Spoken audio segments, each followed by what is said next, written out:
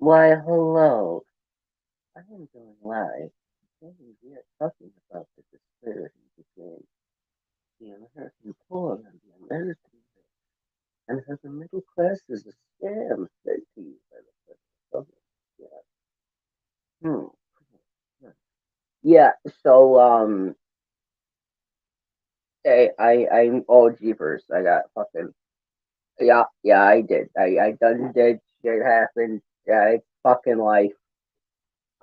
Shit sucks. Keep her moving, you know. But yeah, it was date night, I guess, and then Bugs put to sleep because he's got shit to do. Hello, Miss Pixie. Okay, so I got a short little bit I'm gonna do, and then I'll fucking open her up or whatever if anyone wants to come on in. Um, so the reality of society is just, to be quite frank, absolutely miserable. I mean, I'm used to the reality of, well, everything, 'cause I kind of have to live in the shit every day, and that's just kind of my life.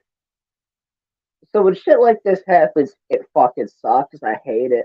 I don't like it, but honestly, it's just another Tuesday. Uh, the world ain't like people like me, and that's okay. That's okay. It's okay if the world don't want me around, cause hey, sorry world, I'm here, and you're gonna be fucking dealing with me for as long as I can keep on going, and probably longer than that, because I'm a bitter, stubborn asshole. But world ain't like folks like me. It's like I said, it's okay. I mean, I'm a miserable fucking wretch. I am just a fucking chaos goblin. That's what I do. It's just incredibly frustrating to me, not for my own sake. Like it's not like it's frustrating on a personal level, but it's frustrating on a level that I take more personal than anything that happens to me. That the amount of people who are just fucked over constantly because of the way we have our system set up. It like, hey, you know what? Maybe I'm an asshole. Probably accurate. Maybe I'm wrong for wanting to throw bricks through every single window. But someone's gotta someone's gotta be pissed off because if everyone's laid back about how everything's going in the world, not just in America, I'm fucking lucky. Even in the position I'm in, I am fucking lucky. I have trash to eat. Other people don't. Like the whole world is absolutely fucked.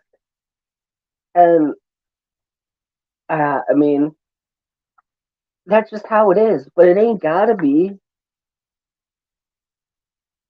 I don't know, man. I don't want to live in a world where we need cops. I don't want to live in a world where we need government. I don't want to live in a world where corporations are seen as a solution and not the problem. The system is working entirely how intended, and that's why it needs to be burned down.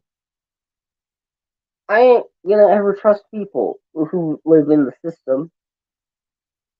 It ain't no fault of the people. That's a fault of the system. I don't fucking trust that shit. I don't trust people who are able to get by in it. I don't know what kind of fucking skeevy shit you're doing. You might be doing no skeevy shit. I don't fucking know. But I ain't gonna trust it. And, you know, someone's got to be pissed off about it. Because otherwise, what are we gonna do? Continue letting it happen? Thank you for attending my TEDx talk. I'm gonna put the link in the description, I guess. Okay, hold on. How do I fucking do this quick?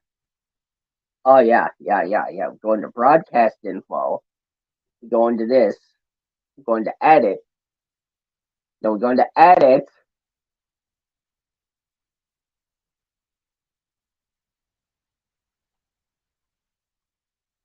There we go. Save changes. All right. Well, theoretically, it should be posted in there. Give me a second. I'll put the link in the chat. Mm. Oh, Gord, I can hear myself. That's the fucking worst thing anyone can do. Hear me.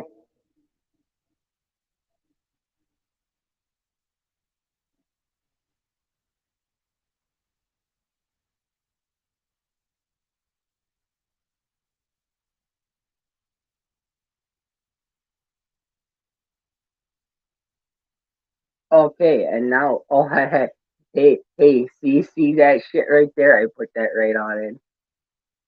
Yeah, I guess I'll just continue my rant. Where was I? Yeah, shit's fucked everywhere in the world. It doesn't matter where you go. No one's got it easy except people who got it easy. And the people who got it easy are just, I don't know,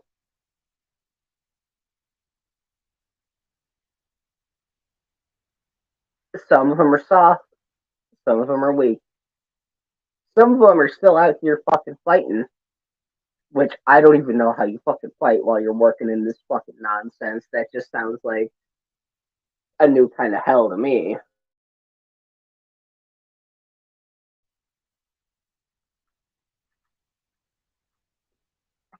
Like, it, like I said, I'm fucking lucky. I have trash to eat. What about all the fucking people in India?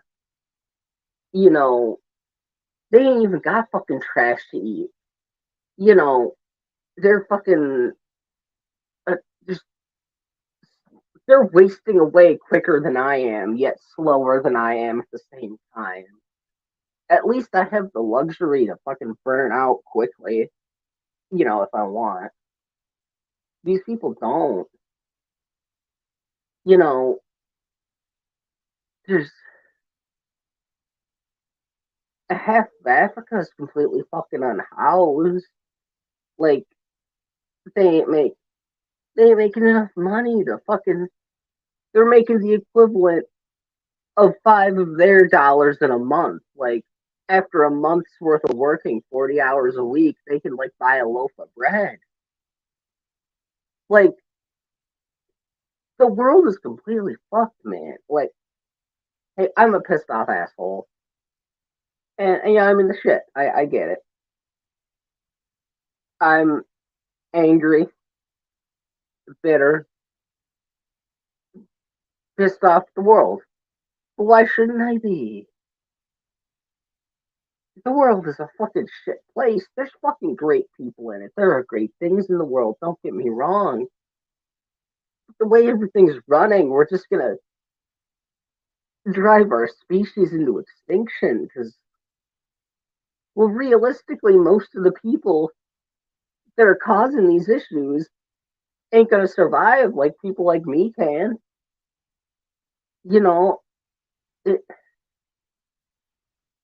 you're gonna fucking ruin everything for every human that's ever existed, and then it's just gonna be a few stragglers like me out there. It's gonna be, you know, 16 poor people in India, fucking a couple dozen gutter punks in Wisconsin, America somewhere. I don't know where the fuck we keep our gutter punks anymore. I don't fucking know. Around Portland, I think, actually. I think Portland is where we keep the gutter punks now. Like, it, you're gonna have some hillbillies scattered around. Canada, I don't know what the fuck they do there. They'll probably be fine. I'm mad as hell, and I'm not gonna take it anymore. Yeah, I haven't been taking it, but goddamn, I'm tired of fucking dealing with it. I'm tired of fucking seeing it, goddamn it. I'm tired of fucking smelling it every time I walk outside the door. I'm tired of fucking looking at this goddamn shit. Uh oh wow, I actually didn't post it. And hold on. I'll put it in the broadcast. Normally I do. Normally I do. Uh hold on. Ah, jeepers.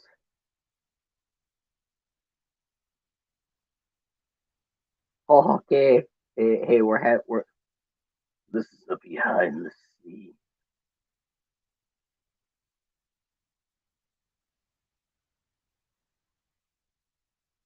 Yes, yes, yes, yes.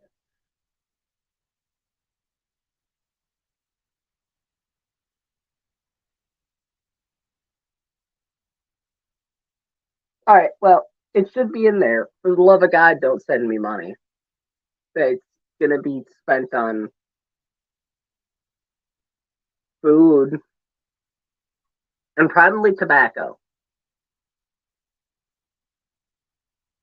That's just being realistic and honest. That there's probably gonna be no, no. Maybe my can collecting money will be spent on tobacco. It doesn't fucking matter. Also, Stoker's is good, man. It's cheap, but it's not shitty. It's not kayak. It's not fucking coyote. It's very good. It's how could you not trust a man in the Hawaiian shirt, Christian Carpenter? I am on the game. Yeah, King Charles does in fact have it quite easy. I mean, man, like, whew, if I had 1% of the money that the fucking royal British family had, could you imagine what I could do with that? And they just sit on it and use it for their fucking 18 mansions and castles and you know, I don't know, King Charles. Cougar's pretty good. I'll give Cougar a solid 7.2 out of 10. Not my favorite, but it is reasonably priced and doesn't taste like shit. No, kayak does suck. It's just I don't even think they sell it in fucking New York State. But in Wisconsin, it was like $2.30 for a fucking tin. So sometimes you just wind up you get some kayak because you got $3 in your pocket. And that's just how it be. Now, all I'm saying is, fucking royal family should just fucking stop. Just stop and just give the money to people. I don't care which, just anyone who needs it. Maybe that'd be fucking cool. That'd be well better than hoarding it. Fucking bastards. I mean, yeah, well, I guess that's how government works. They fucking hoard all the money and promise they're going to take care of their own poor and helpless and then never do. Because I guess that's what government's for. You might think I'm joking. I'm not a Republican. I just don't trust in the federal government. You cannot trust the federal government and not be a Trump supporter. That's a thing that I know is hard for people to wrap their brains around nowadays.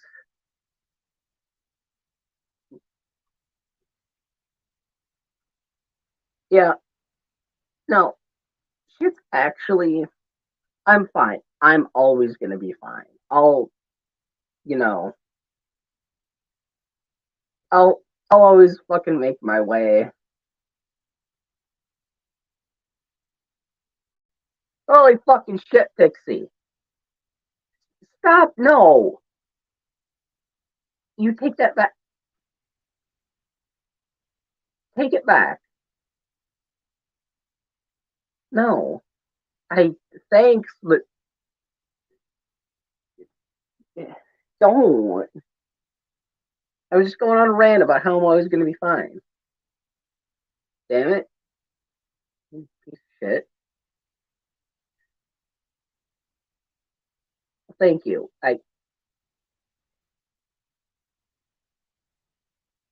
Well, now I'm even more mad, damn it.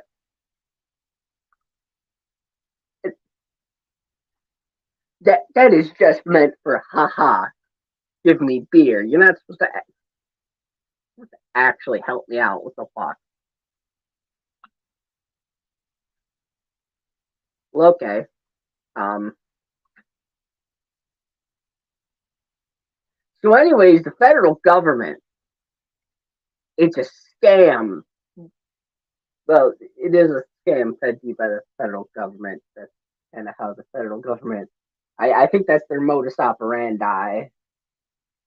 So it is, or if it's a singular, is it a modus operandus if it's singular? I don't I don't know. I'm not I'm not a Latin doctor person, science man. Uh, yeah, no, the federal government piece of shit. Oh, there was a fucking motorcycle there. I don't know if any of y'all heard that. I heard that very loud. Um, well, the whole damn thing is a scam. It's like, okay, hey, I'm willing to work for everything, but like, I ain't no fucking machine. How you expect me? Machines break down, and you don't fire them. You keep machines that haven't worked properly since 1982 in the same fucking factory or warehouse or whatever, and you'll keep on running them until they can't even remotely do nothing. But like a person who's doing stuff and working and helping out, fucking toss them in the trash because they're not a goddamn robot.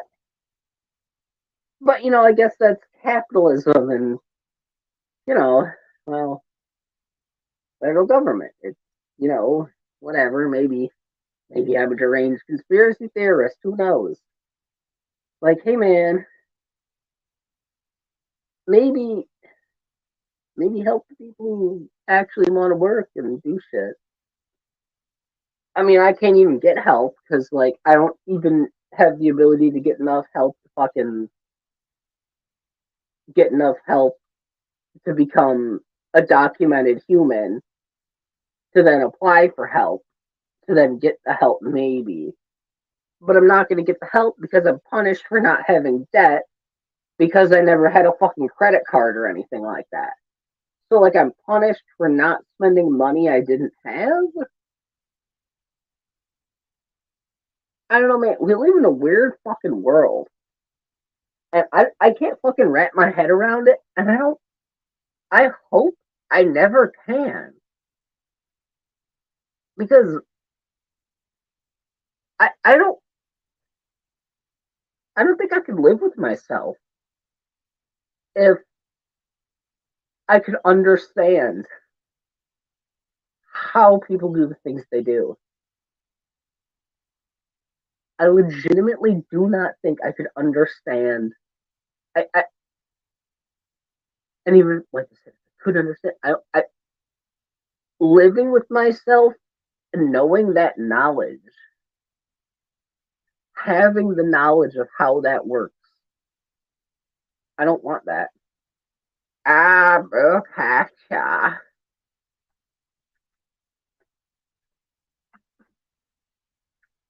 Yeah, Gary, I'm ranting about capitalism, but um, I like I said, I don't. I even if I could live with myself, I wouldn't want to. Like, I don't want to be a fucking part of this system, man. It, the only people it does good for is the people who already are doing good. Like, the American dream is a scam. Yes, yes, you should blame my capitalist systems.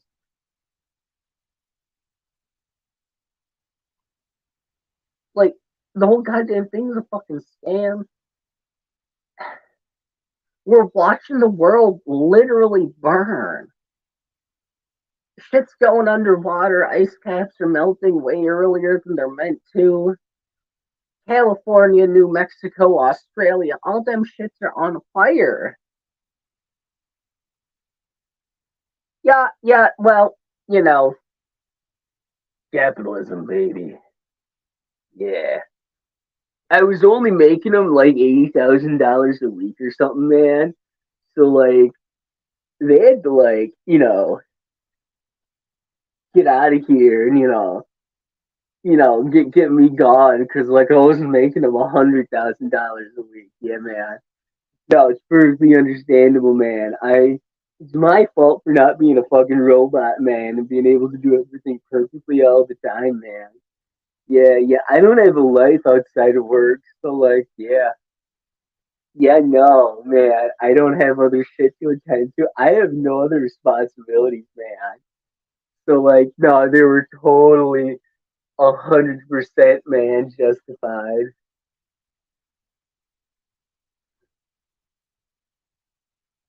Yeah, no, that's the whole thing. They're not their fault that they're in the system. It is their fault they're participating and perpetuating what, in my opinion, just look, criminality is a scam. Criminals are not a real thing. Laws aren't a real thing. It's just lies fed to you by the federal government. There's nothing should be illegal just because, look, they've decided people are illegal. They decided slavery was illegal and then decided, well, but slavery is legal if they were buying or selling pot. And then we can, like, make them, you know, mine rocks or pick up trash or, press license plates for 13 cents an hour. It, the whole damn thing's a scam. The whole damn system's fucking corrupt. I hate it. I just want someone to be equally as angry at it as me. It, it fucking boggles my mind. I just can't understand how other people aren't as vocally and viscerally pissed off. Well, hey, fucking Papa Bless. Yep, it is an oligarchy. Or as we like to call it in America, an oligarchy. Get it? Because it's like oil barons, and the government has a fetish for oil. It's ha ha ha jokes. I'm funny. Am I funny yet? I'm not. Maybe I am. Who knows? I don't fucking know. I'm not in charge of who finds me funny. But I just it does fucking it gets in my head. It's like a fucking a non Von Helton related brain worm that gets in my head where it's like, how are these motherfuckers not as pissed as I am? How how can you not be an angry, bitter, miserable fuck? Oh yeah, yeah. No, I don't even have boots, let alone bootstraps. It's no, I know though. No, I know. I just gotta fucking pick myself up my bootstraps. And That's what I'm gonna do. I'm gonna fucking grab my non-existent bootstraps and levitate up, and then I'm gonna uh be levitating, I guess. I don't know how it's gonna help me monetarily, but I'll at least be levitating. That'll be cool. So yeah, that'll help. That'll help. The bootstraps definitely with the levitating and being up. Yeah. Uh-huh. Yeah. Yeah. Yeah. Yeah. But it's the thing. It's like society didn't want me in the goddamn first place, so I got fucking kicked out because I was fucking weird and not normal and acted different and spoke differently. Then I tried to pretend and fit into everything, and then I hit being like 16, 17, and I'm like, well, there's no fucking point even if I pretend that I'm a person I'm not, people still aren't gonna like me. So what the fuck's the point in pretending I'm someone I'm not? I'm still not gonna be well received by the masses. So fuck it, I'm just gonna be me unrepentantly. And then people are just like, hey, well, like, why aren't you behaving in a way that other people also like? And it's like, well, it's a bit too late for that, fucking ain't it? Like, uh, society already told me to go fuck myself multiple times. They left me to fucking be living on the streets, traveling from town to town, living in condemned houses, living in motels, living in nowhere, staying out of my car, sleeping under bridges. And then they're just like, well, yeah, but if you just like behaved the right way, we would let you do things. And it's like, well, that's a fucking lie because I did that, and you told me to go fuck myself anyways. I don't know what the fuck society goddamn wants me to do. That the whole thing is a goddamn scam. What am I supposed to do? I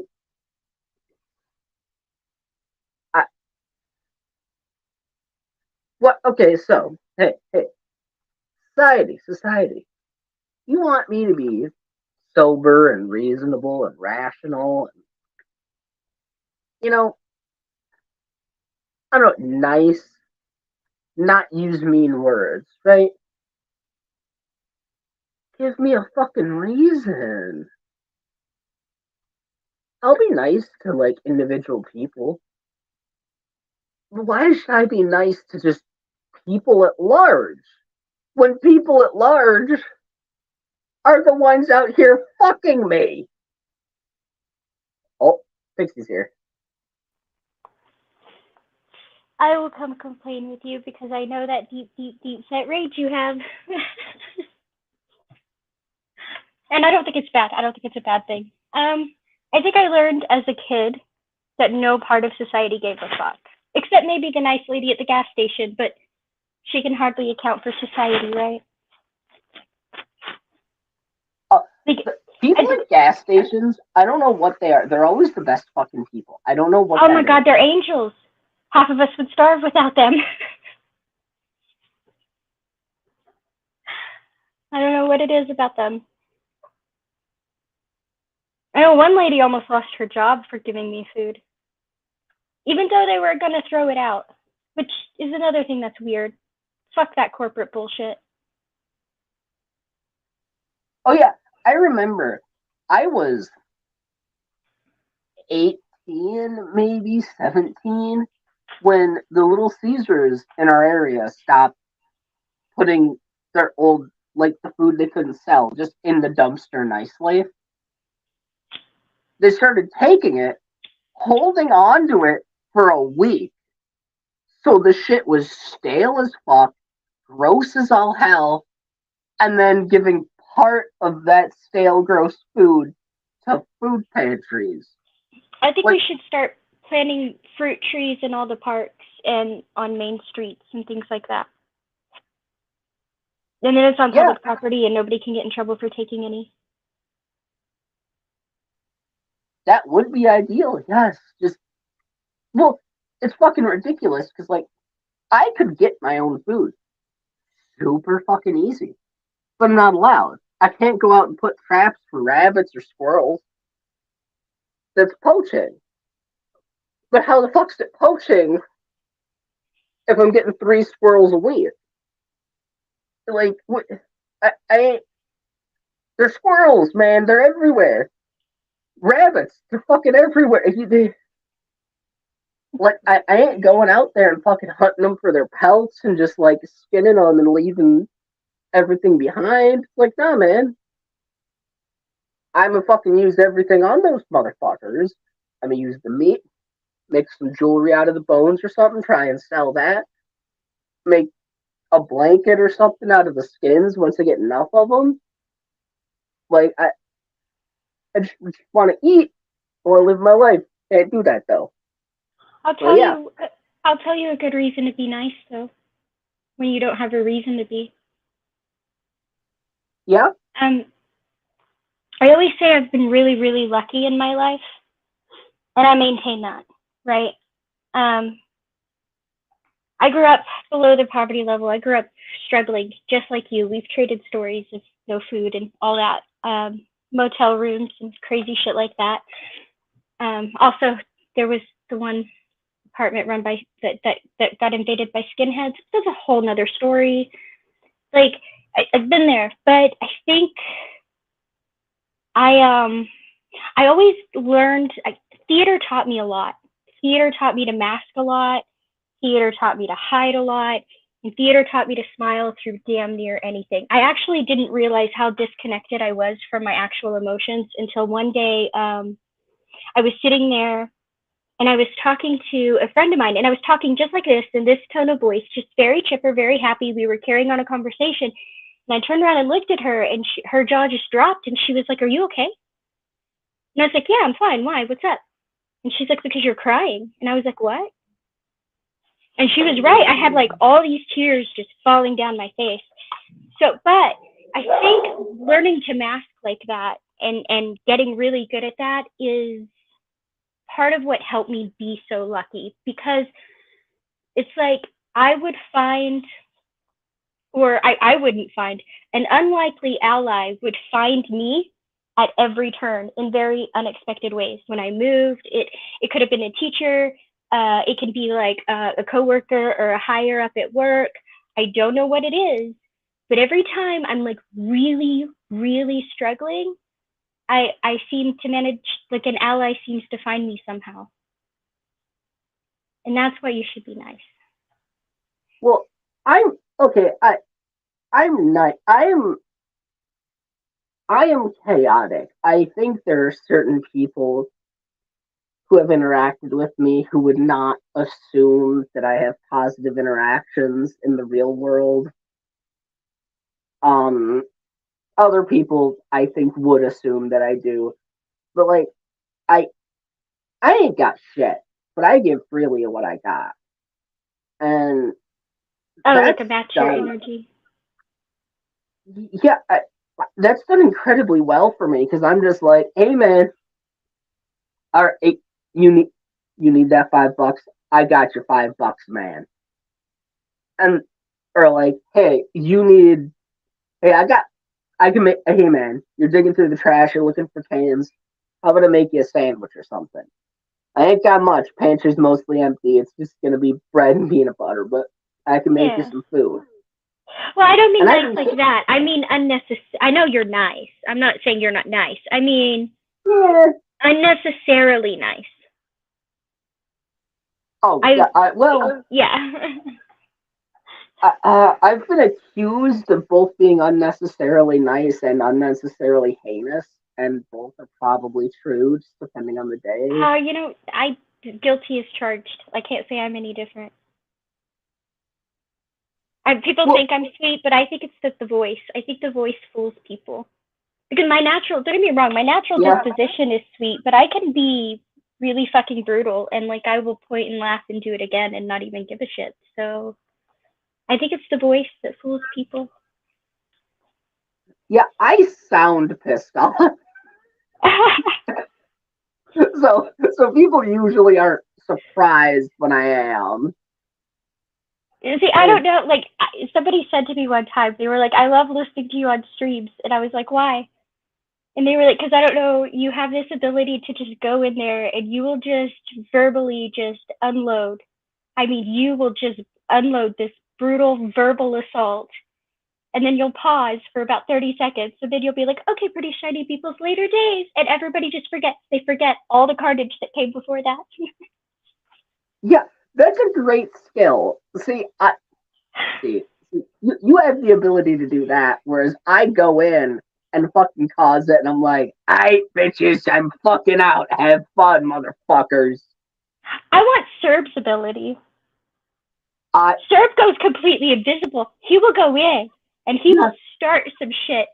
And one of the unlucky bastards enough, like one of the people unlucky enough to be on stream with him gets the blame for everything every single time. And I don't understand what it is. It's I like he just goes appreciate invisible her. and everything he says is Yeah, transferred to somebody else. And I'm like, I want this ability. well, I appreciate he can make anyone mad, and it's great.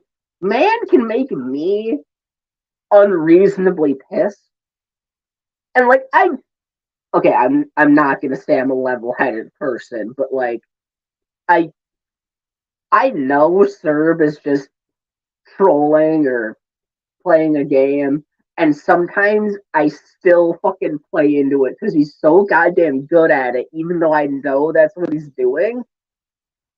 Oh, Oh yeah, but like he still, has like mastered it. He has mastered it. It's crazy. It's so crazy. And then everybody will be mad at like everybody, and Serb just comes in like, hey, the next day.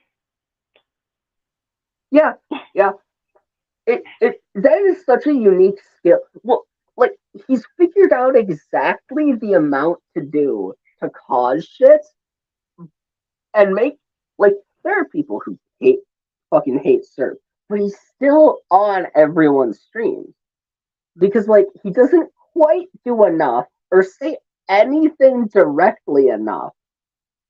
So he's able to get just enough to cause the chaos, but then not quite enough that he's fucking blacklisted. Good skill. And then, I but don't yeah, have but that it's kind of enough to subtlety. blacklist somebody next to him. Oh yeah, yeah, no, of course, yeah. It's so weird. Well, It's great though. I think it's great. it's I really don't know what the fuck is happening in the community at large. There's been multiple fractures and refractures and unlikely allies and Look, I'm not. strange I'm not. bedfellows and whatnot. I'm not really in a community, right? I mean, like I have my Google chat that I have, and sometimes I have hangs in there because I don't stream or anything. And I have a Discord that stays dead except for when the people in my Google chat are having like a movie night or something. But other than that, like I don't know what community anybody's referring to. As far as I knew, people came on to like argue with each other and talk or Yeah, whatever. And so I'm like, outside of your own channel and your community that you are building, I don't know what fucking community people are referencing. I'm not a part of any community. I'm a free the radical. the Even in community. the joke, I'm a free radical, and that's what's funny about it because like they have like the cult of Serb now, and yeah, everybody's in the cult of Serb, and they keep harassing me to join, and I'm like, first of all, not only am I a free radical, but because I'm a free radical who refuses to join the cult of Serb, it also makes me Serb's favorite. So there, Yep. That well, I, people really people have this hard time. I don't know what it is. I I talked to Oz last night. That was last night, right, on fucking Trusty Apes channel. That fucking sketchy marmoset over there. Um, and I like monkeys. yeah, yeah, good people, good people. But like, I don't. It was weird having him like kind of try and psychoanalyze me, and it's like, yeah, well, like you're very clearly not entirely listening to what I'm saying until I've said it 3 times. I am not on anyone's fucking side except my own. Right? Uh, I don't recall asking anybody to be on my side. And yeah, as a matter of fact, yeah, I got really. I haven't talked to Oz since the whole thing, and I don't plan on it. I'm not like seeking him out or anything. Like if he wants to talk to me, I'm around. But I have no interest in like going out of my way to have some fucking kumbaya moment with Oz. He's welcome to his assumptions. But well, like my problem was everybody started trying to excuse what I said, right? They were like, "Oh, she was just sticking up for a friend. She was just sticking up for a friend." Okay, I stick up for all my friends. It doesn't mean that I don't mean what I fucking said, because I do, and I stand by that shit. Like, don't write that off. yeah, yeah. Well, that it goes back to the. I thought we were all just coming here to fucking like. In my experience for years in this general corner of the internet, you're going in, you're arguing with people, or you're telling big fish stories around the campfire, or you're just shooting the shit down by the railroad tracks, or you're pissing each other off. Or you're smoking a bowl and telling jokes. Who knows? Yeah, yeah. It's something to that effect, and I'm real fucking confused about why people want. Here's the thing. Okay, if you want a safe space, you go have a safe space. You go find a safe space. I am not convinced that the vast majority of people in this corner of the internet are safe spaces. It's a place to fucking But argue or talk shit or safe space for like. who though? Well, that's the Safe thing. I space don't know what. because it's not a safe space for the person you're blacklisting. So safe space for who? Right? And I'm Well, I'm not safe. There are times yeah. I don't even agree with me. I don't know how safe I can possibly be. Well, that's what I always tell people. Don't trust me. I don't even trust me.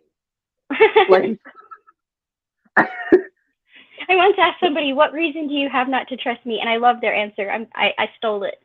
Um, and they were like, "Oh, plenty." And I was like, "Give me one." And he was like, "You're a biped." I was like, "That's fair. That yep, is that, really fair. I'm gonna yeah. accept that." Well, I think what gets me the most is I ain't never had a fucking safe space around here. I Who everyone. did? That's what I'm saying. Well, Who did? Any of us? well, well, that's the thing. It's like I ain't never had one of those.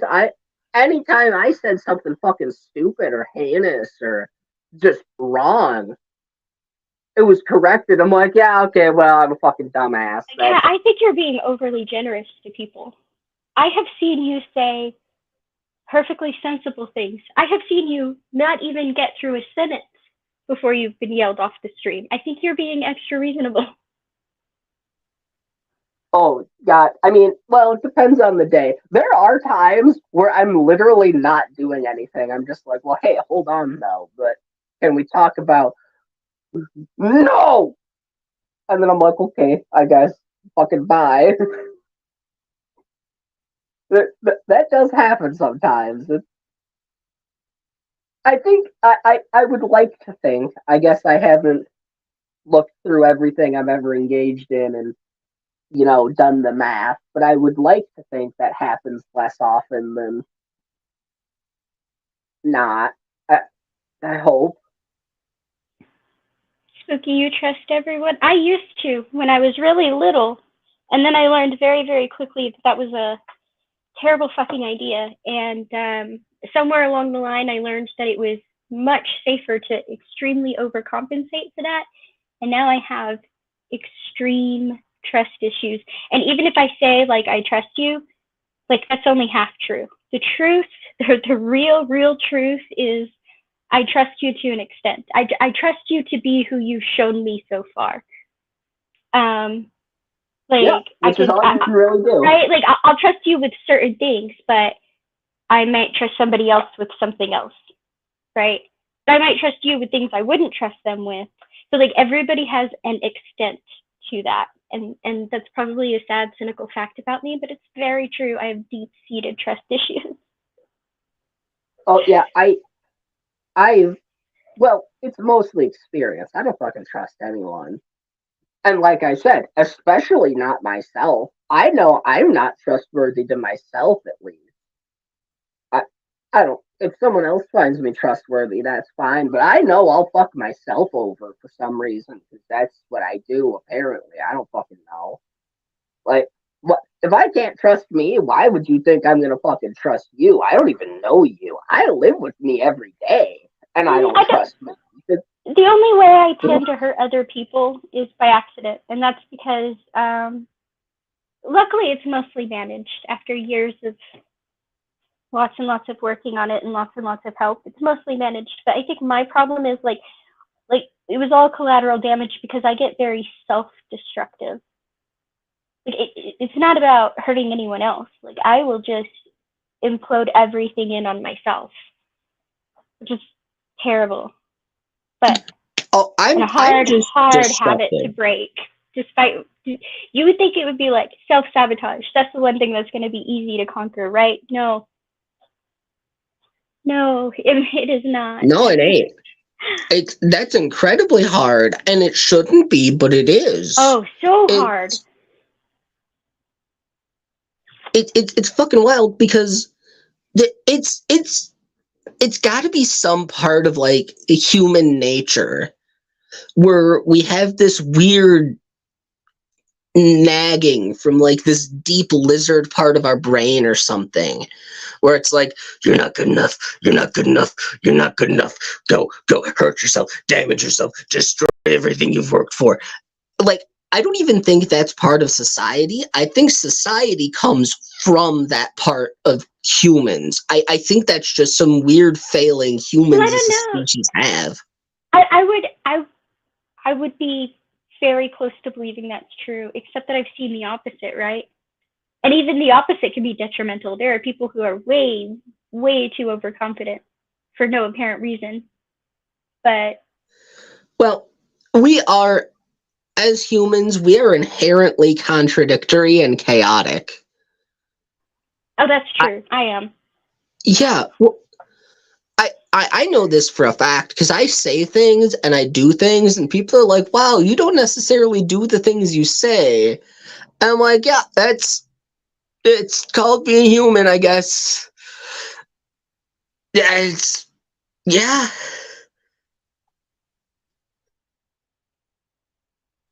A You know, yin and a I had a yang. friend who used to joke with me, and he used to say, it's not possible he used to say if you were any crazier you'd be institutionalized, and he didn't mean it in a bad way. He just meant like he used to joke around and say all the time like you come as close as anyone can to having multiple personalities without actually having multiple personalities. And I was like, thanks, I think.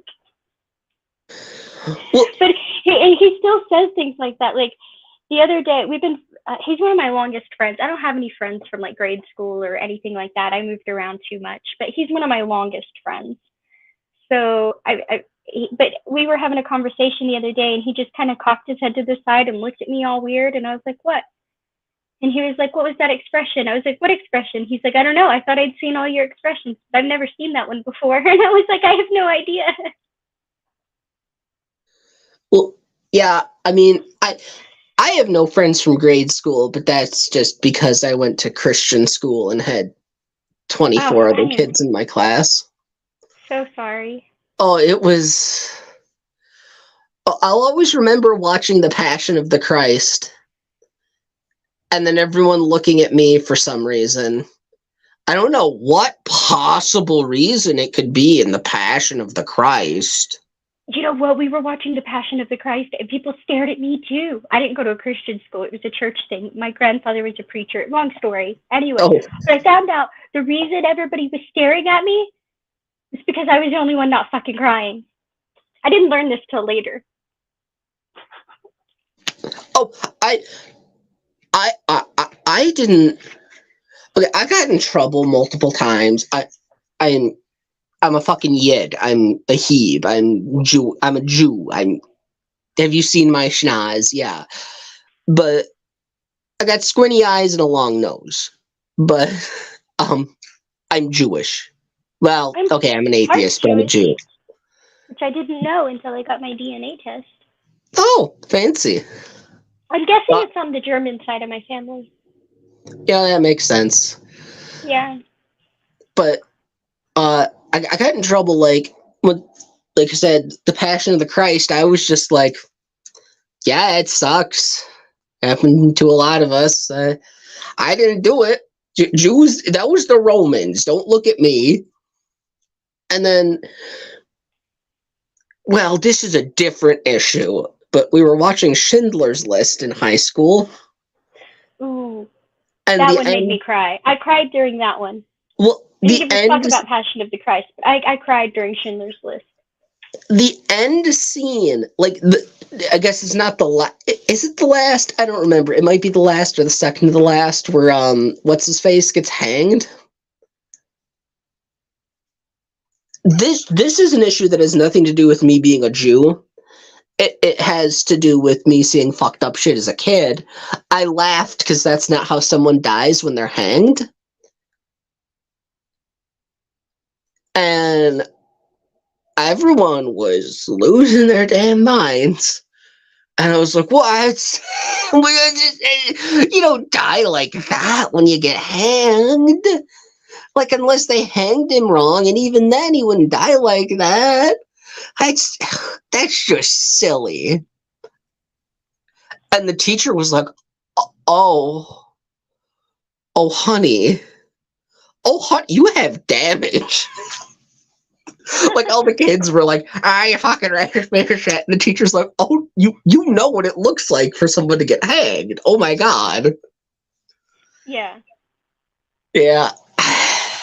And you know, the sad thing is, the fact that she noticed probably makes her extra perceptive. And I Yeah. learned that too. I learned how is as aware and observant as a lot of people think they are, most people do not have a lot of perception about what's going on around them. They really don't. Yeah.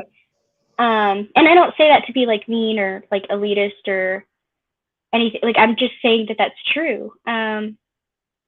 And I learned that because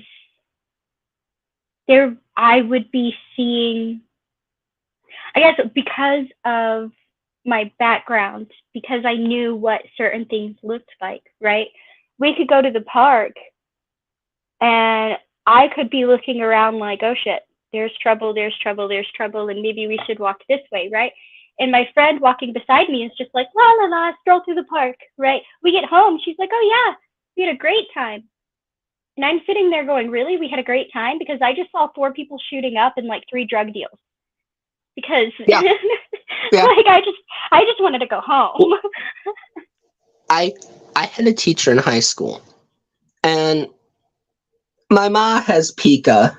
She eats paper and other things. But this teacher fucking hated me. And every day she was always giving me shit because, I'm a fucking weirdo or whatever, whatever. And one day I had it was a permission slip or it was something that needed to be signed. I don't remember what it was. But I brought this like mangled, ripped up piece of paper to my teacher. And she was like, oh, what happened?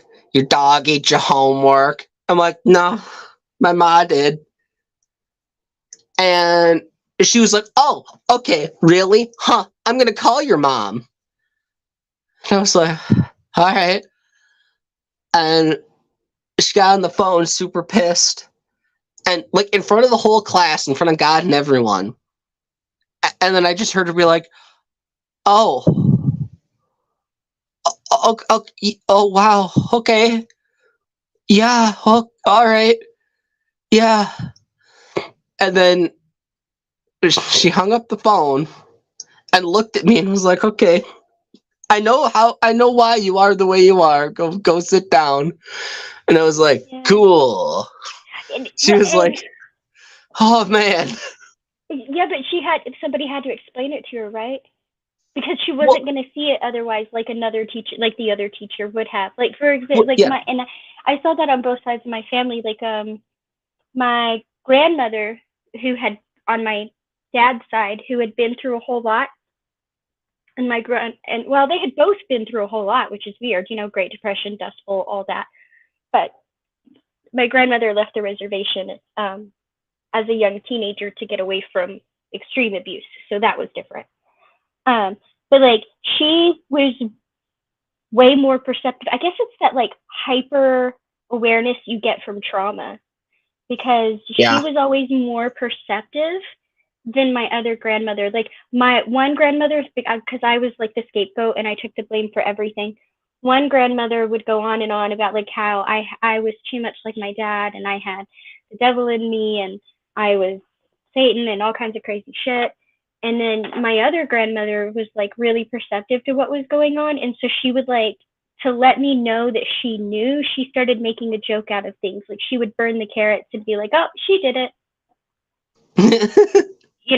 Like to let me know that she knew, and like things like that. And just like the difference in their perception was astounding as a child, I think. well, I honestly, it confuses me that people have a hard time seeing who or what I am. I am very fucking direct. There's no filter, there's no barrier. What you see is what you get. And take it or leave it, I guess. I am me, this is what you get. And then people being shocked when like I am actually a complicated, multifaceted person like most people is one of the weirdest things to me, because like I assume everyone is. I don't always act like it. But like I know the vast majority of humans are incredibly complex, and there's this whole web of everything that's happened in their life, all these experiences, how people are currently treating them, traumas they may or may not know they have, good shit that's happened. There's this weird interconnected web. I don't know, it's just weird when some people can't register that necessarily. Because like I said, I also don't always act like that. It's a One of my failing on my favorite part. quotes. I never can remember if it was like Chief Seattle or if it was Red Cloud who said it. I want to say it was Chief Seattle, but the humankind has not woven the web of life. We are but a thread among it. Whatever you do to the web, you do to yourself. Yep. Yeah. We It's a are. concept we should relearn. Yeah. Yeah. I mean, well, my life is essentially just a temper tantrum. In all honesty, it's just I'm mad. And everyone else has to fucking deal with it until You know shit what? gets changed. Some of us have a reason to be fucking mad, though. And some of us are mad and we don't show it. And some of us are mad and other Yeah, people don't that is see true. it. But a lot of us have a reason to be fucking mad. I I don't trust people who don't have a reason to be mad. One of my favorite songs is right now is "You're Not Mad Enough."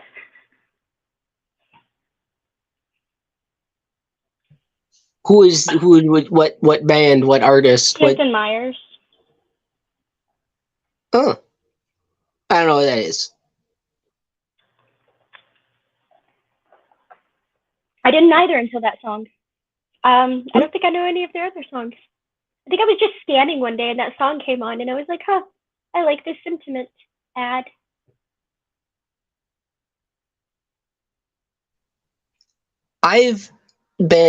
I refound Pat the Bunny again.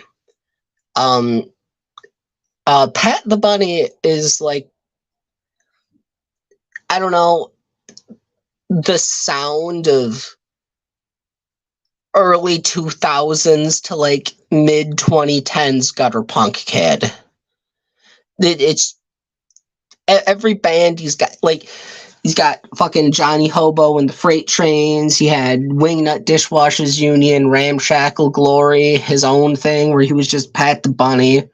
Just the music is fucking timeless. It's just angry, visceral, emotional, whether it's angry or not, it's just raw emotional punk music.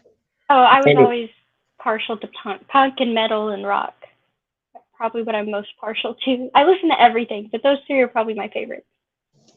I mean, don't get me wrong, I'm a super big fan of 1970s country music. See, country and rap, I'm probably the pickiest about. Now saying that, I do have rap and country in my playlist, right? But I just like I have Beethoven and piano pieces in my playlist, but they're heavily outnumbered by like a lot of rock and metal and punk but there's some I like. Yeah, that's the thing. I fucking stadium country can go fuck itself. I don't want to hear your George Strait. I don't want to hear your fucking. Okay, I occasionally enjoy a Toby Keith song. Sue me. I like Copperhead Road. That one's in my playlist. Fucking what's his name? Fucking Earl David Earl Grey. No, that's a different Earl person. Something. Earl something or something Earl. Yeah. And then there's another one that I hated it when I first heard it just because of the twang. There's something about the twang. Even though I love Dolly Parton, so that's weird, right? But anyway, I didn't like it when I first heard it, but my friend used to listen to it. She still loved that song. And now I've grown quite fond of it, and it's called This Ain't Nothing. You what? Sorry. Craig Morgan or something. This Ain't Nothing. I like Craig Morgan. He's got that song that he wrote about me. Pretty good at drinking beer. There we go. I ain't much for digging deep holes. I ain't made for paving long roads. I ain't cut out to ride outline poles, but I'm pretty good at drinking beer. Yeah.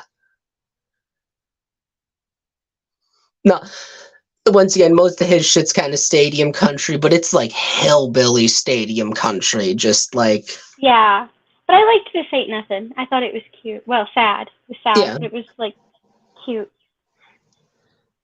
I'm a very big fan of Charlie Daniels Band and also Confederate Railroad.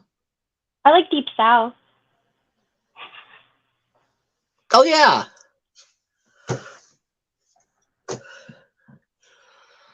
Yeah, no, being in Wisconsin's a weird thing because, like, also the Dead South, they're good too.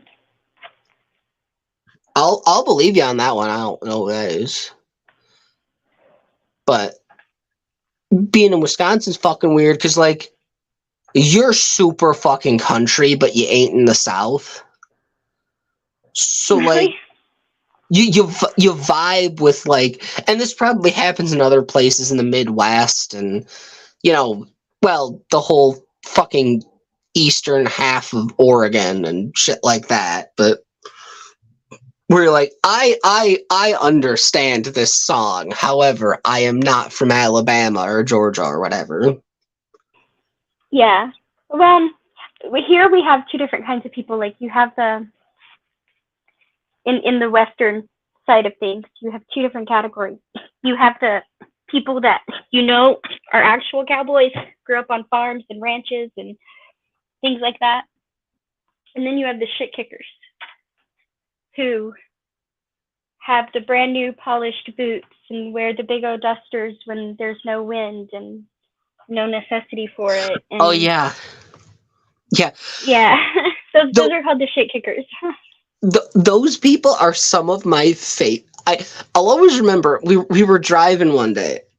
I was in the passenger seat of my dad's car. I was 12 or 10 or something. We're driving into town, and we get behind this truck, and they got like fucking Confederate flags and like a big fucking sticker that just says redneck.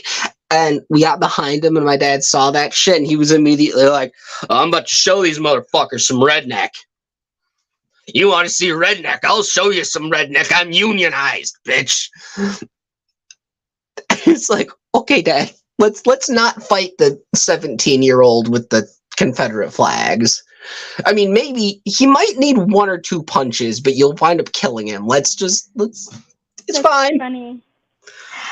I don't even know. My family was just so weird. Like, I say there were two cultures growing up in my family, the very native side and the very European side. But the truth is there were probably like multiple cultures in my family, because my grandfather was, on my mom's side, was very educated, and he was from like the north. And my grandmother, not very educated, and she's from backwoods Arkansas. And that was a whole interesting thing. And then on the native side of my family, right, you had three different sections. You had people like my grandmother who were kind of in between. And then you had like the moderns and the traditionalists. And in that, in all of those groups, you had people who were wonderful, and you had people who were absolute like piece of shit garbage people. Oh yeah. And it was the weirdest thing, like the dynamics. Even on my mom's side, there were certain people that I was just like, if you were not related to me, I would never have to see you. And I would be good with that. Yeah. Well, my family is just as weird. I guess I'm kind of lucky just because, like, my dad's one of 8, and my mom's one of... Hold on, I have to remember. She was one of 7, then we found another... I think she's one of 8 again, or she's one of 8 now. We keep on finding half-siblings she has. Oh, fun. Yeah. Okay. 8. I don't think we're there yet. What? Sorry, I didn't catch that. Oh, I was thinking about different family members, and I don't think we're there yet. Okay, see, so 23andMe has been a lot of fun. When I originally did the 23andMe, I kept hoping, because I know that I have a half brother out there somewhere. But I've never met him, and I'm pretty sure they don't even know we exist, right? Like, so, I've been waiting for them to pop up. In the meantime, okay, here's where it's going to get complicated. My mom is one of 4. My mom had 4. That side's easy. Good. My dad's side. My dad has a full-blooded brother, a half-brother with the same mom, a half-brother with the same dad, 2 stepbrothers, and 2 stepsisters. Now, he was adopted by his stepdad. I have met his real dad and his half-brother from his real dad. Now, someone in his real dad's family got really fucking busy without telling anybody, because all these adopted kids linked to that one name have been popping up trying to find shit about their birth parents. Oh. Yeah. Yeah. Anyway, somebody over there was busy. Yeah, well, that's like how my fucking Ma's dad, she only had 2 siblings. And then suddenly there's 3 and 4 and 5 and 6 and now 7. I found out my English teacher was my grandfather's kid, my debate coach. She was an English teacher. She wasn't my English teacher, but she was my debate coach. Oh. Yeah. And my cousin, my Ma's half-sister's kid, walked up to me, and we were talking, and she hugged me and everything. And the teacher's like, oh, honey, that's not... She's like, oh, no, it's Kat. And then she was like, you know? And I'm like, yeah, we're cousins. What are you? And immediately she was like, oh, oh, oh, your mom's name's Kid. And I was like, yeah. And then she fucking hated my guts ever. And it's like, I'm sorry. Yeah, sure. My grandfather got your ma pregnant or whatever and just fucking dipped on you. That's not my fault. Right? I didn't do it. That was 2 whole generations, man. And I didn't do shit. Do nothing. Sorry. Like, it's like, hey, if it makes you feel any better, you know, you have a step sibling in Vietnam too, and another who lives in Spain, a German one too. It's like, it's almost like, yes, your father, my grandfather, was a man whore. Sorry, it's not my Right? problem. I'm wondering who on my dad's side it is. Oh, my family is fucking ridiculous. If you were to see a family gathering of like my dad's side or my mom's side of the family, of just like everyone there, you'd be super confused at anyone being related. Okay, I would tell you I had some family reunions with my mom's side. I remember that. Before my grandfather passed away, so I was still pretty young. Not after, because my grandmother was actually an only child. She lost her father when she was young, and her mom had already passed. So we didn't have like a lot of family on that side. She had some cousins and stuff that we met, but she didn't have any siblings or anything. My grandfather had a sibling, but my dad's side, I don't know most of them except secondhand. My grandmother made it particularly difficult for us to even find a lot of them, which we're just starting to do. And I understand her reasons. I do not blame her at all for her reasons. But instead of family reunions, we had what was called neighborhood reunions.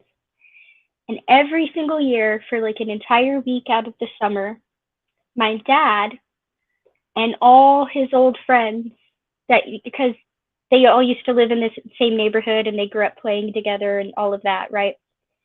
So him and all his old buddies would all get their families together and like just hang out and play games and barbecue at the park and then go back and play like PlayStation and Crash and for like a whole week. And so we had neighborhood reunions.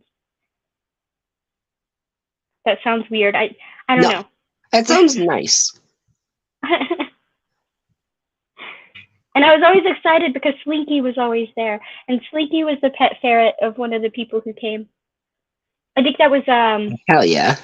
Lys's fiance, who is part of Raymond's family. And Raymond is the one who hosted it a lot. Yeah. Yeah. We just had the absolute chaos of my dad's side of the family. His father is 100% Native American, and his mother's Middle Eastern Jew. You want to know what color everyone is? Pale. No. No? It's the whole fucking spectrum, because they had 8 kids and most of them kids have like 3, 4, 5, 6 kids, and some of them kids have kids, and some of them are old enough that they have kids who have kids who have kids. Well, I guess it's just in my family. The European genes came out really strong. Like, my dad was so dark that people thought that he was a Mexican. People would go up to him and talk to him in Spanish all the time, and he would just look at him like, I don't know what the fuck you're saying to me. And people would be like visibly disappointed that he didn't know Spanish, even though he is not Hispanic at all. Yeah. But he's that native, right? And if you saw us kids with my dad, you would see that we had his features. I have the same color eyes. My brother has the same dark curly hair, things like that, right? But without my dad, you just see a bunch of white kids. Yeah, Which yeah, is, I mean, those European genes from my mom's side were strong. yeah. Oh, trust me, I got a dad who's like darker than Obama, and well, it depends on the time of year. When it's summer, he's darker than Obama. When it's winter, he's just Mexican or maybe really dark Italian. So, he's got dark curly hair, dark skin, brown eyes, and people walk up to him and speak Spanish, and he's like, it's not, don't know what you're saying, but I could speak some Schweitzer." And then they get confused because it's like, yeah, well, it's still Wisconsin. He lived here in the 60s and 70s and 80s where a quarter of people still spoke fucking German. Yeah. Like, yeah, Spanish not so much useful if you're talking to someone like him, especially because he's not Hispanic. He just is brown and and my sister, this fucking bitch, when she went to high school, she didn't want to be associated with me, which understandable. So she just said she was Puerto Rican. And everyone bought it. Because she's brown. She's brown. And it's brown but hair, brown eyes. I would have been the one that pushed back. Because I have, like, okay, it doesn't sound like it, because some of the towns I lived in were really small and pretty homogenous, let's be real. But I also lived in a lot of very diverse places. If you've ever heard me list people I hung out with back then, you'd know, right? Like the names alone, or like where the hell did these people come from? But anyway, lovely people. But so like I just remember, like, I had been around like a lot of diverse people at a very young age, and I remember being in this rather homogenous town, and everybody was making fun of this one kid because his Spanish wasn't quite like everybody else's. And they kept trying to guess where he was from, and everybody kept guessing Mexico or like Brazil or Venezuela. And I was just sitting there smiling, and he was like, "Where do you think I'm from?" And I said, "You're Filipino." And he was like, "Why do you say that?" And I was like, "Well, first of all, your nose, but second of all, the brow different." I was like, I was starting to lean Puerto Rican, but then that brow, and then he was like, "Oh." Like, do people not notice these things? Bugs always gives me shit because, like, he'll show me a picture of someone and just be like, "So what race do you think they are?" And I'm like, "All right, half German, quarter Native American, and quarter Filipino." And he's like, "How? How?" But I don't fucking know. I'm not that good, but I can get really close. But and I think that's because when somebody gets really mixed, like my bloodline is really mixed, it gets really deceiving, right? Because I mean, you can look at me, and I generally look like if you just look at me, you're gonna assume European. You look like you're running from the English. Okay, exactly. No, that's too vague. But if you did like a software thing, I've done it before. If you did a software thing, it'll tell you that I'm Mediterranean, right? Yeah. Which is partially true. I do have like Sardinian and Iberian, right?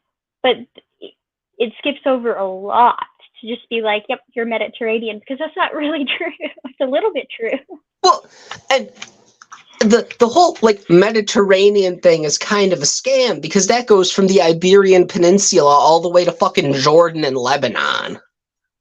See, I do have Iberian, but I have almost as much Sardinian as Iberian, right?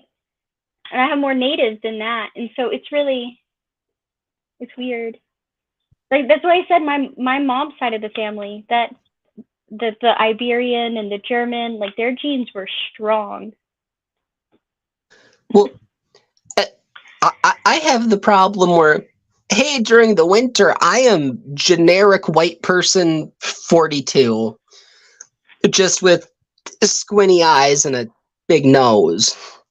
And then the summertime comes around and people are like, now what kind of Mexican are you? See, I don't get that. I wish I always joke with my husband that I fucked up his family line because we did DNA tests. And of course everybody's mixed these days, right?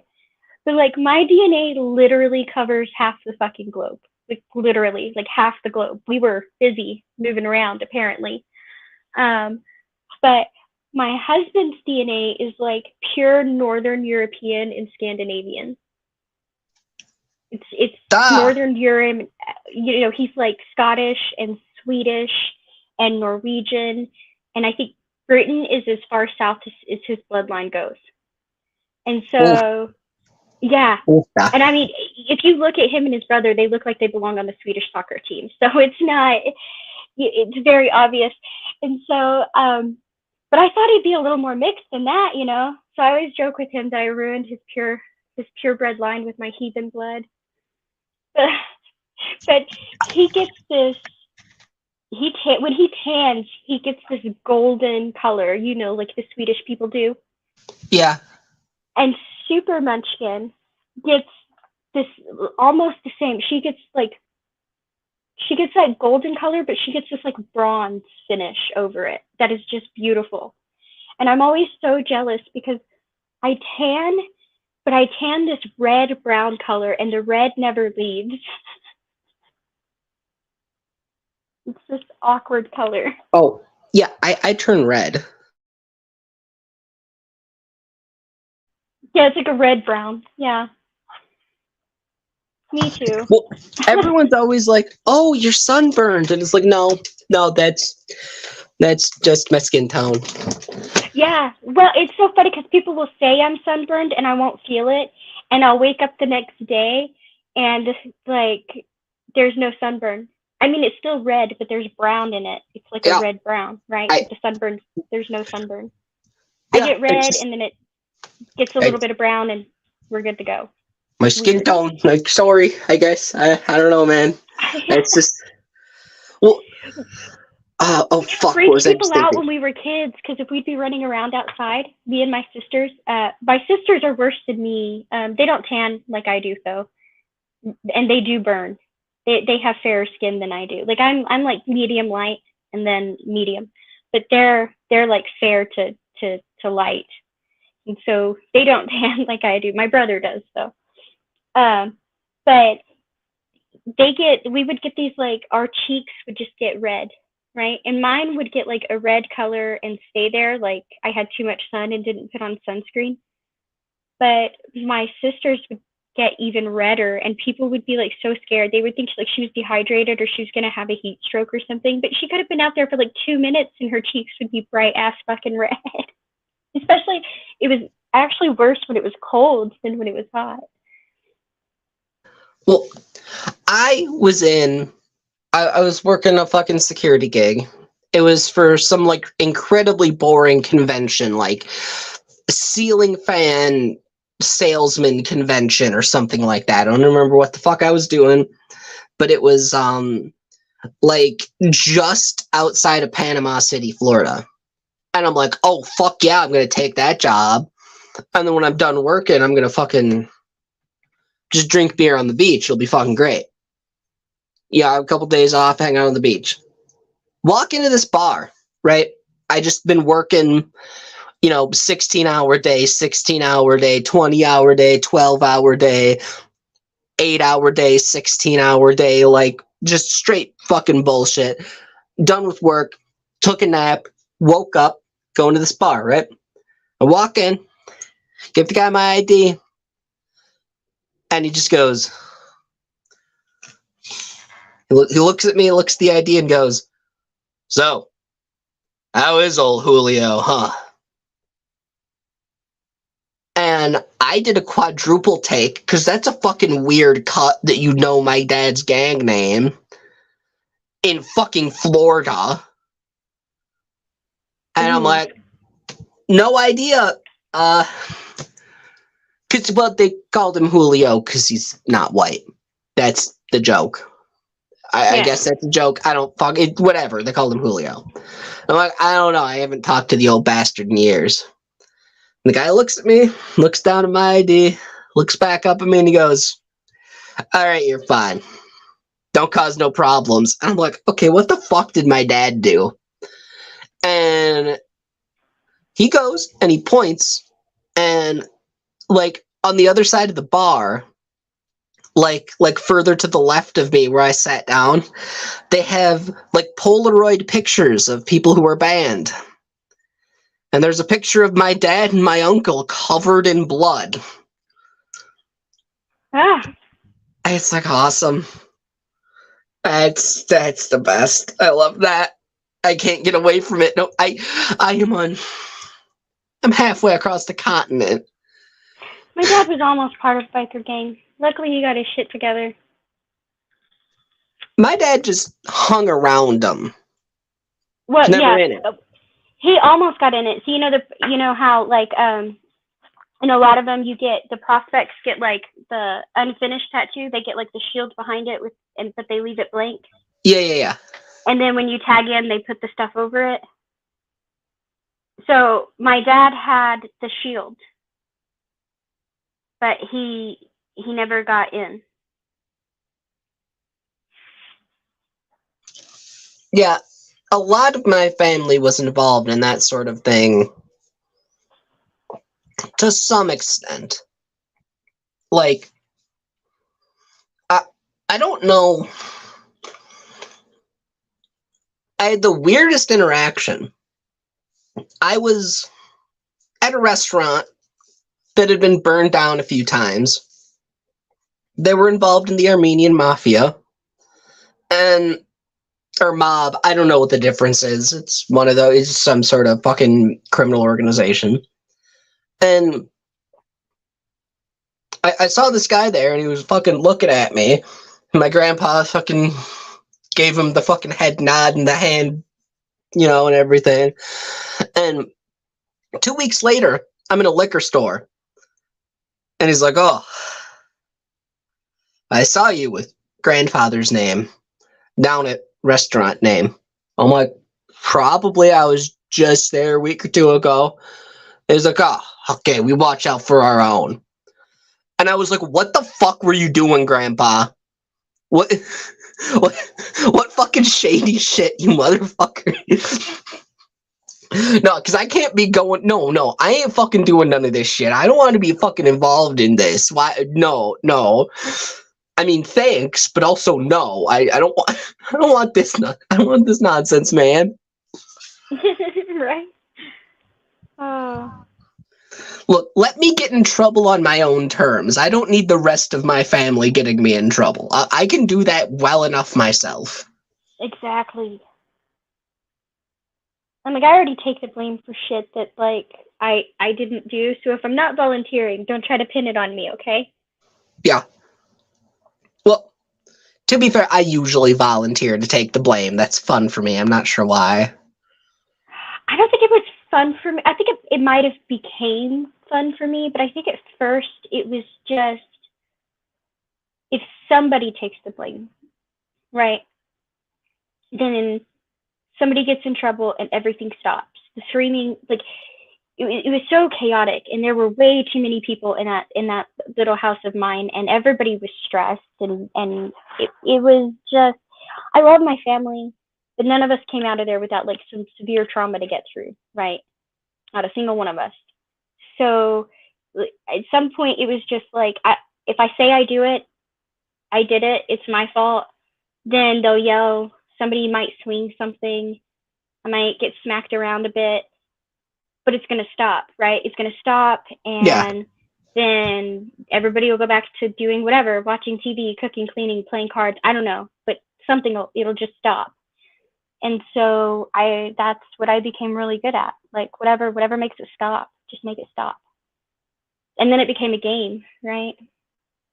Yeah.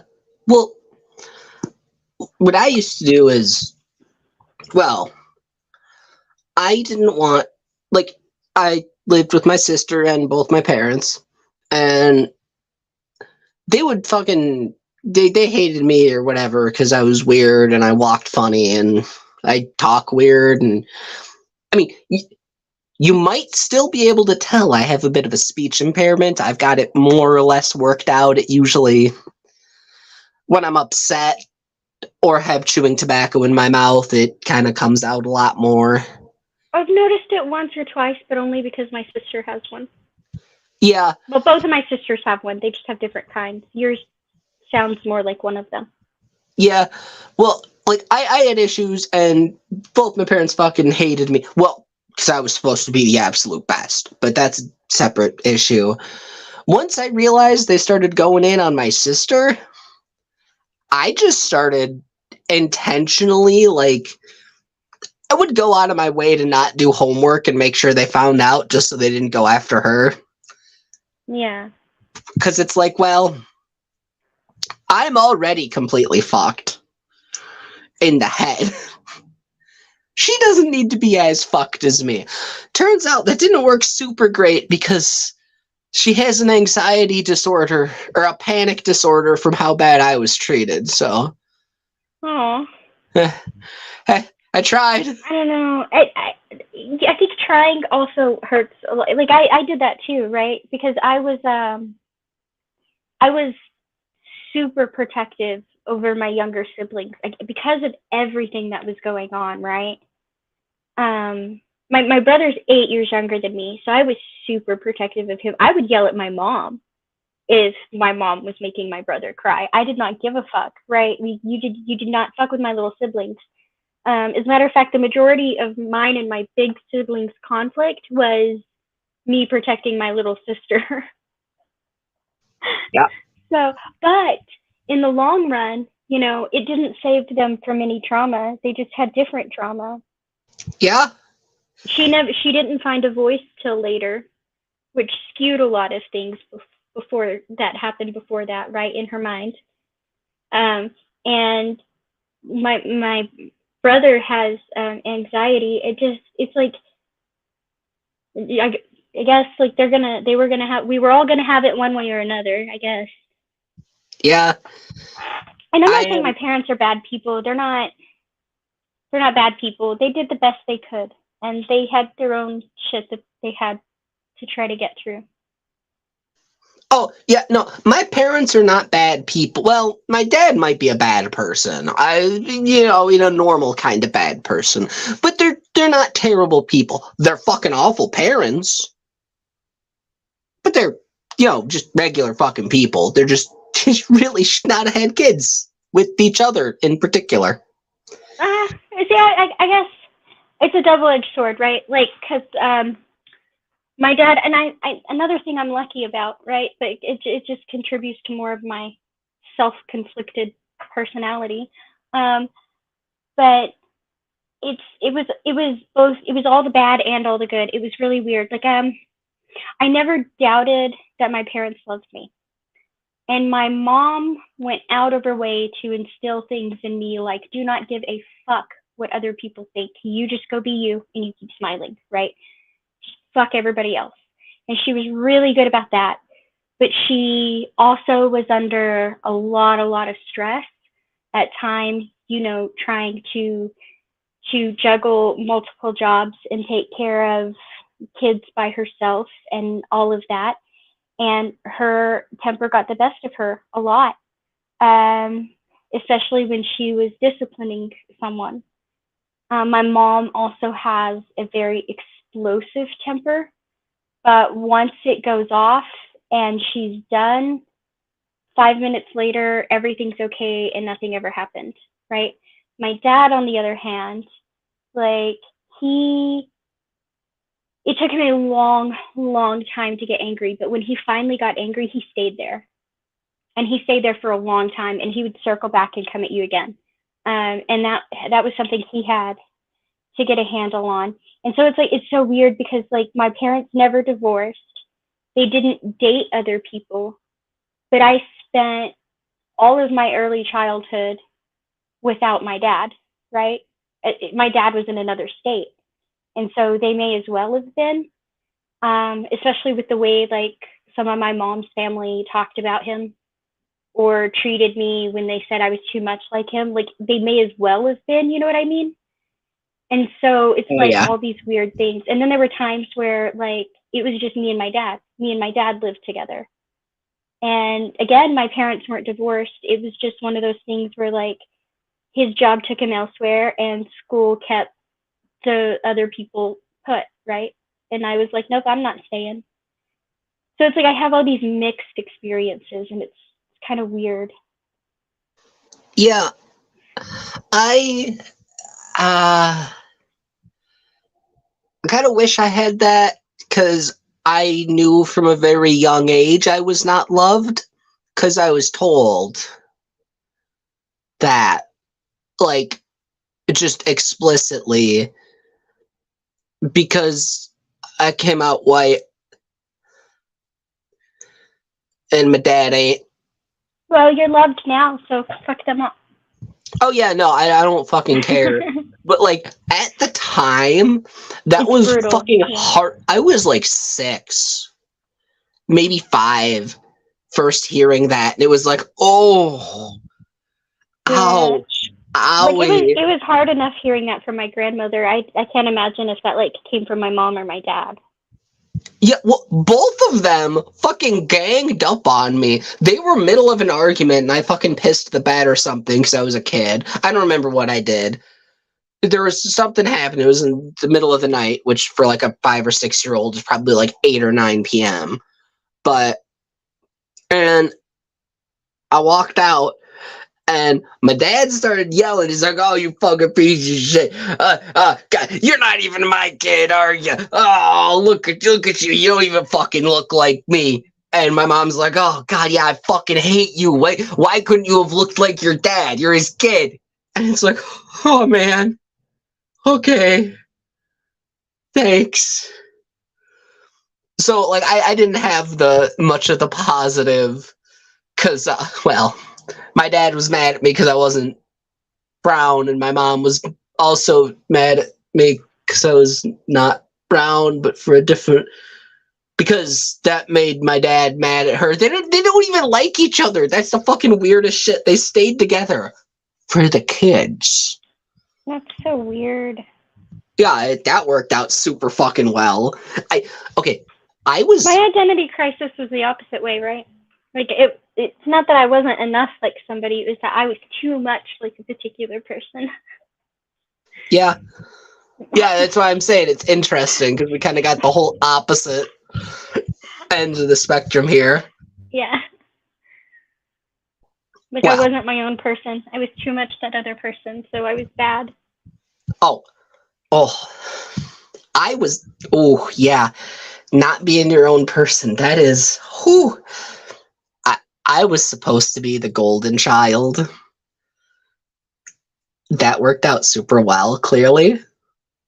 Because, I'm jobless and live in a motel room. Apparently, putting pressure on your kids to be perfect and do everything the best possible, no matter what they do, it's not good. Apparently, it's not good enough for them. Because you got to live for your parents, damn it. Do the best for them. They need to live vicariously through you. That fucked me up a bit. I don't know. I try to be the opposite. I'm just Well, like, that was just what my parents were doing. I don't believe that. I think that it was like ingrained in a generation, though, right? Because I think my parents,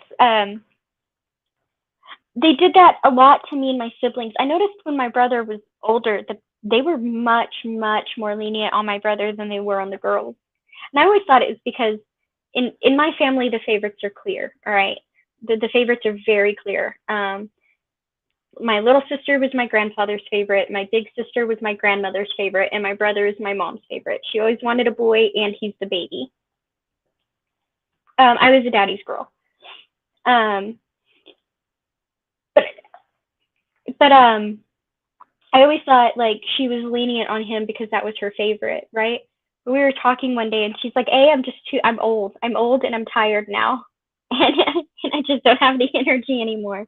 She's like, "But B, I realized when I did that, I pitted you against each other, and And she did. Like, I remember when we were little, it wasn't enough that we made straight A's, right? If my average in one of my classes fell more than 2 points, I was studying. And it didn't matter that I had a 96 because if my sister had 100, then so could I. But by the same token, if I had 100 in English, so could she, right? So what we learned to do was pass all of our tests, but she would do my math homework and I would write all her English essays. Do you know how long it took me to figure out I was getting the short end of the stick because I kept getting her teachers and having to switch everything up? Yeah. You don't have to do that with math. But anyway. But yeah, we were just finding ways around it. And we had a complex for I had such a complex. I would get test anxiety. I would have to go outside in the hall and walk back and forth while I took my test, or somebody would have to read me the questions out loud and I'd have to answer it out loud and then write it down. Otherwise I would just stare and nothing would come out of my head, and it was the weirdest thing. But I got test anxiety, and then everybody thought I was really weird, and because I had this complex, I would get a 98 on a test and I would immediately start crying because it wasn't 100, right? It was bad.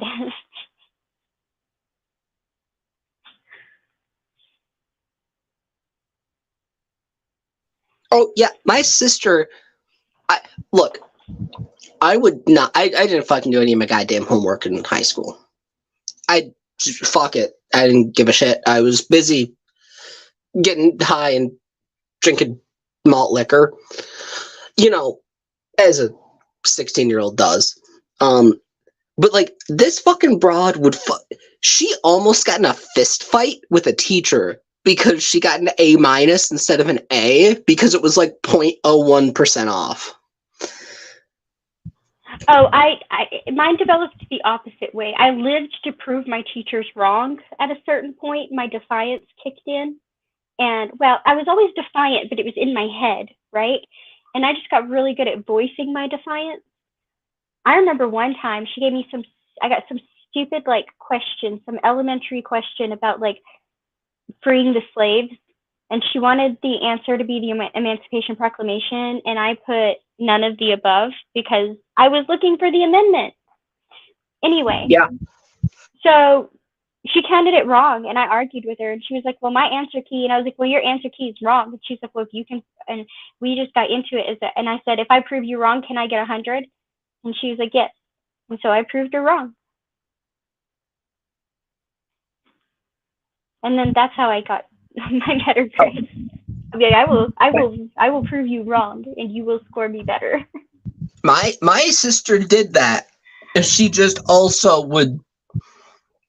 Look, she comes from the same stock I do. If you think my little sister, this fucking bitch would beat me up as a kid. Okay. Got you. I'm 5'9", 280 fucking pounds and a normal body fat percentage. She is 5'4" and played college volleyball.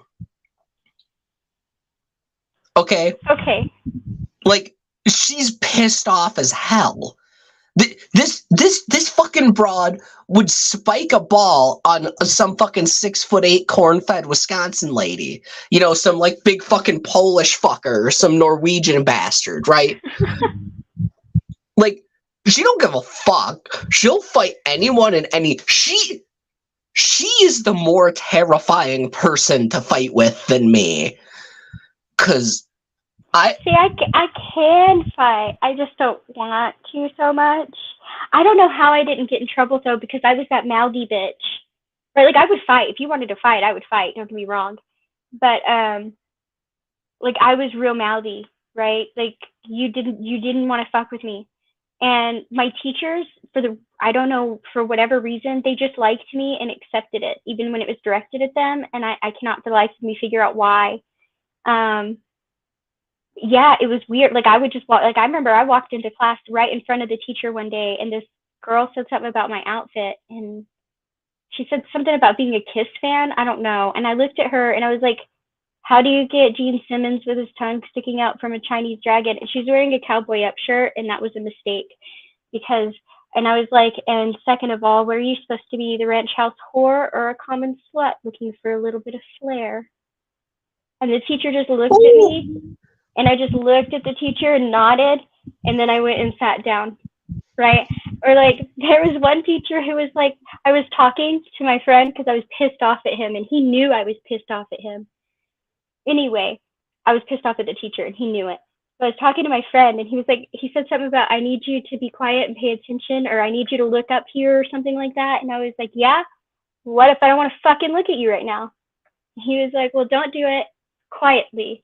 And I was like, fine. So I slammed my notebook down real loud and like ripped the papers out and just like proceeded to pass notes the whole class. But I didn't get in trouble.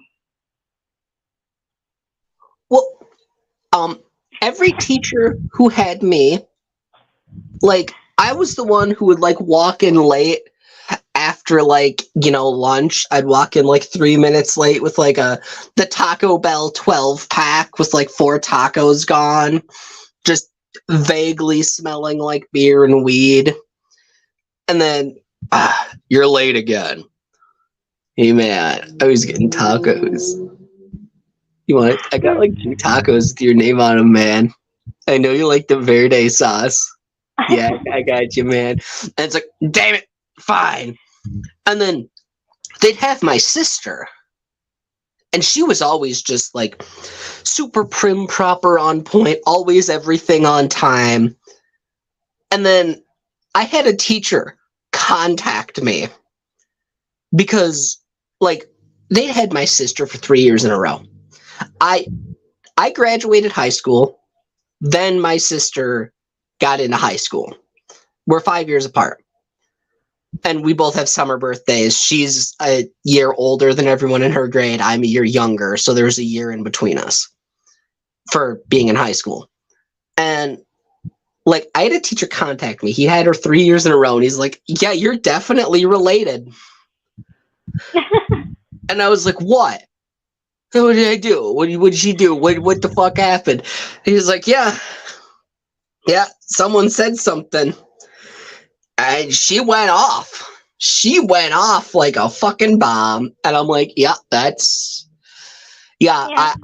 I'm just generally angry. She holds it in until it explodes and it's even more ugly. But I do think I'm going to let... Oh, well, it's just cute now. But I'm going to let in... I'm that type of person that like lets my anger sit and sit, and then eventually has enough of it and just shoots up a fucking gas station or some shit. Not that I would actually shoot up a gas station, but that's the closest metaphor I could think of. Well, that's... I did not try at all.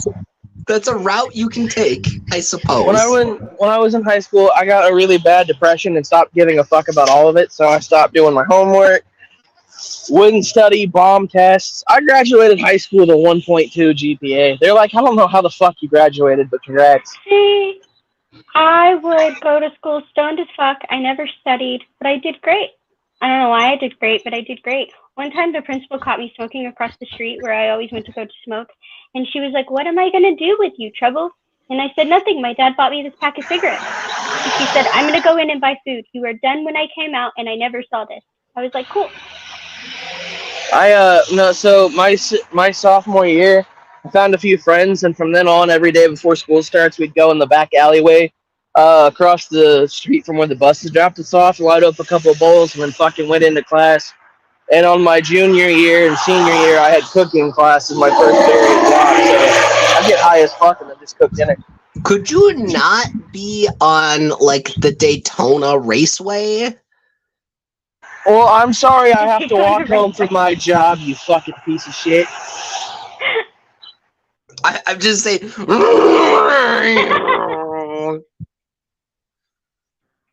Look, and get it right, it's the Brickyard 400, 300 or 400, one of the fucking two. Well, yeah, it's the Daytona Raceway. I don't fucking know. But I mean, with my whole situation, I just look, okay, this interaction I think describes the exact kind of person I am. I got in an argument with a teacher, and I think she called me retarded. And I told her to go fuck herself. And I walked out because I was not paying attention in class. I was reading volume 1 of Karl Marx's Das Kapital. I remember that because it took me a long fucking time to get through that fucking slog of a book. But there's way too much fucking math. But yeah, I very vividly remember that's what I was reading. She called me something heinous. I don't remember. And I'm like, yeah, well, fuck you. I'm going to leave. And she's like, yeah, well, go fucking leave then. Go talk to the principal. And I'm like, yeah, no, go fuck yourself. And I walked out. And it was 30 minutes before lunch. And a minivan pulled up. And the door slid open, the side door. And someone was like, get in, nerd. We're smoking pot. I had no idea who any of these people were. And I just got in. I just walked in, just like, I didn't even stop. Like, there was no flinching. I just walked right in. Because they stopped right in front of me, and I'm like, okay, perfect. Great place to sit. And I just immediately sat down. I pulled open my backpack, and I'm like, hey, I got some weed. And they're like, hey, we got some beer. And I'm like, well, fuck it. Hell yeah, we're going to get twisted, ain't we? That's the kind of person I am. No, Kat, this better describes the people that we are. We're the type of person that will get high as fuck, look at one of her friends and go, hey, man, you want to go get some Chesters? And if they say no, they're no longer our friends. Yeah, but like, I did not know these people prior. I just got into a random van because someone said, do you need to know somebody to smoke weed with them? No, that's the question. I'm not quite that trusting anymore. I was at that age. I will give you that. Oh. At that age, that is totally something I would have done. But I'm still the kind of person where, like, if you take me something, be prepared to, like, I've learned that I embarrass people. And I don't know why. Okay, here's an example. One time, we were on a work trip in Houston, and I was with some coworkers. And, like, they could not figure it out because by day 2, when the valet went to get the car, they would freak out because by day 2, coming downstairs, half the guests and half the staff were greeting me by name and giving me hugs on the way out the door. All the valet people knew me and would get excited when I would get off of work. They'd be like, hey, are you coming down to chat again? Right? Like, they adored me. And then one time they could not figure out what we were going to have for dinner. And it was me and this one person on our own. So I was like, all right, come on, you're coming with me. And he was like, what are we doing? And I was like, just trust me.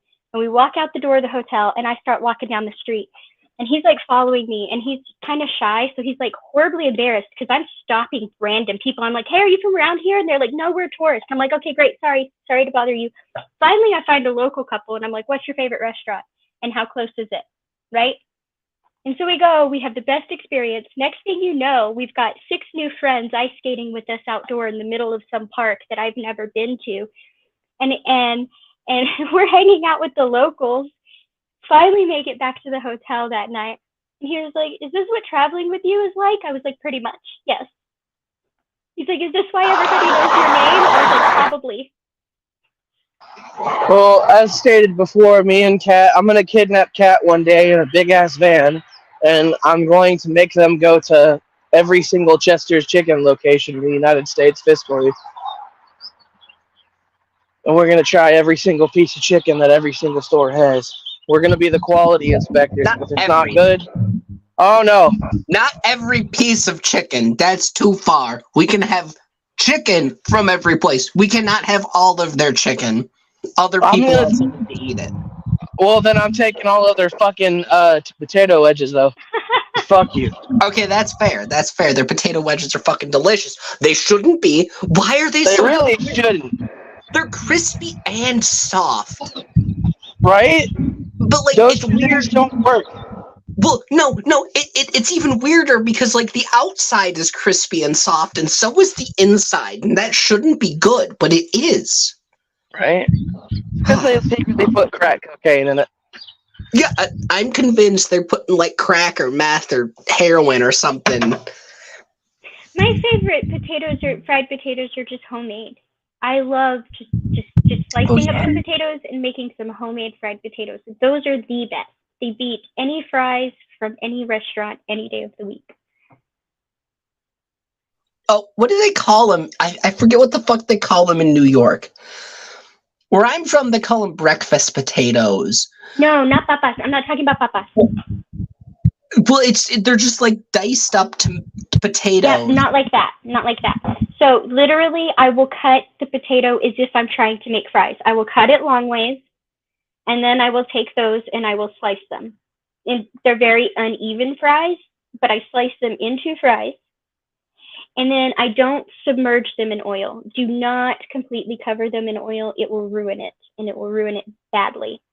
So I just barely cover the bottom of the pan in oil in a skillet, and then I throw them in, and then you do your spices. Sometimes it's just salt and pepper. Sometimes I'll use chili powder and powdered mustard and all that good stuff. And anyway, and then you just fry them, and then you flip them, and you make them golden brown and crispy on the outside and soft on the inside, and they're super, super good, but you never, ever submerge them. I know what you're talking about when you were saying breakfast potatoes, Kat, because those things can be really fucking good if done right. Like, That sounds like home fries. That's what they call it. It does sound like home fries. Not hash browns. Hash browns are like just shredded up. Home fries are like you make fries and then you cut them the other way, so they're like in like weird, almost pseudo cube chunks. Yeah, papas. Those are what we call papas. Yeah, papas fritas. Yeah. Yeah. They call it home fries. Where I'm from, that's it's just a breakfast potato. We don't get creative in Wisconsin. It's a predominantly German and Swiss culture, so. Oh, well, I'm in Texas, so we just adopted the Spanish word, papas.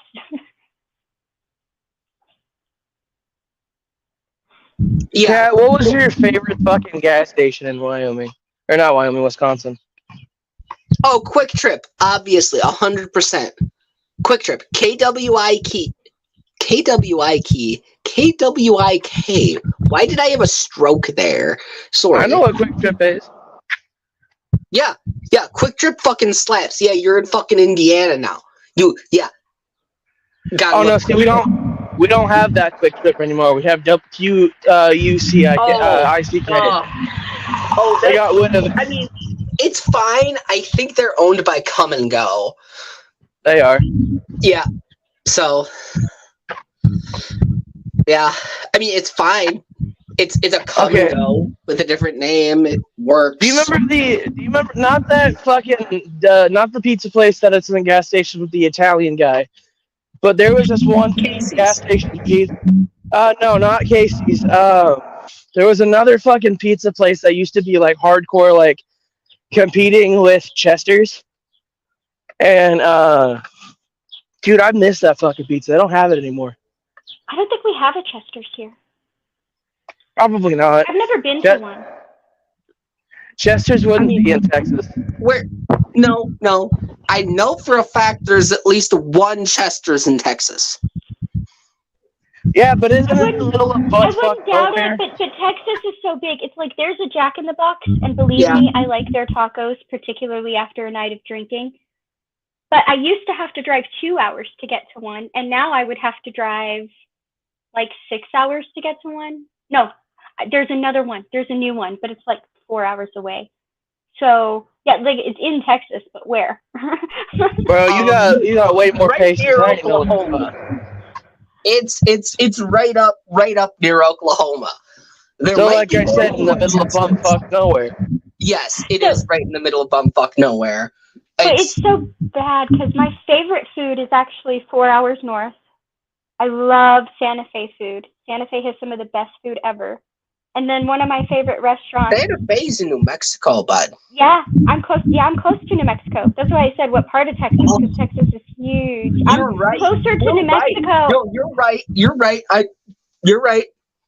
You win. You are in that area then. Yes. Okay. I guess Texas does go underneath. You're right. You're right. Yeah, I was gonna say because I'm closer to. I can make it to Denver in slightly less time. I can make it to Denver, Colorado in slightly less time than it would take me to get to Dallas or Houston. A lot less time than Houston, actually. Yeah. Yeah. Yeah, but like, hey, Fort Worth has that incredibly awesome, incredibly queer 4-block area in it. Where Fort Worth has like this it's 4 blocks of just queer people living and being queer. And I'm fucking here for that. Fort Worth is 5 hours from me. Oh, it's like 28 hours from me. Okay, so Denver would take a little longer because Denver's about 6 hours, but Houston and Austin are 8 to 12 hours away from me. Yeah, but like, fucking there's mountains in between you and Denver. Yeah. Yeah, I would, because what I have to do is I have to drive up to. I either have to go if the pass is closed, which is the quicker way. I have to go around New Mexico through Oklahoma, back into like the middle of Colorado, over by like Pagosa Springs and stuff like that. Oh, you have to go there. Normally I drive up through New Mexico. I hit Raton, and then I take the Raton Pass over to Trinidad, and then from Trinidad up to Denver. I'm assuming Trinidad's a highway because Trinidad's a town in Colorado. Oh, okay. It's the first town. Trinidad is the first city after the Raton Pass on the Colorado side. I want to move to New Mexico. I legitimately just really, I like the desert. It's great. I like Colorado better, but there's this one place, if you go to like northern New Mexico, it's really cool because it's almost like a cross between New Mexico and Colorado. And if you go, and you can go either direction. If you go south, you hit the desert. If you go north, you hit the mountains. Well, they have mountains in New Mexico, but it's more like what I would call foothill mountains, not they're like mesas rocky peaks. at best. There's a mountain you can ski on. Do have right outside like, Santa Fe. Yeah, yeah. If you're by Santa Fe, they have actual mountains, and then further north, they have more mountains going into Colorado. There. Yeah. That's part of the Rockies, right? Mm-hmm. That's what you call Yeah. The foothills. Yeah. It's like the small, the less aggressive mountains. And I like the less aggressive mountains. The Rockies scare me. I like Appalachia. I mean, I live... Well, where I live is technically in the Appalachian mountain range, but it's in the Adirondacks. See, now part of the... I will say it is a drier climate, right? Like you have the evergreen forests. You don't have the forests that lose their leaves. Same with New York. So it is drier, but there is a side that is very green. One side, like the Denver side, I will give you that. It is ridiculously rocky. That is where Rocky Mountain comes from. However, when you get to the other side, once you pass like Chimney Rock, it starts getting really green. And that's the part of Colorado that is actually pretty rural. Like, I mean, there are towns like Durango. Durango is very green, very in the mountains. And it's so small that they have, like, everybody goes to school in one room. The ages are all just mixed. Everybody's in school in one room, right? That's how small Durango is. And so you have like a lot of that there.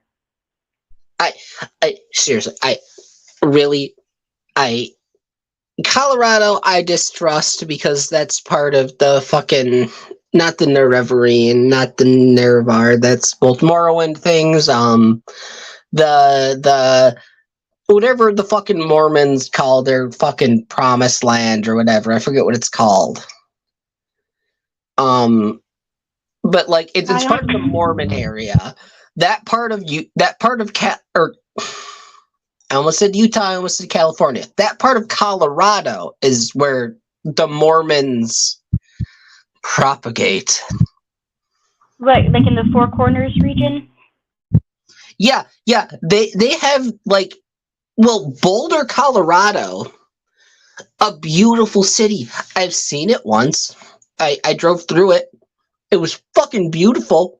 I hated driving through the mountains. It fucking gave me every anxiety that's ever existed.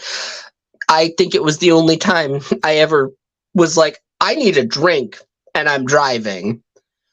I think the one time I got scared was on the pass.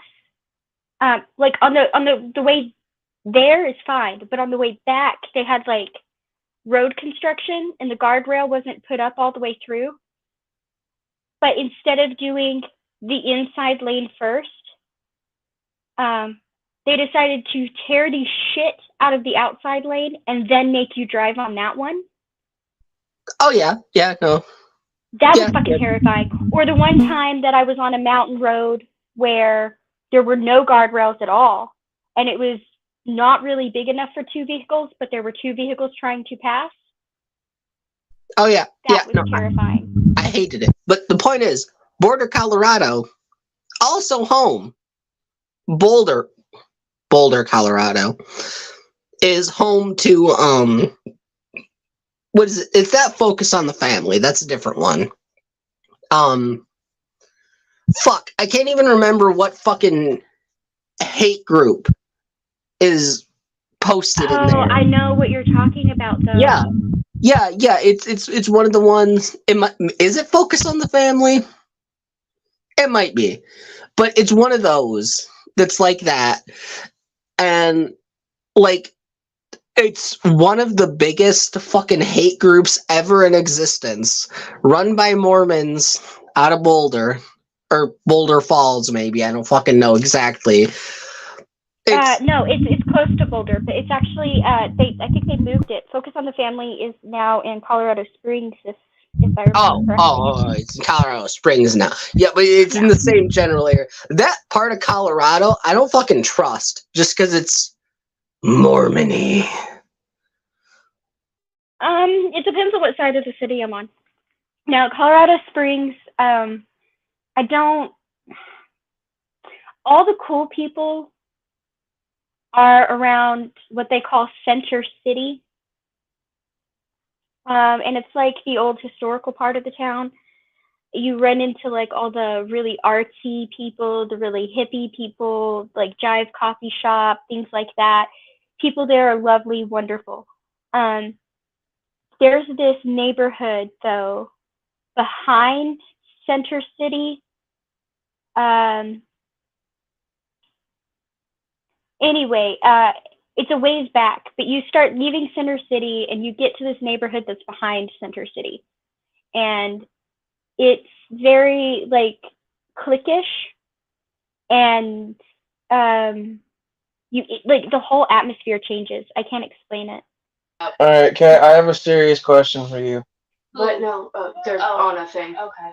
Kat. I also. Yeah. Mr. Pibb or Dr. Pepper? But Pib Extra. Thank you. Someone that understands. Which one did they choose? I don't like Dr. Pepper. Well, there's one good kind of Dr. Pepper. Pibb's Extra. Okay. There's one good kind of Dr. Pepper, and it is the caffeine-free Dr. Pepper, but it's better at room temperature than it is cold. No, that cream soda Dr. Pepper is pretty dope. I'll give it that. It's literally. I mean, I don't like things that don't have caffeine. Okay, mellow yellow or Mountain Dew? I usually don't either. Somebody brought me a soda one day, and I was like, I I was like, this is not Coke. And they were like, it is not. And I was like, this is not Pepsi. And they were like, it is not. And I was like, I don't know what this is, but this is pretty good. Apparently it was caffeine-free Dr. Pepper. And I don't like Dr. Pepper, so. I don't trust things that don't have caffeine in them. So the government. If it's not Barks root beer, you don't drink it? Okay, well, look, I love me a good Barks root beer. That shit. By the way. Well, no, Barks has caffeine, but like A&W doesn't, IBC doesn't. No, that would explain. It used to, but it doesn't. It doesn't anymore. Barks used to have caffeine, but they don't do it anymore. Well, I remember it from when I was a kid. So maybe this. I still get Barks that's caffeinated. It might that's my favorite root beer, probably because it's caffeinated. I never put two and two together. I like IBC. Mug is A&W is good, but Barks is my favorite. Look, A&W root beer is fucking great when you get it from A&W. Yeah, other than that, it's ass. Or K&N, because K&N makes A&W root beer. Oh, good to know. But anyway, Kat. Sorry, go ahead. I was gonna say Mellow Yellow or Mountain Dew. Oh, Mellow Yellow every day. Every fucking day. Okay, do you remember the sugar-free version of Barks root beer is caffeine-free, but Barks still has caffeine in it. Do you remember fucking Volt? Oh yeah, I fucking loved Vault. They had that in Wisconsin until like 2018. I liked the Fruitopias. I don't know why they went away. Do you even know why they got rid of Volt, Kat? Because I don't remember. Because kids were being dumb with it. And they were drinking like 16 of them. And then people stopped buying them. It had the same problem fucking Four Loko did, where kids were having fucking heart attacks because they were drinking too many of them. And Vault, instead of just like changing their formula, because like they weren't branded as an energy drink, but they had, more fucking caffeine than a goddamn Monster or 3 cups of coffee or whatever. And then, like I said, it just continued slowly existing in places where they didn't care, like Wisconsin and North Dakota and shit like that. And then it just kind of eventually died off because not enough people were buying it because they weren't selling it in enough places. I miss the Fruitopias. I remember that. The cherry vanilla ones were so good. Yeah. Oh yeah, you right though. That was fucking tasty. Do you know why getting a Coke from McDonald's tastes different than any other fast food restaurant? I imagine because of how they do the mixing of the. I know they have the syrup and the seltzer or the carbonated water or whatever it is. But it's only the Coke. It's not any of the others. They actually have a special contract with Coke, and so they get. It's not the same kind of storage, the same kind of anything is the way other restaurants do it. It's actually in a metal canister for one. Yeah, it's going to be fresher than at other restaurants, and it has to do with the contract that they have with Coca-Cola. I found that pretty interesting.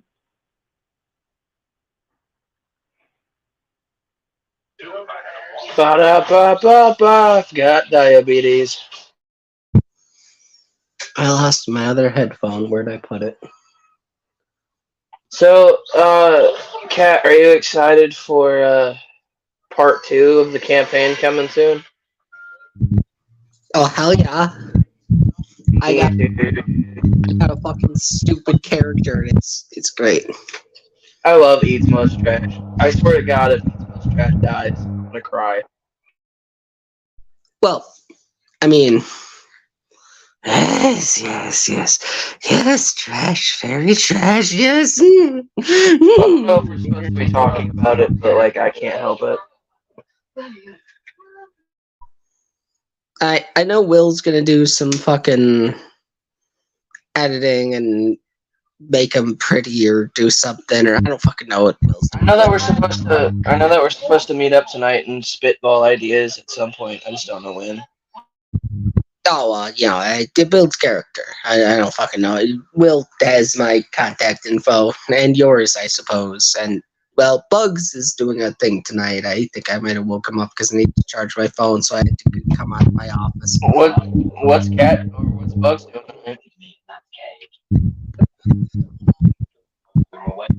He's doing a thing on a server he has where he's doing a movie night with his people.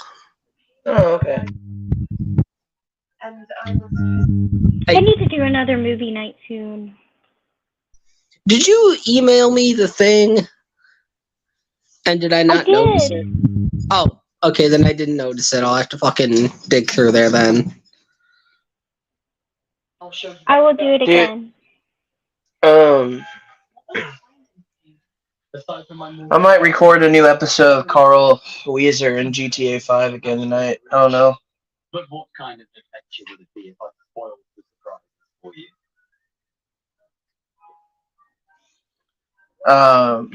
My girlfriend got Hogwarts Legacy yesterday, and I think that I'm gonna build Carl Weezer in Hogwarts Legacy as well. Look, but you ain't. You're not destroying Hogwarts Legacy. Ah, shut up! I'm going to fucking You will not be allowed to play. You destroy my Hogwarts Legacy with your damn Carl Weezer. It's not destroying it. It's Yes, it making it more entertaining for No, those it's that not. like Carl Weezer. No, it is not. Because everybody It's wants not. to hear a Weezer go. No. The boy who No. It's not even in that era. I don't care. It's gonna be funny regardless. It's not in that era, so no, it's not going to be funny. It's gonna be not funny, the same Jimmy. era. You're just mad because Carl No. Weezer is the best. No. Yeah. No. Ah, Jimmy. No. I will make it to where I play this all night and you can't do shit, bitch. I can't tell you what. You know you gotta sleep at some point. But you think the deceptive still beware a light breeze. Okay, then you're not allowed to take a nap tomorrow. I don't work Monday. Thank you. Not to worry. I'll just need to be reunited with my body first. I don't want to work tomorrow. I'm not going. See you at the Yes, forest you are. today. No, I'm not. Yes, you I'm not are. going back. Not going back to that shithole. How far did you get?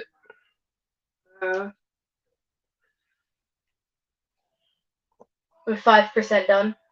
Oh, you finally leveled up to 2, huh? I'm past the level of 2. Oh, I was wrong. You're level 9. Yeah. Hey.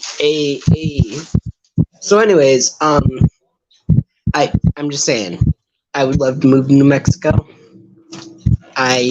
This is my hot take. There's desert, there's mountains. I love both those things. I like the heat, I like the cold. I hate everything in between. So, like, the hours between 10 a.m. and 3 p.m. are going to be annoying, but I'm going to have to wear layers, and that's fine. But I was gonna say, if you hate the cold, then why the fuck did you move to New York? well, so I was on my way to Santa Fe, right? And then some people decided to, I was on my way to Santa Fe, and people were just like, hey, come over this way. And then I took a wrong turn at Albuquerque and wound up in New York.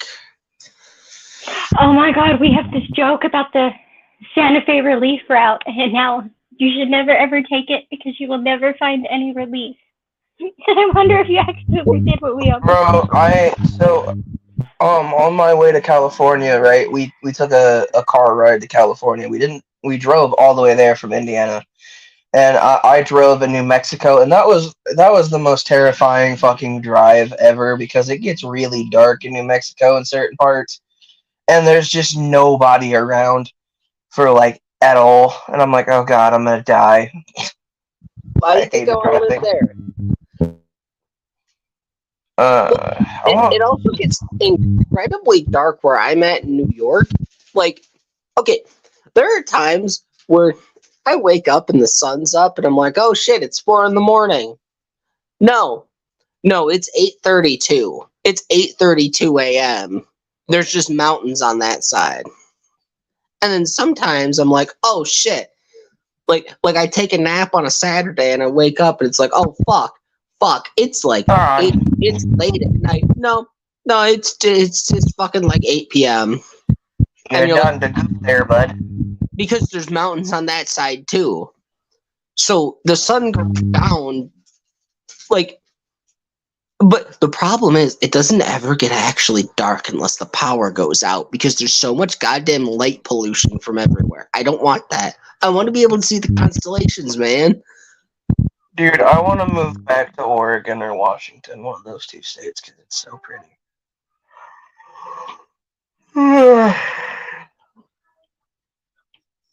You know, okay, so here's another one. What's your favorite brand of cream soda? Oh, okay, that's a hard one.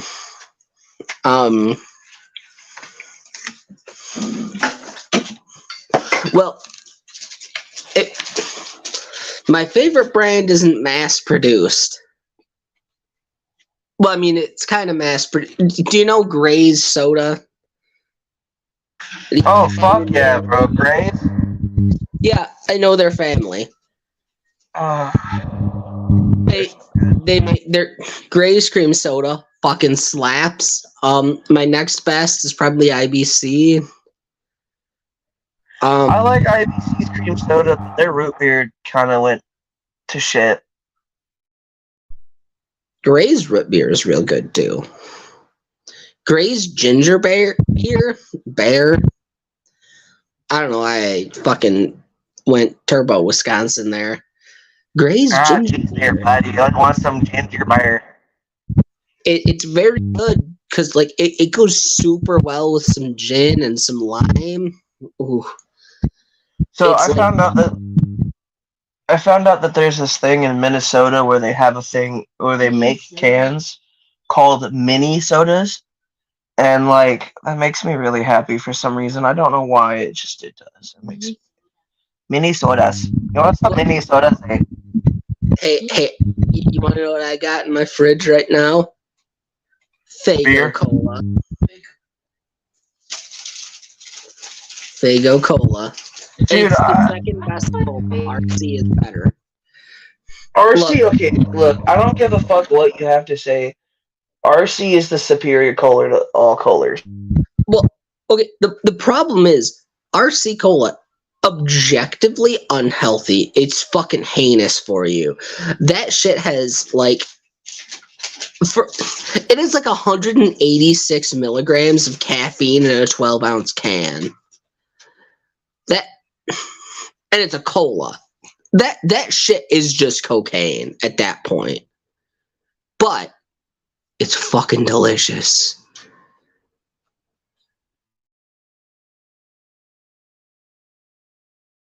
It's so good.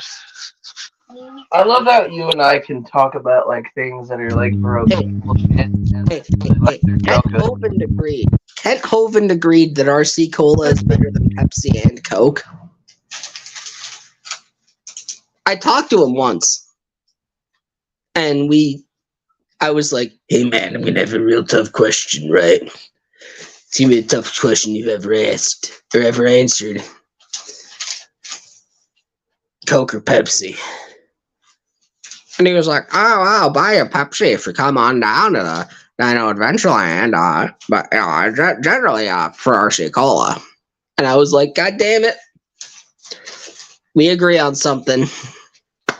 You win this round. So bad, but you agree that RC Cola is superior. Yeah, man's likes the RC Cola, and like, hey, I prefer Coke over Pepsi. But see, what pisses me off is that my favorite soda ever is only ever made in either Arizona, Las Vegas, and I think California. There's no other states that fucking produce them. And it's called Cactus Coolers. And it's the best goddamn soda I've ever had because it's like this pineapple cherry soda, dude, and it's so fucking good. Yeah, but have you had prickly pear soda? I have, and I do think prickly pear is good. Don't get me wrong. But No, Christian Carpenter's right. RC Cola tastes the best, but it's fucking awful. I'm convinced they make it out of fucking. It's made of battery acid. Dude, you know what the nastiest fucking drink is? Is fucking Ale 8. I don't give a fuck. Ale 8 is swamp water in a can. And it's fucking gross. I don't know what that is, and the fact that I don't know what it is concerns me. That must mean it's pretty bad. I just noticed who all was in the chat. Last I checked, it was just Spooky. I like ignored everyone. Oh yeah, there's my boyfriend, Christian Carpenter, Spooky, Halsey. Have you ever put butter I on didn't a know Pop-Tart? Carpenter was there, yeah. Hey, Space. Hey, Bugs. Christian Carpenter and I are sworn enemies. Have you ever He put butter on a doesn't like the Pop-Tart? Stokers. Cat, I know if, like, okay. Cat, favorite broke person breakfast? What? Broke person's breakfast. Oh, favorite broke person's breakfast. Oh, how broke are we talking? Like $5 in your pocket or no dollars in your pocket? No dollars. Okay, so no dollars in your pocket. You got two options. You collect a bunch of cans and you get a sandwich from McDonald's. Now, the other option, I guess there's three options. The other option is you got some fucking potatoes and some eggs in your house. You're completely broke. You got a can of beer and some potatoes and eggs. What you do is you fucking fry up those potatoes, you fucking chop them up, fry those fuckers up, make them nice and crispy, and you fucking toss your eggs in there, scramble them up inside the fucking grease from that. Super delicious, awesome, amazing. Great filling poor person breakfast. Alternatively, you're poor and have nothing else in your cupboard. You toast up 2 pieces of bread and you throw some fucking corn on that shit and some salsa and you just fucking go to town.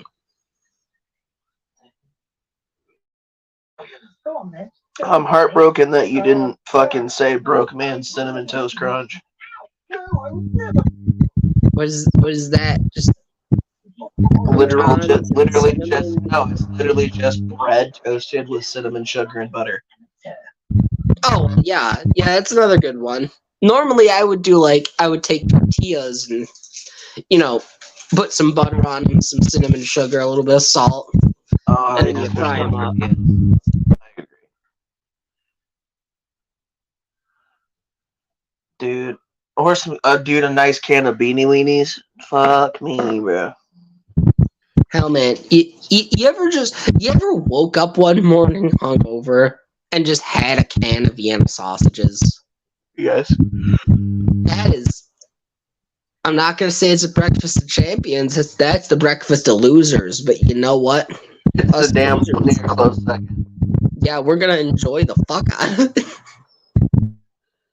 Dude, I'll eat fucking Vienna sausages sober. Like, I don't give a fuck. Especially the barbecue ones. They're perfectly edible. I'm They're never gonna perfectly say they're edible. good. I don't know, man. I think they're all right. Yeah, they're all right.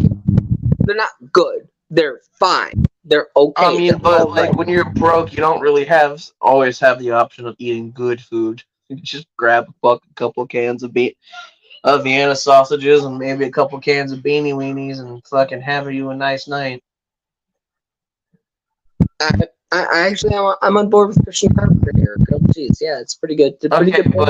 but how are you making your grilled cheese? Do you use butter or do you use mayonnaise? No, okay. So here's the trick. The answer is yes, but you put the mayonnaise on the inside of the bread, right? You put some mayonnaise Yep. and then you put the cheese down, and the butter's on the outside of the bread, right? You have So the correct answer. yeah. You have the butter crisping it up on the bottom, and you have the mayonnaise to like make everything just a little bit slidier, a little bit greasier, just so like it's not as dry. This is the trick you got to use, and a little bit of pepper if you got it. Some hot pepper flakes, also very good. And then you got to like 2 pieces of bread, butter on the outsides, both of them down in the pan or in the air fryer or whatever, and then mayonnaise, cheese, pepper, and then you let them cook. Slap them together. Let them cook a little bit more on both sides. Bing, bang, boom. You But got dude, yourself. sometimes just like 2 pieces of bread, a piece of cheese, and some mustard and mayonnaise, you got yourself a broke man sandwich.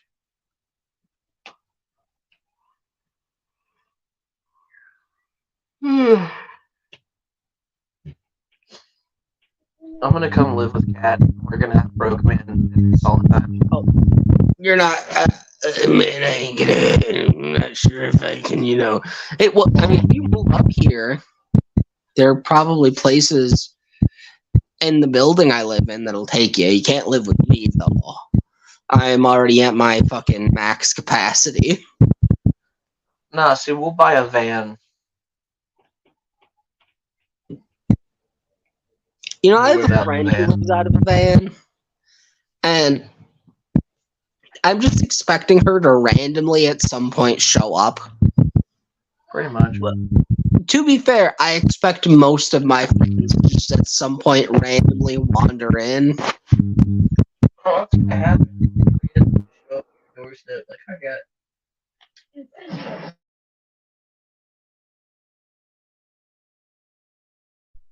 We are barbarians. Yeah, no, I'm not a barbarian. I'm what's called incredibly poor, and I have no standards. So, I eat off the floor. I eat other people's food off the floor. Why are we barbarians? Because we like broke man dinners? I don't know. Because Spooky's British. Oh, yeah, it says the dude that puts fucking baked beans on toast. Who the fuck eats baked beans for breakfast? That's a lunch that you, like, legitimately, you cannot have baked beans until lunch. Like, that's a rule. No. Look, baked beans is fine. And it's fine on toast. It's perfectly edible. But you don't get to act like that's cuisine. It's food. Right? It's not cuisine. It's food. That is just that's just, well, I have beans and I have bread. Guess I'm making this. But what's the best brand of baked beans?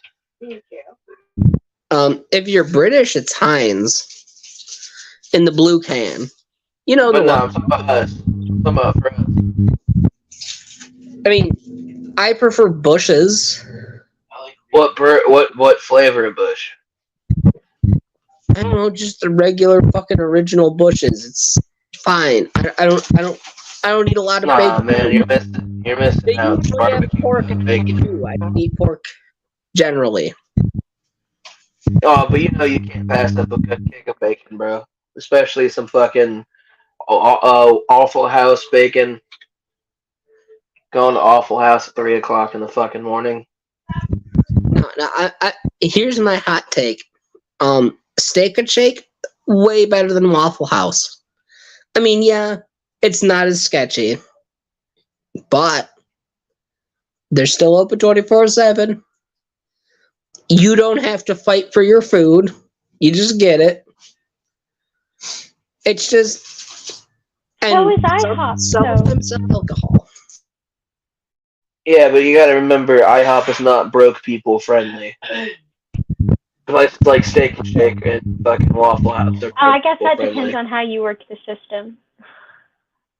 I got pretty good at it though. I could never work at a fucking Waffle House or Steak and Shake. I'd either commit a war crime or not commit a war crime when I should have. Yeah, I agree. Those are the two places me and Kat aren't allowed to work.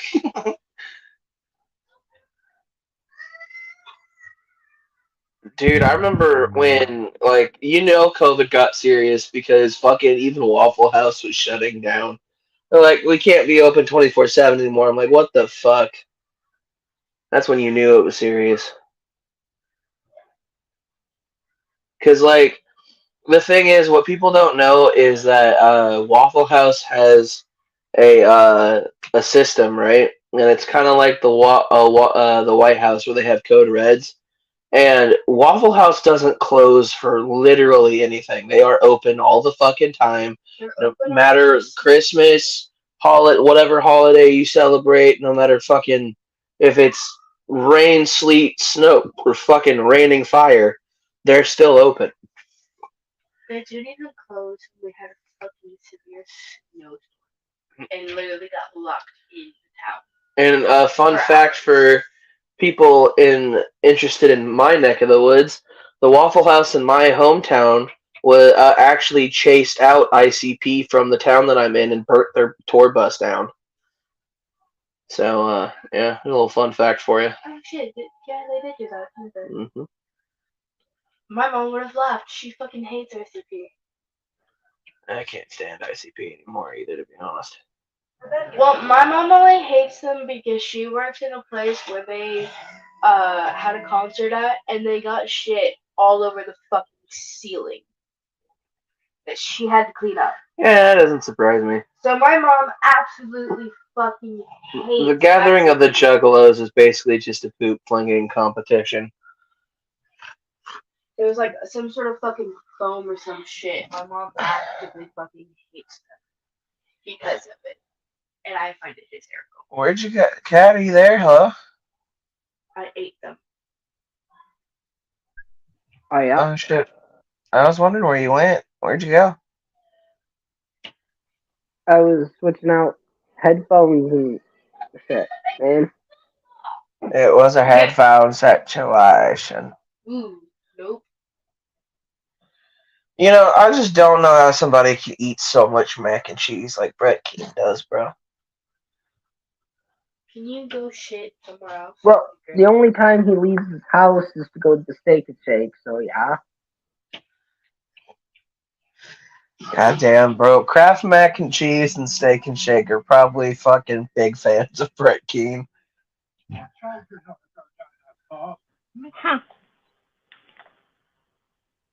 Sorry, Like, I'm I'm learning surprised. weird things about work as today. Oh, hey, Kat. I think I know who I want to sponsor the channel if I ever get a sponsor. We're gonna go. Hold on, I'm peeing. Alright, fair enough. Let the raccoon princess take a tinkle. I can't do that. You know, it sounds like you're talking to yourself. So what are we doing? How am I supposed to do this one, Hackett? You know what I want? You know what I want to sponsor the Ginger Nation channel? George Fucking Washington? bite me, bitch. I want Fuck. either Pib Extra to sponsor me or Body Armor to sponsor me. And no, not the clothes brand. I'm talking about the fucking The drink. drink? Yeah. Okay. The drink is really good, honestly. It's my favorite besides Gatorade. Hackett, I'm going to bite your fucking face off. Alright, Voldemort, chill out.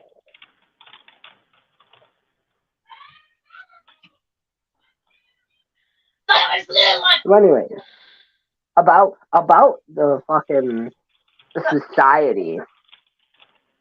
Why does it suck, man? I mean, I know I'm part of the problem, but I'm the opposite side of the problem. No, see, you're not part of the problem, you are the problem.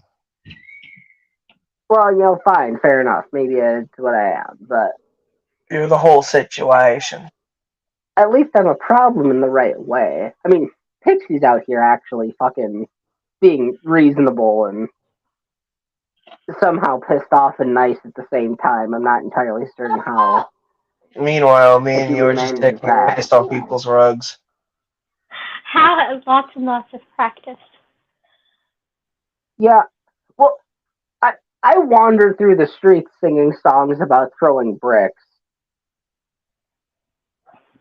So See, I'm very obviously like okay.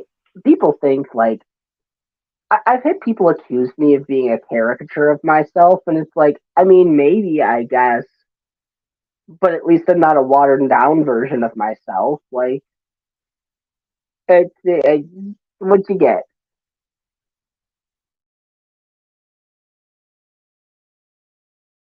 see, there's ways to handling things. There's the way that Pixie does it, and then there's the way that Cat and I do it.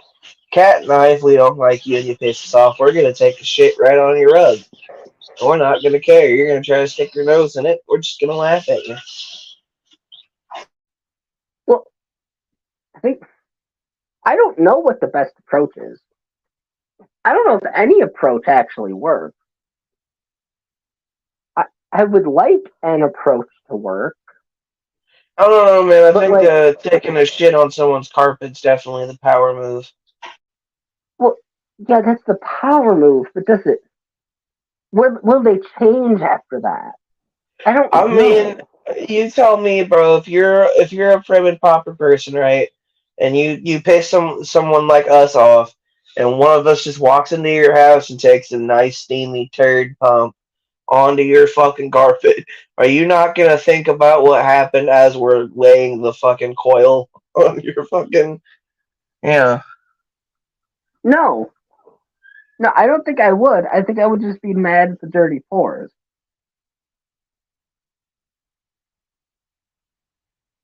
I I mean, guess I guess, I guess so. I'm just saying it's definitely a power move. It's just also, shit. I don't know this for sure, but I feel like Pixie would take a shit on someone's carpet if she was upset enough. Right, but would you make eye contact with the person while you're pooping on the carpet? Because I would. Oh, Pixie. If Pixie was in this situation, I imagine she would make stronger eye contact than I would. I don't. I don't know what that means, but I feel like I would be too awkward, You see, I and tells I'd you be like staring off to this. the side. I tells you like this. I likes you and I wants you. Now we can do this the easy way or the hard way. Well, I'm pretty sure part of the reason I got fired from my job was because I told them I don't negotiate with terrorists.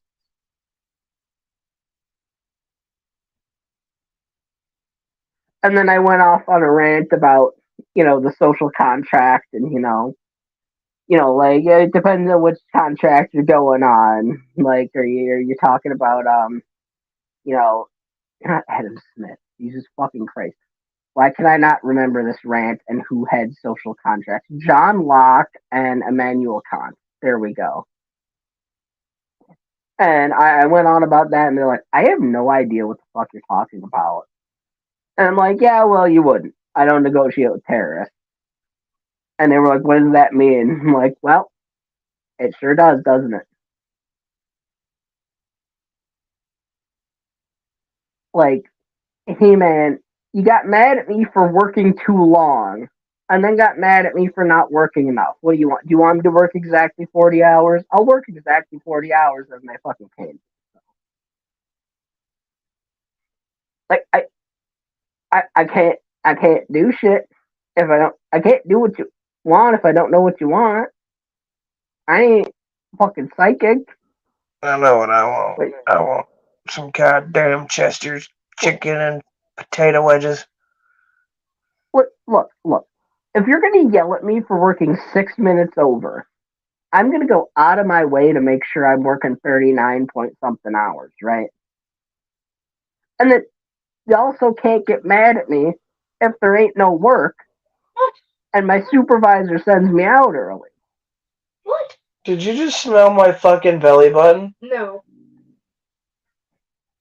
No, I did not. You're fucking weird. No. Are you sure? Because it looked like you just took a sniff of my belly button.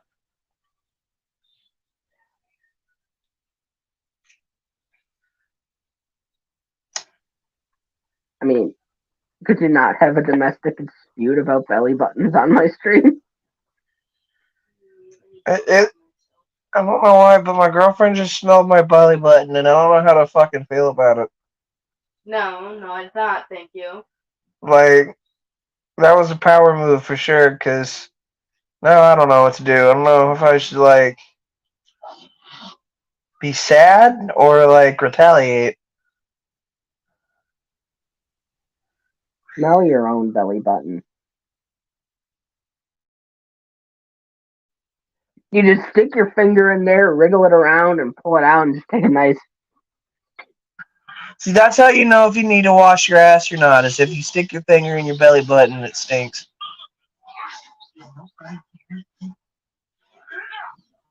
I mean, your belly button's not in your ass. No, Oh wait, are they? but Oh, if your shit, belly they are button higher is stinky, then you need to go wash your butt. I mean, you could have washed your ass and not your belly button. But why wouldn't you wash your belly button? Is that not something that's normal? It is, but like, I definitely am more likely to forget washing my belly button than I am washing my ass. I mean, that's I only fair. wash my belly button maybe twice a week. Maybe. I wash my ass pretty much every time I wash, so. There's sometimes you forget. Yeah, well, See, I, but I, ha- I have to wash the crotch area very vigorously because I have fucking baseball sized nuts. oh, dude, you know what sucks is like whenever you wash your balls, and then about 45 minutes after you're out of the shower, your nuts start sweating and they already stink again. Yeah, yeah, that is. That sounds like a It's you awesome. I problem. love it. It's fucking frustrating. That sounds like a you problem. You sound like a you problem, Must have been quite stately this time. fucker.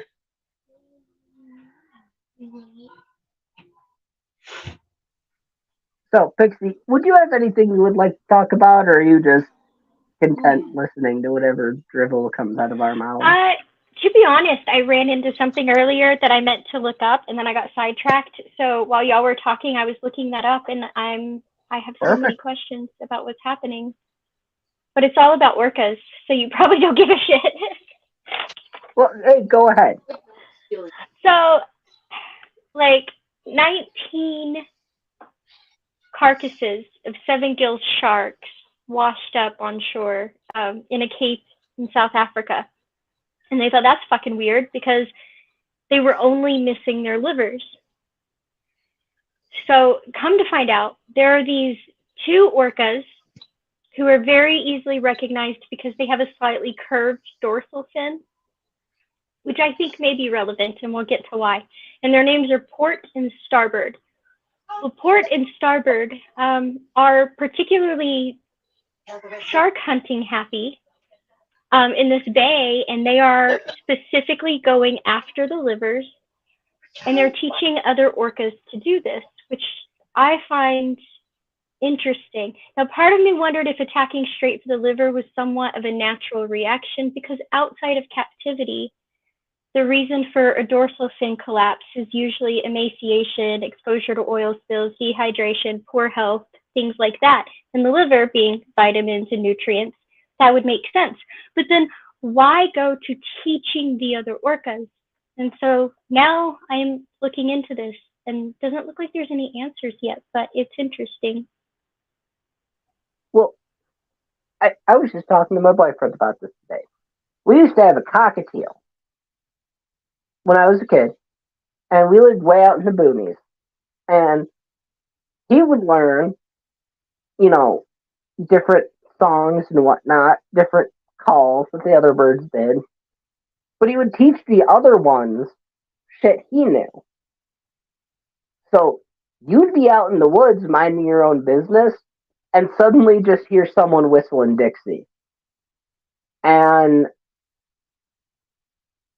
look, when you're out in the woods in rural Wisconsin and you start hearing Dixie, you're good to get spooked. Usually Yeah. that means there's about to be a shotgun and some banjos happening, right? Yeah, no, he was just teaching fucking finches how to whistle Dixie. Why? I don't fucking know. But there's finches and chickadees and mockingjays that can whistle Dixie now. Oh, yeah. Good. God forbid a raven ever come along. Yeah.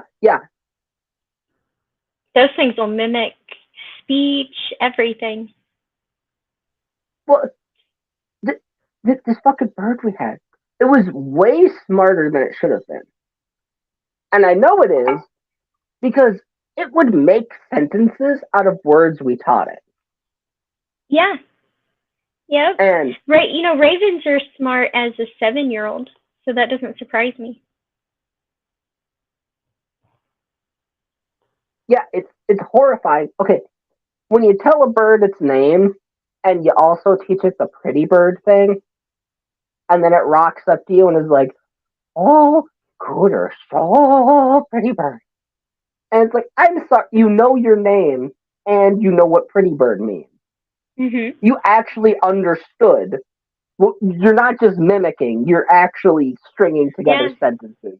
they do, That's fucking horrifying." and I think I learned how smart birds were by watching a raven because they are as smart as a 7-year-old. They use tools. They're great little escape artists. They're very ingenuitive, but when they talk, first of all, they won't necessarily learn what you want them to learn. You can repeat something to them 1,000 times and say something once, and they can pick up on the thing you said once, right? So it takes they pick up what they want to pick up, not what you're trying to teach them, but they also use it properly afterwards, right? Like when you walk in, they say hello. They don't say hello when you're leaving. They say hello when you're walking in, or like they'll like jump on your shoulder and they'll be like, I want snuggles, and then they'll like cuddle you, right? Like they do these, like they use it appropriately, and they decide what they want to adopt, and I always found that interesting.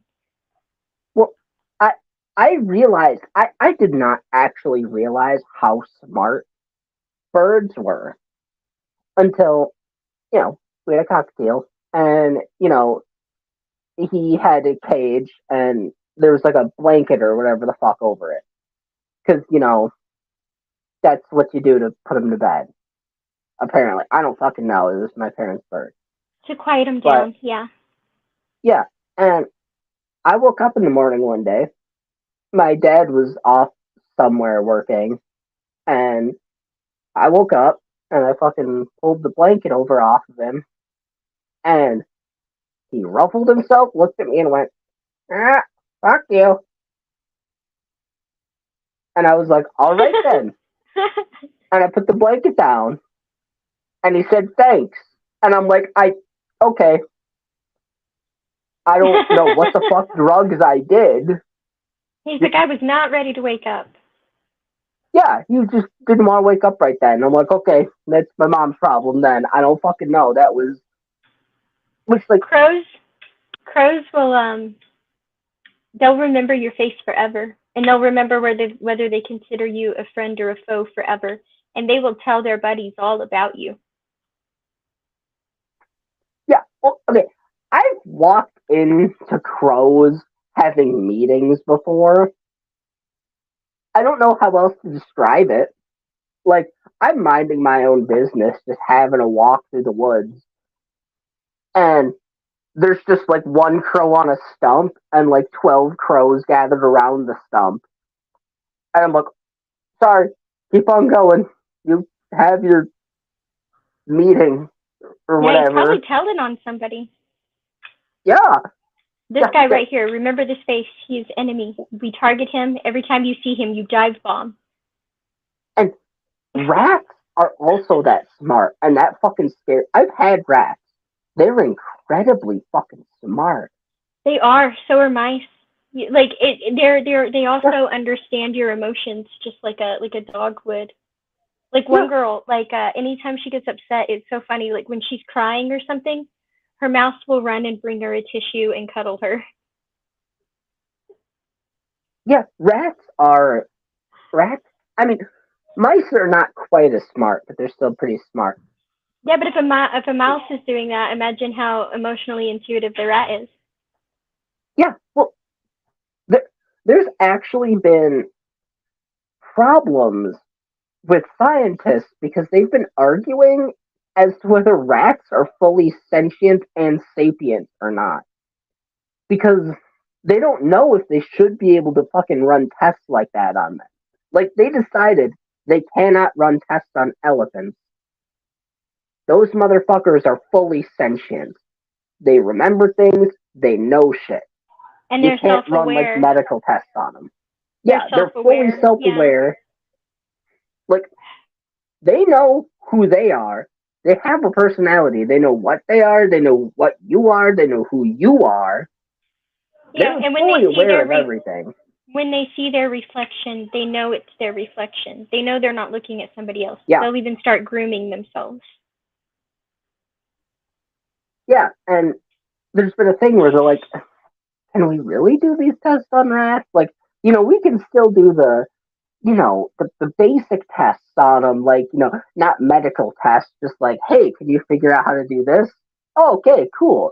Right? It's the same thing they do with ravens or crows or whatever. But, like, they're like, can we actually run medical tests? Is that unethical? And it's like, the fact that they're that fucking smart, and I know that there is no cage. Look, if you have a rat, look, you can do your best. Like, you make it so it's not easy for a rat to get out of a cage, right? But if it wants out, it's getting out. And there's no goddamn thing you could fucking do unless If you're that like rat, padlocking it. yeah, if that rat is in the cage, either you have like baby-proofed it and sealed it in, or or it's in there because it's complying. Yeah. Well, that's home.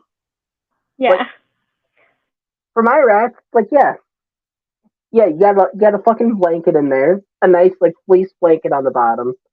It's like hanging out in their bedroom. Like, well, like I had it was actually a ferret cage, but I used it for rats, and I just put a fleece blanket from Walmart. It was like $1.50 or something, and I folded it off a couple times. Soft place for them to walk on. I bought a couple of them so I can, like, when it gets gross, after a couple of days, I fucking take it, shake the shit off in the backyard, throw it in the washer, wash it, put another one in. Super easy. Ferrets like, yeah, are also also sneaky little bastards, though. Yeah. Oh yeah. Ferrets are also sneaky little bastards. Those little buggers can hide. Yeah. Almost as well as my brother's boa. Snakes are a whole different. They're dumber and shit. But goddamn if they ain't good at fucking hiding. Yeah. When his ball python got out, his albino one, I did not think we were ever going to find it. And it just popped up one day. It just popped up in the bathtub one day. Yeah. Yeah.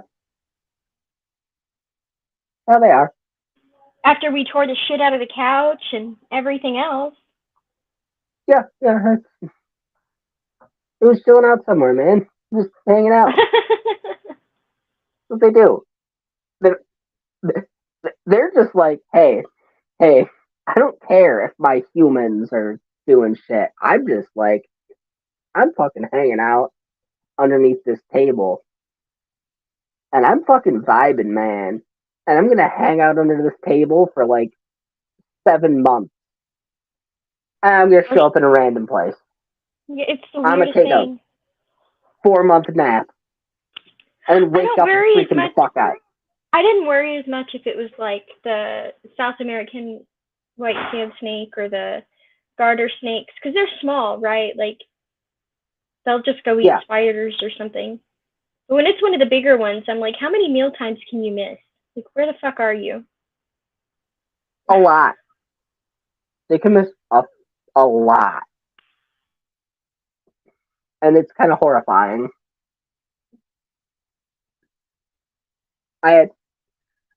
My buddy's spider got loose. It was a rose hair tarantula. Chilean rose hair. I like those. They're fucking great spiders. They're the golden retrievers of tarantulas. But his got out and got lost. Like, she was let out frequently, but she fucking broke out one day, got lost.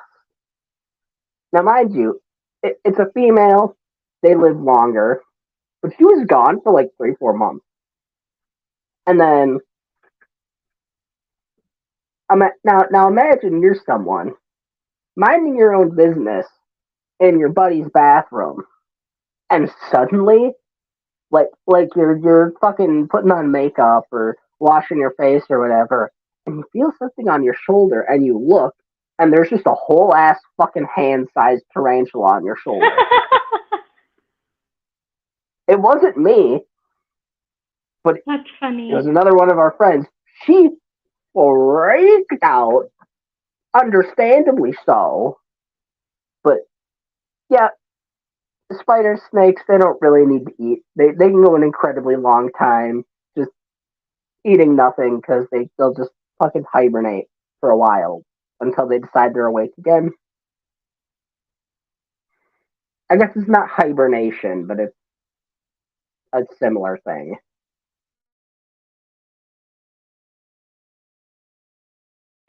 Some sort of stasis state.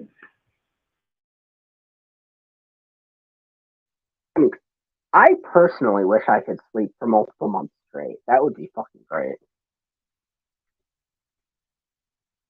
See, why can't I go sleep in a hole for 4 months, but a snake can't? This is bullshit. I want to sleep for 4 months. Because we're not venomous, and other things don't want to stay away from us. The only thing that prevents that is weapons. We're pretty weak. Well, yeah, we're weak, but we're horrifying because, look, let's be realistic. We didn't hunt animals with weapons for the first 150,000 years of our existence. We just walked after them while holding rocks until they got tired. Well, I mean, yeah, we are particularly vicious.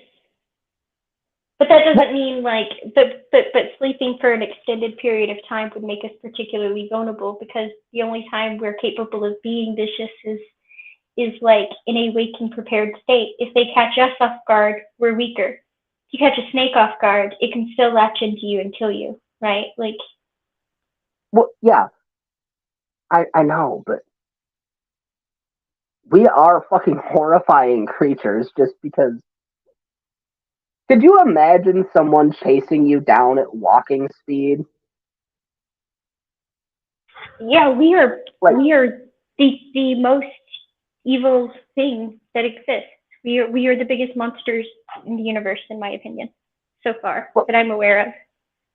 We're definitely the most brutal and the most vicious, because we don't give a fuck. We're just like, I'ma follow you and I'ma fuck you up. And once a And then I'm human gonna gets wear your something in his bones mind, and your skin.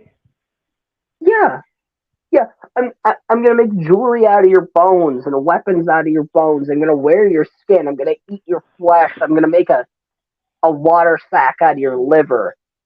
That's Except the fucking bison deranged. tongue. The bison tongue, they would save those and dry them out because they have long hairs and they could be used as a brush or a comb. Yeah, that's a fucking deranged. I mean, Yeah. brilliant, but deranged. Yes, we tend to be. Nothing else is just like, hey, I could go hunt that. You know what I could do with it? I could make a toothbrush out of its fur and a knife out of its bones. Right, like that's fucking wild. Like no other species looks at a tree and is like, I could cut that down. I could eat the insides of the bark. I could use the bark to make a fire. I can use the inside of the tree to build a house. I can use the branches. You like, stop it, stop it. Nothing else does that. Right.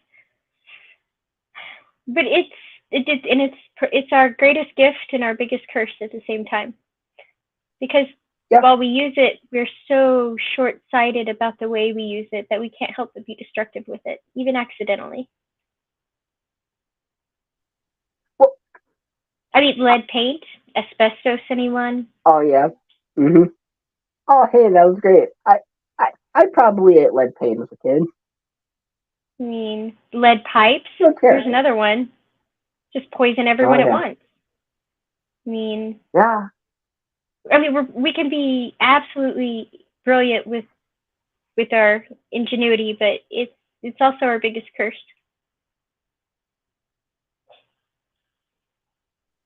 Yeah, it's the only reason we're still here. We outperformed the Neanderthals just because we were. Did we outperform them, or did they get bred out? I'm not convinced we outperformed them. For all I know, we could just be a mix of them, and in that case, Neanderthals would actually be the more successful ones. We would say the Denisovans were less successful.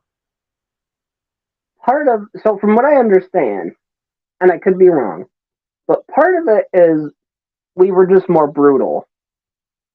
They were probably smarter, or at least as smart. We were more brutal. And another part, we are less, what's it called? Gender dimorphic. We are a, gender dimorphic species, but nowhere near as much as most. Like, here's why I would say Neanderthals are successful, though, right?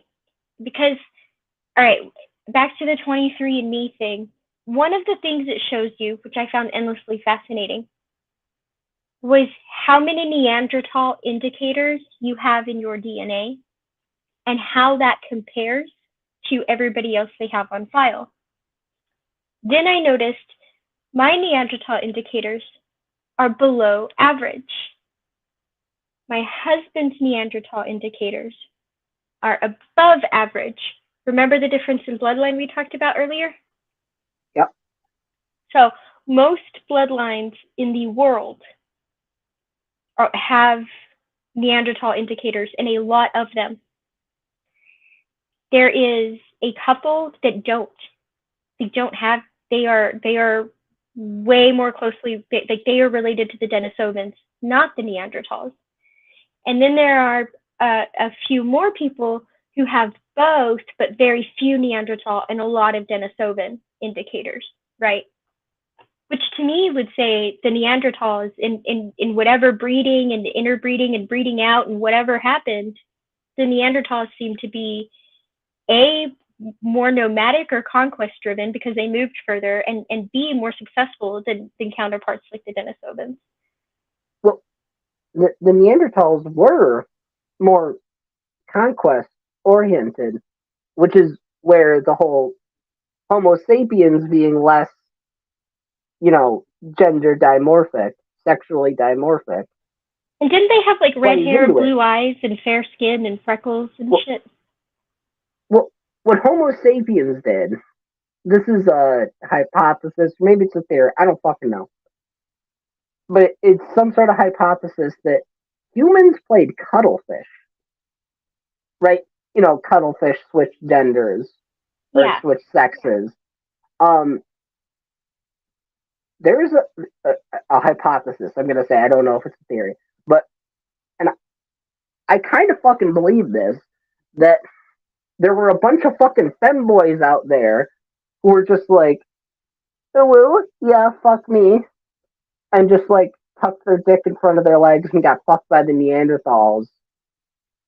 So the women didn't, and that's why we continued surviving, because a bunch of dudes took it in the ass so they could go home and fuck their women. Yeah, so weird. It makes And sense. Neanderthals were like, light-skinned. Yeah, that's right. DNA tests demonstrated that Neanderthals possessed fair skin, reddish hair, and likely had freckles and light eyes and light hair. Interesting. Yeah, well, I mean, they're from like Central and Northern Europe. Well, I mean, they're not from Eurasia. there, Yeah. but yeah, they wound up moving there, and that's where a lot of like, if you're Irish, you probably got some Neanderthal. If you're German, you probably got some Neanderthal. You know, Well, that's what I'm saying, right? Because he was purely like he has mixed blood, but it's all Northern European and Scandinavian. And then mine like covers half the globe, but his indicators are higher than mine. we did one of those tests. A few people in my family did. Well, it made my dad angry because it proved that I was his child, but uh, like part of my family was shocked that we had like North African in us, and it's like, well yeah. Yeah. I mean, like, if you're from, you know, the Middle East, North Africa is just a boat ride away. Like we're not talking Libya, we're talking like Egypt or Chad, and it's like, yeah. Yeah. If Yeah, I you're have from Middle what's Eastern now blood. or I guess now it's Israel again. Israel is fake. It's occupied Palestine. I mean, I guess I have a I little have to bit of say that that, because of the Timothy. Jewish, but I have some bloodline. I guess what would it be now? I guess it maybe be Iraq now, maybe somewhere around the Iraq region. Possibly. I don't know. Depends on I think I what have some of we're that talking about. from the Persian part of my family line. Oh I yeah, think probably Iranian. Iranian. Yeah, Okay, yes, I I mean have they're some of right that. next to each other. Well, Yeah, I have some of that. a lot of Iranians are white, which freaks people the fuck out. Like, What Caucasian, they're right? white in the same way I am. They're light skinned. Well, I know, but it's so funny to me because white people, like European white people, will be like, "I'm Caucasian," and I'm like, "No, the fuck you are not. You are not Caucasian. Caucasian means Okay, from the Caucasus yes, regions, the Caucasus Mountains. Somebody from Iraq yes. is Caucasian. Somebody from Iran is Caucasian. You are not Caucasian if you are from Europe. Stop it." Like, okay, yeah. Hey, if you're Kyrgyz or Kazakh, you can claim you're fucking Caucasian. That's close enough. If you're from Egypt, hey, you fall. You're just outside the Caucasian mountain range. There's just a little bit of water. You're fine. Yeah. You're Caucasian. Germans are not Caucasian. That's something that's always bothered me because I don't know what to ever fucking put on the census. Because what am I? I'm a mutt. Well, Oh, did yeah. you know? Did you know you can write in American and that's an acceptable answer? Oh, I'm using that. I am using Yeah, that. you can refuse to answer. You can write in American and they have to accept that. Well, I just get frustrated because for whatever reason, Egyptian is a specific option. Yeah. And then there's just Middle Eastern. And it's like, Yeah. what? Yeah, it's a mess, What? but I'm And like, yeah. See, I just write in my, American. That's what I am. I'm it's American. like, Figure well, it it out. bothers me because it's like, okay, so like, I'm 50% Middle Eastern, Mediterranean Jew, Coptic Jew, whatever you want to fucking call it.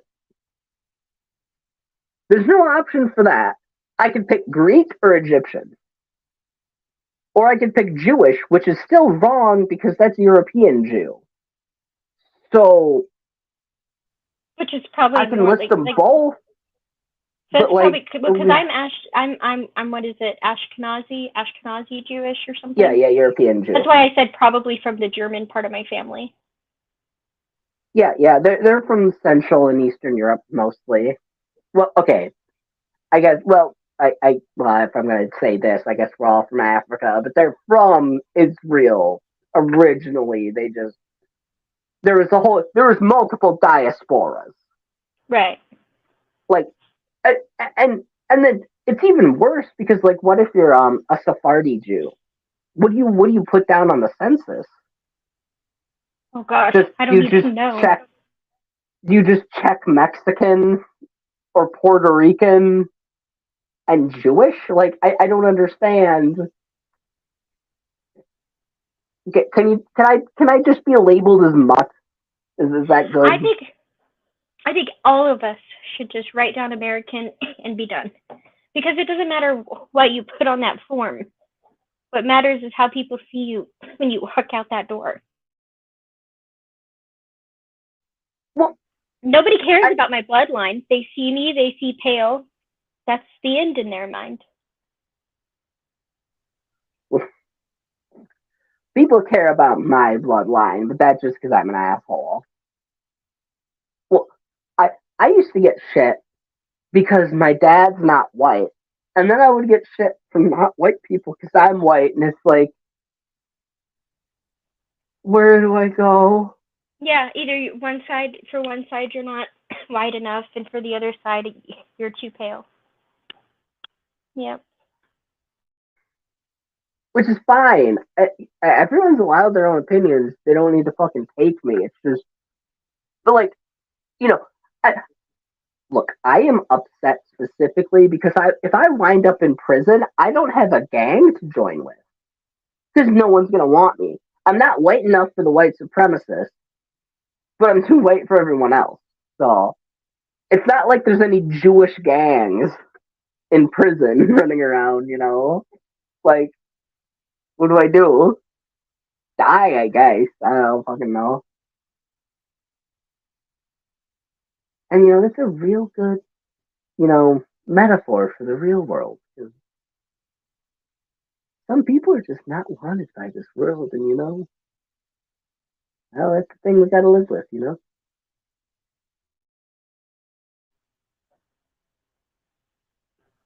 Oh, ox. Antifa video. Who's got an Antifa video going? I don't fucking know. I mean, look, I have issues with Antifa, but like Antifa is Hey, a non-connected group. It's just a loose group of individuals that make, honeydew. Like, they cluster into smaller cells, and some of them are fucking great, and some of them are fucking heinous. Like, hey man, the ones in Portland, y'all were certainly doing something. I don't know if I agree or disagree with it, but hey, Viva la Revolution, yeah. The ones that are just throwing bricks at random people, it's like, no. Those bricks are for Nazis and store windows. They used you don't those throw them bricks at random wrong. people. No, I still say it wasn't for throwing at all, and I think they used those bricks wrong. I think the protesters in Hong Kong used the bricks appropriately, and I applauded them. Oddly enough, it was around the same time, and I was like, you guys are missing some fucking cues here. Watch the Hong Kong protest and learn how to use your fucking bricks. What they did was they took those pallet of bricks and they set up basically like an obstacle course in the roads so that the cops couldn't get to them. It took the cops a long time to get to them. Oh, and then when they decided to get to them, brilliant. they had to go on foot, right? And it basically they made it hell. But they didn't throw a single fucking one of them. They created an obstacle that made it a fucking mess to get to them, and they took advantage of that. They were also out there with like umbrellas, and I mean they were ready. They weren't being violent, but the umbrellas was to like shield them from tear gas and stuff. what we used to do back in the day, we'd take Christmas ornaments and put oil paint in them, right? So like, you know, oil paint, not watercolors, not no oil specifically, not the shit you're painting a house with. Oil paint doesn't matter what the fuck color, because you throw those Christmas ornaments, they explode on a riot shield. Well, hey, good luck getting that off. Right. Nice. Well, yeah, because it's covering it up. It'll cover up their fucking visors or whatever. You know, any if they're wearing a full face gas mask or And whatever. they're so fragile. There's no way it's not going to shatter, right? Yeah, It's just yeah. Well, that's the thing. It's a Christmas ornament, or you know, you can use other things, but Christmas ornaments are just. I mean, you could use a light bulb, I guess, but Christmas ornaments are cheaper. Yeah. So, yeah, you take them and you throw them. It's not going to do any damage, but they're not going to be able to see now. Right. So you do that, and you give them an obstacle course through bricks. Yeah.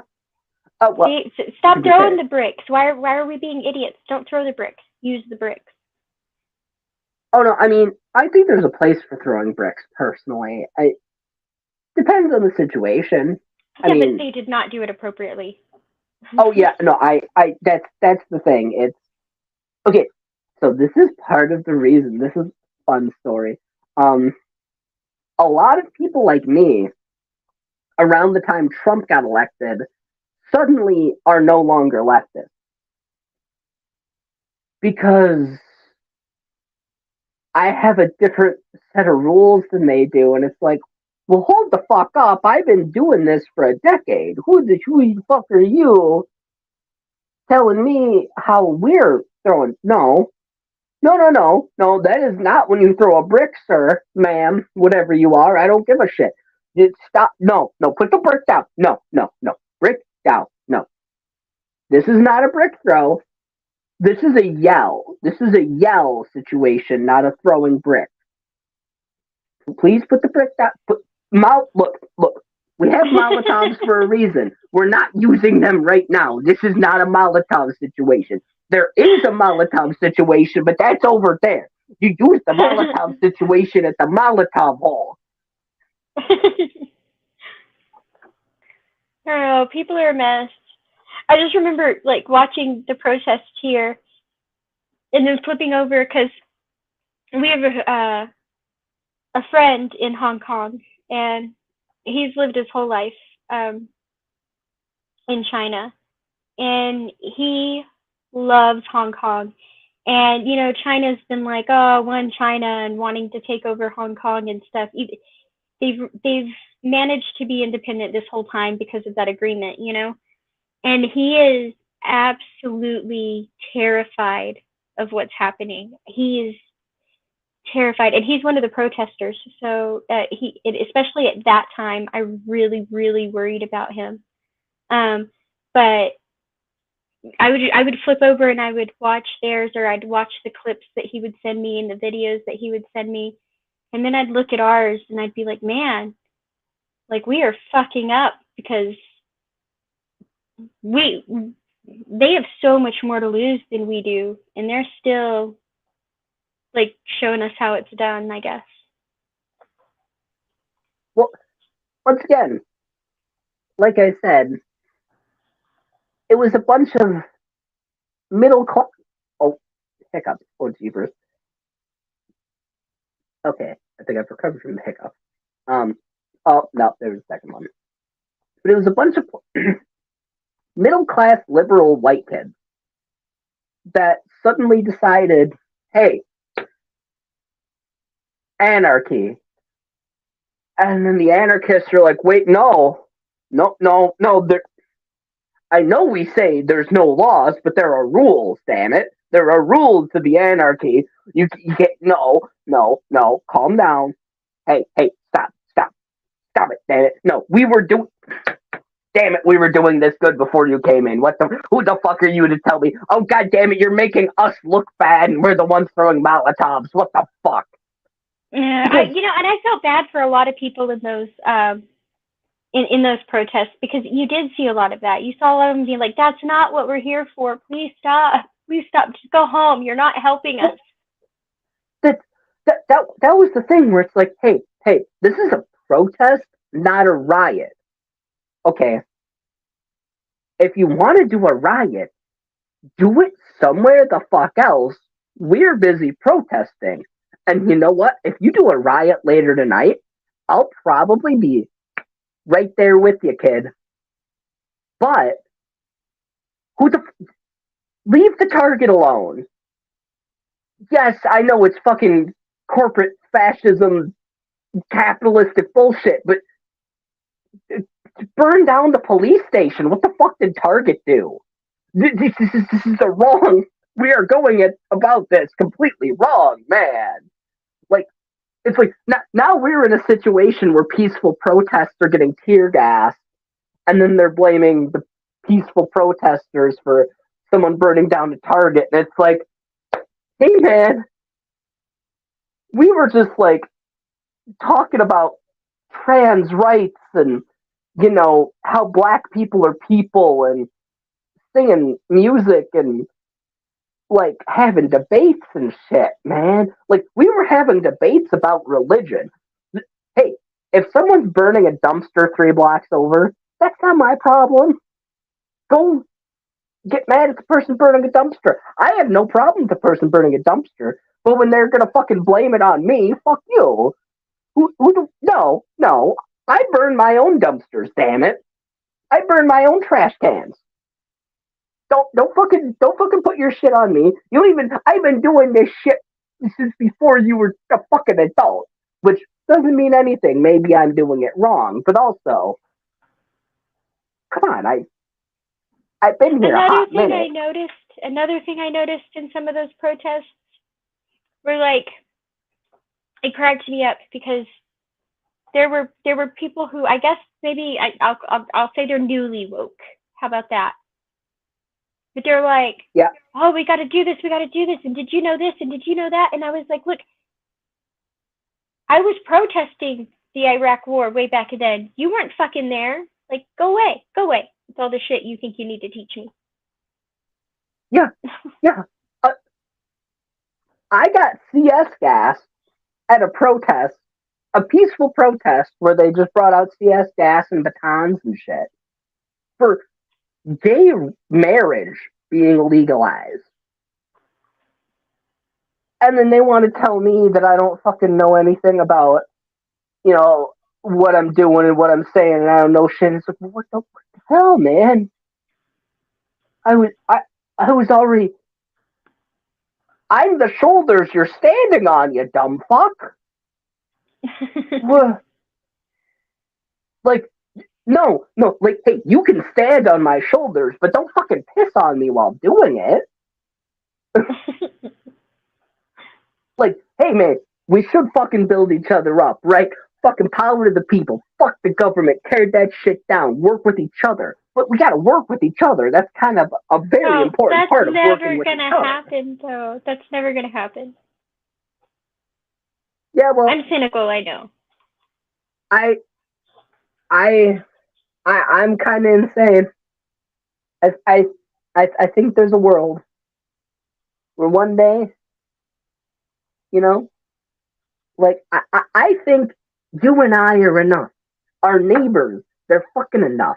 The people who watch this shit, the people next door, the people at the gas station, we are enough. We can do it our fucking selves, and I firmly believe that. I just don't know what it's I not have that to do to make that happen. It's not that I think we can't. It's that I think the people who can't won't allow it. Where would you have a place safe from the people who can't? And maybe we evolved there in like a couple of 100 years when I don't exist anymore, a couple of 1,000 years maybe. But I don't think we're there yet, because I think you had established that society, right? But only for as long as it stands without A, people changing it till it's no longer that society, or B, until somebody outside of that society decides to come in and conquer it, right? It's like I said about Yeah. governments. There's no such thing as a perfect government. All governments will die because people will kill all governments. The better and the stronger the government you start out with, the longer it'll take us to kill it. But it doesn't mean we're not going to kill it. Well, and I want to like America so much because like our core tenets are essentially, hey, fuck you and fuck your government, right? That is basically the core tenet of America. Fuck you and fuck your government. I do what I want. But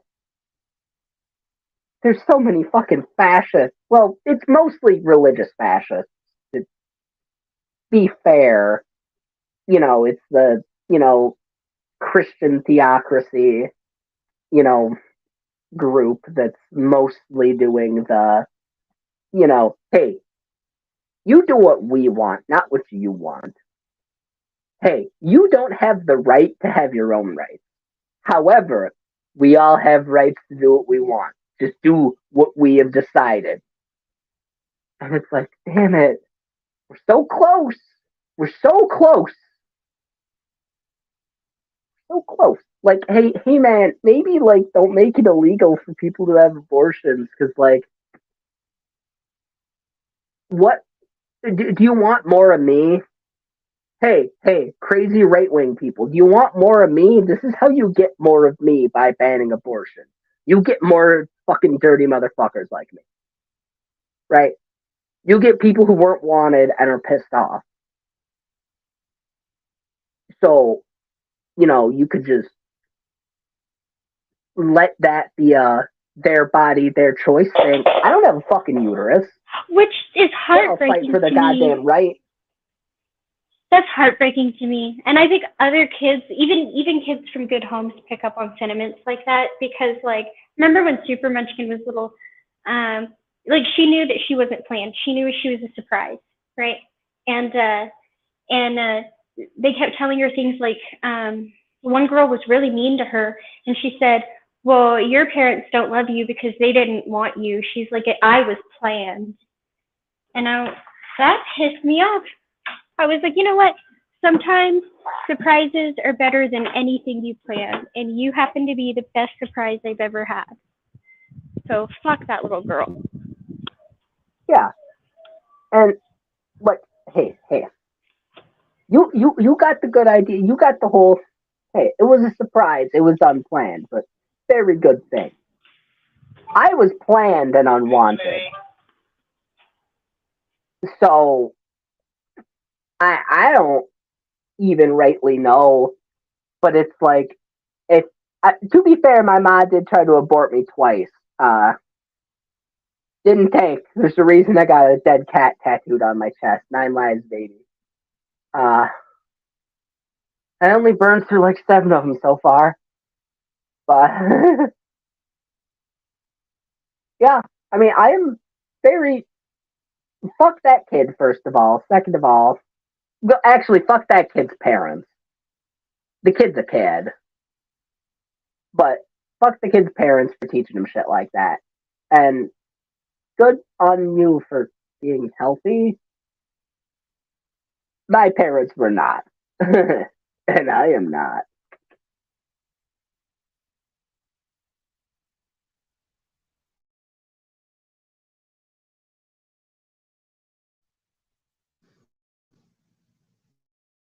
One sec, be right back. No, you're fine. Since you're being right back, this is one of my favorite things since Ox brought up the Proud Boys. Okay. So Ox. There is an offshoot of the Proud Boys called the Proud Goys, as in Goyim. And they are proudly not Jews. Their whole thing is, I am proud to be not a Jew. And they say that Goy and Goyim are, racial slurs, when it essentially just describes. Well, it depends on what context you're using goyim in. It can either mean the nation, the people, or non-Jews. Which, if it's the nation or the people, can include Jews. So there is one particular way in which goyim is anyway racial, I suppose, but it's just like, hey, this person, they're not related to me, right? But they're very proudly not Jews, and they want to say that Jewish words for non-Jews, racial slurs, they should be condemned. These people should be put away. And buen magnifique, a pizza pasta, Master Julie, gabagool. Delicious. Fucking phenomenal. The Proud Boys. And then they claim they're not anti-Semitic. It's the best. If you want to look into a fucking group that's just Proud Boys. That's not an endorsement for anyone who's going to clip this. Feel free to clip anything I just said. That's fine. But it's an in the same way I feel about Alex Jones. So take that how you will. Oi, Walter. Hey, the Goyim are in there. Oi, the Goyim know. Shut it down. Shut it down. The Brits know. The Brits owe the British Goyim. How? What did I come back to, Kat? I was talking about the Proud. Okay. So, the Proud Boys exist, right? Yes, Proud Boys exist. There's an offshoot called the Proud Goys. Oh, okay. Yep. And they're very proudly not Jewish. And they claim that goy is a racial slur. That's like, saying, hey, you're not related to me, and calling it a racial slur, because I don't know if you know this, Judaism is an ethno-religion. Okay. Yeah. People are so fucking weird. Well, they're white supremacists. They're rebranded Nazis is what they are. But I just think it's funny that they claim to not be anti-Semitic, despite calling themselves that. 12 out of 10.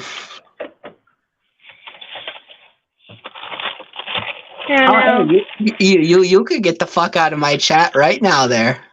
Appreciate it. Or the people who say that, another thing I don't understand is people who say that if you are not in the group that has power, so if you're not capable of being if your race is not capable of being systematically racist, you as an individual cannot be racist. Well, and I think that's a load of shit.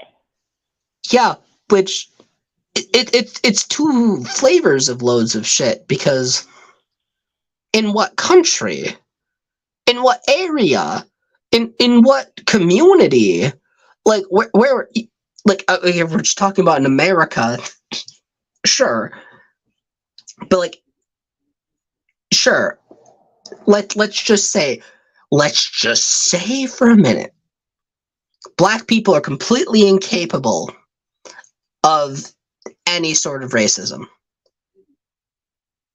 Okay, is that just to white people, or does that count to Mexicans or Asians or Native Americans? Is it just to white people? Like, you can't just say someone can't be a racist because there's an institutional racism. It's a different kind of racism, I'll give you that. But, like... Exactly, but that does not mean that you as an individual are not racist. It means you are not oppressed.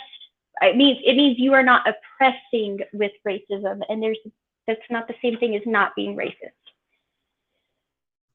Oh, jeez. Oh, God, we got midnight. Oh, we already became more racist. Well, yeah, right. Definitely. Because I'm definitely racist, transphobic, Let's see what else. Toxic. Oh yeah. Um, Last time I checked, you were a white supremacist Nazi transphobe. Yeah. yep. Some of my best friends. Oh, and I am either. I think people are split down the middle. I am either all of those things with you, or I am blind and don't have a mind of my own and am sticking up for a friend and being radicalized into some cult, even though I've never changed a position on anything. Wait. Did I radicalize you? Is that? No, she's talking about me. Even No, better. actually, apparently, um, according to Knock, William, this is what William Freeman does. He Oh, he radicalizes people like me and Sammy, us deplorable quote unquote moderates. It's really funny that I got accused of manipulation by certain people that should not be mentioned live. It's like you won't manipulate me like you manipulated those other people. What the fuck? Well, I think they don't. I don't think they understand how insulting that comes across. Because I understand on one hand that in their own mind they think they're giving me some excuse, right? Like, oh, she's blind. If she really knew, she wouldn't be their friend, and she's just sticking up for a friend, and that's why she was harsh. But it's insulting. It's insulting because A, I meant what I said, and B, I am my own person with my own mind, and what I said had nothing to do with the person And you accused of that brainwashing me. and that is why I always got pissed off at people who accused you and others of coddling me.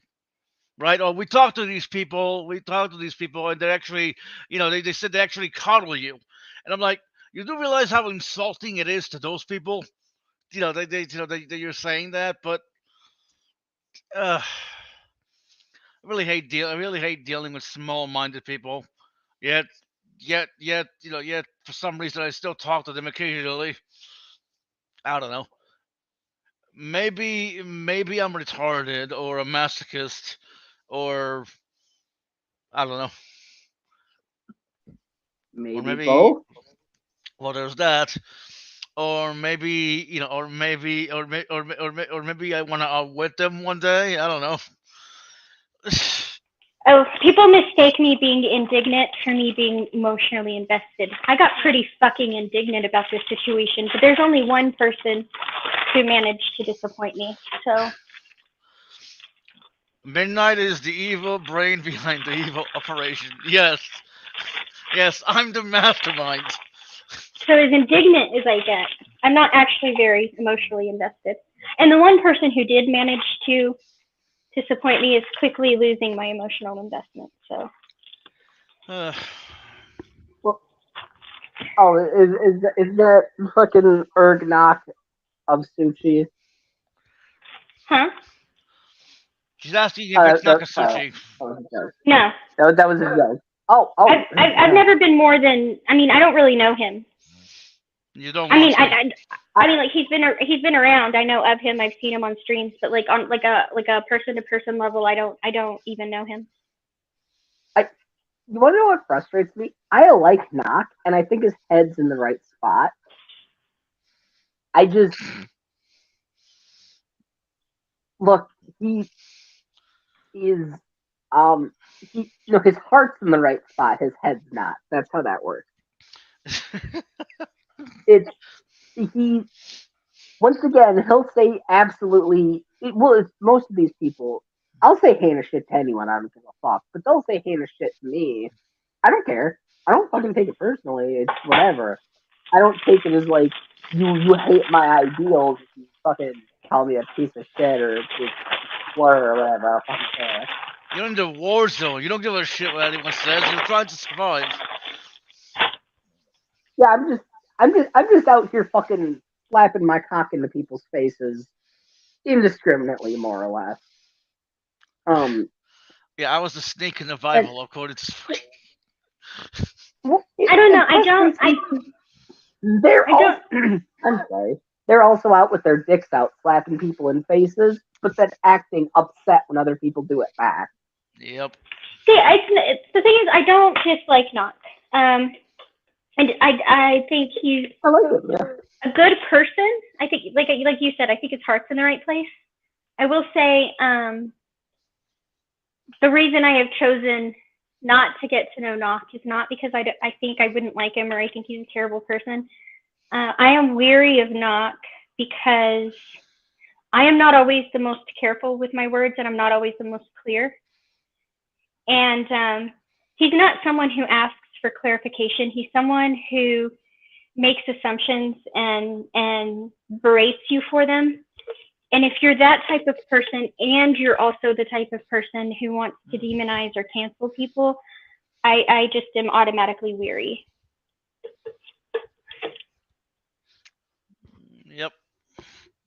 I don't like people who put words in my mouth and make up a bunch of shit based on something they think I meant by something I said. I can't do that.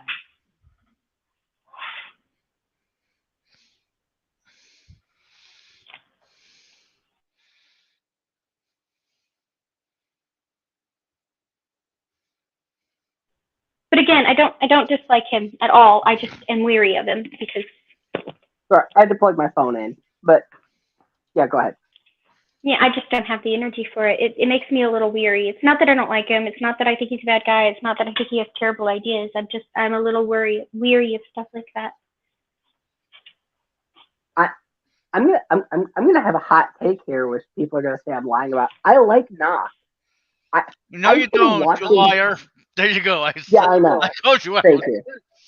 I've been watching Knock for like half a decade. Like, I was watching him before the Matt Powell shit, right? I mean, I think I was the second person he interviewed on his channel. The first was like standing for poop. I mean, truth. Yeah, I know. You and I have been around the fucking Knockosphere a hot minute. That's one way of putting it. Yeah, well, I think that was that when he was calling you a Nazi or something? No, the Nazi thing was way later. He was probably just making jokes about you being albino. But I like Knock. The Nazi thing is just retarded, honestly. Yeah, yeah. His anger clouds him worse than mine does. Right. And my anger often clouds my vision and my views and how I speak, and it just covers it in the fucking stench and the hatred. Yet, I don't know. I'll lash out once. It'll be real bad. It'll be real bad. Give in to your anger, cat. Ultimate power I is do. yours. Well, that's the problem. I do, and then I get over it. And then I'm like, yeah, well, yeah, I was an asshole. Unnecessarily an asshole. I don't retract anything I said necessarily, but, I was a bit too much of an asshole in that situation. Hey, cat, should I go get a suntan or just keep quiet on streams? Or both? Yes. The answer is yes. Do you remember that picture? Midnight. Albino. Yeah, definitely. Just get a suntan. Is that video is that video still on his channel? The video of him talking and putting out his Facebook is still on his channel. No. I'm talking about the video he made of me. I know, but the video of him putting his Facebook out there is still on his channel. That video is probably still up there. Yeah, well, I gotta give him credit. I don't know if he's ever actually taken the video down, because I've gone through his catalog before just to find dumb shit he said. Because, well, Will was paying me beer, so I went through the whole fucking catalog. I needed to be drunk for it. Okay. You ever watch 20 hours of Nakasuchi a day? It hurts. Well, okay. Midnight Midnight sure does sorry. Midnight sure does sparkle. The dumbest drama ever. A year ago, 335 views. Yep. Told you. Probably still up. Yep, and his live stream he did of me, it was over 8 months ago, 244 views.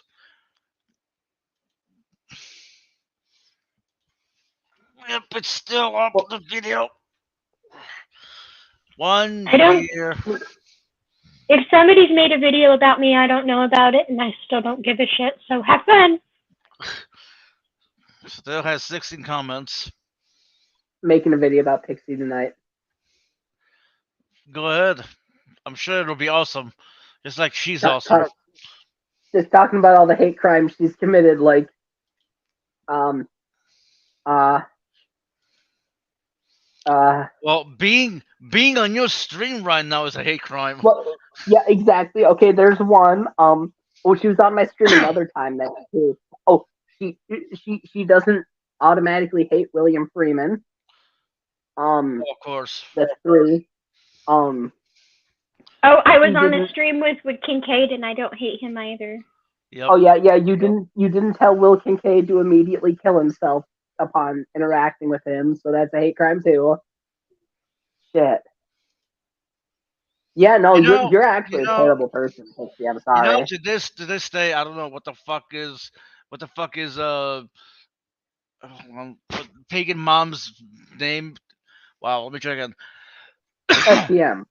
Yes, to this day, I don't know what SPM's problem is with me. Like, she ignores me. She just doesn't want to talk to me. I'm like, what the fuck did I do? I didn't piss in your cereal, you goddamn bitch. I don't know. She was always very protective of Knock. I noticed. She's always been really nice to me. She is pretty loyal to Knock, so. But I've never asked her not to be. I've never asked her to, she doesn't. She never I asked me mean, to being stop watching loyal to people. Knock is fine, but it's just like, what the fuck? You treat me like I'm a fucking piece of shit human being for for what I said to Knock or whatever I don't know. She's just whatever. I don't know. If somebody fucked with one of my wieldlings, I don't think I'd be very nice to them. Well, I mean, true, but it depends on how hmm. I don't know. It's just Well, I weird. think it depends on context. Because, like, look, if let's okay, I know you're best friends with Will Kincaid now, Pixie. I know you're absolute besties. You've been hanging out nonstop for the past 2-3 weeks, right? Let's say, Will Kincaid went up and called me a white supremacist, a hate crime or Rwandan genocide committing piece of shit. And I was like, hey man, well you're a fucking shit mongrel. You fucking suck my dick, motherfucker. Then, like, if you go after me, that's kind of like a wow. I mean, he kind of started it. But if Will was just sitting there, because I know you're besties, I know that's canon now.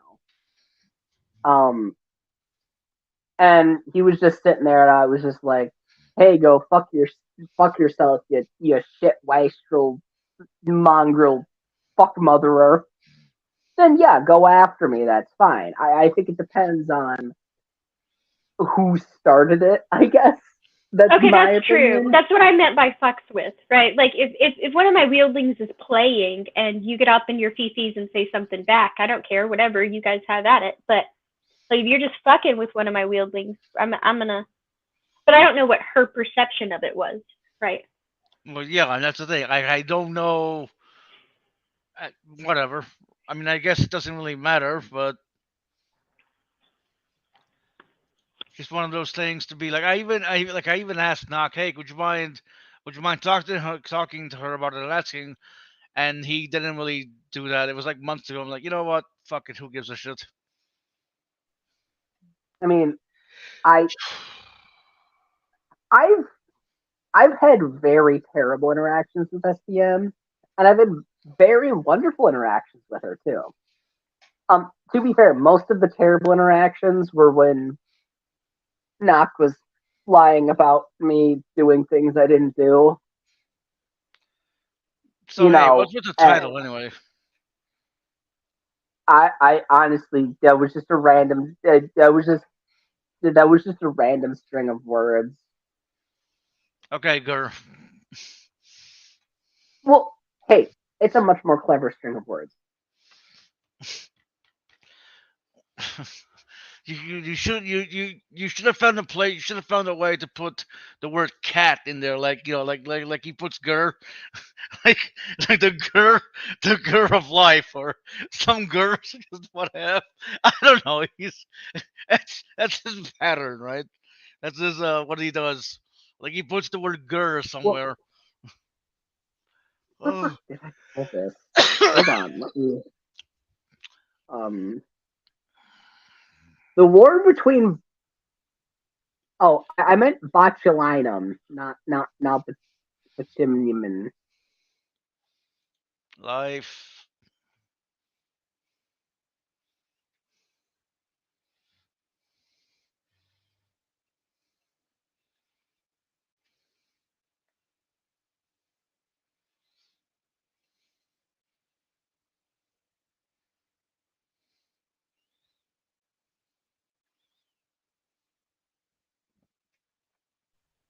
I didn't even realize it was misspelt because Yeah, that was botulinum is what look I there. read. It's just a random pithy title to catch attention. Look, Gur fucking stole my shtick with making his fucking video stream titled. Okay, that was my thing before it was cool, and we all know it. You can go back. You can go back in my fucking catalog and see. True facts.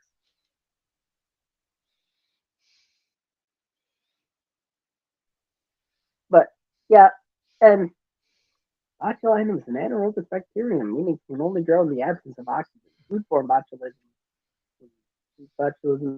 Yes, yes, yes. Spooky in cans, like canned food. That's an absence of oxygen. Yes, that is where that lives. Yes, that's how you get botulism. You get it from canned food. Well, I mean, it's not the only way, but it's an incredibly It's, look, that's my whole point. Thank you very much for attending my TEDx talk. Empty spaces. What are we living for? Abandoned I, places. I used to love TED Talks, but I feel like they're running out of guests to invite because some of them are just not what they used to be. You know, oh Pixie, you yeah, should go on TED Talk. No? Okay. I'd listen to a Pixie TED. Well, maybe not a full TED talk, a TEDx, like a 25-30 minute. I think that'd be pretty good. I mean, I don't know. Pixie is too shy, I think, to go. Well, I'd go for It a full depends on TED what's talk being and talk for discussed, 16 hours. actually. You think my shy streak is much bigger than it is, but that's Fair part of enough. my self-conflictingness. It's like Yep. Pixie's got fucking chutzpah. it's like okay, you know how I get nervous about karaoke and I Yes. don't like to do karaoke? Okay.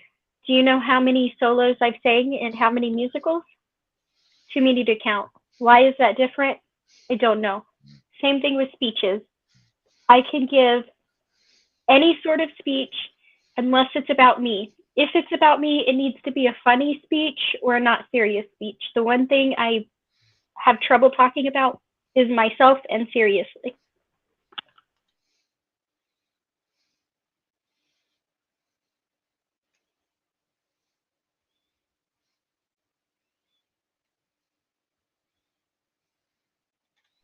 Weird, I know, right? Yep. You are a Yeah. weird Pixie. Uh, what?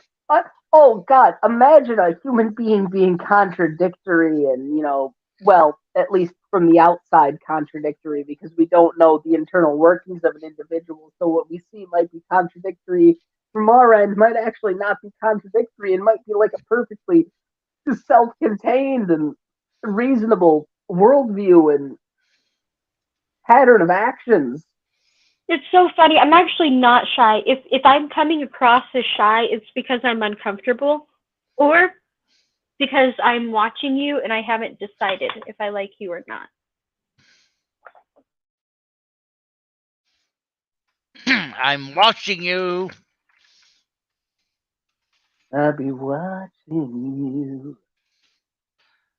You know that song, Every Step I Oh Take, Every yeah. Move, that song is kind of creepy when you think about it. I'll be watching It's you. a stalker song, and what's even I creepier know. about that fucking stalker song is how many people used it as their wedding song.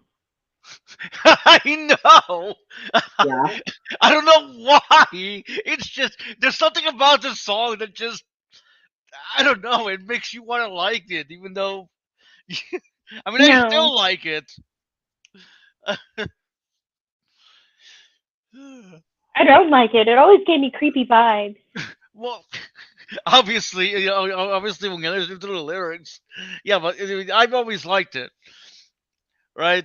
Just the lyrics, the lyrics were always like what, but then I just like I don't know. Made me That's feel just like I need me. to carry a baseball bat. Like, where'd I put my staff? Uh, I'll be leaving that shit at home no more. mm, I'm in love. I couldn't leave her. I couldn't keep her. Okay, no.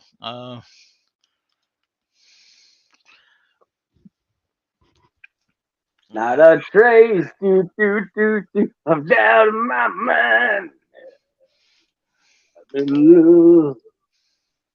Ooh, I'm a believer that could leave her if I tried.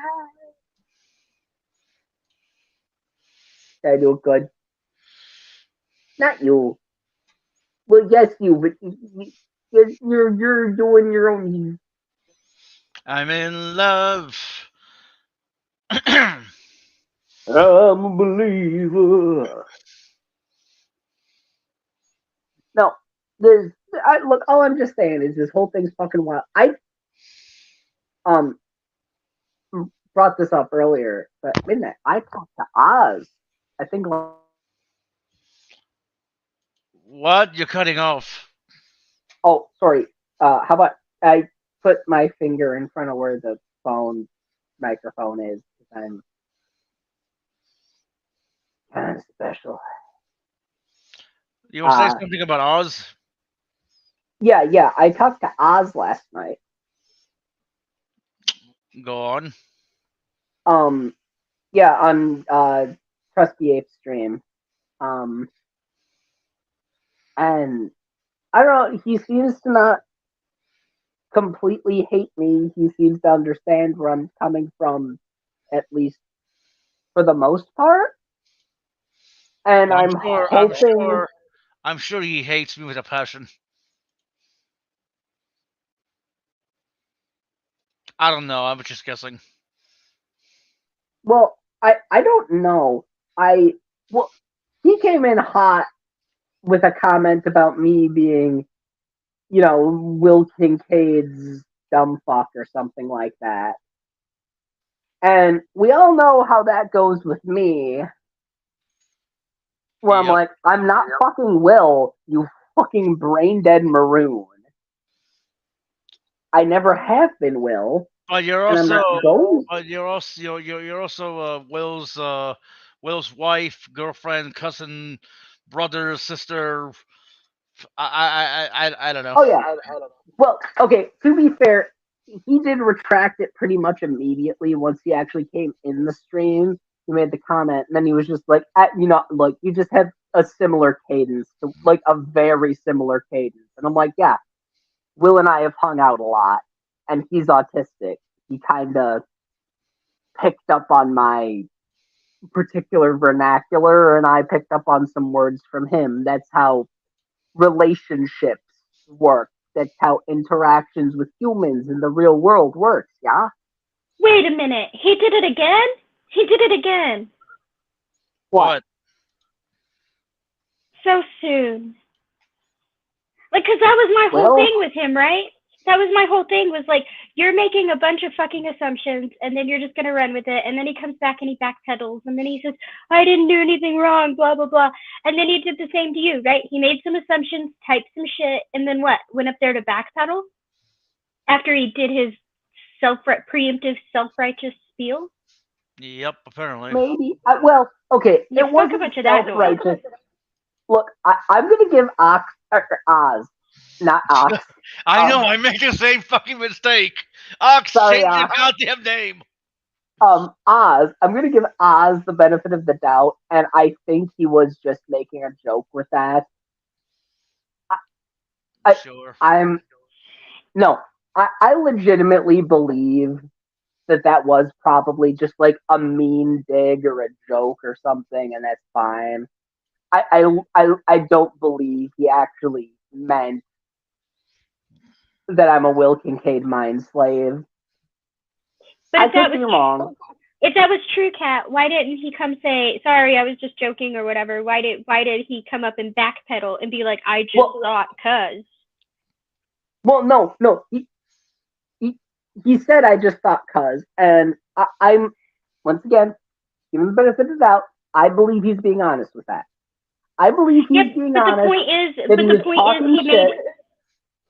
But he made his jab before he knew, because he thought. And that's what I'm pointing out. They're not actually mad at anything other than the bullshit they made up in their own fucking head. Well, yeah, that is entirely possible. However, I do believe he was just based on the conversation we had, and I was kind of confused because I know Oz knows who I am. So it was kind of weird that he just mentioned me being Will Kincaid. I don't remember the exact words, but it was dumb fuck or something to that effect. I don't remember. It was just something like that. And which is weird because, like, hey man, you like were on a stream with me, like that Math Pig was running about me being poor about a year ago. I know you know who I am. You helped raise money for me. I mean, I think that's kind of where I got pissed off, which that's a me problem, not a him problem, right? I don't know what he intended. I can make guesses, but I'm giving the benefit of the doubt. I'm assuming. But that goes back to me being indignant, right? Because one of the things after I said that it was a pit of vipers and he was a viper, you know, in his little video, he was like, Pixie, I've had a couple of interactions with her, blah blah blah. I don't remember what all he said, and I don't give a shit. But then he said something about she pretended to be, or she acted nice, or she pretended to be, or something. And I was like, look, you've talked to me like 2 times ever, and yeah, I was nice in your chat. So like I just like typed under the video. I typed a bunch of shit because he pissed me off. But one of the things I typed was like, I didn't pretend to be nice. You pretended to have integrity, and now you can stop pretending to know me. You know what? You know what I love about the entire situation a few weeks ago, how how Oz tried to use his girlfriend to be like, well, hey, you know what? Here's my girlfriend, and you know what I mean? Just like I said, I don't find the word offensive. I don't find anything. And the look at his face when she did that. Well, that was most people's favorite part. My favorite part was actually Bond's. My favorite part is actually Bond's video. I didn't know Bond made a video. Oh my God, Bond made a video called Oz the Great, and oh yeah, look, Bond has some bangers. I got to give him that. Yeah. So what it is it's a couple of clips from a couple of different streams, and it starts out with the one between Oz and Will, where he's demanding that Freeman or Will Kincaid? tell him what a coon means, and Will explains it, and then Oz is like, well, he says something about how he's done his research, and that Will's insinuating that it's used in the black community, and he's never heard any person in the black community use it against another person in the black community, and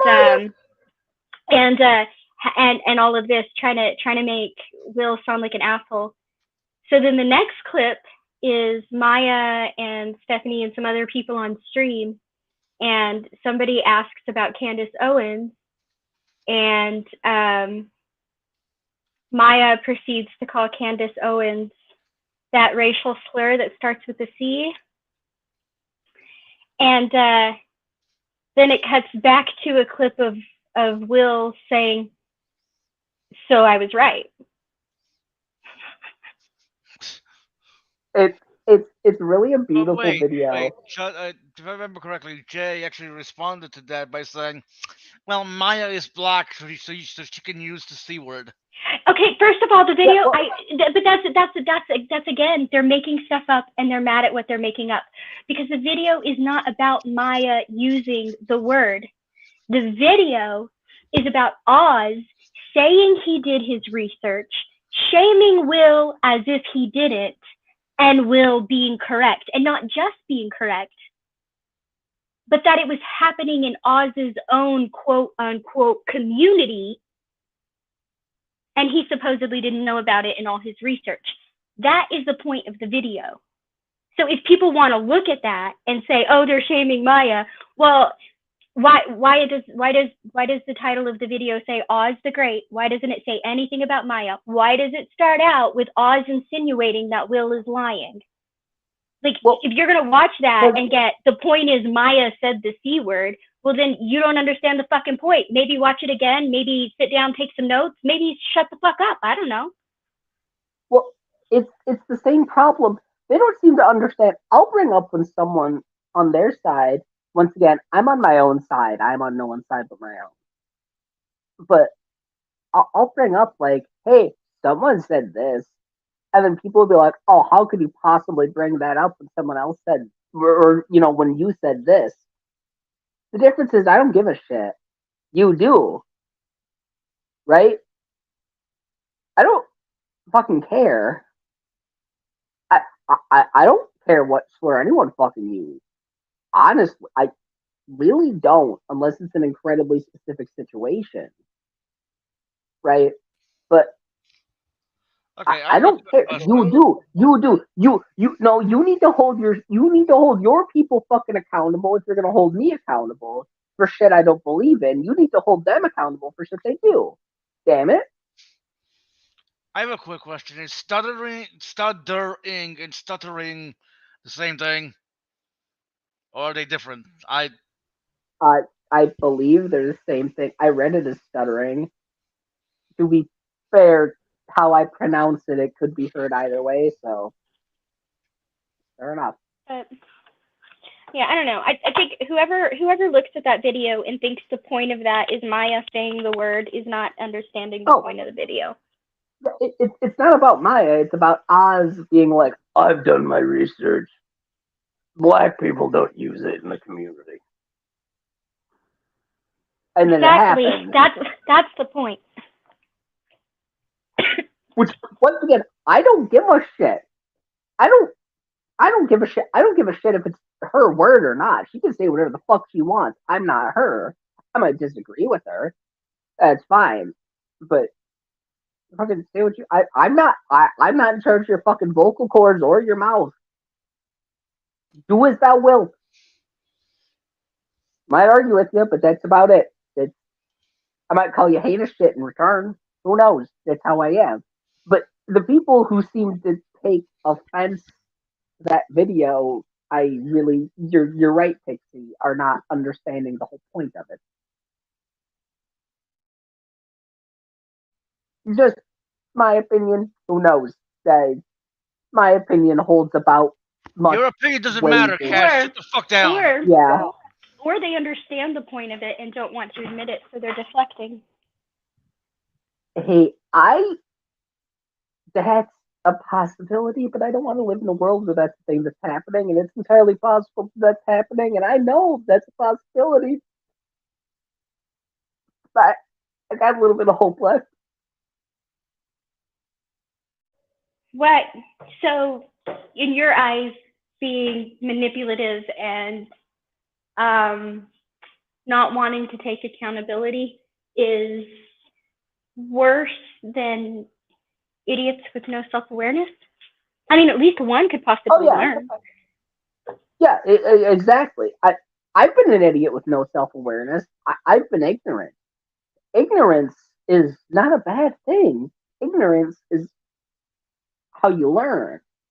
Um, Willfully ignorant people,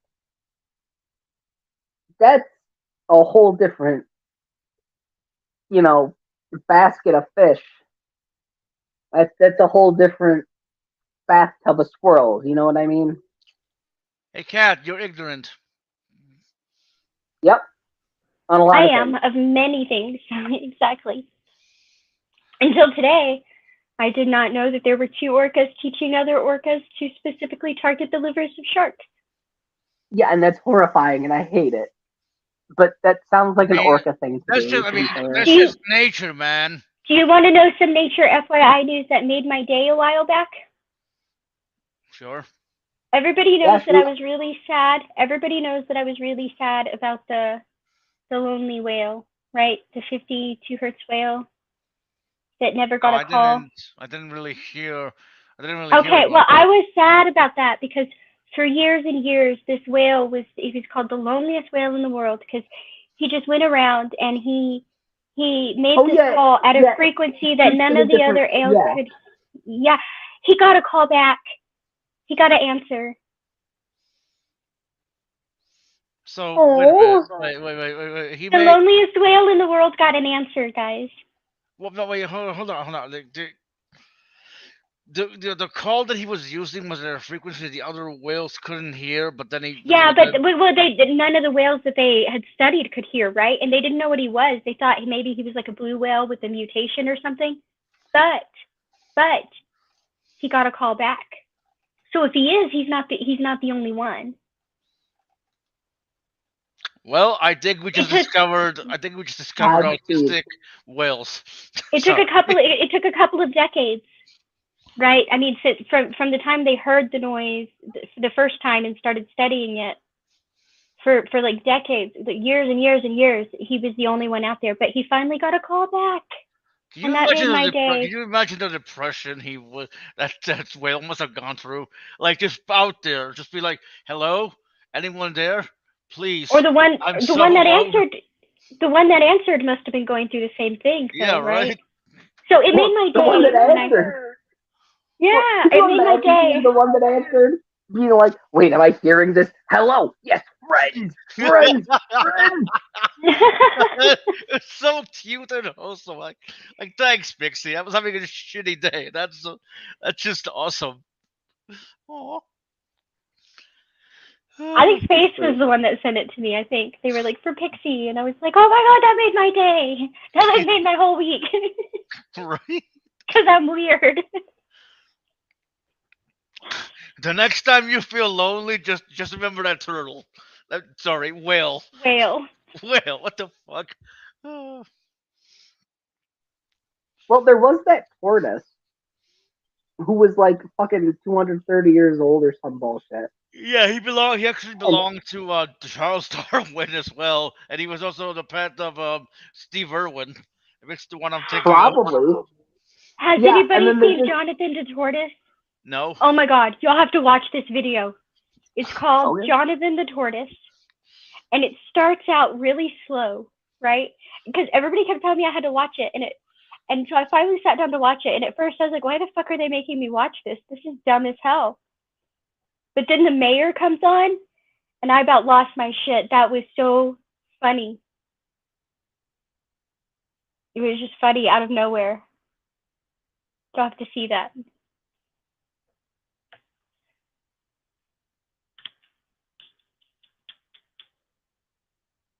Because she's like, I didn't know, was it the mayor or the governor? It was one of the two, but it's this island, and the oldest resident is a tortoise, right? And she was talking about how, like, I didn't, like, how one time she heard noises because he likes to get frisky with the female tortoises, and sometimes he falls on his back, and she has to go help him. And, like, she's talking about this incident, and she gets this really, like weird look on her face for a moment, and she looks up, and she's like, I didn't know this was going to be in my job description when I ran. Wait,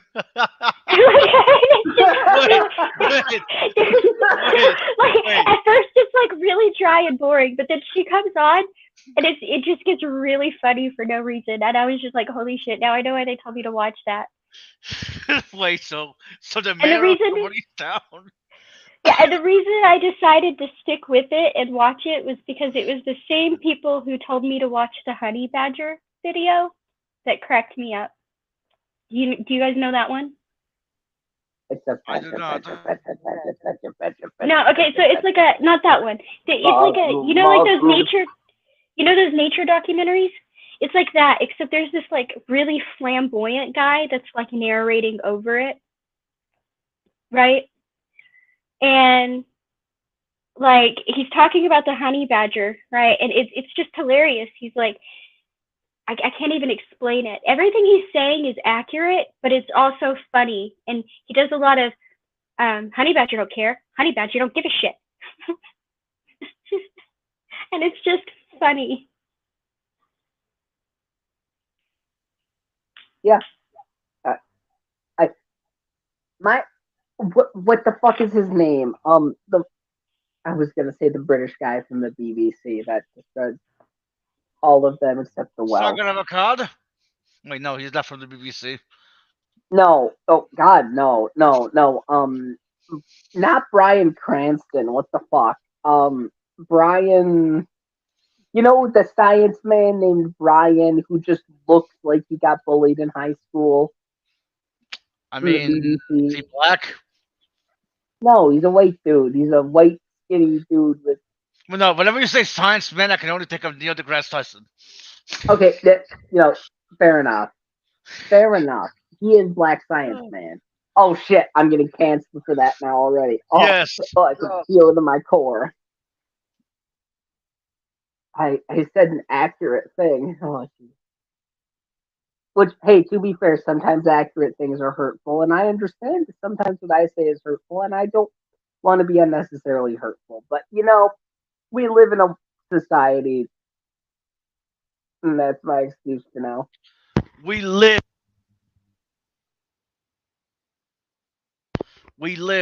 in a society. My mic kind of unplugged, so I didn't get that last word. I can't. Pixie, I got this in the private chat. I can't play it. I'm on my phone. So I will play it because I'm God. Oh, it's just there for later. But I'm gonna put that's the honey badger one, but I'm gonna put the Jonathan the tortoise one in there. All right. Well, touche. yeah, I guess. At midnight, if you want to play it, I'll put it up on screen. All right. Or don't. It's whatever you want. I guess it's your computer. It's your life, man.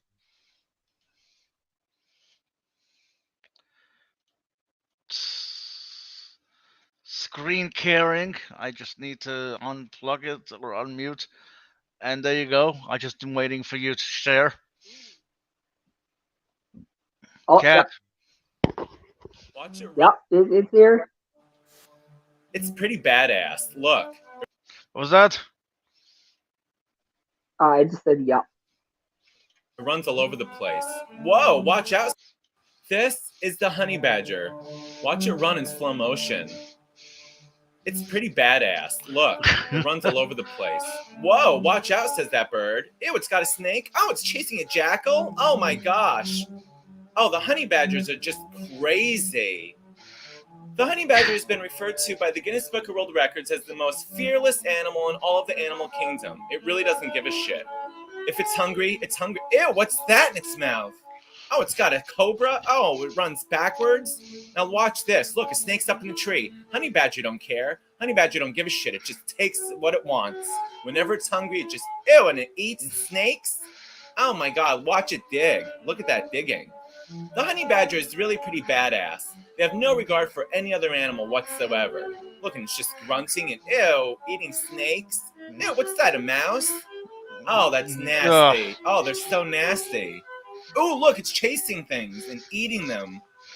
The honey badgers have a fairly long body, but a distinctly thick set, broad shoulders, and their skin is loose, allowing them to move about freely. And they twist around. Now look, here's a house full of bees.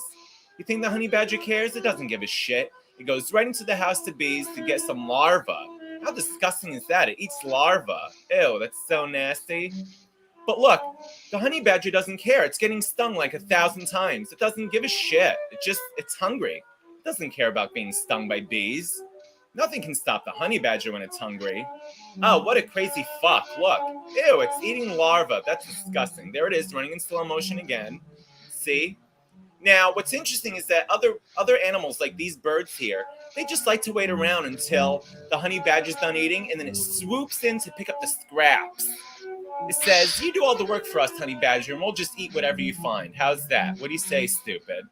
Look at this bird. Thanks for the treat, stupid. Hey, come back here, says the honey badger. Birds don't care. And you know what? The jackals do it too. Look at these little dogs.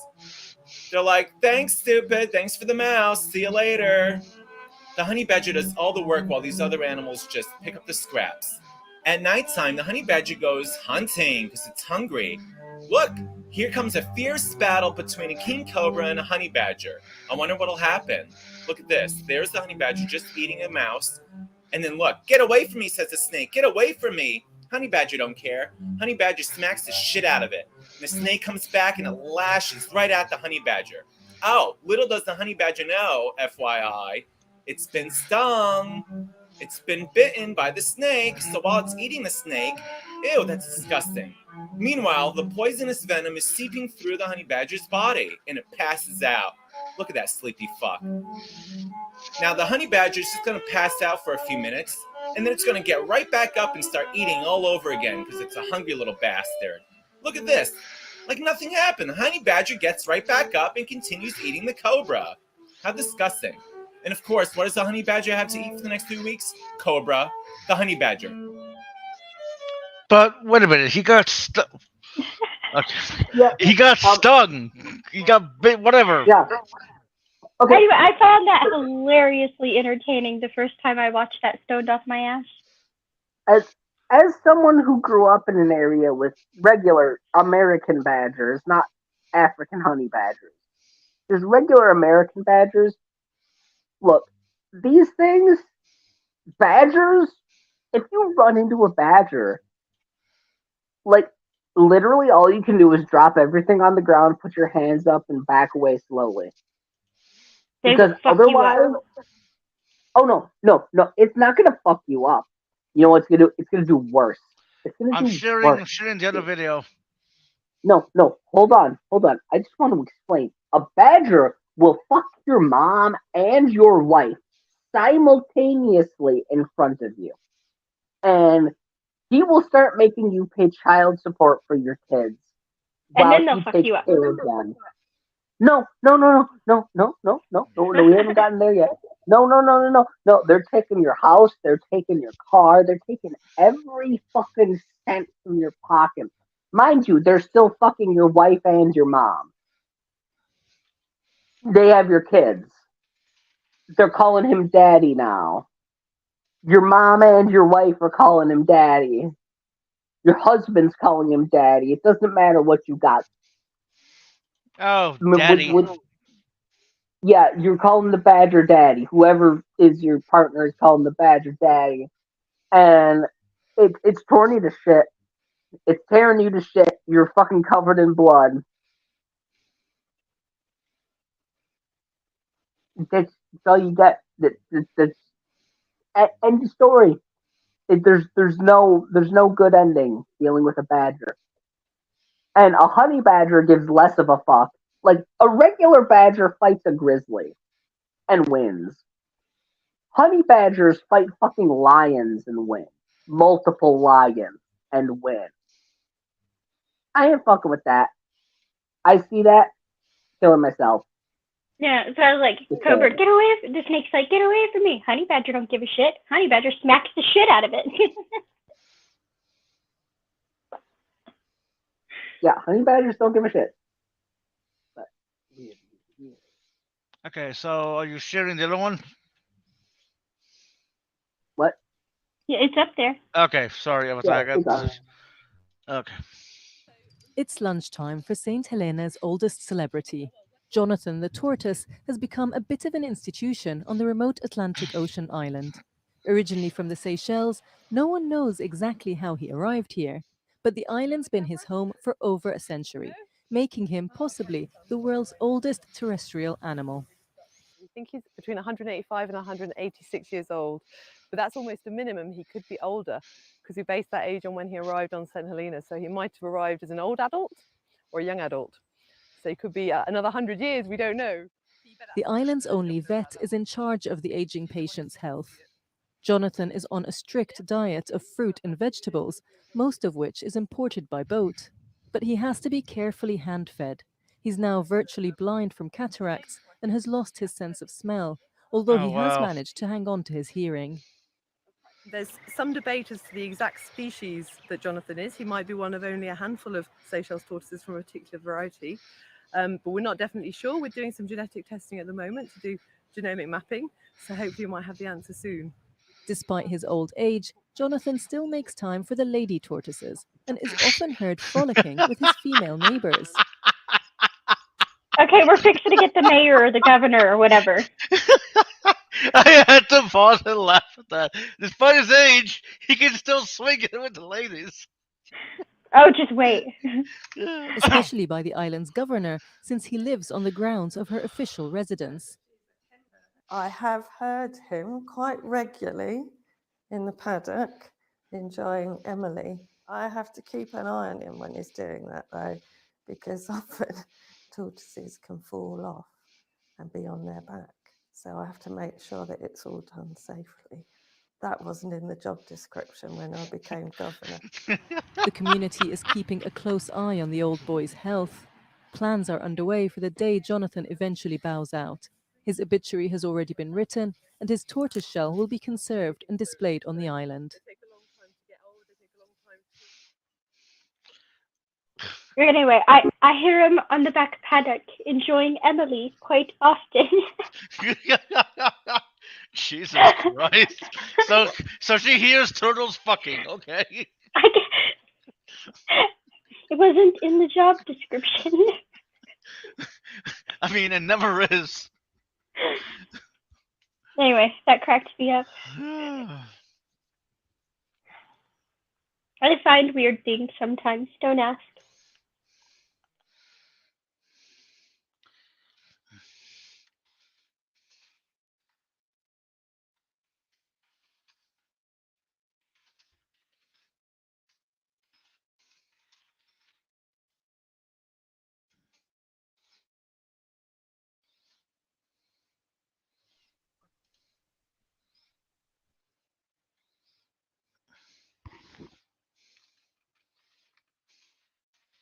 All right, I'm gonna give you the bugs while I run to the tobacco. What's that?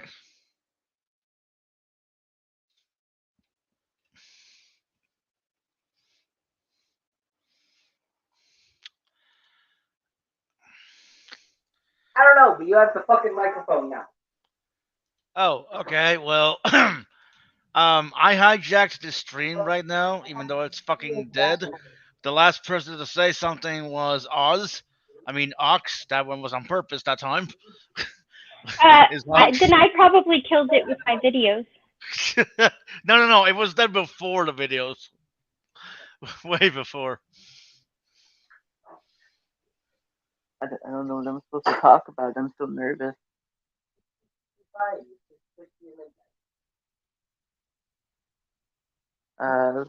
I'm watching SpongeBob right now.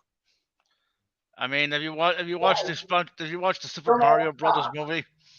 While I'm gone for fucking 4 minutes. No, but I'm gonna stream it eventually in my server. I really want to see it. I'm a big Mario fan. I want to fuck Bowser. I do movie nights sometimes, but mine are dark shit. Like the last one we had was Memento, because I love that movie. I don't watch a lot of movies because I have a really short attention span, so it's really hard for me to watch movies. But I feel like the You might Mario enjoy movie this would be one. amazing.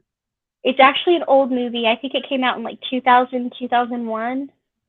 That's when I was born. But it's done in a way that okay, the main character can't make long-term memories. So if he's not actively holding on to something, his mind will reset. And it's shot in a style that it's almost shot backwards, but it's shot in like a sequence to sequence thing happening. It's interesting. I will have to watch it. I'll make Kat um find a way to watch it eventually. Oh, I can just put it on I can put it in my Google Drive and send it to you guys sometime. That would be epic. I'm very excited. We have Happy Meals on the way. Well, I got a Happy Meal, and they were buy one get one free, and I'm excited. It's not the child. Oh my god, I still get Happy Meals. Well, because I don't eat a whole lot. I don't need a giant portion. Like I'm good with a Happy Meal. I like the little toy that comes with it. I'm a big fan of toys. So, what were y'all talking about? Anything interesting? We just watched some funny videos. One about a tortoise and one about a honey badger. I've heard honey badgers are very scary, but I could be thinking of regular badgers. No, they are very scary. And that was kind of the point of it. Was this very flamboyant person was like talking about it, and he kept saying things like, "Honey badger don't care. Honey badger smacks the shit out of it. Honey badger don't give a shit." I've never seen a honey badger. I'm very glad we don't have them in New York. Okay, can I just say that honey badgers are more badass than lions now? Like, I because if you notice in the video, the honey badger doesn't give a shit. It's not afraid, right? The honey badger will do anything. Like lions is the big cat. apparently it survives venom. Well, I don't mean like it's a classic movie. I just meant old as in like not this decade or the last one. I'm classic. I'm not classic. Spooky's Though. comment. I'm He not was old like enough. from the 2000s, not the 40s. I'm in love. I believe her. I couldn't leave her if I wanted to. Any movie that was recorded before or directed before I was born is old to me. So any movie in the year 2000 or before, Cat bullies me for being born after 9/11 because she saw it happen. I didn't. My mom almost went into labor though when it happened. Midnight, how old are you again? I forgot. I am He's 38. 38. Yes.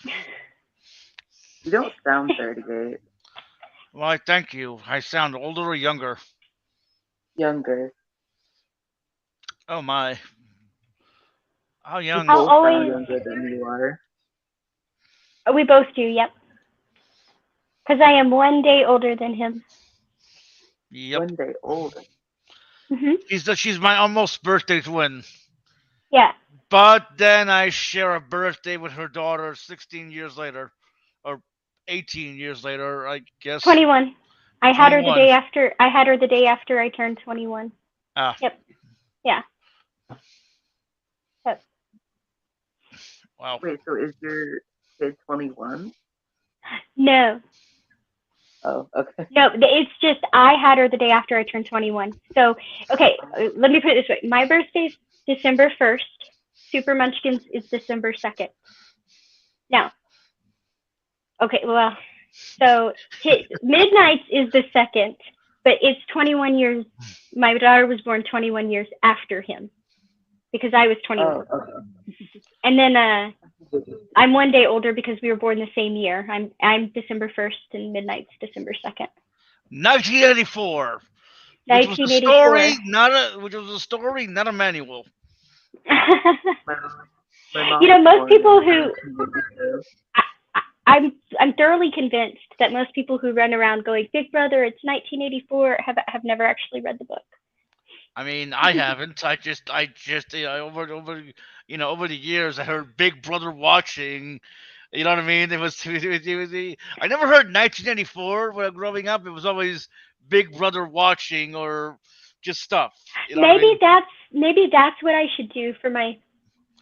Maybe I should start streaming, and the first thing I should do is read the book 1984. It is sitting on my shelf, and at least people would know what the fuck they were quoting.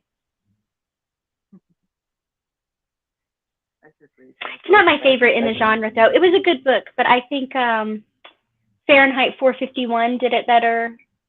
I think in some ways Brave New World did it better, and in other ways 1984 did it better. Okay, how can you make a Definitely think The sequel? Giver was better. How can you make I a didn't say sequel to sequel. I said in the 1984? same No, genre. no. I know. I was just asking, how can you make a sequel to 1984, 1985? But yeah, so I don't know. It's not even it's a good book. I understand why it's a classic, but I wouldn't even call it my favorite in its genre. I am the Eggman. Eggman? Like some Sonic? Cat, you're back. Yeah, you are. I made the How stream was your very rest, boring. Bugs? Did you wake up smiling? Fucking Yes. Here, I'm Good. giving you guys that.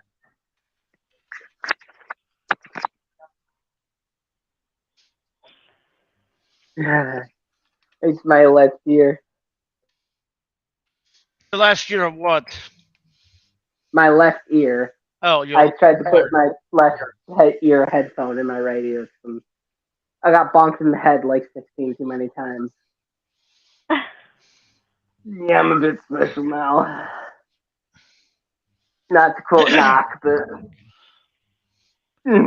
I love everybody because I am everybody. who is this dirt grass toucher? Because I'm on board with him, man.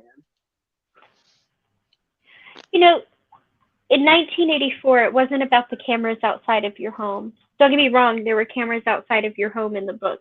But in the book 1984, the more disturbing thing was that if you paid attention to this guy, the only privacy he had, even in his own home, was one tiny particular corner that the camera couldn't see. But he had to respond anytime a message was directed at him, anywhere. And it even went into your own home. And even then, even though there was that tiny corner that the camera couldn't see, that's part of how he gets caught, right? So when they say Big Brother's watching, they meant not just watching. Like it's a two-way system. You're expected to respond to everything.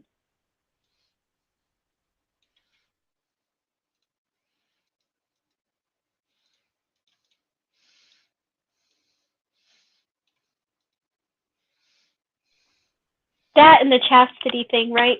They said the one thing you can't break is this, and then bam. Wait, what about chastity?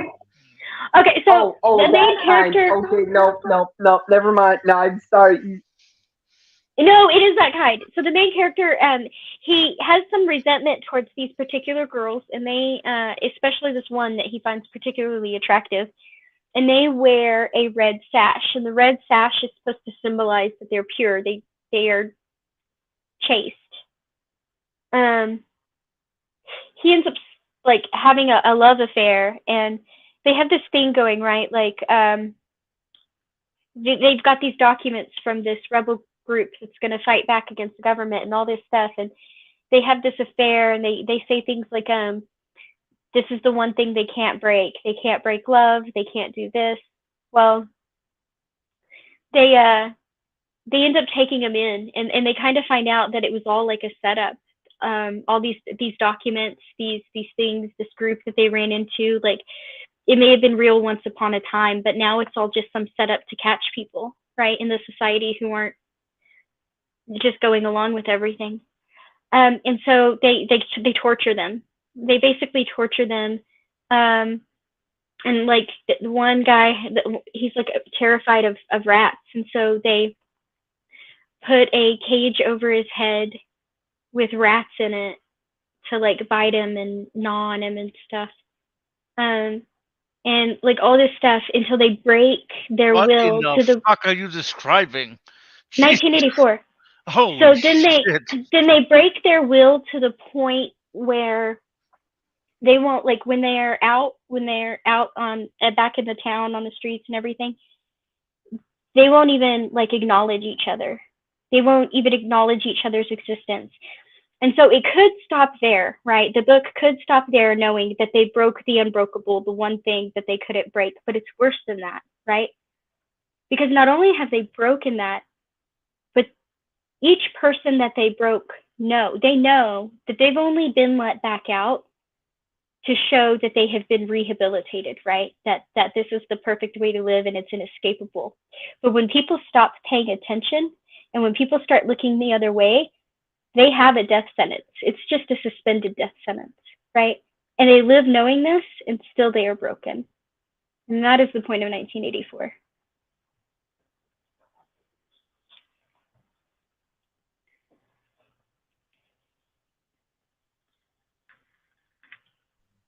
Yeah, but also like Winston Smith, man. Oh, it also talks about propaganda, right? Like it says they'll be fighting the West, and all the propaganda will be that they have always fought the West, and the East is their ally, and then they'll be fighting the East, and the propaganda will change, and they've always been fighting the East, and the West was always their ally, and like all these things, you know.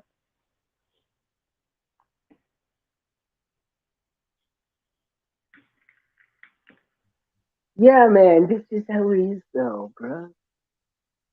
Ooh, first chat for anyone's ideal Saturday involving a fat log of man meat on your face. Hey, man, I'm here for that. Appreciate you, bud. Um, I don't know if I agree or not, but hey, man, I'm all about a fat log of man meat. Anyways, continue on about propaganda. I just needed to address that. No, that was the 19. That's what the 1984 book is about. It's about how like the government can control and society using like propaganda and extreme like lack of privacy and how it still won't work, but it'll give the illusion that it's working while they slowly kill people behind the scenes. Oh my It's an god. interesting. It's an interesting book. Yes, but again, it wasn't a instruction manual. I don't know how many times people have to say this. No, what I'm saying is it wasn't. I know. That's what I'm saying. Like if you read the book, there are other books within the genre that are more comparable um, than 1984 was an inside 1984. job. Most people who quote that I don't think have actually read the book because sure you can argue that there are certain like symbolic similarities, but like I said, I can argue symbolic similarities to other books in the same genre and have much more evidence to back it up. So I don't understand people's fascination with that particular book.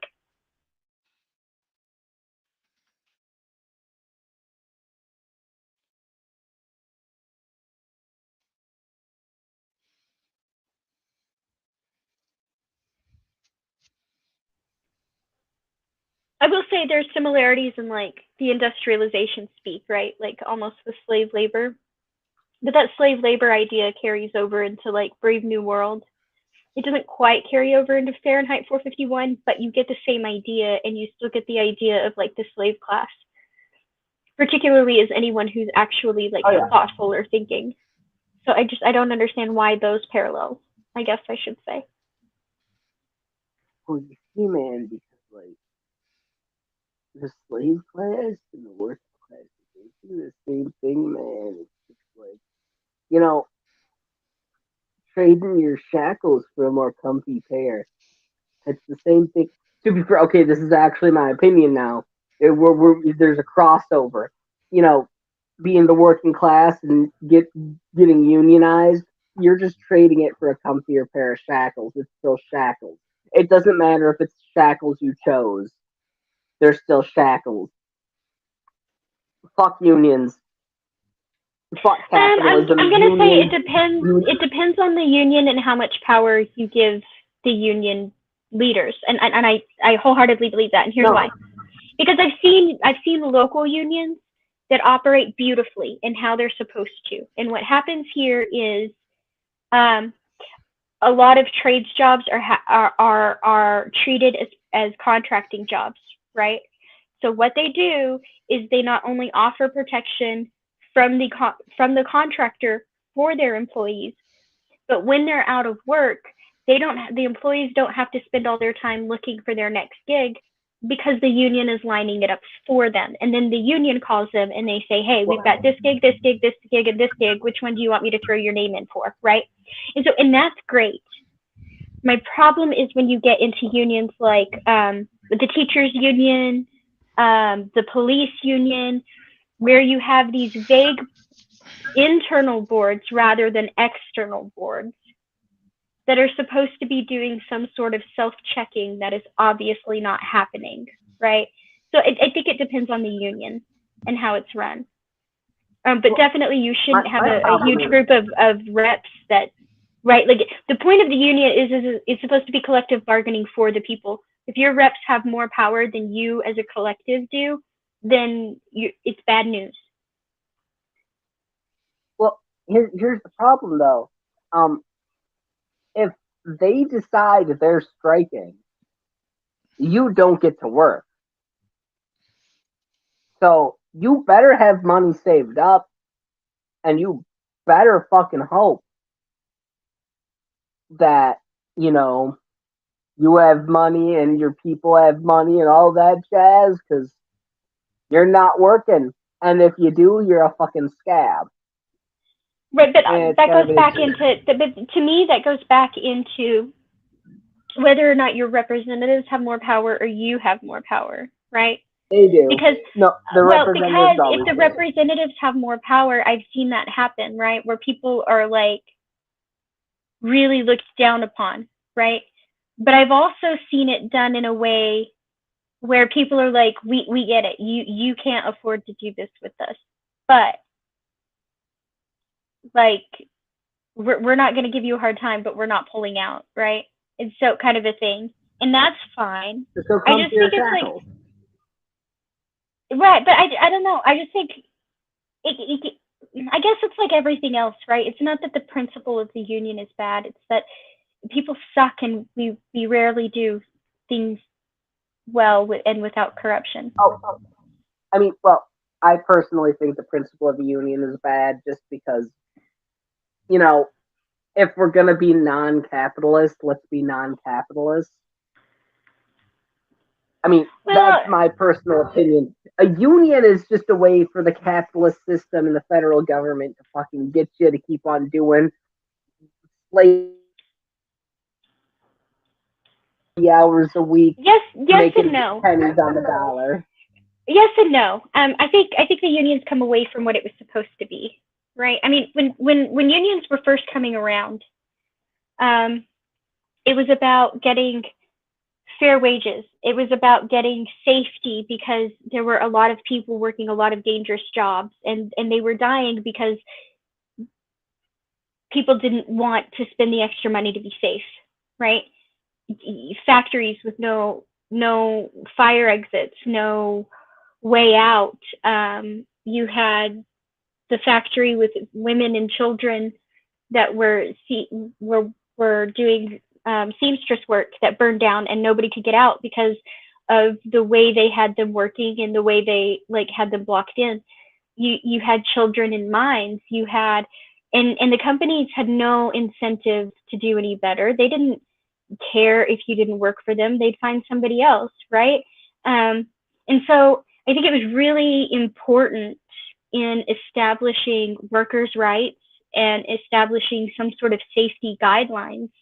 I think it's not what it was supposed to be, and I'll give you that. But I don't think the basic principle of the union itself was bad, particularly for the time it was born in. I mean, yeah. Also, however, hear me out. Like, hey, it was great for what it was back in the time it was in the capitalist society. Yeah, sure. However,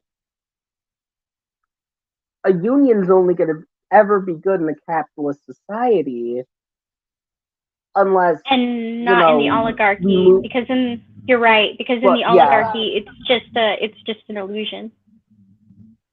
Well, yeah, it is just an illusion because, like, okay, you get beat less, right? Like, you're still a slave, you still have shackles. It's just you get beat less with a union, you get fucked less with a union, you get comfier shackles. Like, your shackles have cushions on them. Like, you have chairs with cushions in your house, your apartment that you rent from another slave master, right? And that's fine so long as, look, if they want to be honest about it, and most of them are, and I'll give them that. That's fine if people want to do it, but don't fucking expect me to go in on your fucking brigade. I don't fucking play that shit. I'm on my own goddamn team. Why the fuck do I want you fighting for me? I could fight for me better than you could fight for me. So what if I get fucking fired? You're still a corporate bastard. You're just a unionized corporate bastard. I don't give a shit. I mean, maybe that makes me an asshole, but it's like, I don't trust you. I don't trust you. You're working for the system. I'm trying to burn it down. I don't fucking trust you. The one thing I don't like about my brother, my brother's in a union. He's got a trade job. And the only thing I don't like about his union, because like I said, in between jobs, when one job finishes, he doesn't have to look for another job. The union is looking for him, and they'll call him, and they'll be like, we have this job, this job, this job. Where do you want me to put you? He's a trade worker. Yeah. Yeah. Okay. He's a journey. He's a journeyman electrician. And he does a lot of like commercial work. Like he helped do the new Google place, right, where they're going to put all their servers, and he helped wire that place, things like that. But he's been thinking about taking a steady job with like a private thing around here. And the one thing that makes me mad is if he chose to do that, he might lose his union spot. Yeah, because you stop sucking the corporate wiener. That's what it is. Well, because he would be accepting a steady job over contract to contract. Yeah. That's the thing. They force us into a situation where we need to have steady work, and then punish us for working contract to contract. So we get unions, right? So we can work contract to contract. And then when we want steady work, because we found a place we like and we want to live and just do our shit, then we're fucking punished for going from the contract to contract union stuff to the steady work. This is why the whole system's goddamn corrupt. Yeah, and then you have the jobs. Then you have the jobs that are in between, right? Like, people think there are people in this environment that I live in who look down on people who like me, who have a salaried job, right? Who have technically it's salaried, but I get paid hourly, and the reason is because even though I'm on salary, I also get overtime. And they're very generous with my overtime. It goes for a certain number of hours. It's time and a half, and then anything over those hours, they pay me double. So they're very generous. But because I have an hourly rate, people will look down on me. But at the same time, I'm like, I kind of get that. But like, your commission-based job treats you like most of the good jobs around here are commission-based jobs. In people's mind, I don't think that, but other people around here think that.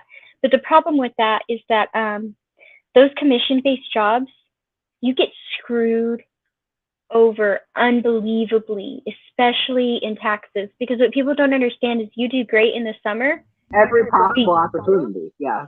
but you've got to make that last all winter.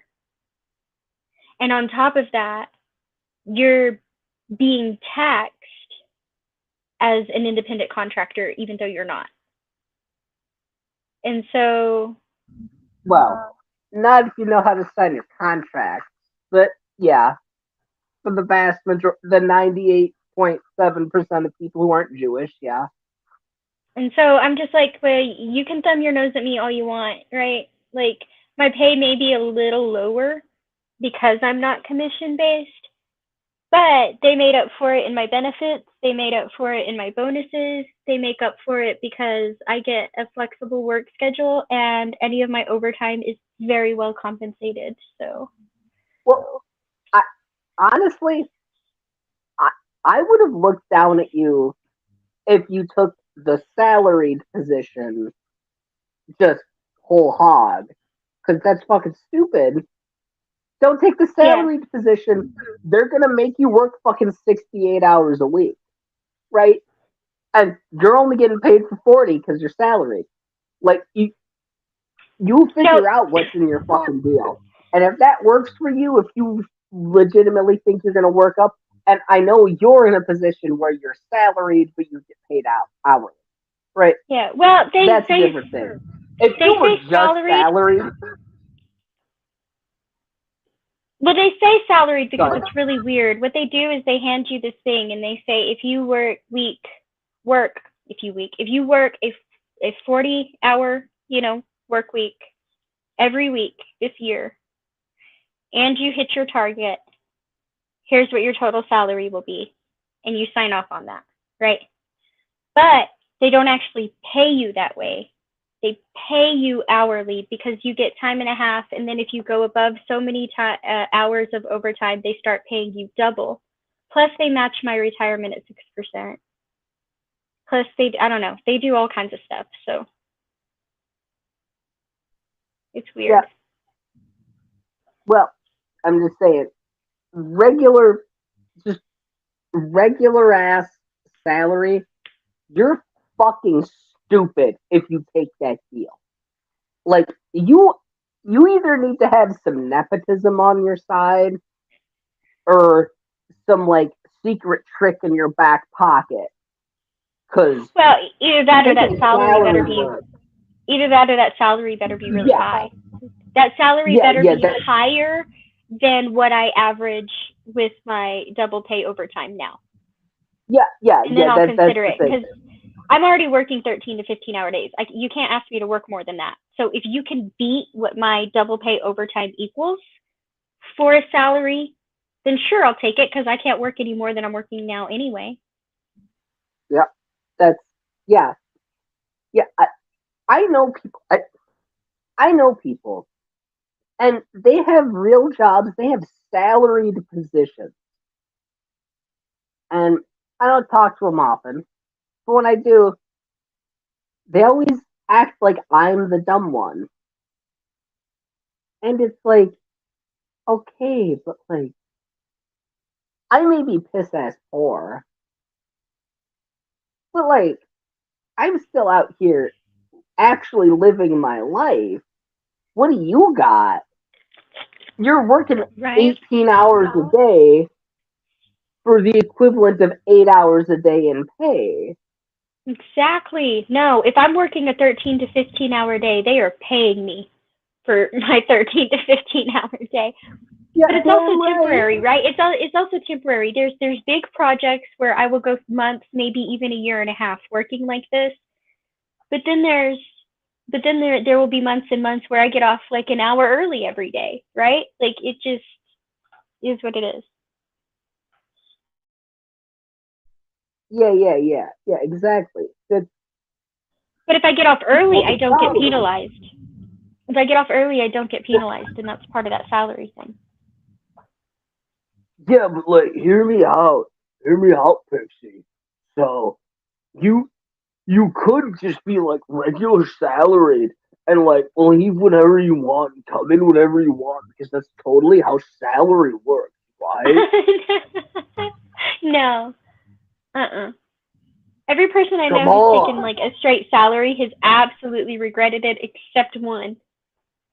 And in that one case, that's because she got bumped up to VP, I think. Yeah, VP. And so the salary beat anything she could have made with overtime. Secret trick in the back pocket. Just like I said, sometimes you got the zhuzh, you know? You can fucking put it out there. If I put it out there, I just get accused of being a sex offender. That's a joke. I don't randomly wave my dick around in public. That's hilarious. I choked on that hit when you said that.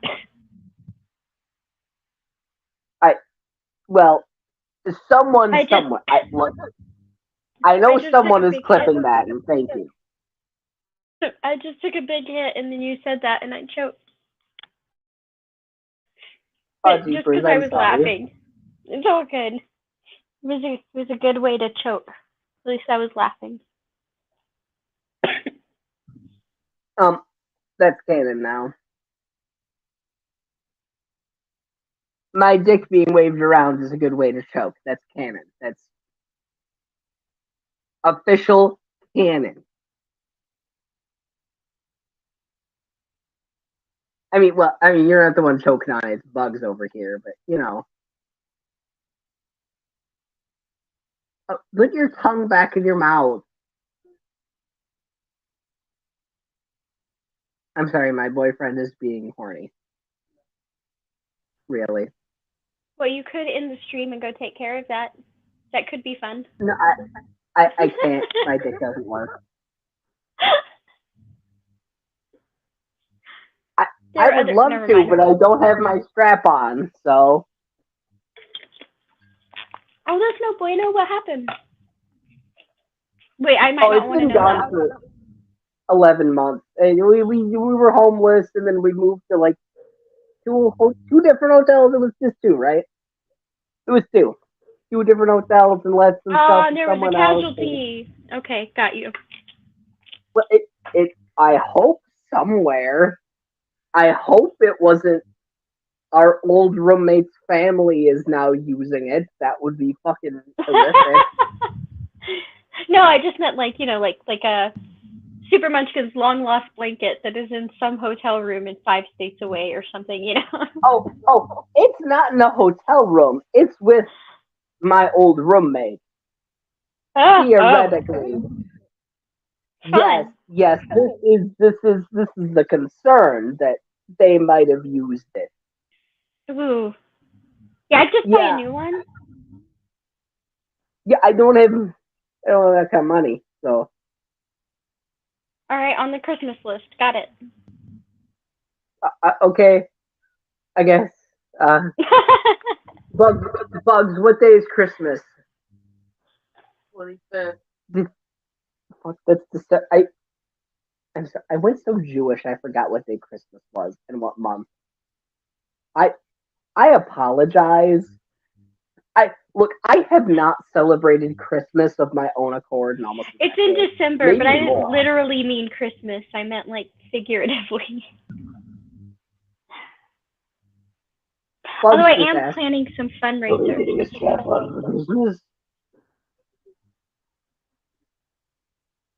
He's wiggling his ass.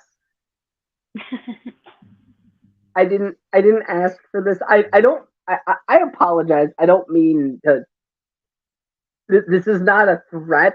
I don't. It feels like I'm giving you a horny threat. I am just actively repeating to you what I see. Bugs is threat. Bugs is the threat. Bugs is the threat. This is canon now. Bugs is the threat. I am just. I speak for the bugs. Oh, okay, that's a lie.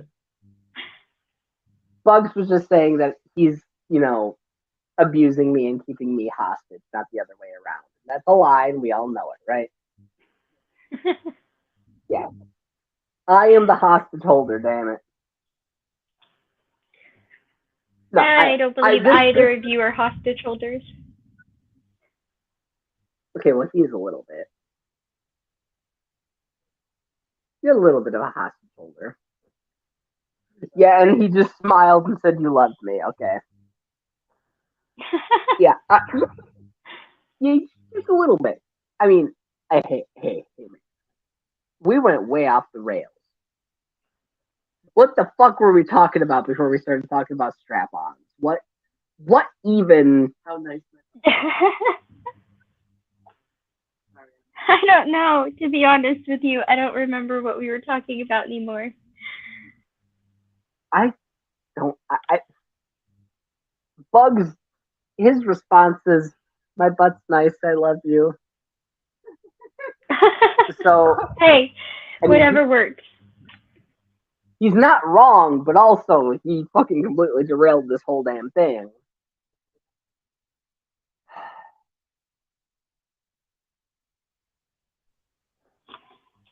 Well, hold on. Let me walk back. Let me walk back. We were talking about.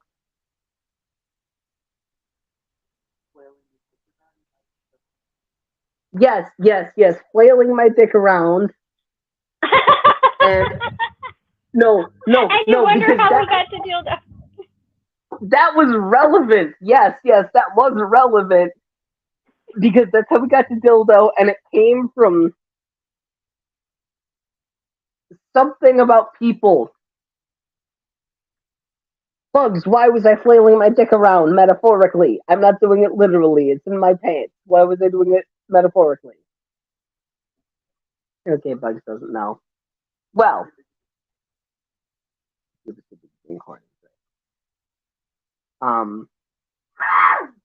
Okay. Okay.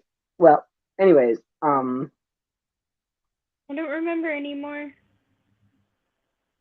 Yeah, I don't either. So, what do we want to talk about? We want to talk about the community? Do we want to talk about honey badgers? What community?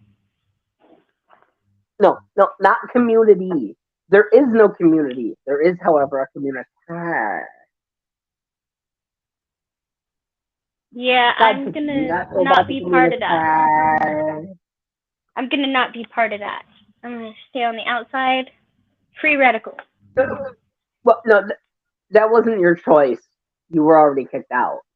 So, you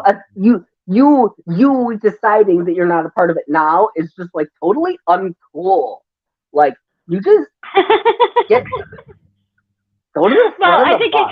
I think it was totally uncool of people to not tell me that I had somehow wandered into some fucking community of like vipers. Well, that's the thing. Like, okay, that's what upsets. It's incredibly frustrating. Like, hey, if we're in a community of vipers, hey man, I'm a fucking mongoose, right? Fucking bite me. See what the fuck happens. I'll bite you back, motherfucker. I'm immune to your venom. That's why I called that the rants that they did self-righteous, right? It's part of what was so self-righteous about it to me. I'm like, here you are, going on and on about a community. Like, this person hasn't been here for over a decade talking on YouTube, right? And on top of that, like, you're not even on your own fucking channel spewing this bullshit.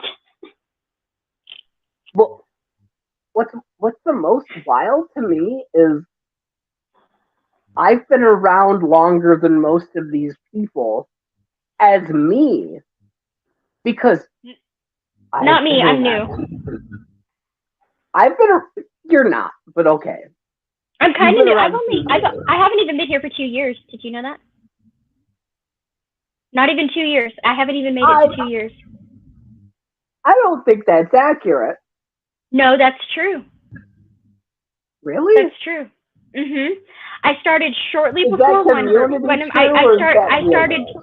I started shortly before I turned 37. Was when I first stumbled in here. I had only known Wildheart for a couple, like 2 weeks, and he did a. I happened to be on his stream on my birthday, right? And then, so then there was my last birthday where I turned 38.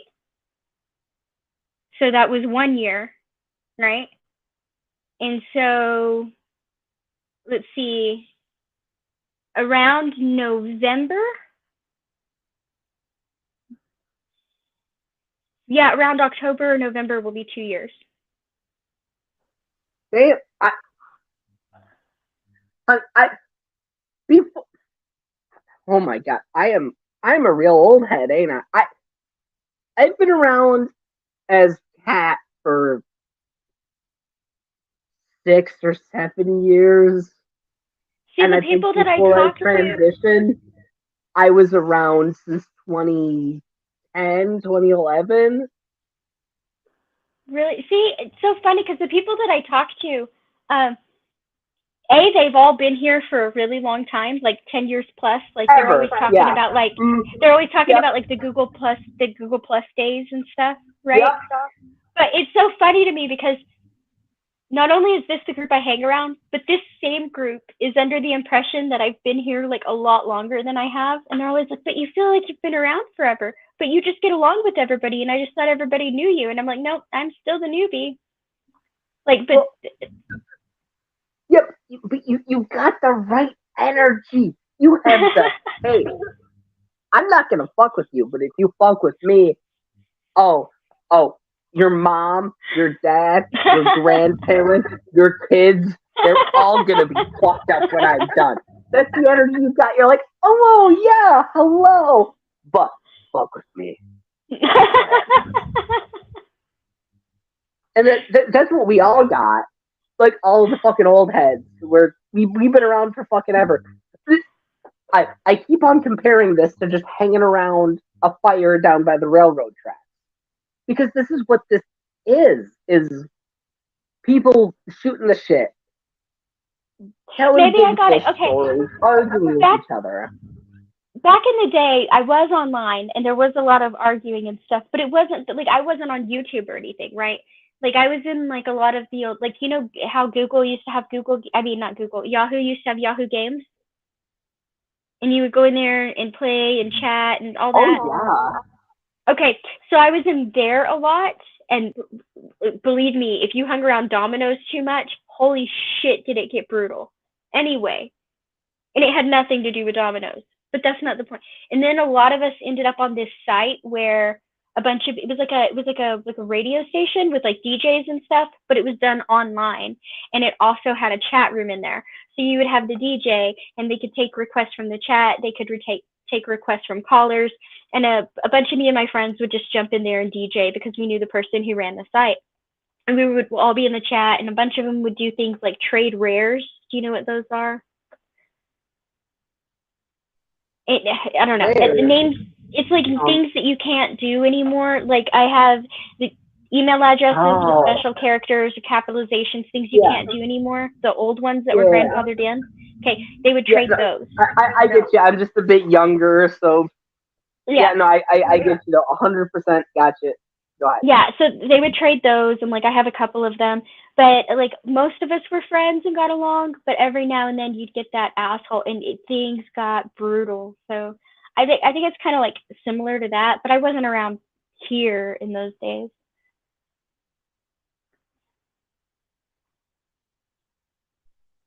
Yeah, I've been around. God, like I said, we did Skype calls with like 20 people.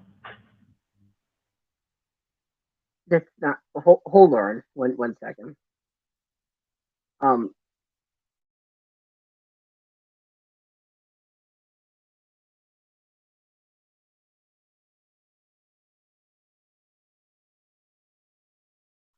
But yeah, what was I thinking? I was old when the Knox Matt Powell thing happened, and that was 5 years ago. Okay, I wasn't old. Like I wasn't Simus Funk old. I wasn't Brett Keane old. Them motherfuckers have been around since fucking forever. But, you know. Back in my day. And they just sound like dust blowing in the wind. That's a joke. I love you, Simus. I hate you, but I love you. You're not Peter. Peter. I like you, Simus. Peter. Oh, I'm not going to bring that up unless you want me to bring it up. The whole your Peter thing. Were you there for that? The whole I don't know. and oh, that goddamn! He just came into the chat. Hey, Peter. I don't know what this is referencing. Peter. You don't know Peter. Oh, Peter. Okay, yeah, I know. I kind of know of him. I know of him. I don't really know him. Dutch guy, Peter. Yeah. Yeah, I know of him. Okay. Yeah. No, there's a whole fucking. He got mad because Gur talked to me and Will Kincaid. I'm not sure who he was more mad that Gur talked to. Because, like, he only talked to Will a couple times. Like, he talks to me whenever I show up, and I think that's probably to his detriment, but that's his life. It's his stream. Hey, man, I'm not going to stop him. People have told me the same thing. You shouldn't hang around me. And I'm like, you know what? I'd probably rather hang around you than most people who say I shouldn't hang around you, so I'm good with this. Wait. Who told you shouldn't hang around me? No, not you. I said another person has told me something similar, that I shouldn't hang around them because it would be to my detriment. And I've discovered that usually the people who tell me that are the people I'd rather be around. And I would definitely rather be around them than the people telling me not to be around them. I mean, occasionally that's not the case. Like once or twice that asshole really is an asshole, but most of the time they're just full of shit. Hey, I am not full of shit. I just have a reputation to maintain. Damn it. Like, I didn't mean you. I meant the trolls. Yeah, but the Viper Pit. Well, I was talking about the Viper Pit. He's still sore about that. He is still sore about that. Like, I was in Gur's stream the other day. Like, I wasn't even in his stream. Like, I was just in his chat, you know, just chilling. Like, Oz didn't even come up. Somebody else might have brought Oz up, but I don't remember Oz coming up because whatever. Anyway, so, like, I was doing something. I don't remember. I was in and out, though. I had come in and out, like, 3 different times because I was busy that day. It was like my third day, and I was my third time coming back in, and I was like, I'm back again. I was saying hi to people, and right there on the screen is Oz, and it was like, just stop by to say hi from the Viper. And I just died laughing. I didn't say anything, but I just died laughing. I will give anyone the time of day except the artist formerly known as Sassy Heathen. Anyone else? Hey, I'll hear you. I'll hear you out. I will take whatever you're fucking saying at face value. I will honestly promise you that. Sassy Heathen, or Lady Avon, as she is now known. Fuck you. Fuck you and your bullshit. Fucking lie to me some more. Pretend you're someone you ain't some more. Look, I have a lot of hate in my heart, but it's just general. I have no idea what was going on there. You know who I miss and who I haven't heard in a long time? I miss her lovely accent. It was so beautiful. Damn it. Just because I brought her up, I now forgot her name. Wild Eden. Oh, I fucking love Wild Eden. She's fucking Scottish as hell. She is I the have most yes, I haven't heard that Scottish. beautiful, chipper little Scottish voice in a while, and I don't know if I'm just like not on the stream Yeah, she's on. I hadn't seen her around in a hot minute myself. I miss her. She was so Yeah, adorable. she was good people. She fucking went in on Will Kincaid, and I'm like, yeah, he's a piece of shit, but he's good people. And I think her and Will worked some shit out, and I was like, yeah, no, I ain't Will, and she was like, okay then. And it's like, yeah, it's almost that easy, man. I love her voice. She just Oh, and she ain't dumb either. That's the best part. She got fucking smart shit to say too. yeah, yeah, she did. She's got a great voice, and she's intelligent. How could I you not? really enjoyed her. I hope she comes back at some point.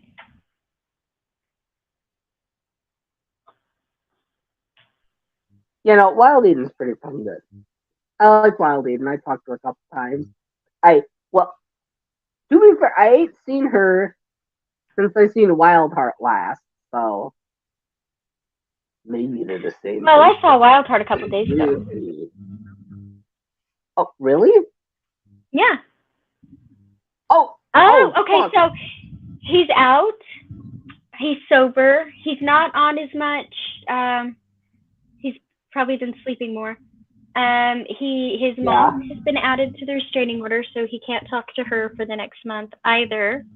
As well as so now his brother's the go-between.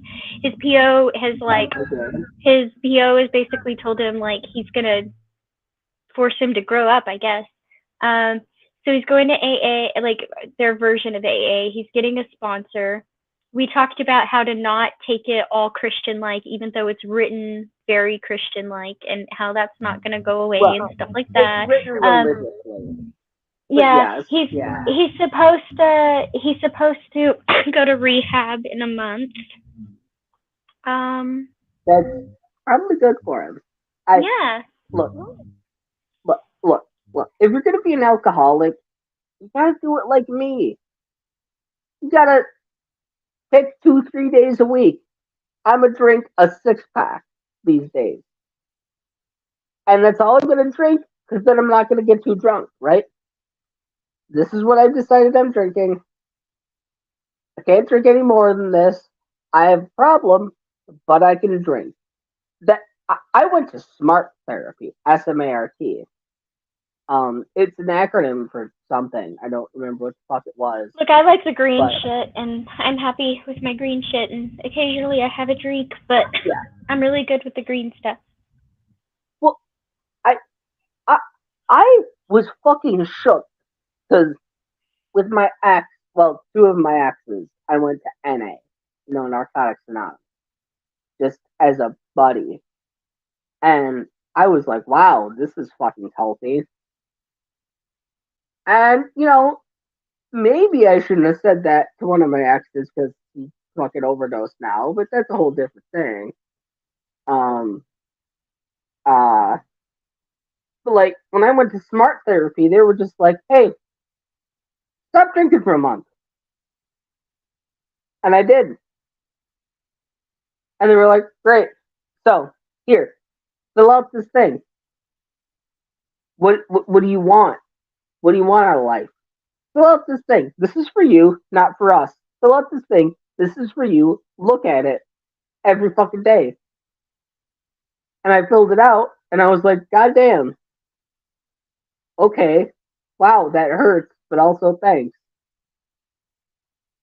And honestly, I think that shit works. Like, seriously secular.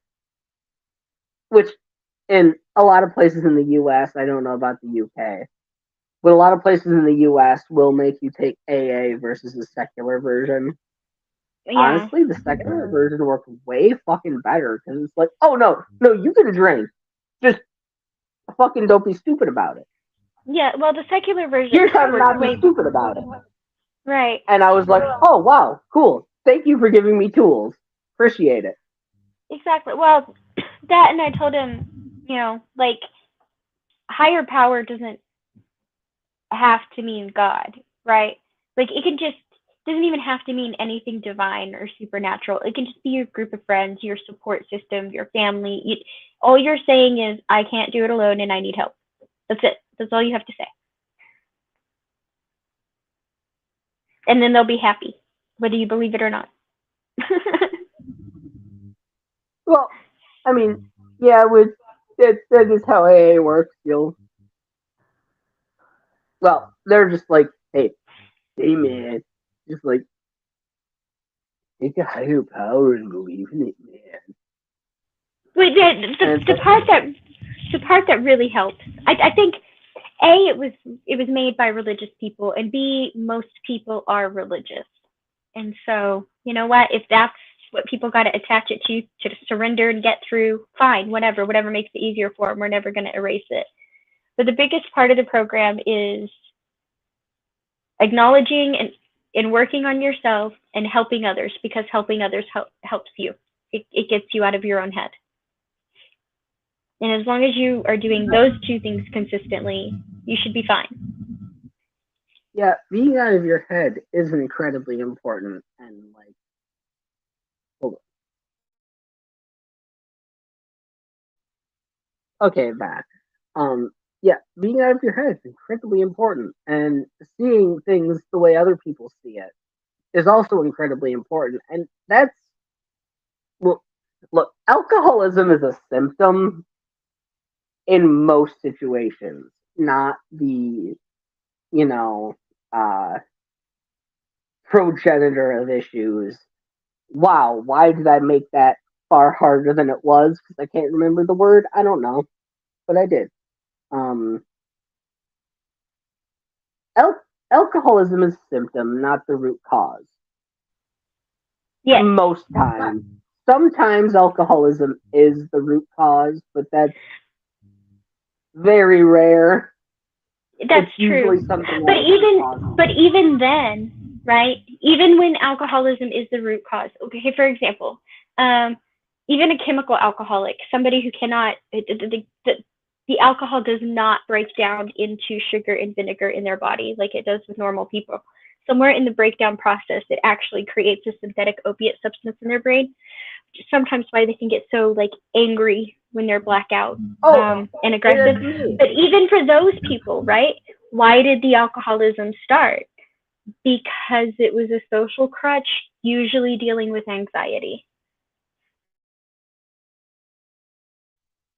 Yep, it's either anxiety or abuse or anxiety caused from abuse or I I had the misfortune of being incredibly self-aware. I hate it, but it's probably better for me. But you know, hold on. Yeah, like I I it's the worst. Like I have to look and I'm like, wow. Oh, that was my boyfriend. But I have to look and be like, wow, I've done some heinous shit. Maybe let's not do that. Because like I have the problem where I have generations of alcoholism, so I have the issue where, my brain is wired where alcohol kind of feels like it does the fucking pseudo opiate thing. And I know that. But also I know I can drink a little bit. So long as I don't get fucking stupid with it. I can do stupid shit. And sometimes I fail fucking miserably. But that's a lot more reasonable of an ask than never, ever, ever drinking. Which for some people, that is the correct answer.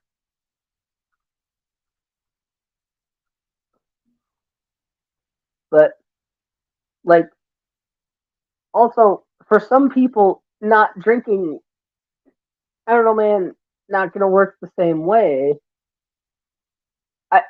There's a whole issue with culture and, everything else. And sometimes learning to moderate is the answer. Yes, that is where I was going with that. Because hey, I drink, I get drunk, but I don't get drunk. I mean, every so often I do, and that's a me fuck up. Yeah, I heard you laughing there, Bugs. Yeah, okay. But like, like I like I said, I do the thing where it's like, hey, I'm gonna buy a 6 pack. A 6 pack, more than enough. That's what I'm doing. That's where I'm going. Just that 6 pack.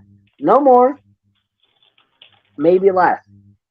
But I can't drink anymore because I don't have it. You know, Right? as many addicts as I've dealt with in my life, I've never had that issue. I've done some experimenting, but like, I mean, I was pregnant when I was 20. I had super munchkin the day after I turned 21, and that was before they said you could drink while you were breastfeeding, right?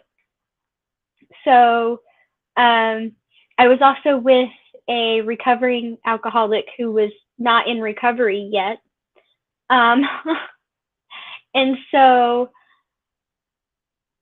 like, I just missed the whole club scene. I missed the whole bar scene. Like, this is something I never experienced. And so, and then by the time that I could do those things, my dear recovering alcoholic was now in recovery, and there was no alcohol in the house, right? And so, I mean, it's to the point where like if we go out and stuff, like he'll order for me, and I feel weird because I don't want to drink in front of him, but he doesn't care. You know what I mean? But like but I still don't keep alcohol in the house. I still don't like anything like that. Like I'll drink at like social gatherings, or every now and then some of me and my coworkers go out for dinner and I'll have a drink there. But like just or I'll drink with my sister, but like I really just don't I don't ever even have it around. So it's just one of those things. Oh, I make sure I can't have alcohol around just because if it's there, I'll drink it, and I know I will. So I go Oh, out of my see, I way. So will it's like, eventually, but not all at oh, once.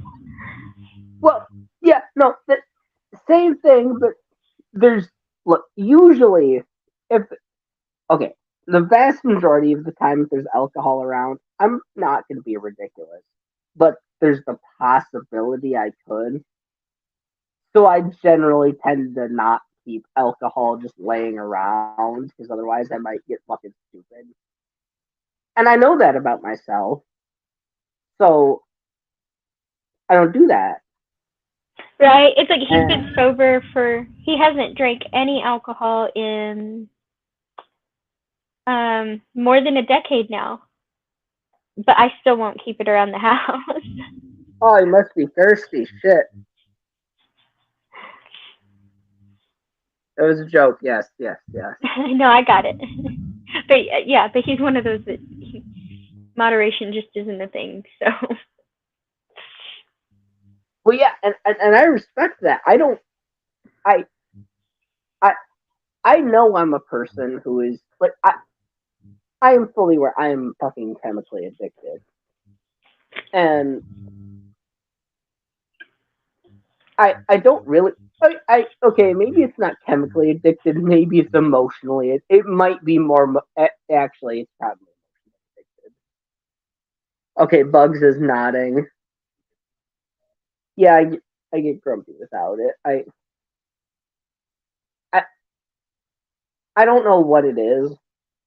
I'm not a fucking doctor. I'm not a science person, but something about it. I'm like, yes, yes. I feel reasonable right now. I've had exactly one sip of beer. I feel better. Yeah, I'll get you water in a minute. So I'll wash it out. But I I don't know. I am a different individual than the average individual. Situation. Um, like I think it's because well, I remember when Y2K happened. I was 6, and I think that was my first drink. And I had a can of beer, and then by the time I was 10, well, I'm not even supposed to drink. I have a congenital liver fucking disease, but I still do it. It feels right, and it doesn't like physically feel right. It's you know, and I knew I had an issue. It was fucking causing me problems. I was puking up blood. I was, you know, simultaneously pale and jaundiced. And I went and I was like, oh, okay, so I just drink 12 cans a week. That's okay, that's my thing. Okay, that's what we're doing. Because my solution was, yeah, well, we're just gonna still drink, but not to where it causes problems. And every so often it causes problems, but you know what? That's what any addict does. So I just don't have the pressure of not doing it, right? I don't have the Yeah. pressure on myself or from society to never do it. And like I said, some people, never doing it is the answer. However, I really do think for most people, moderation, just drop it down a lot. I agree 100%. For most people, moderation is fine. Once in a blue moon, you get somebody who just can't, they just can't. It's just like marijuana though, right? Like 99% of the time, marijuana is absolutely harmless. But there is a select few people in which, for some reason or another, and it happens most in young men actually, particularly young teenage men, like young men or teenage men. But like it'll trigger a psychosis effect for some reason, right? They'll go into temporary psychosis, and even fewer among them are people who don't ever lose that, right? Like it sends them into some paranoid psychosis every time. And for, it's just that one off case where you just probably shouldn't do it. I had a friend, fucking rest in peace. He, we, well, everyone and their mother found out he was schizophrenic because of this issue. Apparently, he had a family history of it, and he'd been smoking weed and drinking and doing coke and shit. And he smoked a shitload of weed.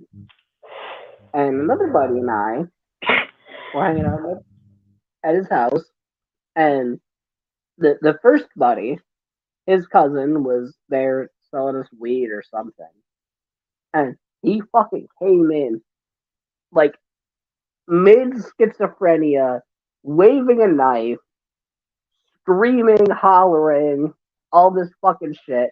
Tried to stab his cousin in the eye, and then just like fucked off. Yeah, see, those Like, people shouldn't smoke. yeah, exactly. Like, Now, my yeah. uncle is schizophrenic, but smoking doesn't trigger psychosis, right, for him. So. Yeah, it just depends on the person. Like, learn what happens when I smoke weed? I eat a fucking bag of Takis and I fall asleep. And I wake up with heartburn fucking 14 hours later. Like, that's what happens when I smoke weed. You know what happens when I smoke weed? Eat a bag of Takis? No. Although I have food problems, it does help me eat. It helps me hold down food. But pretty much every time you've seen me, I've been smoking all day, here and there.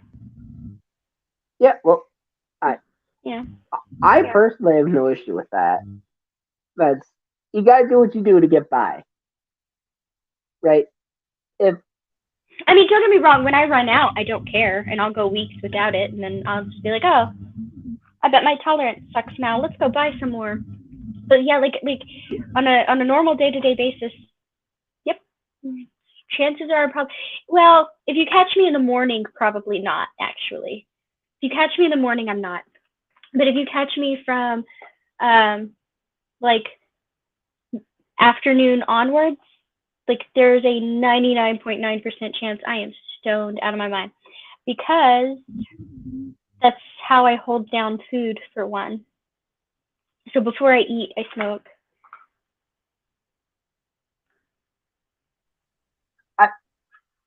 I have to say,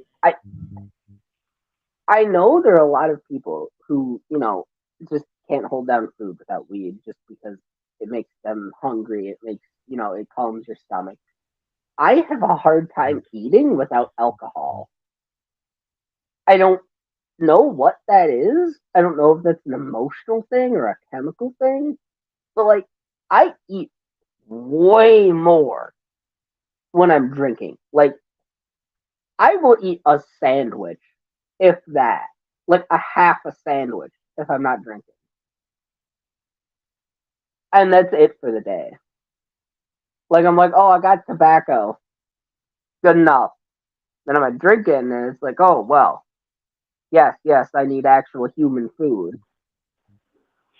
I That might be a homeless brain thing, though. That might not have anything to do with the alcohol. That might just be homeless brain. I I don't I know. have It might be an alcohol thing, because every time I'm around people who are like drunk, like they want to eat more than usual. So it could just be like the same thing, right? Like, but well, I don't know. Is I guess what I'm saying. Like, I I joke about how I'm drunk all the time. I'm not. It's a joke. I mean, to be fair, roughly a third of the time you've interacted with me, I've probably been drunk. But that's usually on the weekends or something when I don't have anything to do. Like, yeah, I know I joke about being a drunk piece of shit all the time. No, I'm just a piece of shit who likes to drink when it's reasonable to drink. the truth is Like, neither you're. The truth is you're neither a drunk nor a piece of shit.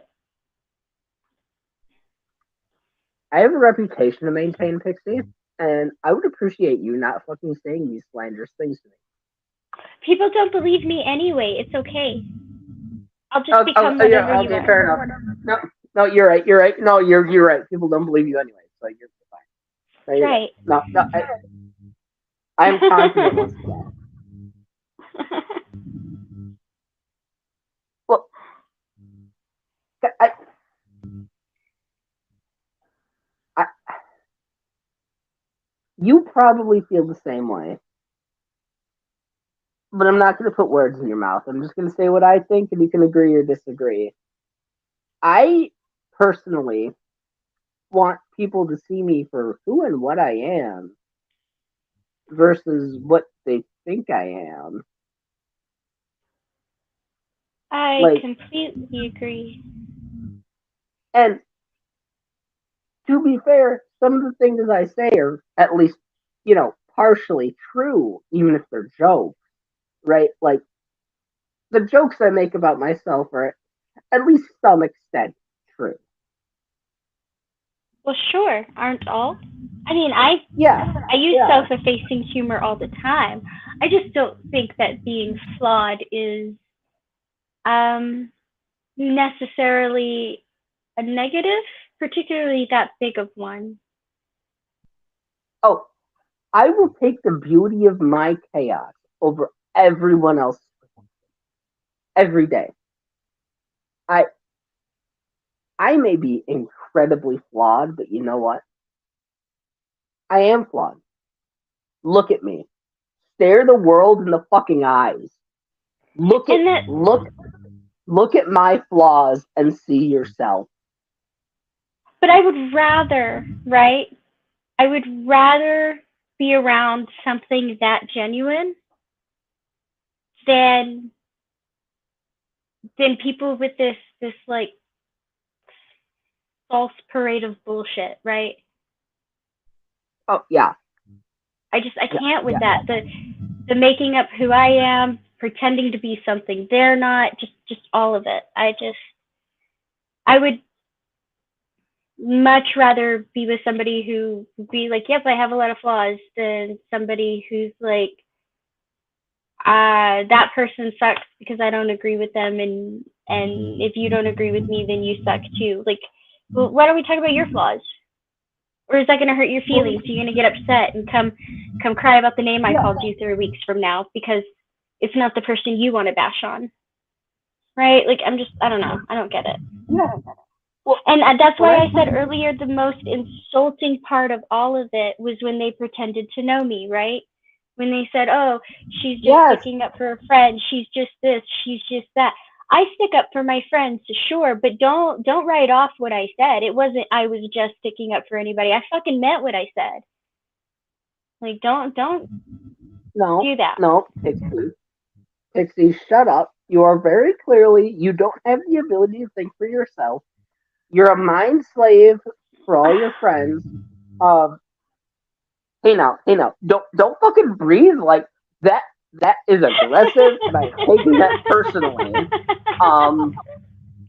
You are very clearly you're a Will Freeman mind slave. You commit hate crimes in the name of 420 atheists. You did the Rwandan genocide, and that's all canon now.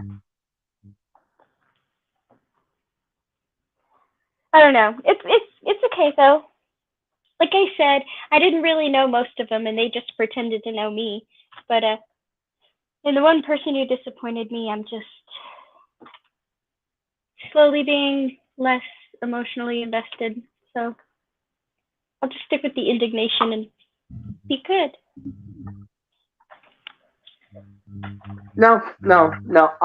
Actually, you are a literal Hitler. Man, well, okay. Bugs are for the bag.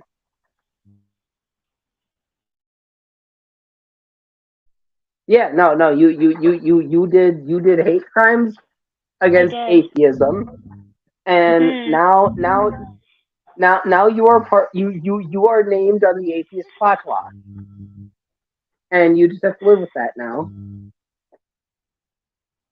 I'm okay with this.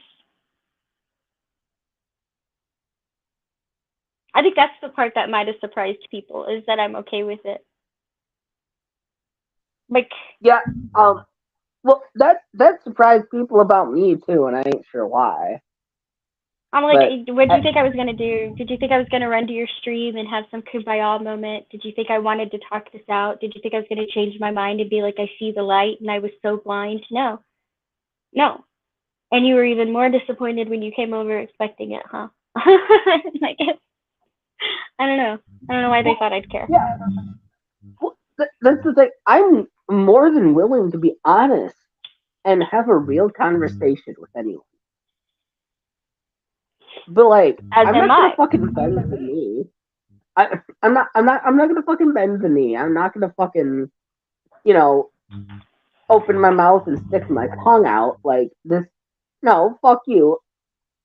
I have my beliefs, and I can hold to my convictions with some sort of integrity because I live the life. Okay. Hey, man, maybe I'm an asshole. Maybe I'm a piece of shit. But like, there's integrity in what I'm saying. I'm a real fucking person. I believe you are as well. Yes. So, I think here's my thing. Like, I think what they don't understand about me is like, okay, I don't necessarily think very highly of them, right? But if I were to go on to Ger's stream and they were there, I would speak to them civilly, right? Like, I wouldn't be rude. I wouldn't, like, I don't know. But they mistake that for me Like I don't know. I've noticed this trend online, and I'm really confused by it because in real life it takes me a long time to get to know somebody, right? To decide if I can even maybe somewhat trust somebody, and that's in real life. Like I said, I've been here almost 2 years, and I will say that there are people I'm fond of, but I'm just now starting to say like I'm making friends, right? Because I'm pretty standoffish. And so and, and I know that's weird because people tell me that I appear like I come across so open, and I guess I do, but I'm not nearly as open as I appear ever. And so like it's weird to me that I'll have like two conversations with someone, and they'll be like, she pretended to be this, she pretended to be that. I can't believe she said this. I thought this of her. That's not the person I know. You changed. And I'm like, what the fuck are you? What delusional world have you built in your head that any of those sentences made any sort of fucking sense? I'm not understanding. And I see them do it to other people. And Knock, bless him, I like Knock. I don't have anything against him. But another thing that makes me wary, is because Sammy kept pointing out, look, these are your assumptions you're mad at. You're mad at things you made up on his head and up in your head, And he's like, no, I know him. I interviewed him for 2 hours. I asked him hard questions. I know him. And I'm like, these aren't assumptions. And I'm like, do Well, people hear as yourself? we all know, no, 2 hours is more than enough to know someone completely and totally. God, Pixie, what? Wow, why are you just being so unreasonable? I thought you were someone else. You're so blind. Brainwashed. It's okay. I'm good with it. You're brainwashed by anyone who's named Will, really. Anyone who's named Will has brainwashed you. Will Even Freeman, though I've never Will changed my stance on anything. Will Shatner. As a matter of fact, what cracked me up is about a week before maybe it was more like 2 weeks before they accused me of being homophobic. I was sitting on a stream with like it was Brojo and Will and Serb. And those are the three worst people. I mean, all you just need to add is making I was defending how calling a trans woman or saying a trans woman is a woman makes sense. Linguistically speaking. Nope. Hate crime. Anyways, continue. But I was talking to them, so I guess, it cancels out. Yeah, well, it's a hate crime. That's how it works. You were talking it doesn't matter what you were saying. You were talking to them. It's a hate crime, yes, but That's what I'm saying. I don't get it. I'm like, no, you know what the hate crime was? I figured it out. It's because after we had this argument, I didn't change your mind, therefore you are evil, and I will no longer speak to you. Yeah. Well, okay, the thing that upsets me the most, I've been out here.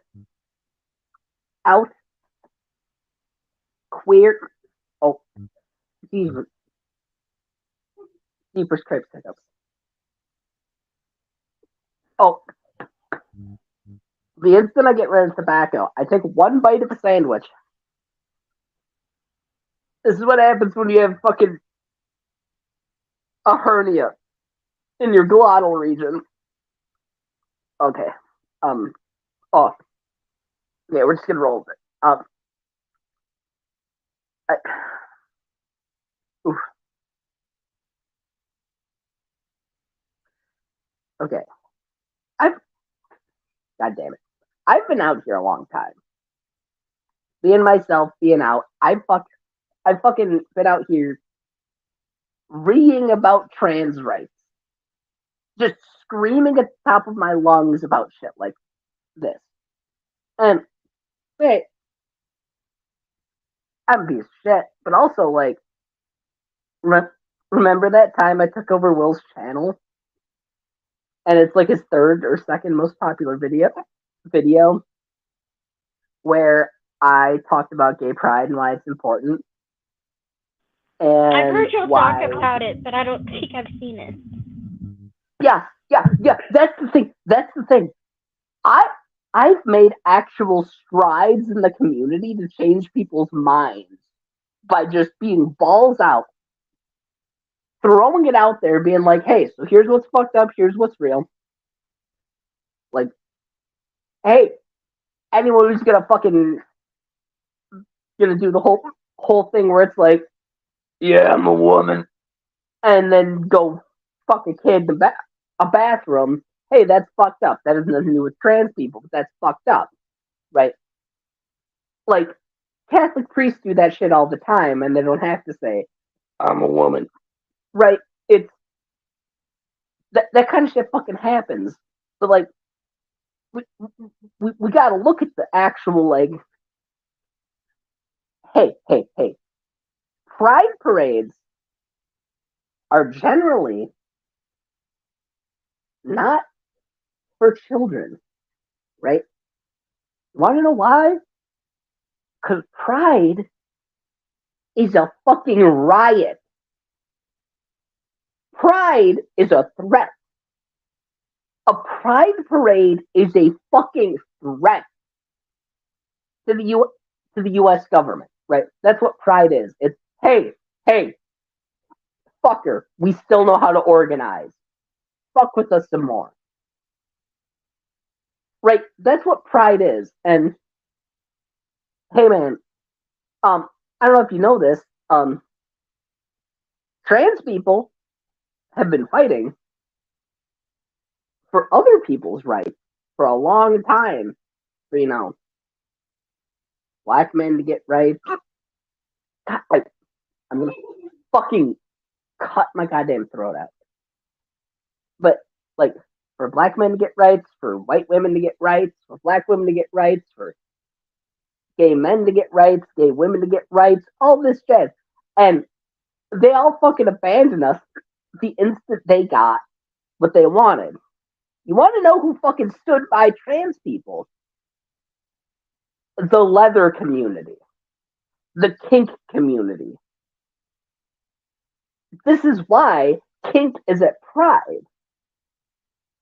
Like, those weird fucking 65-year-old dudes in See, now I leather did not know pants that. and I did not chest know that straps. because in Yeah. this area, all the LGBTQ kind of stuck together, including the trans people, right? And you see a lot of the pride around here is actually very clean and family friendly. Like the craziest things you see here are like drag queens doing the dancing with the water splashing, singing "You Can't Pray the Gay Away," and just I mean, like it's all just like bubbly fun here. I don't know. Well, where I'm from, we have family friendly Pride. But that is a whole different. Oh my god! Am I gonna have to put tobacco in just to stop having hiccups? What? I just wanted a sandwich. I don't have horseradish. What's that gonna do? All right, well, I might try horseradish, but god damn, I fucking hate hiccups. I just wanted a sandwich. Oh god, it physically pains me. Oh god, okay. Um, oof. All right, okay. Well, we got regular Pride, and then we got family friendly Pride. Now, during the day is usually regular. Oh my god, I fucking hate hiccups. I can't even make.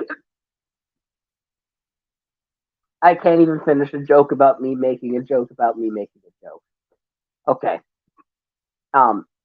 Yes, regular Pride.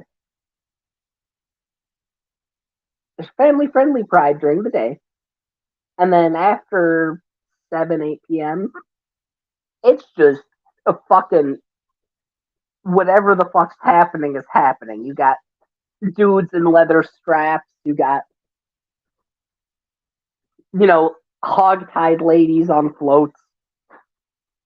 There's no rhyme or reason to what's happening. You got fucking trans people just be. Oh my god, I fucking hate it. You got trans people just being like, "Hey, I'm trans and I'm proud."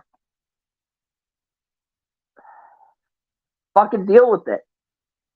And there's gonna be some wild nonsense. Nothing heinous. There ain't, there's no nudity usually. But like, it's still not kid friendly. You have like a trans woman on a float Well, screaming about throwing TV's bricks. not kid friendly. You're what? Oh yeah, TV. Yeah. And what is the TV's not kid friendly? Well, yeah, no. What's kid friendly is leaving your child in front of an iPad for like 47 hours a day to watch Elsa impregnating Spider-Man or vice. God, I fucking hate hiccups. Vice versa. Yeah. I don't know. People wait till they get home, I guess, here. I don't. Well, ours is okay. They may carry on, but if they're carrying on after half of their own have left, and everybody else leaves, because I mean, the family stuff doesn't even end till like 10:30, 11. So I'm sure whatever they're doing after that, they're having fun. They probably leave early to go to bars and do their own stuff. Is probably what happens. But like all the organizations, like Smile and all of them are around, still doing stuff. And there's fundraisers and stuff like that.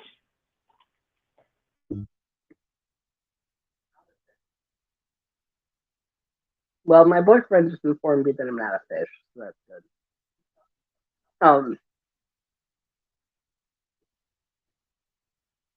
Yeah, it. Wow, I think the horseradish has actually helped, or not. Oh god. Um. Oh, why do I have hiccups? Oh, I hate it. Oh, I hate it. I don't know. I used to get the hiccups, and this one kid would always like yell real loud, "Hey, Miss So and So, can she go get a drink of water because she has the hiccups?" And everybody would stare at me, and they would go away, and I don't know why.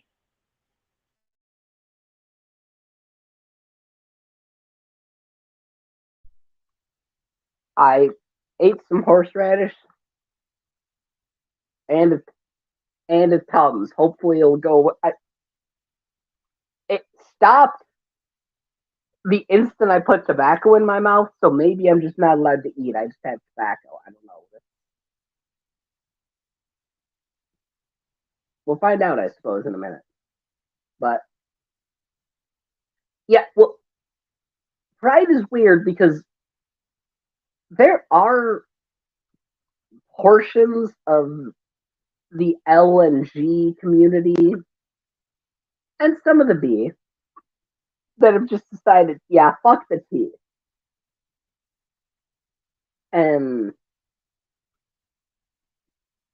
we're just out here in some parts of the fucking country and, well, world overall that, Pride doesn't exist out of America, really, because that's. Oh my god, I hate it. Pride doesn't really exist out of America in the same way because, well, Stonewall happened in America, right? I wonder if that's because the L, G, and B have gained more acceptance there than I would say here, right? Like I would like this the South is a really weird like mix of, how do I explain it? Like on one hand, there's not that level of acceptance there, right? Like to them, the L, the G, and the B are just as perverted as the T, right? Like it's all there's no difference. You're all bad and unbiblical kind of a thing, right? So maybe that's what keeps them sticking together. I don't really know, but because I don't know, maybe that's it because it's extra religious and there's not, because I've heard people say that like once the L and the G and the B got their rights, they like separated themselves from the T, right? Like maybe out of fear that they didn't want to rock the boat, they didn't want to lose it, whatever. But maybe if you don't, if maybe if you never got like in areas where you never feel you got that, where you never stopped being marginalized for it, maybe that's what keeps it together there. But at the same time, like the South is weird because they will judge you. They will judge the fuck out of you. And they might tell you. But if somebody is harassing you over it, they will jump in on your behalf in really weird ways. They won't say anything positive about you, but they'll be like, this is not the way to do this. Kind of a thing. It's weird. They want to talk behind your back, which is the weirdest thing. And I don't know whether to be impressed that they're stepping in so you don't get harassed, or just like disgusted because they're saying the same shit when they go home anyway. You know what I mean? Yeah. I had an interaction in rural Wisconsin, middle of shit fuck nowhere, a village of 150 people, right? Like, there's nothing there but a bar, a post office, and a taxidermy shack, right? And I'm sitting in the bar, and the guy walks up to me, and first time I talked to the guy, and he goes, "Hey, bud. Oh, so I heard you're one of them transgenderers, yeah." And I was like, "Yep." And he's like, "Oh, yeah, well, you know what? That's good."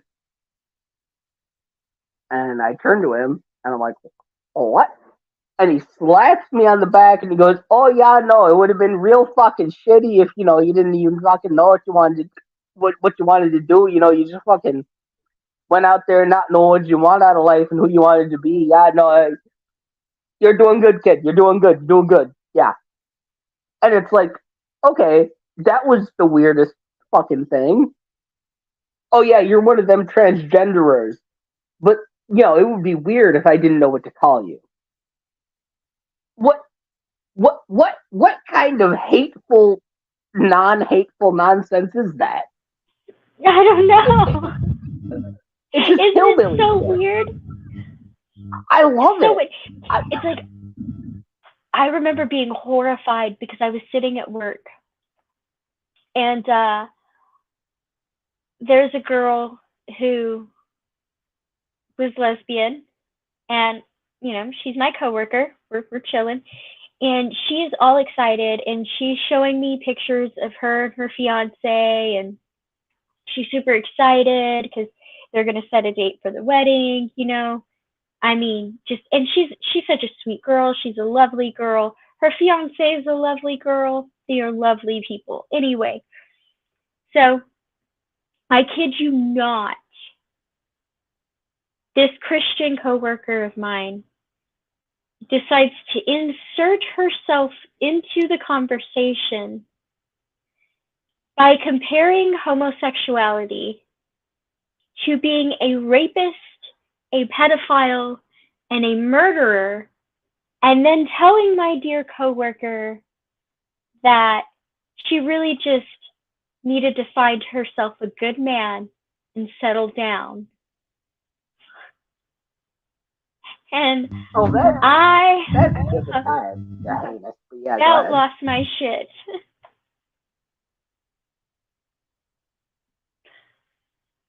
uh, I was so angry. I just looked at my other coworker and my jaw dropped and I was just like, I am so sorry.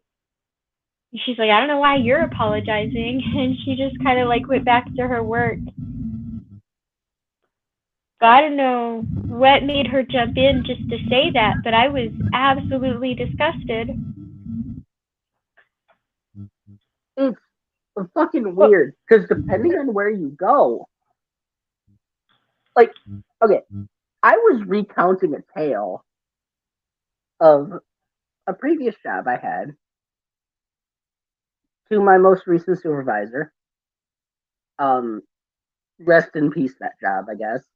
But um, uh, talked to him. And I'm like, yeah, the uh, the assistant, fucking what do you call it, plant supervisor. You know, the second in command of the fucking warehouse. He'd walk up to me and like, well, he'd walk up to the chick I worked next to, and I'd be at my computer at a standing desk underneath a fucking conveyor belt, typing away because I need to find something, and I'm fucking absorbed in that. And he'd be talking to the chick next to me, and then he'd say some heinous shit like, "Oh yeah, I bet your parents are real proud of you, huh?" And I'd be like, "Excuse me?" Like, yeah, what with you being a faggot and all. And what I the couldn't fuck? fucking do shit about it. Yeah, no, it was pretty much every day he'd walk up and say something like, "Hey, faggot," or it was pretty much always faggot. Like I, I got in trouble because I gave him a list of alternative and more accurate slurs, just because, like, hey man, if you're gonna fucking say slurs, here are better ones. Like, come on, get your shit in order, get your shit more varied. Here's a list of more accurate and varied slurs, so you don't have to use the same one every time. And they got you in trouble for that? Well, he tried to, and the HR lady had to try not laugh throughout the whole ordeal. I wound up not getting in any real serious trouble, but like they were like, "Yeah, well, we're not gonna fire him," and I'm like, "Did I ever fucking ask for that? I'm not asking for him to be fired. I just I don't want him to fucking call me a faggot every day. Like, I would rather him not say any slurs to me, but if he is, I have offered a list of more accurate and varied slurs so that, like, it's at least not like boring and annoying. Yeah. Like, at least mix it up. I mean, you can call me a tranny, you can call me a bicycle, you can call me, I don't know, fucking Greg Stevenson. I don't know. Who's Greg Stevenson? I don't know. If it's not affecting you, I don't know why people give a shit. That's my thing. Like, just stop caring. Well, he got mad because, so this was almost a decade ago, and I had a girlfriend who had a vagina, and our thing was we fuck dudes together, and he got mad for some reason about that because he saw me at a bar with my girlfriend and got like personally offended by it. And he made it a point. My girlfriend had to pick me up one day. I don't know. Someone was borrowing my car. It was in the shop. Well, it wasn't in the shop. I know that for a fact. It was somewhere. Oh, got fucking hiccup. But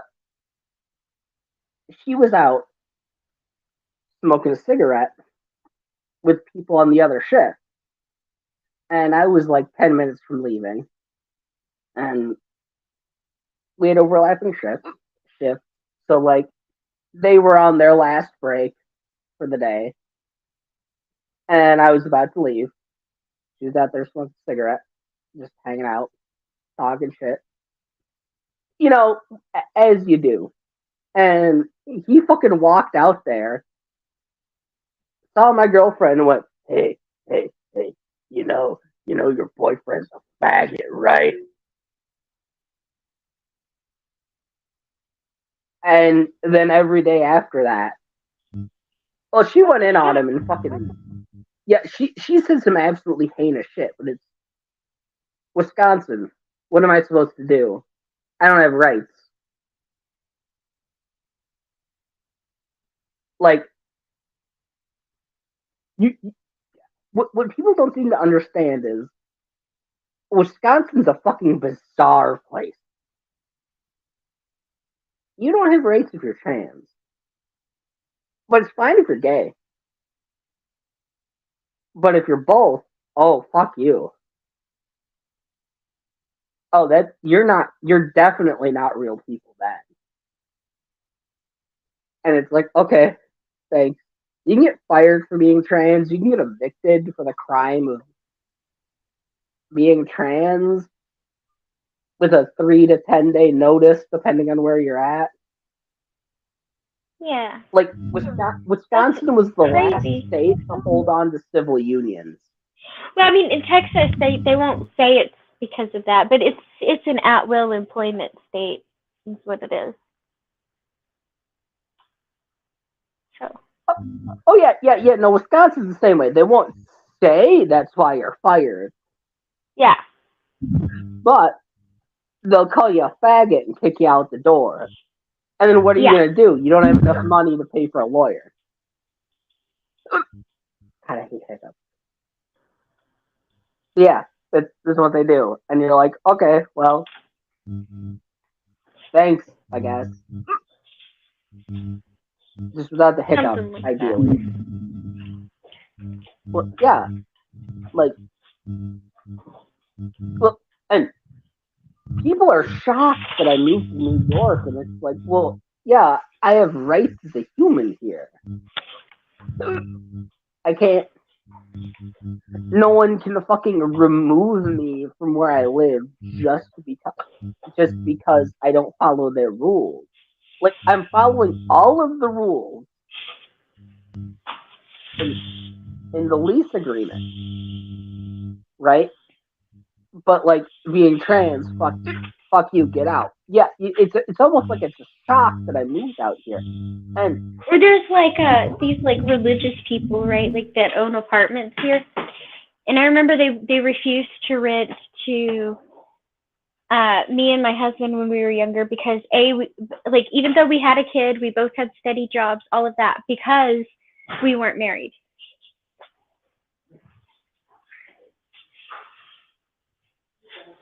Like, how weird is that? very weird. I mean, well, not weird because I know that's how that works in some places, but as a human, that's fucking weird and stupid, yeah.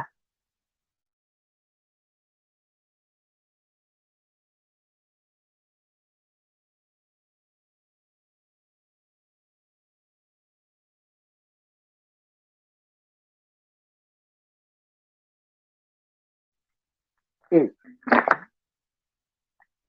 That's dope. I hiccuped. Anyways, I have a fun story. This was my sister's confirmation class. You know, Protestant confirmation, you know, gotta fucking give your life to Jesus or whatever. Well, they had a new pastor because the pastor at the church got sick or whatever, and they had a new one, and the other one moved to fucking North Dakota or something, and you know, so they had this fucking old fart there, and he was like, "Hey, so here's a piece of cake," and he fake sneezed on it and went, "Who wants this?" And one of the kids immediately just fucking grabbed it out of his hands and started eating it. And he was like, whoa now, hold on. You don't know where that's been. And he's like, yeah, but it's still cake. And that to me destroys all of the fucking religious nonsense. It's still cake. It's fucking delicious cake. Who the fuck cares if you fake sneezed on it? Who it's still fucking cake. It's still good cake. Like,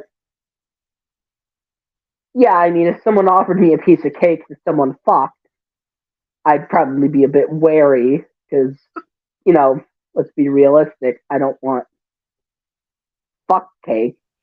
That's like a literal cake, right? Right? Like your metaphor is broken down because if you're using it as a metaphor, it's stupid, and if you're using it literally, then it's still just as stupid. Like your metaphor breaks down if you put it either way. Like, if you fucked a cake, yeah, I'm not gonna eat it, you fucking weirdo. Why are you offering me a cake, you fuck? Why are you offering a child a cake, you fuck? You fucking sick bastard. Don't fucking get the fuck out of here. Go to Catholic jail or whatever. Versus, you know, oh, you didn't actually fuck it, then it's still cake. I I'm just saying, there's no way you can win in that, but they still use that as some sort of moral prerogative, and it's incredibly frustrating. I mean, I will say one good thing my parents did. There wasn't many, but one of them was, oh, just me. All right, well,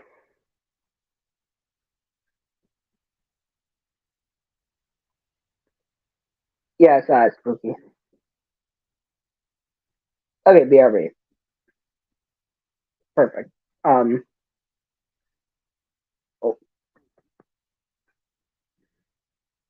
one of the few good things my parents did was just my mom said, hey, look,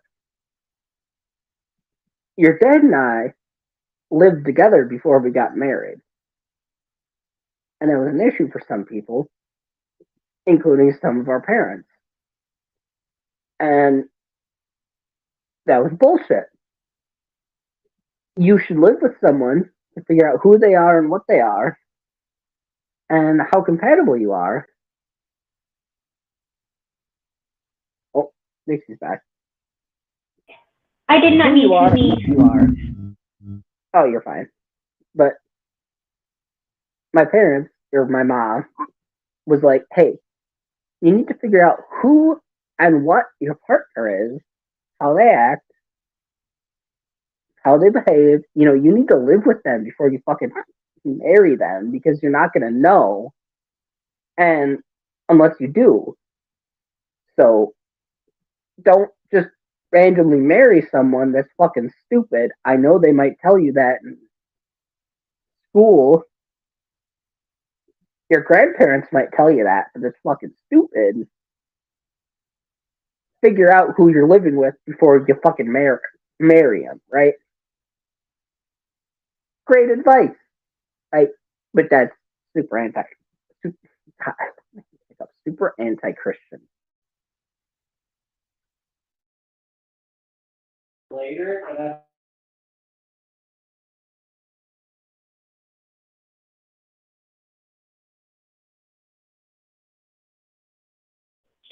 Sorry, there was a mini crisis. My apparently my husband.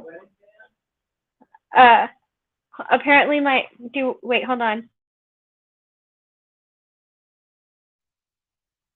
Oh, holding. I can fucking speak for a minute. Anyway, apparently a bunch of stuff got delivered to our house, and he was like, "How the hell?" He's like, "I ordered one thing. How? Why do I have this box full of shit? Why did all this shit show up at my house?" And apparently, it has something to do with Annika's theater stuff. Oh, fancy computer stuff. I haven't had a computer since 2018. Back in my day, we made computers out of rocks. That's a lie. We just had dial-up. Super Munchkin is so sweet. So there's this like kid in the theater group who like I guess he's like real quiet. He's real shy, and he only really hangs out with one of the other kids. And he hasn't been in a lot of this like involved in a lot of this stuff. And he signed up for Funny Awards, and the person who's running it is so she's not. I don't want to say she's a bad person. I actually like this girl. She's not a bad person. She's just kind of aloof and unaware, if that makes sense. She asked this really shy kid, she was like, "Since nobody really talks to you, can I just take you off the list?" And he was like, "Yeah." But he was like really obviously upset and he wouldn't talk to anybody. So Super Munchkin and her friend decided to go put together a gift basket for him. So that was so sweet. Oh.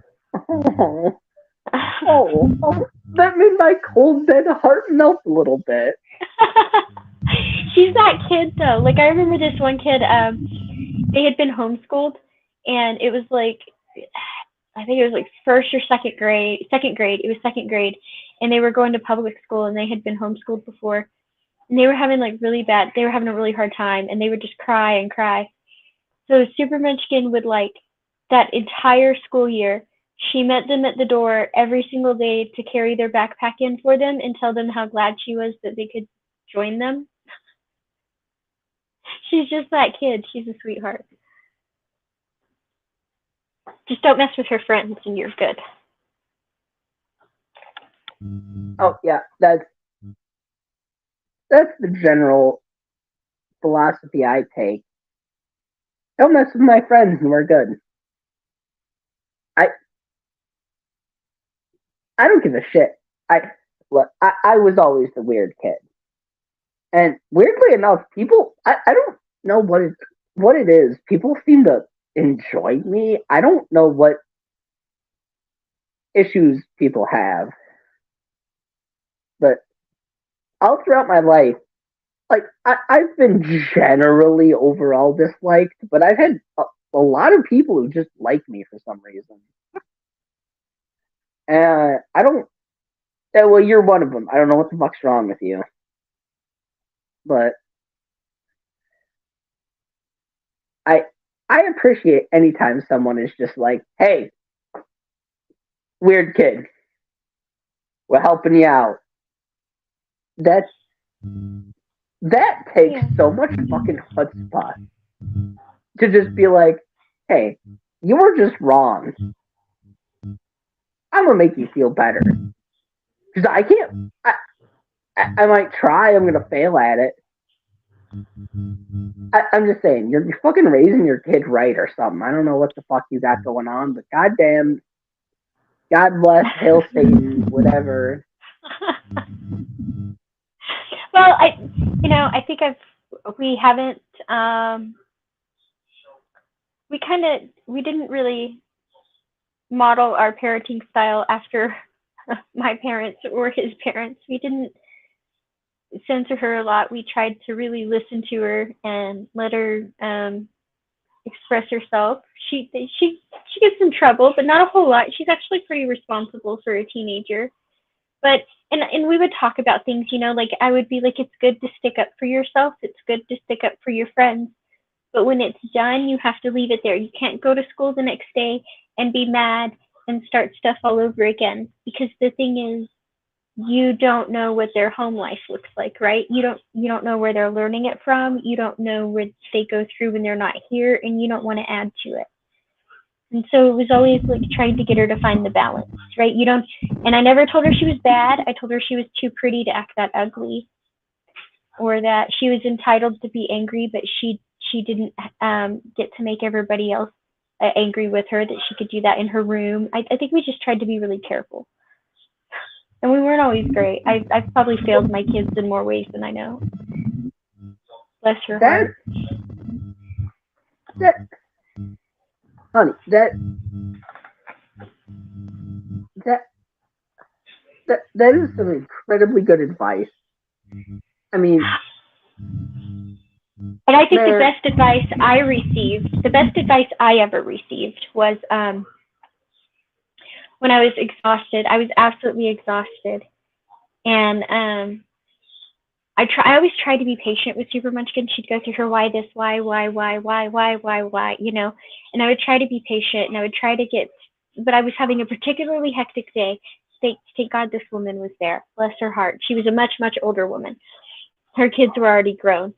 And I was still answering, but I guess something in my voice had changed. I wasn't quite as patient, or I was starting to get exasperated or something, and she could tell. Because she said, you know what I learned? Just out of nowhere, she said, you know what I learned? And I said, what is that? And she said, one thing I wish I could go back and do is treat everything my kids ever told me as if it was the biggest, most important thing they could say.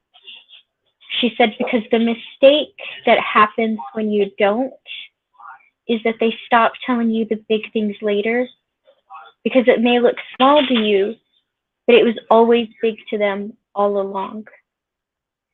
And she just gave me a hug, and we just kept going. But my shift happened right then, right? Like I was like, oh, she is saying something to me.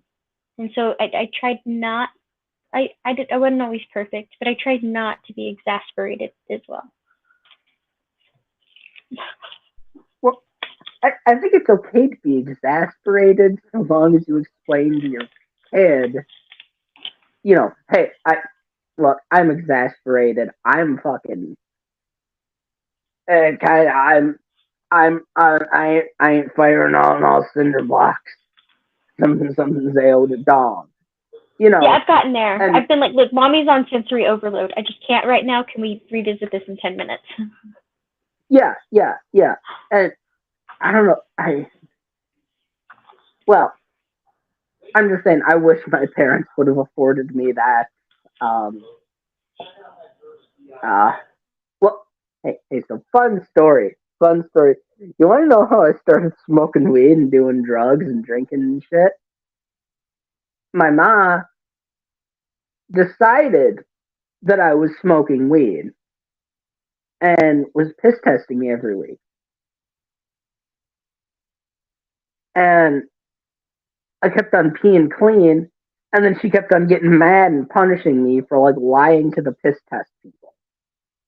And like making shit up and like, I don't know, bringing someone else's pee with the same incredibly rare genetic condition I have or something. I she's a fucking Looney Tune. But, and then I was like, well, fuck it then. I'm just gonna fucking start doing drugs. Because if I'm gonna get punished for doing drugs anyways, might as well do it. So that's how that went down. Because it's like, well, if you're gonna get mad at me and claim I am, and I'm getting punished for it either way, might as well at least do it. Because shockingly, being incredibly controlling of your children and like forcing them to behave in the exact way you want them to is not the good idea, because children are also people, unfortunately. Maybe fortunately, I don't fucking know. But they are people with their own decisions.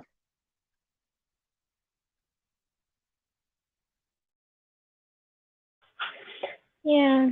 Did you see Spooky's comment in the chat? Yeah.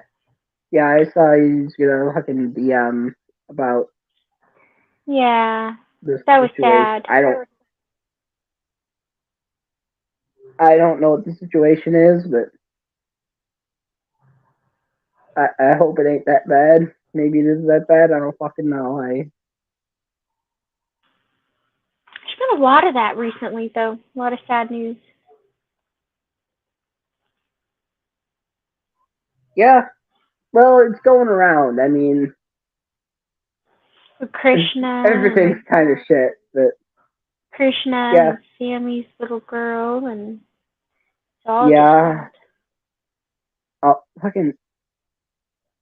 I had a shit fit because people were getting pissed at me and Sammy, and it's like, oh, you're gonna get pissed off at the hobo and the kid with the cancer kid, the guy with the cancer kid, really? Yep. Mhm. Like, really? That's I am very clearly not the enemy in this. And hey, fine, fine. And I'm the enemy, and Sammy's not. He's got a whole fucking ass cancer kid. Leave him alone. What the fuck, man? Like, I know. Like, he's got so much to deal with. He's got so much on his plate right now. And then, yeah. To be fair, I only recently started talking to Sammy because, well, back in the day, Sammy was part of the Nacho Sushi crew. The Knot crew. And yeah. Well, fine. maybe I think it's because I got a whole different perspective on people when I came in, and it's so weird listening to and I think it's because like I'm the new person in the debate group, right? Because everybody's been there for like 10 years and since the Google Plus days, and I have not, right? Like I just came in and I was like, I don't like the way these people talk. I don't like this room seems pretty cool. So I stayed there for a bit, and then I jumped on GERS, things like that.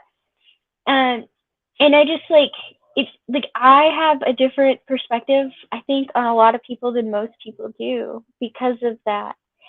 Sammy, for example, Oh, he's great people. I had never been to Knox Stream, right? Like I had never been to Knox Stream, so like I don't know where he came into the picture. I think it might have been on Richard Matson's channel. Actually, might have been the first place I saw him, and then somewhere else.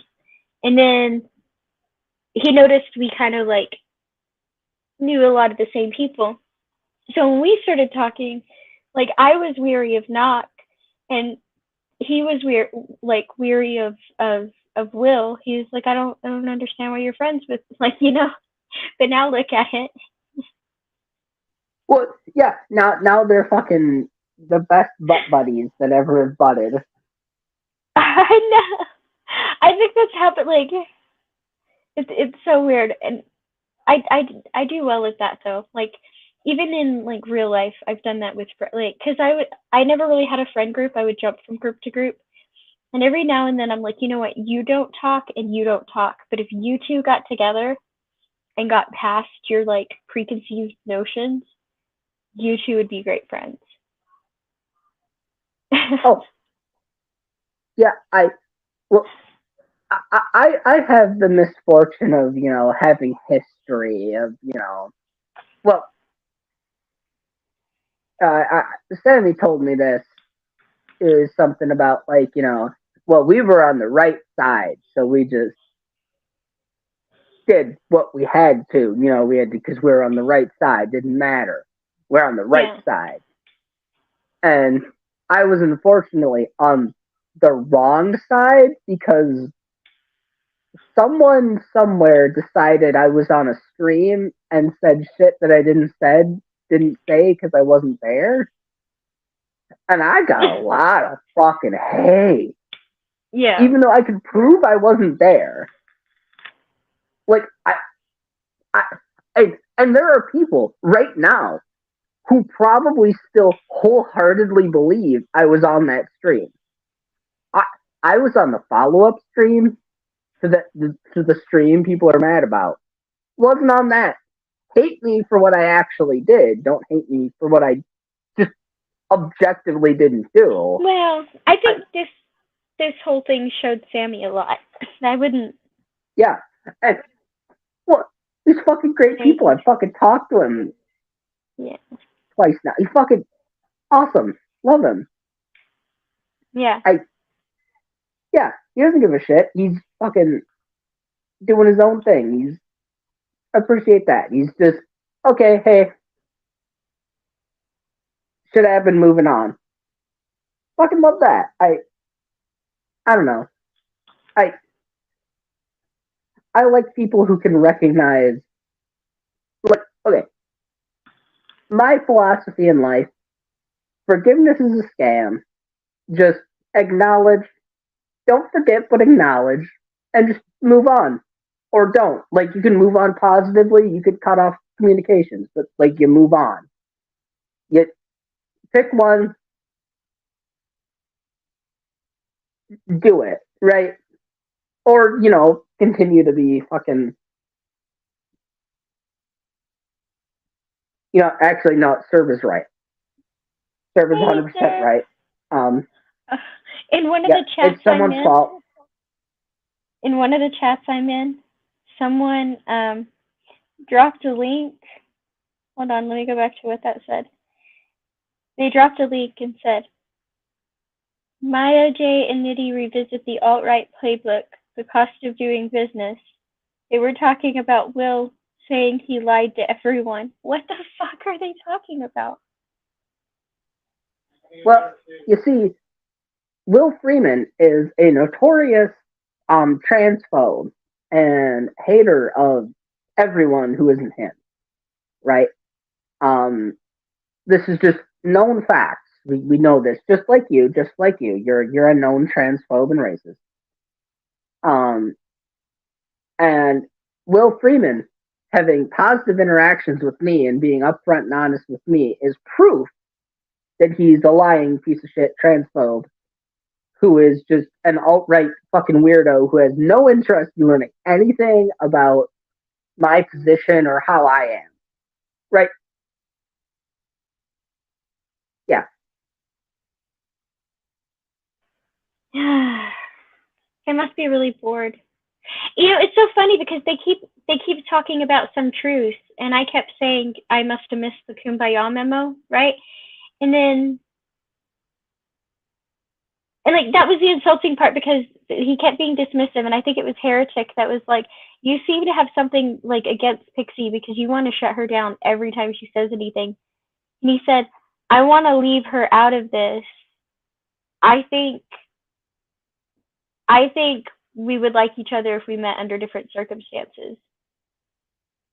And I was like, what? What does that even mean? Well, it's the same thing as when, like, Beck was going in on Stephanie about, like, people, well, Richard is a fucking neo-Nazi now. I don't know if you knew this, but Richard Madsen's a super hardcore neo-Nazi.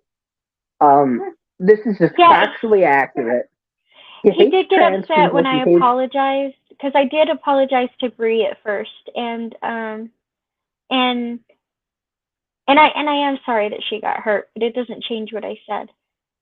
But like he was like, "Don't do that," because they're accusing me of the same thing they're accusing you of, and I was like, "How are they fucking accusing Richard of this?"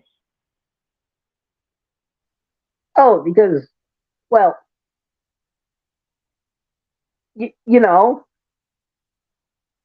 Richard, one of the nicest people in this general community. Yeah, there's, well, it's just, yeah,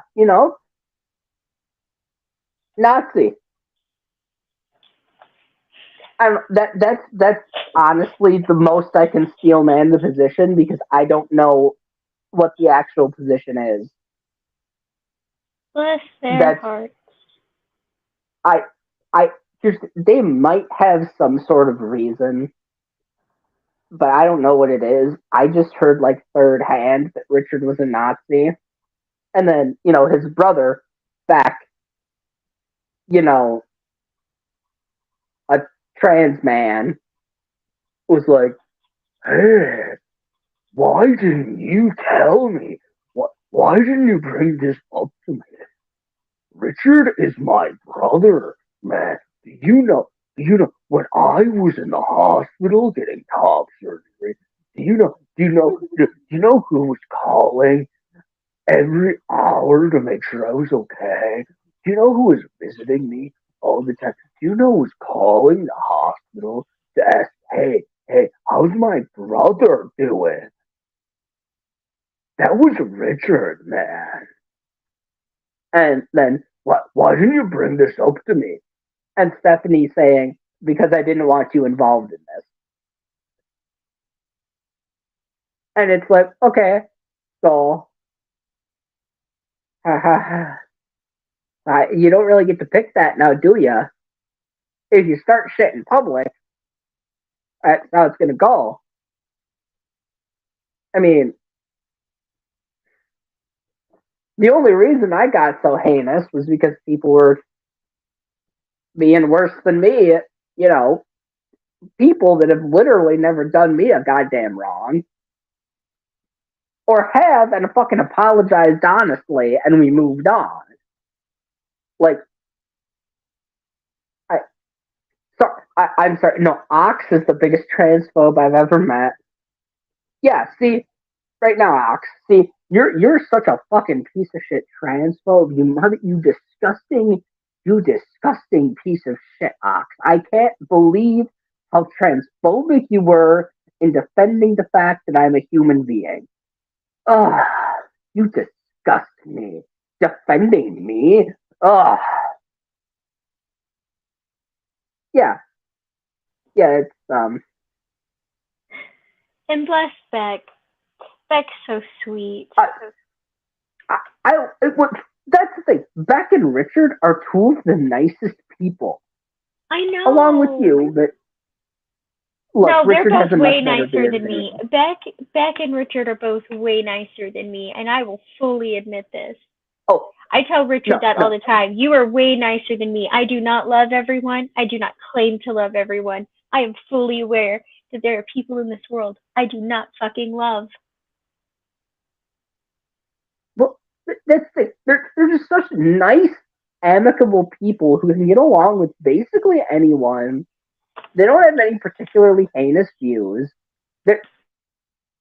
Richard is I don't even know what the fuck he is, a fucking alien related Christian or something with like, stereotypical like conservative family values. And his brother is just a trans dude who fucking is living his own life and I'm pretty sure an atheist and they're just like still fucking besties and it's like, yeah. Real terrible people right there. That's how you know they're bad, when they can get along despite disagreeing. Oh God.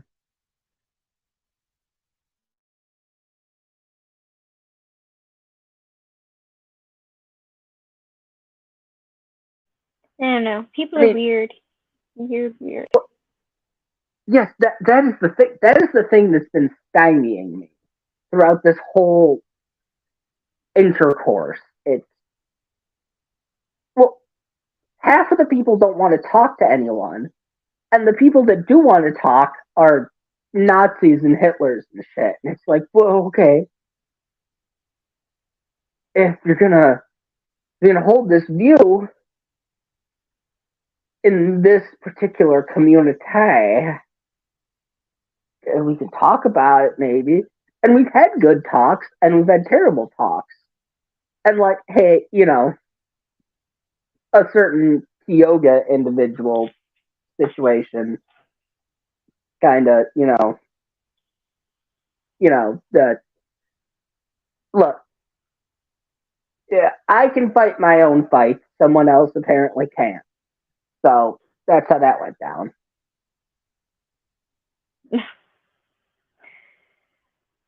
I don't know. Like, I just I did name drop you once in a chat, and I'm sorry for that. Oh God. Oh jeez. Oh Like, man. well, Oh God. You because must have the gotten a first, lot of hate for that. well, no, because here's how it happened. The first time I had deliberately left you out of it because I had seen your comment about laying low, and because I didn't want to bring you into it. And so when I had said I wasn't the only one that you did this to, I said you did this to Will, and you did this to, I can't remember who else I named, Sammy, and you did this to somebody else. And but then I felt bad because I was like, I don't want them to think that like that was just overlooked, right? And I was like, but I'm just gonna respect Kat and not bring her into this. Then Oh, I was in always another use side. my name. It's fine. Well, then I was in I did later, and that was because I had already done it in the side chat, and so I did say it on stream. I was like, well, last time I left Kat out for this reason, but I'm gonna say it because I already said it in a chat. So I did say it on a later stream. But what happened was we were in the chat, and two people who shall remain nameless, I'm sure you can figure them out, were like talking shit in the comments. And you know me, I was right there with it. I was like, fuck it, let's go. And she had said something about like me being an ally, and I was saying how they needed a better card to play because I didn't think they were a good ally. And she was like basically talking shit about that. And I said something about so after you guys screamed Cat off the stream, which trans person was I supposed to prioritize? And then they got all shocked, kinda, and they were like, I didn't think you were like that. I don't do that to people, blah, blah, blah, blah, blah, this. And I was like, well, neither do I, but since you're the one that keeps dangling people in front of me like a weapon, maybe you should do some of that self-reflecting you talk about. Well, what did you not understand about me not being a real person? What you do know that I'm just fodder for anyone, right? Well, that's what I'm saying. I have no feelings of my own. I have nothing going on in my life. I just clearly have this. Oh, that was my boyfriend sneezing. I don't have one of those. I don't even have a boyfriend. That's fake news, fake news, fake news. That's what I'm saying, though. If I'm a bad ally because I didn't sit down and shut up and stick up for every single trans person, then why are you a good ally when you sat by and let them be screamed off stream? What makes you a good ally when you're the one screaming them off stream? Yeah. Well, they don't care don't about that. Don't come at me with that bullshit. Well, that's the thing. I'm not real people. I don't count. You very clearly did not get the memo that I'm not trans and I'm not a Look, person. I didn't get a lot of memos. I didn't get their bullshit kumbaya memo. I didn't get the memo where people decided they knew me or my beliefs. I sure as hell didn't get the memo that I was radicalized or changed any of my positions in any way. There's a lot of memos I've been missing from, and I've decided that I'm more than happy with that shit because fuck all that noise. No, see, no. Stop. Okay, you missed the whole point. No, you hate me, and you bow down and worship anyone who's on the right side. No, fuck the Viper Pit. No.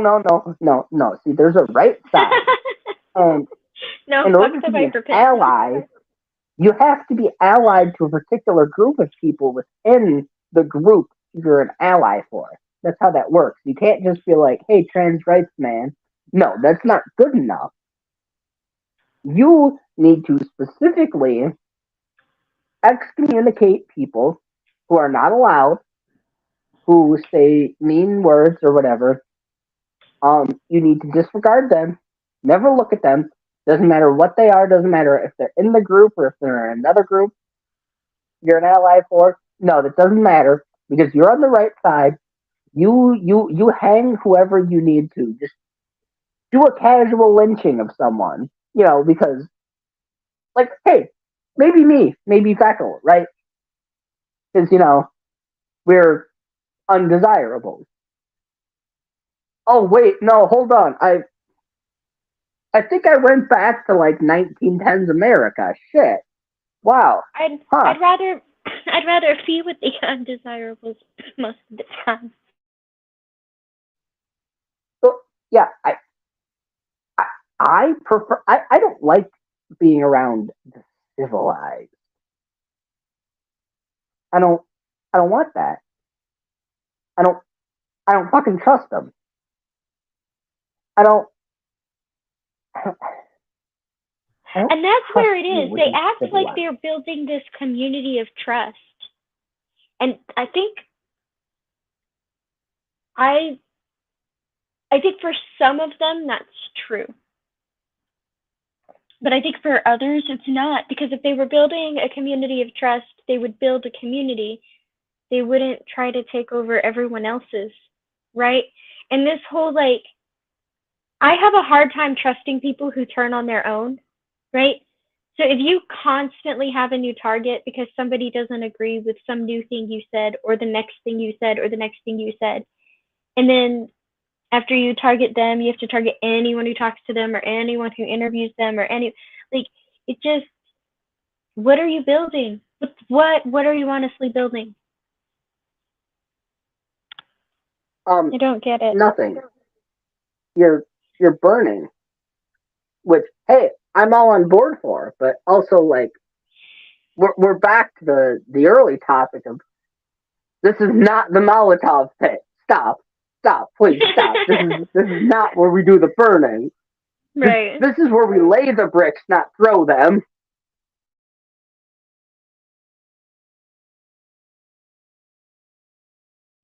No, I don't bow to Serb, and that's what makes me one of Serb's favorites. I am loosely aligned with the cult of Serb, though. That is why everybody gets these three-headed images. I need to see if I can get like a studded armband or a studded band around my boot or something. Because I am not in the cult.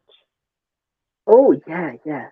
Just a subtle nod to serve instead of just Yeah. like a full on. Yeah. Yeah, because you know, like the dog collar, the studded dog collar, serve it. Like I could do like an armband or like around the pixie boot or something. Just have the studded collar, the loosely aligned free radical.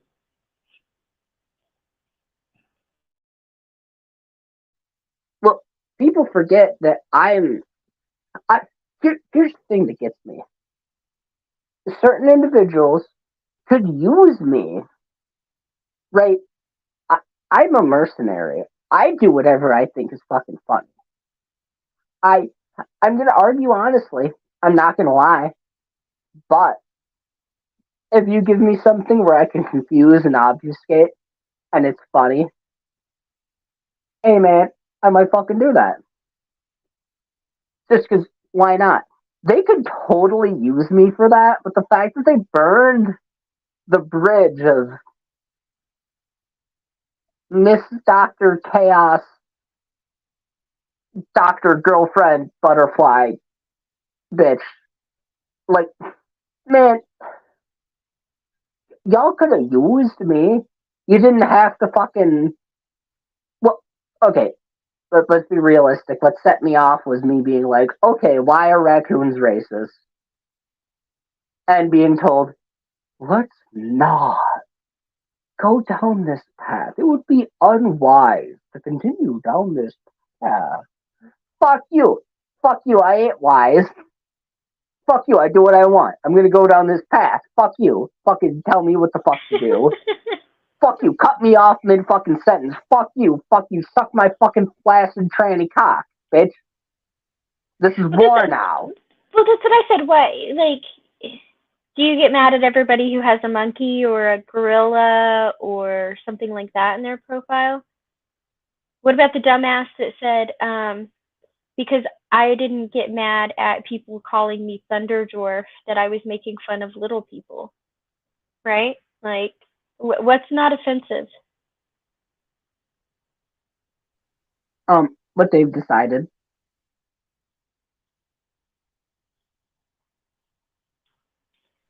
That just seems Look, here's quite my arbitrary. Here's my hot take. Things can be offensive and true. Things can be offensive and false. Things can be untrue, just wholeheartedly untrue and offensive and a lie. Things can be wholeheartedly true according to what the person believes, inaccurate and still offensive, or any combination of accurate, inaccurate, lie, truth, offensive and not. I have a work And story that illustrates my yeah, disappointment in everything that happened. Okay, remember that religious coworker I was telling you about earlier? the what? With the religious coworker I mentioned earlier? Yeah. Okay, this girl has the uncanny ability to play the victim at every turn and milk it for all it's worth. I've never known somebody who could pull off sitting in their manager's office and crying for the sheer amount of work hours that she has. A kid had a seizure behind the wheel and hit her car. And because he was having a seizure and couldn't take his foot off the gas, he kept hitting her when she was pulling away. And she threw a fit about how it was road rage and needed to take 2 weeks off work because of trauma. She's that kind of person. She was offended because people were discussing Jesus Christ Superstar, the musical, and she's a sensible Christian. And so at this time, I was spending my own money doing this, by the way.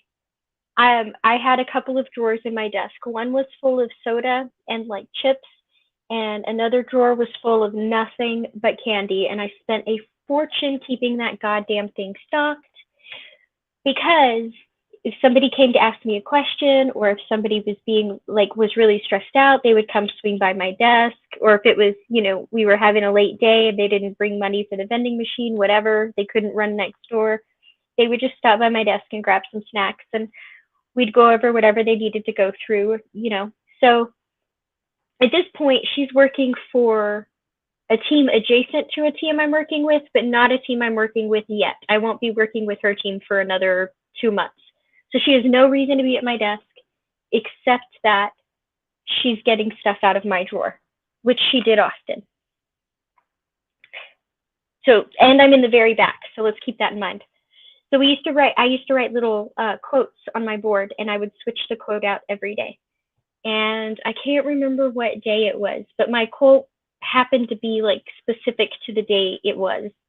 And it was an old quote, and it said something like, and it was said by a preacher. Keep that in mind. This quote was said by a preacher.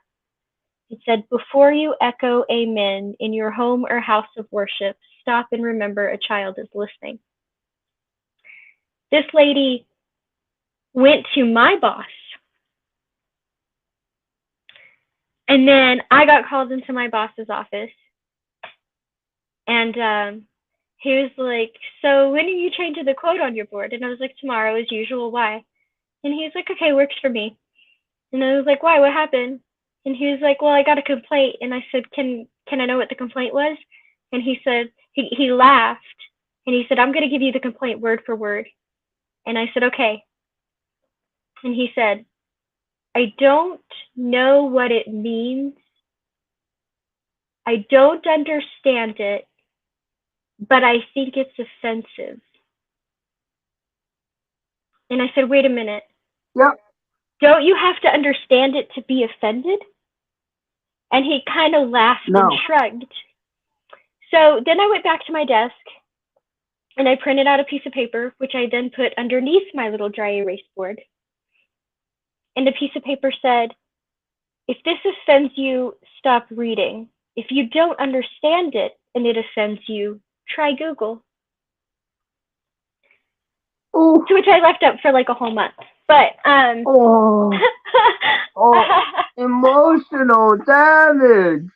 But like, and I think that's where we're at. Like, what kind of special nutcase? Right, and it's not like she brought it. She didn't bring it to me in the same way that nobody brought it to Will, and when they did it, the explanation wasn't good enough because they had already made up their mind, right? So in much the same way, they have the audacity to decide my intent, go above my head, admit they don't know what the fuck's going on, and still say it's offensive, right? And as weird as that fucking is, I don't see any difference here.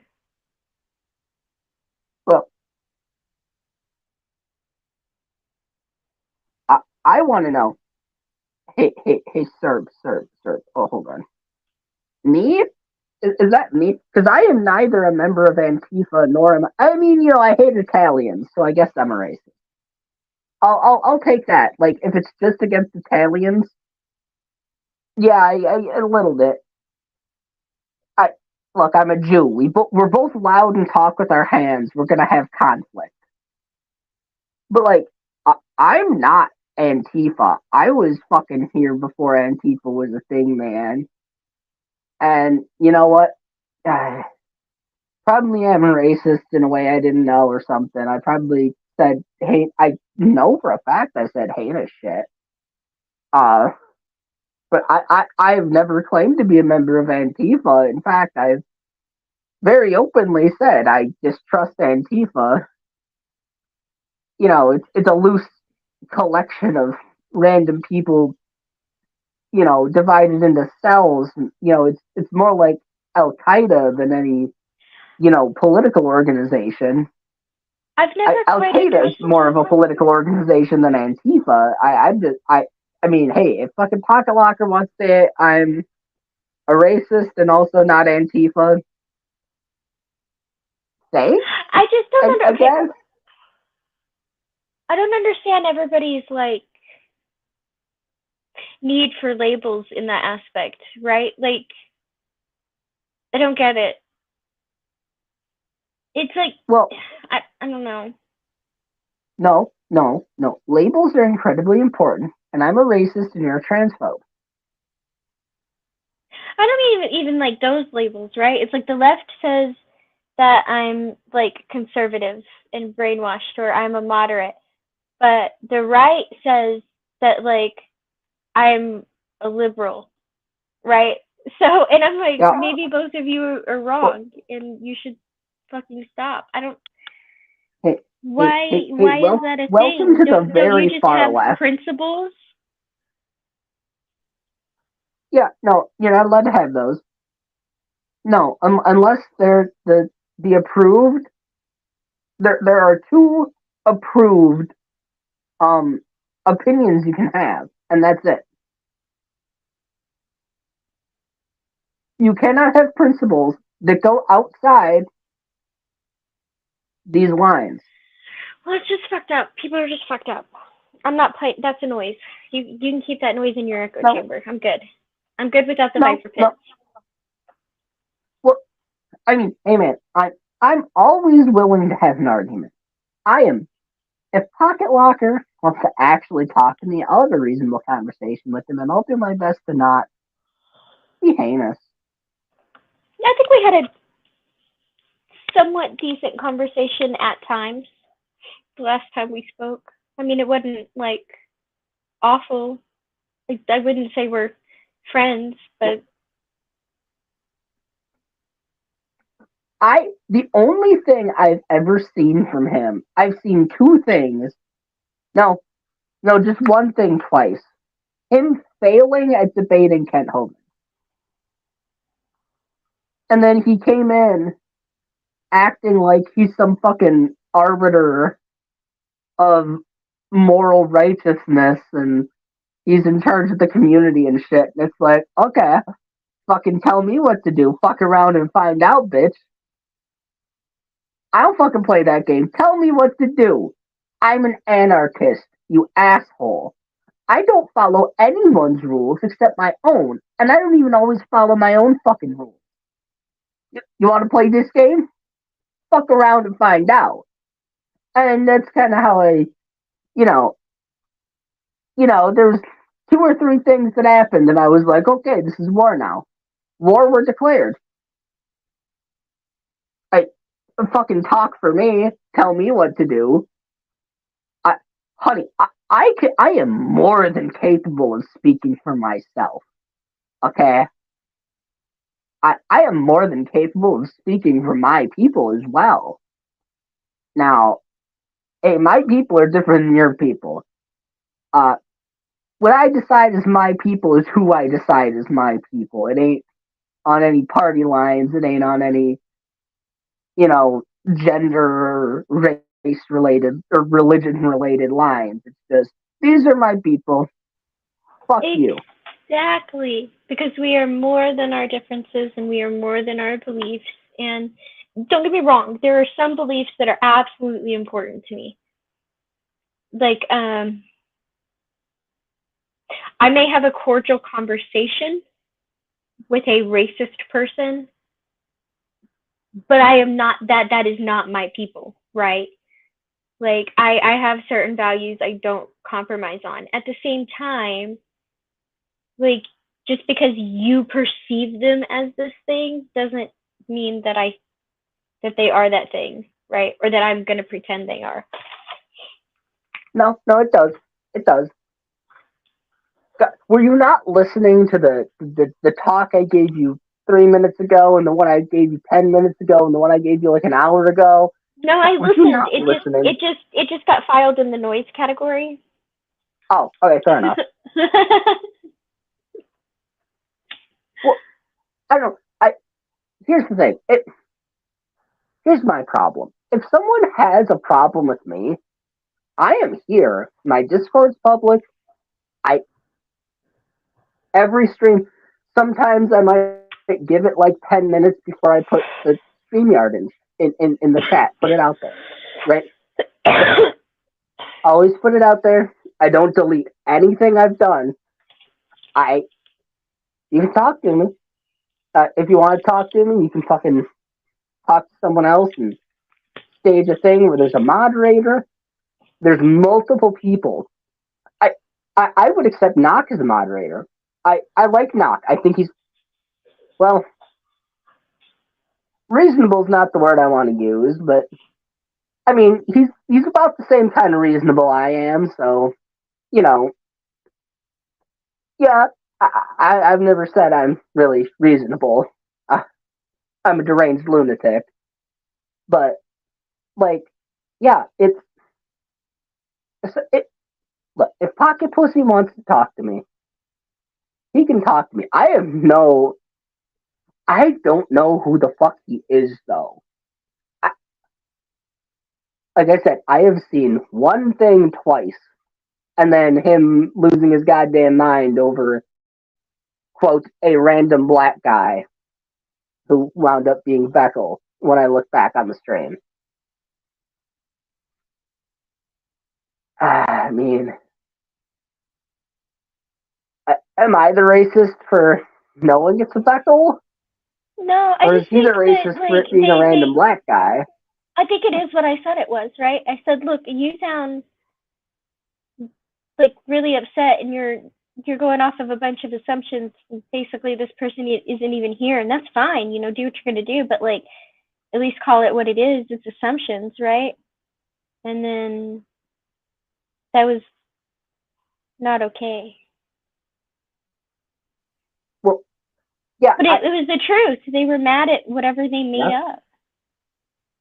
Well, it's exactly the same that what happened to me when everyone decided I was on the fucking Smoky Saint stream where they went on Knox's Facebook page. I provably, that stream's up. That stream's there. You can go look at it. I wasn't fucking there. But people are still mad about the fact that I was there. I fucking wasn't. You could go watch it. You could just. That's what I'm saying. They hear somebody say something, and then they make up a bunch of things in their mind, and then they just get mad. But then they're mad at their assumptions, and they want to make it like they're mad at you or it's your problem. And I'm like, but you don't. What the fuck are you going on about?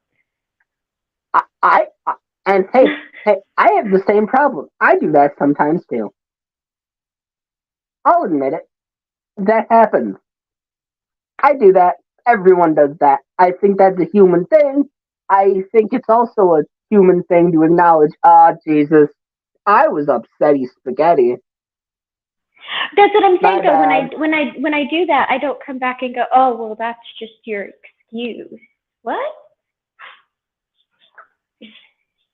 So now any explanation I give is Sure. an excuse? Oh yeah. No, yeah, no. I, I always try and differentiate, and I'm like, no. This is not an excuse. This is an explanation. I am not excusing my actions. However, if you would like to know, this is why. This is how we got to this end point. Well, no, they were Um, like in Gur's stream, right? It doesn't matter though, because like in Gur's stream, Gur said, "Why the raccoon?" And he's like, "Well, the raccoon has been my avatar for like more than 10 years, and it's my favorite animal." And he's like, "Okay, why the black guy?" And he's like, "Oh, Vekel, because I have Vekel's picture because I bring it up sometimes because he knows I have it and it irritates him and it's kind of funny." And he's like, "So you're not like doxing or anything?" He's like, "Oh no, I took this from a public video of him." And he's like, "Okay." And he's like, "Did you mean anything switching from your regular avatar to his picture?" And he was like, "No, like I didn't mean anything like by switching from one to the other. It was just, I just happened to switch from my regular avatar to a picture of Echo." And he's like, "Okay." So then he brings everybody back on, and the immediate response is, "Oh, did you hear that excuse? That excuse is his favorite animal." And I'm like, "Okay, so you didn't want a reason." no, and hey, look, I, I am the last person to be like, hey, let's be reasonable, because you know what?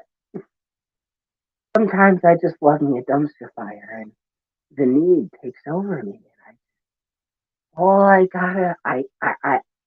I got the diesel in one hand, I got the lighter in the other. Sometimes, I just gotta do it. And I know what that is. It's a weird compulsion, but I think more people in this community have it than they'd like to admit. I'm just honest about the fact that I cause dumpster fires sometimes because I'm bored.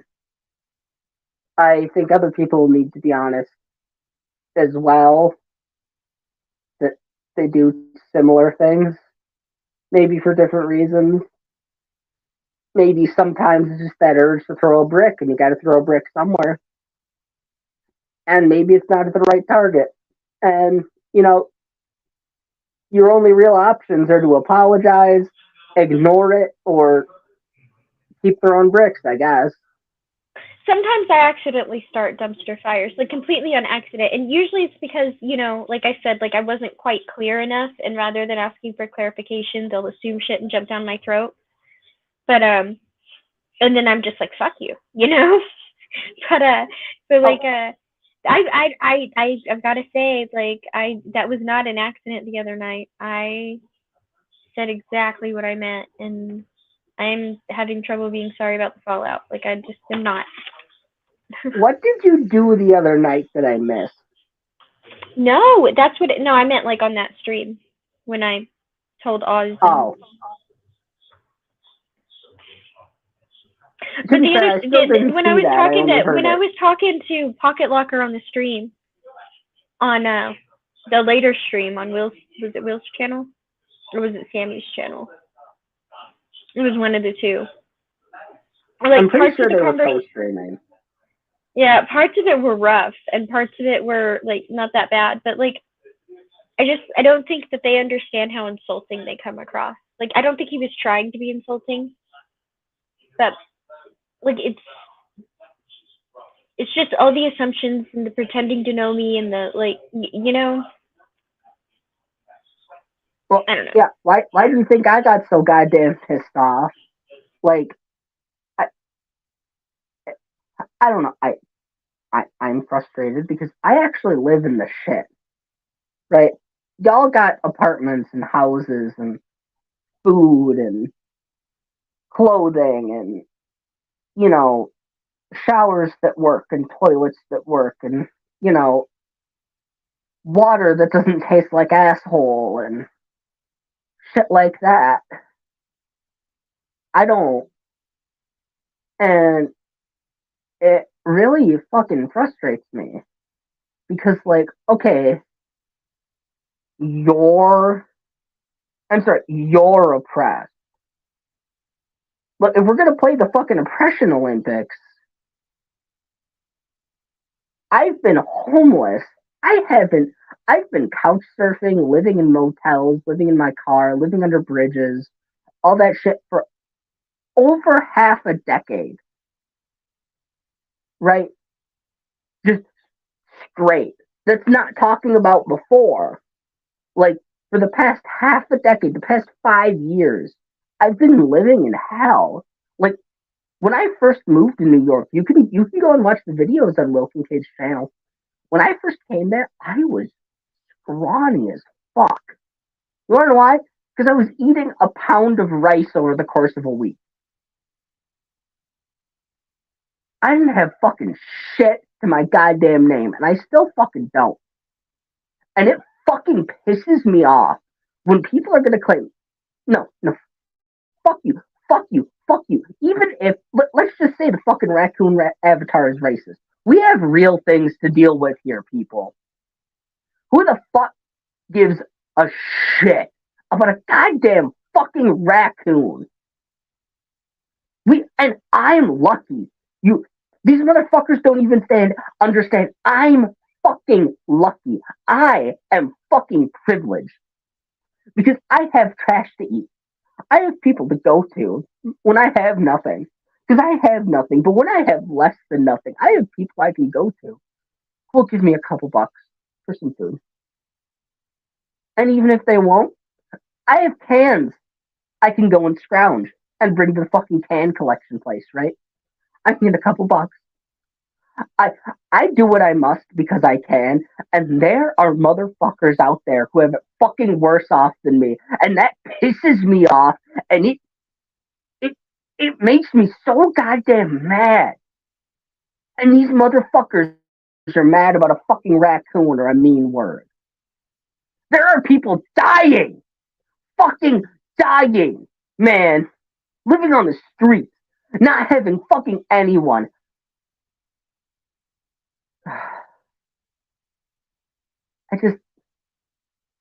There's real problems, and it hurts me that we're going after shit like this.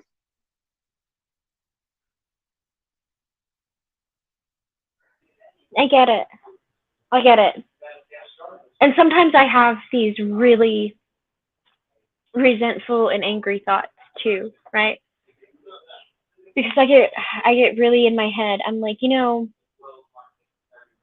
they say these terrible things, but what are they doing? I don't come on here and talk about the volunteer work I do. I don't come on here and talk about what I do in my community or who we've helped or how we've helped them. I don't come on here and talk about this stuff. But what are they doing? What are they doing? Or are they just coming on here to yell at people? I don't know. Well, I'm part of the problem. Is the issue? I know I'm part of the problem because what the fuck am I doing? I'm just yelling at people on the internet. Well, to be fair, you kind of, in order to do things about the things we were talking about, you kind of have to have the means to do so first.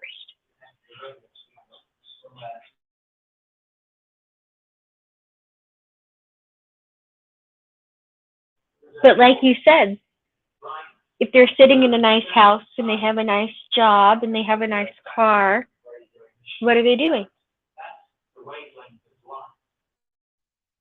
I don't know. And here's the thing. I could be doing more. There's a lot I could be doing more. And that's so definitely a failure on my part. No, I don't think that's true. I realize that I'm lucky, right? And not just because of where I am, but because of where I came from. I have a very special appreciation for where I am because of where I came from, right? we go out of my way to I go out of my way to save as much as I can, and because my family needs a lot of help. Sometimes, my husband's brother needs help, but most of the time, let's be real, it's my family. And my family's never been well off. They've never been well to do, and even as adults, my siblings struggle a lot. And we help them as much as we can. Could I help them more? Possibly. Right? Could I skip vacation and give them more? Sure. Could I send less to college fund or retirement? Sure. But then if I do that, how do I help anybody later? Right? So, I mean, we have to be careful when we say we can always do more. But are you doing something? And if you're not, why are you yelling at people?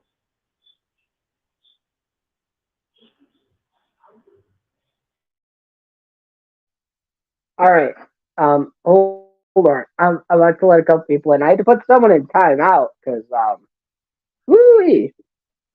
I mean, hey, I guess say what you want. Um, I don't want the stream taken down. So, sorry. Oh yes, awesome. Woohoo. Well, in that case, am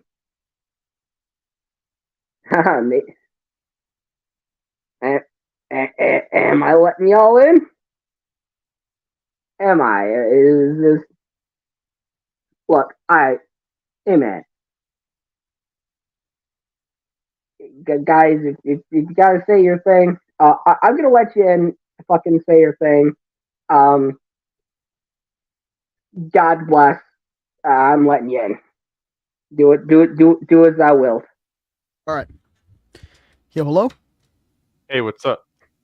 Yep, y'all are in. How's it Oh, going? yeah. Oh, sorry. I'll let Nick go. Or, yeah. Me go? Oh, okay. What's the topic? I don't know. We're just kind of randomly musing about Rant about stuff. what happened? Honestly, I have to say something. I really do think that your like you could say it's a rant or whatever, but I think that was very insightful. I feel like as people, we don't realize, people are dying, and there's a lot of things that we need to worry about other than all this stupid. Like, people are getting so worried about people saying words, people saying this. People are dying. Like, look at this. Look at this. People are dying. Like, look at this shit. Look at this. Look at this, bro. Like, look at this. Look at this. Nigger. What the fuck? Appreciate it. That? That was That was crazy. Hey, What the hell? well, hey, you got your time too. I'll if you're doing this too, I'll give you your time. I'll give you your few seconds. I guess I'll talk about my day. I had a pretty rough day today. I was working. I work a manual labor job, and it breaks my back and breaks my spirit. And I live in South Carolina, so like it really gets on my nerves. I'm sorry. when I'm driving home, and like there's people in like the road, like there's these nigger protesters in the road. Oh, and for they're the blocking fuck's the road. sake! Can we just get These rid of him fucking now? niggers. I fucking hate No. niggers. Fuck niggers. Fuck niggers. Fuck niggers. Fuck niggers. I'll give you one more. Thanks, So bro. funny. Fuck niggers. So We hate original. niggers. Kill niggers. Behead Ha niggers. ha Roundhouse ha kick a nigger into ha. the concrete. Slam dunk a nigger into the trash can. I What give a him their piece of time. shit. Like, what kind of no life, pathetic piece of shit, like, not only finds that worth their time or entertaining, like, imagine being older than 11 years old, doing that, and then being like, so proud of myself. See what I did there? I don't get it. I mean, well, do you I have more probably than deserved it. half of functioning brain cells to rub together? No, it doesn't matter. That's my thing. It doesn't matter what you did or didn't do. It doesn't matter what you did or didn't say, right? Like the idea that was the best use of your time and something that you're super proud of is like pathetic, and not in like the cute way, in like the gross and cringy way. But that's just my opinion. Serb thinks you're just fading into it. I don't know what I'm doing. I'll give you your time to fucking say heinous shit. That's fine. Shit happens, I guess. I don't know. That's my opinion. You do it, and then I'll let you have your 25 seconds, and you can go. It wasn't necessarily what they were saying. I didn't want another graphic to pop up that was very gross, and I don't enjoy throwing up, sir.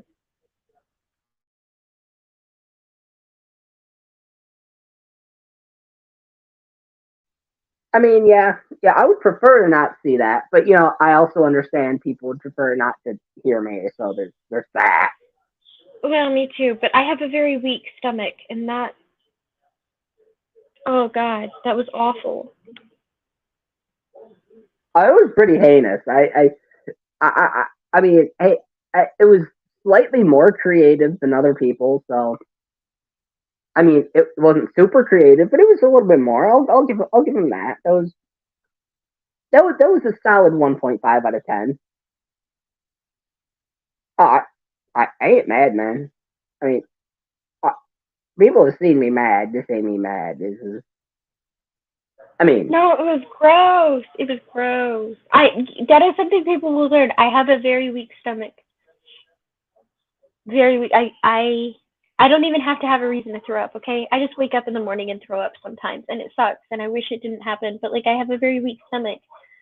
You throw something like that up there, and I'm literally like really trying to battle my gag reflex right now.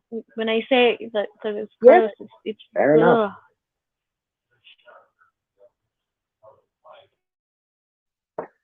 I mean, I'm gonna agree with Guru. It's about 2 out of 10. It's I mean, hey man, P Mars has done better. So I actually like P Mars. Hot take. I think he needs help.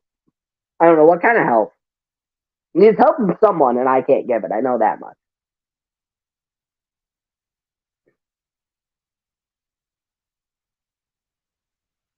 Yeah, I mean, I also prefer subtlety, but there's a certain amount of appreciation for the just balls out, just to fucking go for it. I guess there's no subtlety, there's no art to it, but there's. It was gross. It was awful. God damn, you did it. Fucking Papa bless.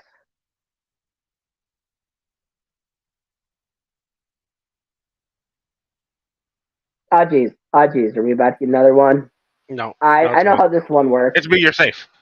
I agree, I know. sir. I know. I do find the subtlety way more fun. But that, I think subtlety takes more wit, patience, and intelligence. And maybe that's what I find so off-putting about the childish manner in which it was presented. Yeah. They want attention. That was their fun. Yes, 7.5 hours. Fuck you. I do what I want. I don't have a job right now. Fuck you, Will. I did come in to show a picture though. Oh hell yeah, let's go. I Balls just out. made We already seen the worst we could. I just finished a new Swole Pixie picture. Oh no, I don't have the camera turned on. That figures. He only compares it to me because he knows I think it's gross. Oh. I like Swole Oh Pixie. no, not that one. That one's not as bad. Yeah, it was more Still not subtle. loving it. Still not loving it, but way better. Like a warrior pixie, kind of. It's way better than the last one. I like that one much better.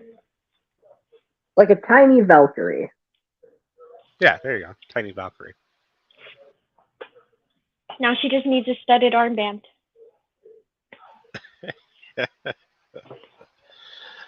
What a dog whistle. Yeah, okay, I'll put a symbol up there.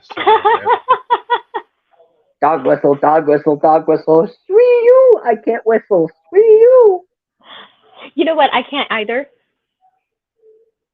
As a matter of fact, I didn't learn to wink, which I can only do with one eye, not the other eye. But I didn't learn to wink until with one eye until I was like late 20s, and I cannot for the life of me whistle. I just can't. I keep trying, and it's sort of pathetic at this point because it's never going to happen. I didn't learn how to tie shoes until I was 10, so it's fine. You don't need to wink in daily life. You do need to tie shoes. Wear shoes. Yeah, not to quote Knox, but kind of retarded. Okay, I did quote Knox. Shut up, shut up, shut up. You're all bred. Bread? Yeah, What does that mean? bread. Oh, you weren't around for that. I'm sorry. This was Von Helton threatening EMC, dude, fucking whatever. What's Eli's? EMC 2103. He's probably has more views than everyone in this community combined. He just makes like Gen Z meme videos. I don't know what the fuck Eli does, but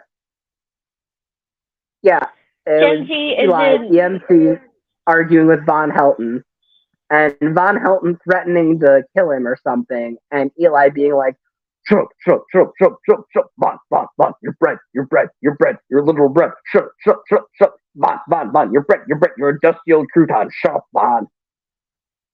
And honestly, that's fucking iconic. Telling Von Helton he's a dusty old crouton, 42 out of 10. I see. See, Will gets it. Will was there. Dusty fucking crouton. I need to find that video for you because it's Wayne magnifique. I miss Von Helton. I don't, but I do. You know what I mean?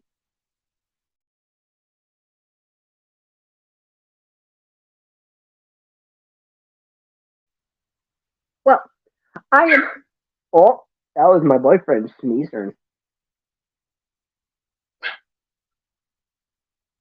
Okay. Can I talk or are you gonna keep sneezing?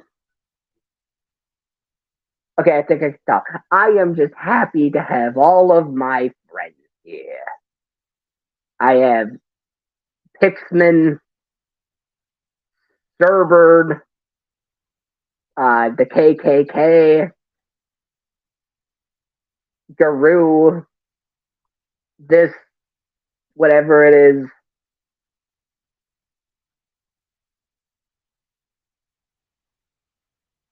Who will actually look at that name? But am I just talking? I'm just gonna keep on talking nonsensically unless someone else pops in. So this is y'all's fault if you just had me rambling. Oh, I was see. I don't know. I didn't want to like just start talking over you or anything. What would be the point of that? I was just filling dead air. Okay. I cannot believe how allergic people are to answering that question of mine. Over in that group of people we've been talking about. Other people can answer it seemingly easy enough. Just Which question? the can you tell the difference between being intolerant of an ideology and its consequences and being intolerant of a group of people?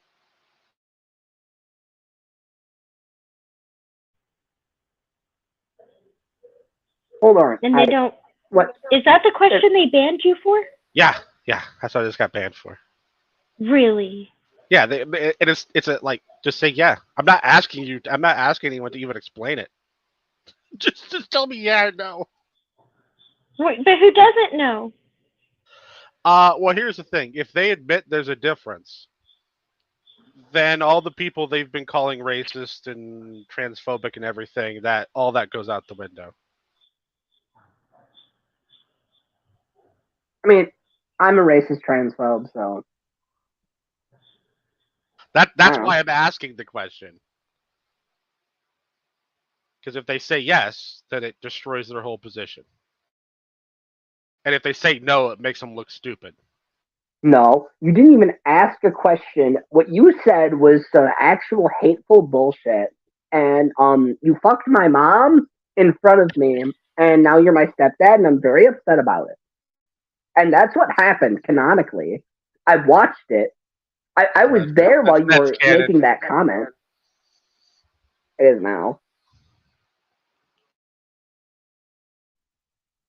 Or wait, no, wait. Oh, hold on. Shit. No, I'm not an indignant liberal. I'm a pissed off. Wait, what the fuck am I now? What am I assigned being? I'm not an indignant liberal. I think I'm a pissed off right winger again. Yeah, that's right. I love Serb. Serb is my favorite. He is the most right wing, and I love right wing things. I'm trying to remember what position I was assigned. I'm sorry. I'm really bad at this game. People like assigning me positions, but I refuse to accept any, except Agent of Doom, perhaps. Still a free radical. Okay. Hey man, like I'm just free, man. Like I just like live on my own and do my own thing, man. I live on the streets and trash, man. Oh, that was my boyfriend sneezing, man. He just sneezes whenever he wants, you know. We just do whatever we want, whenever we want. No, you know what? That actually made me smile because I sneeze really quietly, and a lot of times it comes out as a squeak, and people make fun of me a lot about it. And maybe it's just because it was in the background, but that sneeze sounded squeaky, and it made me smile because I was like, I am not the It only is one squeaky. for like 2 seconds.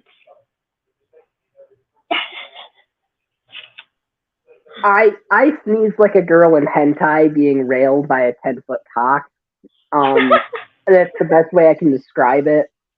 It comes out as a every time, but it's just kind of because I got stabbed in the lung hole. So every Mine just time I comes out. sneeze, it's just ripping scar tissue apart. Mine just comes out in this tiny little, quiet little squeak. That it's done. I don't know. I was in the bathroom at work a couple There's months this big ago. build up, and I think that's what people find so funny is because like you know how like if you have to sneeze and you can't get it out and that weird breathing thing happens, like you're not quite hyperventilating but you're almost there. You know what I'm talking about? And so like it'll be like that. There'll be like that whole build up, and then it's like squeak, and everybody makes fun of me. I was in the bathroom at work a couple months ago. It was when I was still working. You know, but I guess it's been only a couple days, but working at my job that I had previously. And I sneezed, and it was a something like that came out of my mouth. And the guy who gave me my new bike was in one of the stalls, you know, doing a poop or something. I don't fucking know what he was doing. And I was just about to wash my hands, and I just heard him go, "What the fuck was that?" And I was like, and I just ran and washed my hands with hand sanitizer because I'm like, nope, this is too awkward for everyone involved.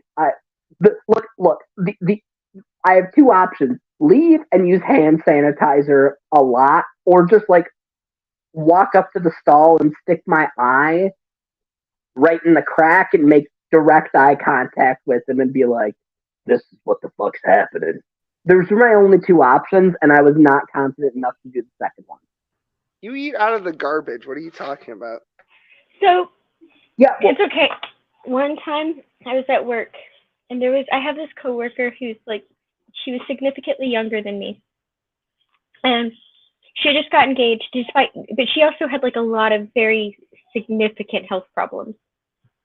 Anyway, she was having a really, really hard day one day, and she was also like really into fashion and stuff. She was adorable, so it worked for her. Um, and she was having a really rough day, and I was just worrying about like how I could cheer her up, and I was gonna go get snow cones from across the street, all that good stuff. And I stopped by the restroom on my way in from break, and I'm sitting and I'm in the restroom, and I look down, and there's this lady beside me, and I'm like, oh my god, if my coworker saw this, she would die laughing, right? So I'm gonna get a picture of this, and I'm gonna show it to her because she will immediately bust out laughing. And this lady was still next to me. She was wearing like, you know, those little ballet flats.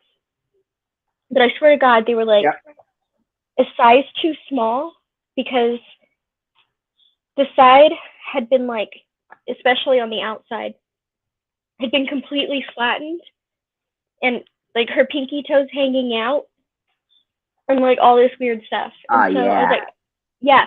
So I was like, I'm going to get a picture of this and then I'm going to show my friend and it'll break the ice. She'll start laughing and then I'll be like, come on, I'm going to kidnap you and I'll take her for pizza and snow cones and all that good stuff and I'll cheer her up.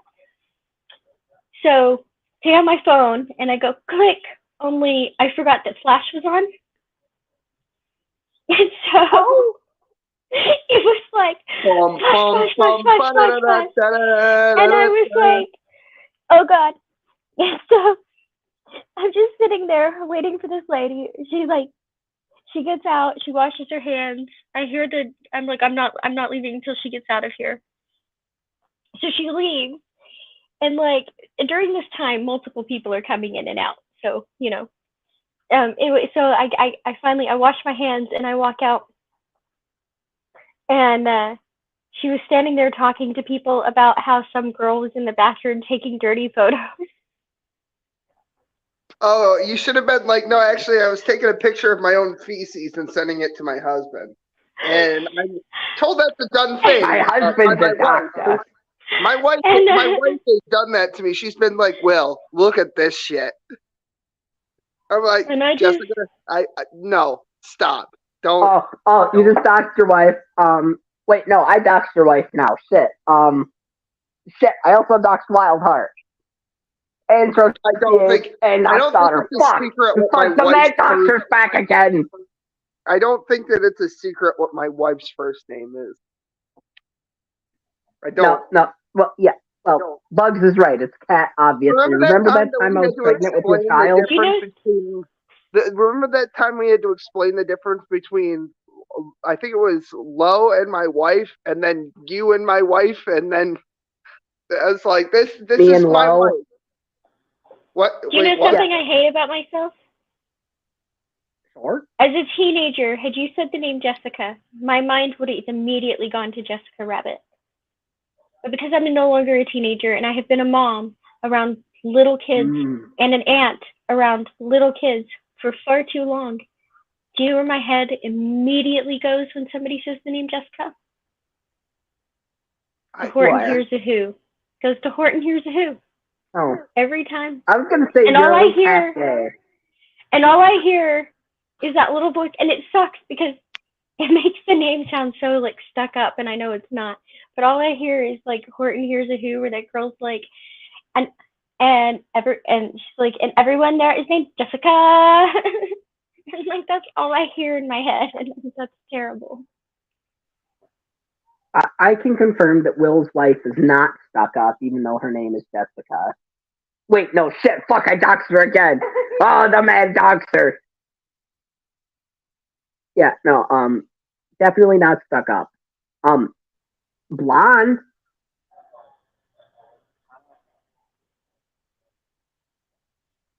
Well, my boyfriend said she's hot. So there's that, I guess, too. Yeah, I'm sure she's perfectly lovely. That's just the number of times I've seen Horton Hears a Who, right? No, I know. Has enormous gazongas. can confirm. It's only gotten more. She's only gotten more well endowed after the birth of our first child. So I was there, yeah. Yeah, that happened. Well, not in the room while she was, but Yeah, no, I was streaming, but yes, I saw the aftermath. Well, Cat was not streaming the birth, right? I think, what are words, really? I didn't zoom in on the ruined orifice immediately afterwards. I was in your house drinking vodka. Don't we owe somebody money for that? Didn't we gamble on how many stitches? Yeah, I won. Oh, did I pay you? I don't know. Honestly, I reckon I did. don't, I'm usually good on paying my debts. I'm assuming you did. I remember I won. It was $20. It wasn't It high was 20 stakes or bucks that we anything. betted. Oh, was it? it? Was 20 Okay. bucks that we betted. And you and Jordan both gave numbers, and I got exactly dead on, and I have no idea how the fuck I did. It was just a random number I pulled out of my ass. And Jordan was like incredibly close, though. Jordan was like 1 or 2 off, and you were like 3 off in the other direction. Smokey laid some horrible Dago curse on me, too. He said, I hope your kid comes out sideways. Yeah. Smokey said, I hope your kid, he was joking. He said, I hope your fucking kid comes out sideways. I think I called him a pedophile or something. And then he was like, I hope your kid comes out sideways. And sure enough, he came out shoulder first with a cord wrapped around his neck. And I haven't forgiven him for that. Do you know? But don't necessarily count that as a bad thing. Right don't after count my that son, as a bad thing. Right after my son came out, I called him and I said, so it's a boy. I named him this, that, and the other thing. And I said, also, fuck you. And he goes, what? And I go, 6 stitches, you cunt. He came out shoulder first, and he just starts laughing like a fucking hyena. I'm like, yeah, yuck it up, you stupid bastard. Okay. The reason I say count it as a blessing is because here's what's funny. So, my mom had 4 kids. My big sister was born full breech, butt first, came out telling the world exactly what she thought.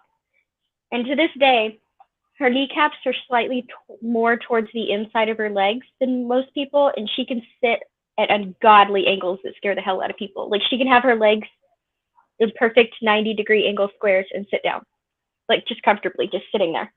It's the craziest thing. But, okay, my little sister was born feet first, breech. My brother was born with the umbilical cord wrapped around his neck. All right. All 3 of these births, relatively smooth compared to mine. Why? I came out normal. But it was a stress-induced labor. It was a stress-induced labor. She was in labor with me for over 36 hours. And despite being very small, she had more stitches with me. Yeah, when my wife was in labor, do that. When my wife was in labor, me, Kat, and Jorn were out on the patio smoking cigars, waiting to go to the hospital. We went the first time, and they were like, "Come back when you're more fucking whatever the fuck."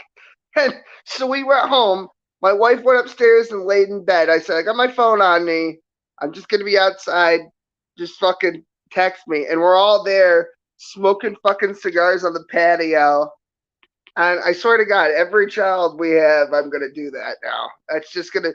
And then one day, God willing, my son's wife or whatever the fuck will be in labor. And I will be out on the patio having cigars with him. And again, God willing, his wife will be complaining the whole time. My thing, like, I don't know. I had a weird experience. First of all, I had one of my favorite memories of this. I had a super, super hard pregnancy.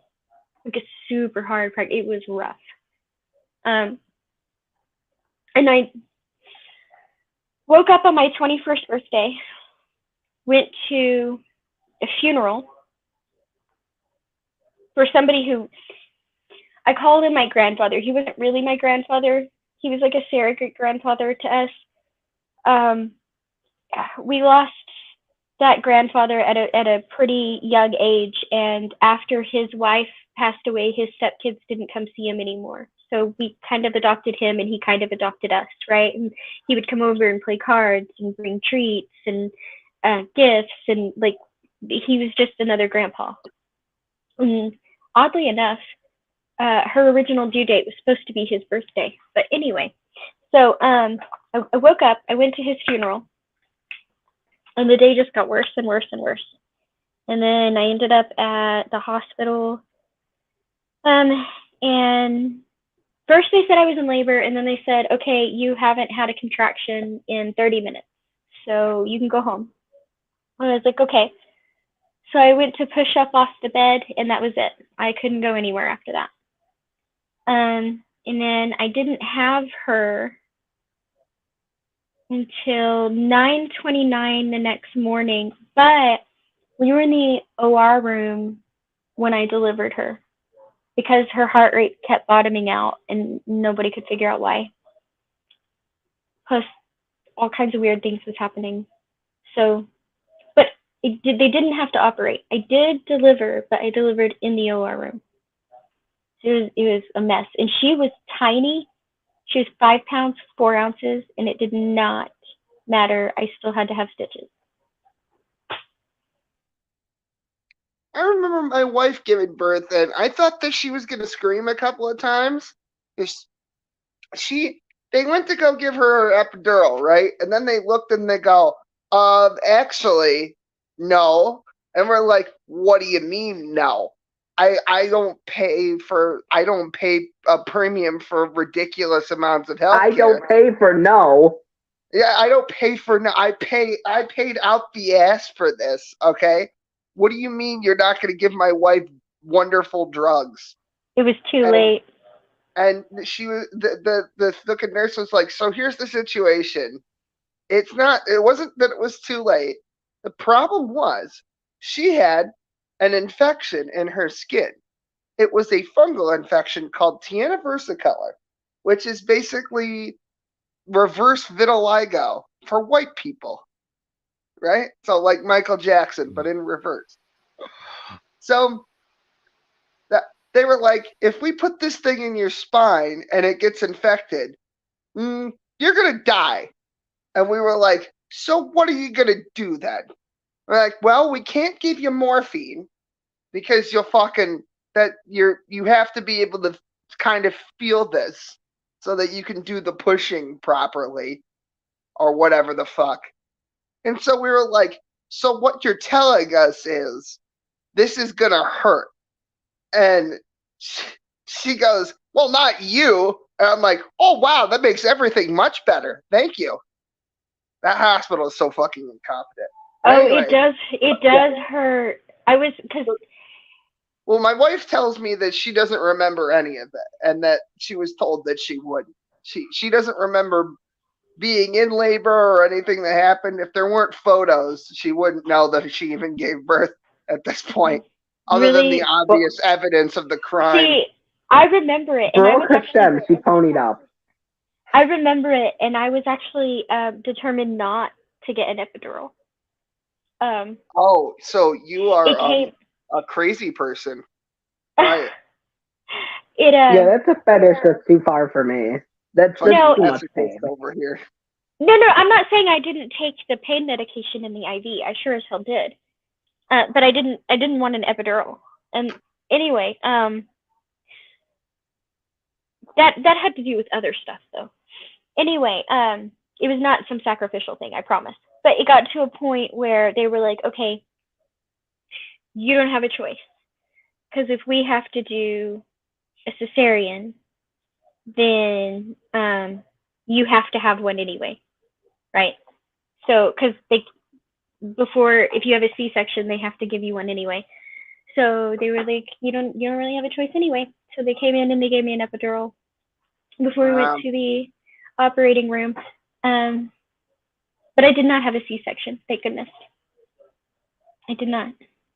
Is But it was very touch and go for both of us. So it was pretty rough. it wrong that I want to point out that Will has the perfect setup for the best and worst April Fool's prank?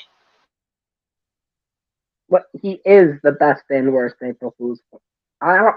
Wow. I was born on April Fool's Best and Day. worst Is that April Fool's prank. I was born Just on next April 1st, Fool's, 93. you just break down crying to your wife. I'm sorry, you didn't have a baby. Oh yeah, I could do. I stole this kid. I'm sorry, I'm not real, and turns into doves. Wait, hold on, Will.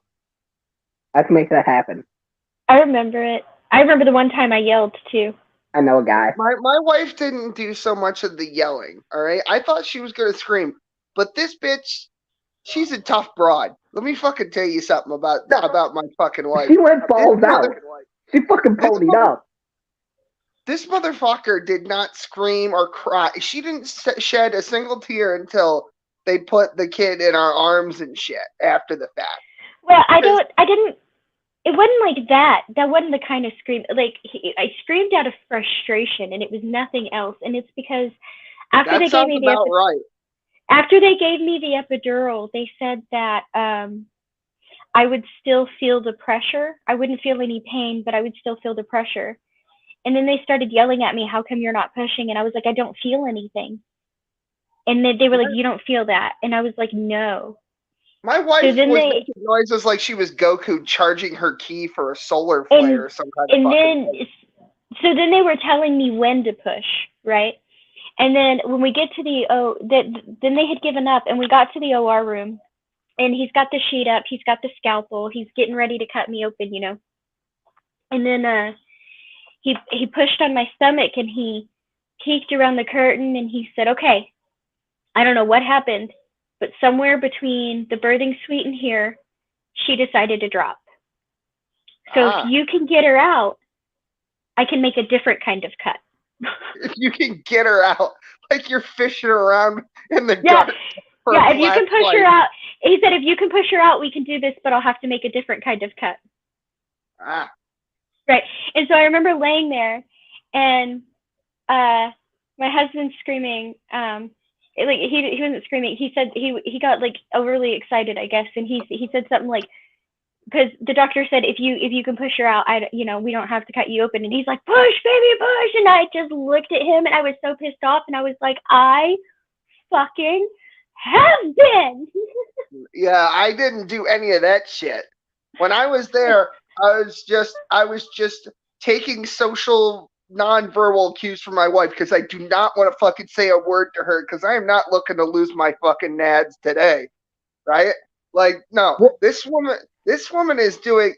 There's a reason they call it fucking labor. She said the absolute Sisyphean task of pushing my son sideways on her wonderful magical portal to another realm. I mean, because that's what women are. They're magic wizards that make people come out of them, and the whole thing is a spectacular process. But I just want to say about your wife.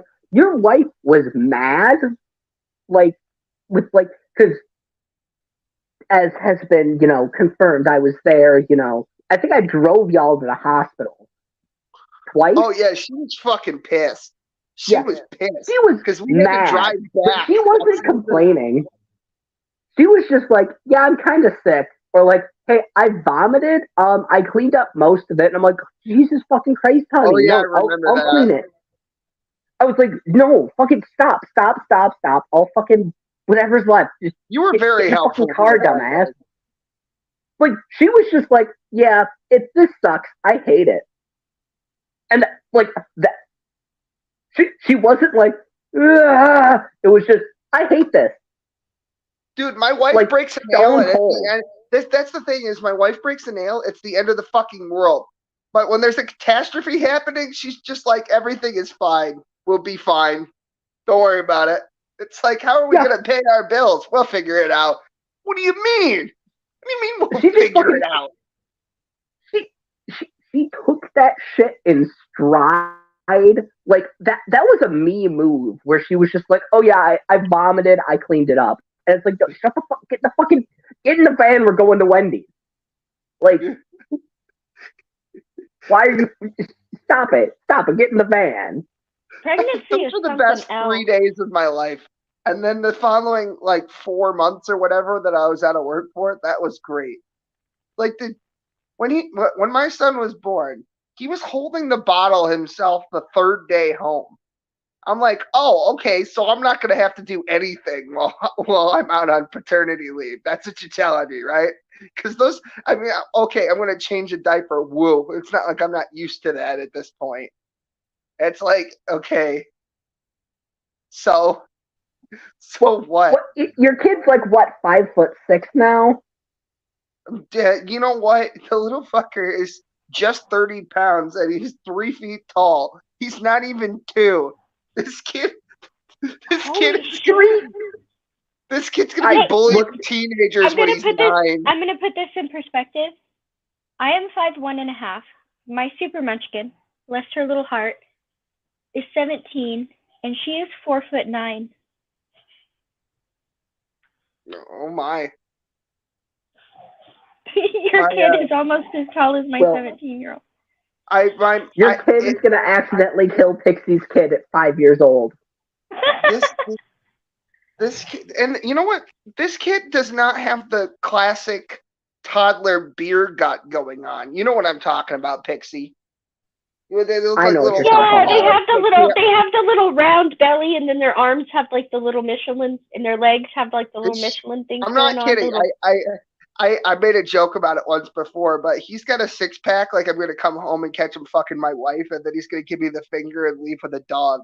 You know what I mean? Like this kid walks around his house, around the house like he's gonna his house. Somebody. I heard that slip.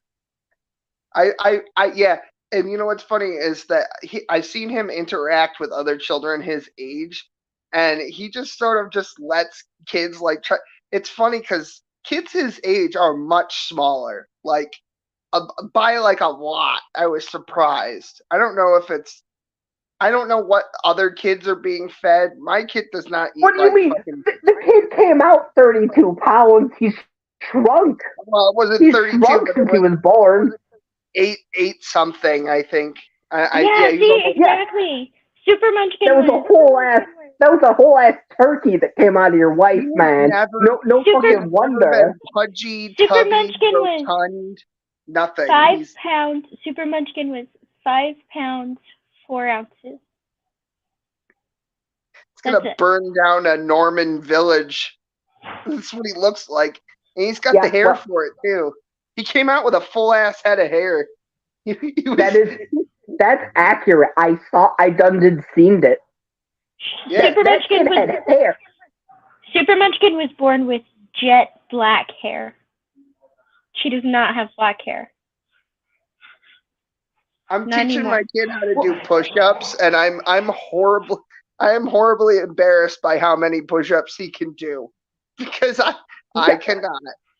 On that note, I have to run. So Super Munchkin is home. What you do. Oh, okay. Take care now. Bye then. Bye. Later days.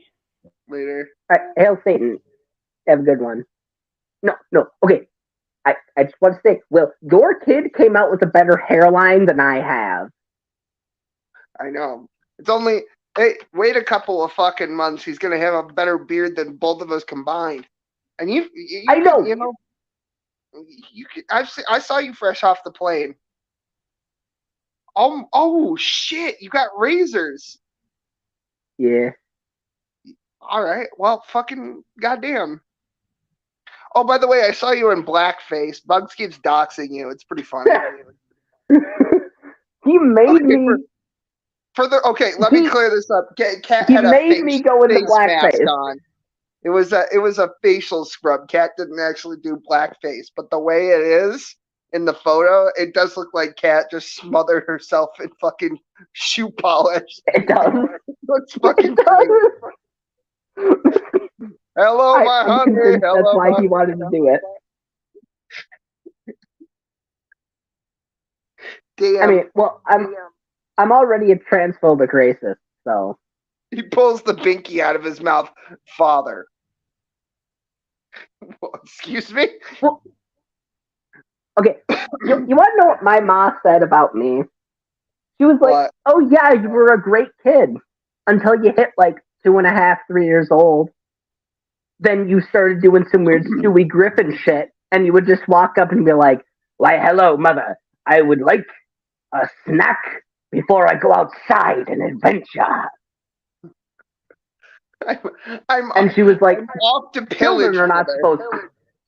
Yeah, well, because I just decided. Well, it wasn't like I just decided. My parents worked opposite shifts. And when my dad got home after leaving my infant ass alone for 2 hours, my dad would come home and drunkenly shout at me to speak because he doesn't understand cries. And then they got shocked when I was like, "Why, hello, yes, mother. I would very much like a glass of water and 2, 3, maybe 8 crackers.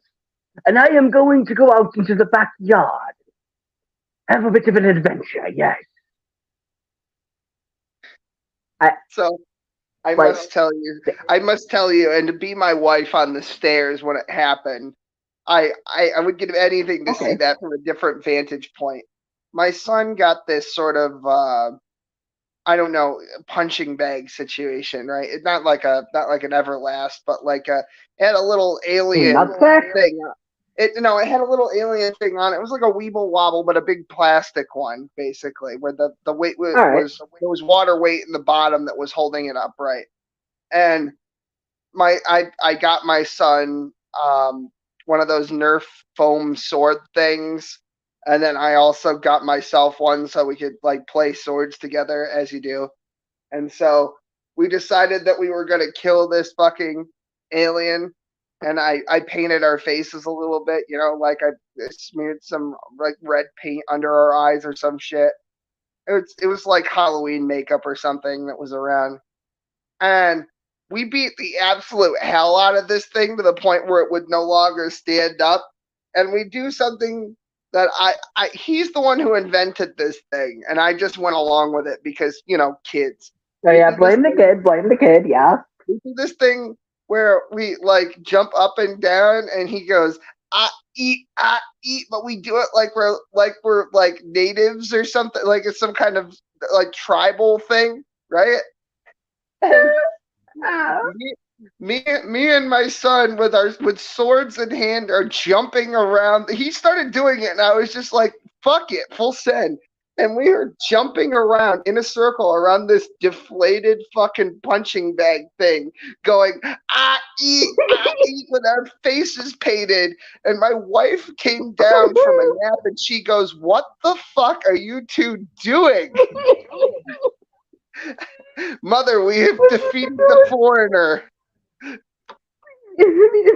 I would have. You know what? I should ask my wife and see if there are pictures of the event, because that was next level autistic. I just, that was the one thing when I was younger. My dad was always about whatever the hell we were doing when we were kids. It wasn't until later that all of that fell off, right? And I feel like, Was your dad deaf when you were a kid, or did that just only happen when he got older? Deaf? I don't. What is that reference? Your father is incredibly loud, sir. I am a loud human being, and I am half deaf. Your father is infinitely loud. He's not. Well, he has tinnitus, but that's not why he's loud. He's loud because he comes from He comes from a family of many children, and he is the youngest of all of them. So, okay. Say no when more. you're in Say that no more. I position, got the you. only way to get a word in edgewise is to just yell as loud as possible. Well, the closest thing to interaction I ever had with your father was being half asleep upstairs and then getting shook the fuck awake because he shouted so loud the walls and floors were shaking. Yeah, I'll never forget the time that my father walked in on John naked in my house on the couch. Yeah. That was just like the time I walked out of the bathroom, or I walked into the bathroom with a towel because my clothes were drying. That And couch you were just like, hasn't smelled the same since. no. Well, it wasn't the same after I went there. Oh, Jesus H. Christ. Only once. Thank God. Yeah. I couldn't Believe do it it. or not, I am at didn't work want right to do now it. having this conversation with you. I'm going to be here I for didn't 16 want to do it. hours. It just started happening, man. I'm the only one really here, to be honest. That's why I'm going to be here for 16 hours, because there's literally no staff. I'm just here. Will they hire me? And you need a driver's license. That's a whole thing. Wow. You don't actually I need have a the car. ability You to just get need one. to be able to drive one, like, legally. Well, I got someone who's willing to pay for that. Okay, well then Just saying. go do that, and then they'll just hire you. I mean, because it's a government job, like, they'll just fucking. It's a whole thing. It's a whole fucking thing. But yeah, they don't. Well, it's okay. We don't can pay you talk for a about that month. backstage. They don't pay you for a month. Oh. Because this one governor Pataki that we had fucked up the budget, and it hasn't recovered since. Well, it's okay. So long as I can prove I have a job, I think I could be like, hey, money's gonna be I coming know in. they'll take anybody now. It used to be that you had to go through so many hoops and everything, but now for direct support staff at that level, they'll just hire whoever the fuck. Keep that in mind. Yeah, they don't care. Felon, indigent, drug problems. I don't fucking care. Oh, I am all of those. Well, two of those. Well,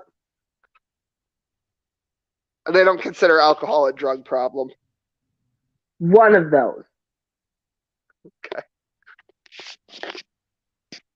I'm just an indigent. Not an engine. That's a racial slur. Indigent is a different thing that is completely unrelated. You know, speaking of racial slurs and my wife's pregnancy, I was surprised when she was giving birth that she didn't use a slur. And I say that because me too. Because if it were me,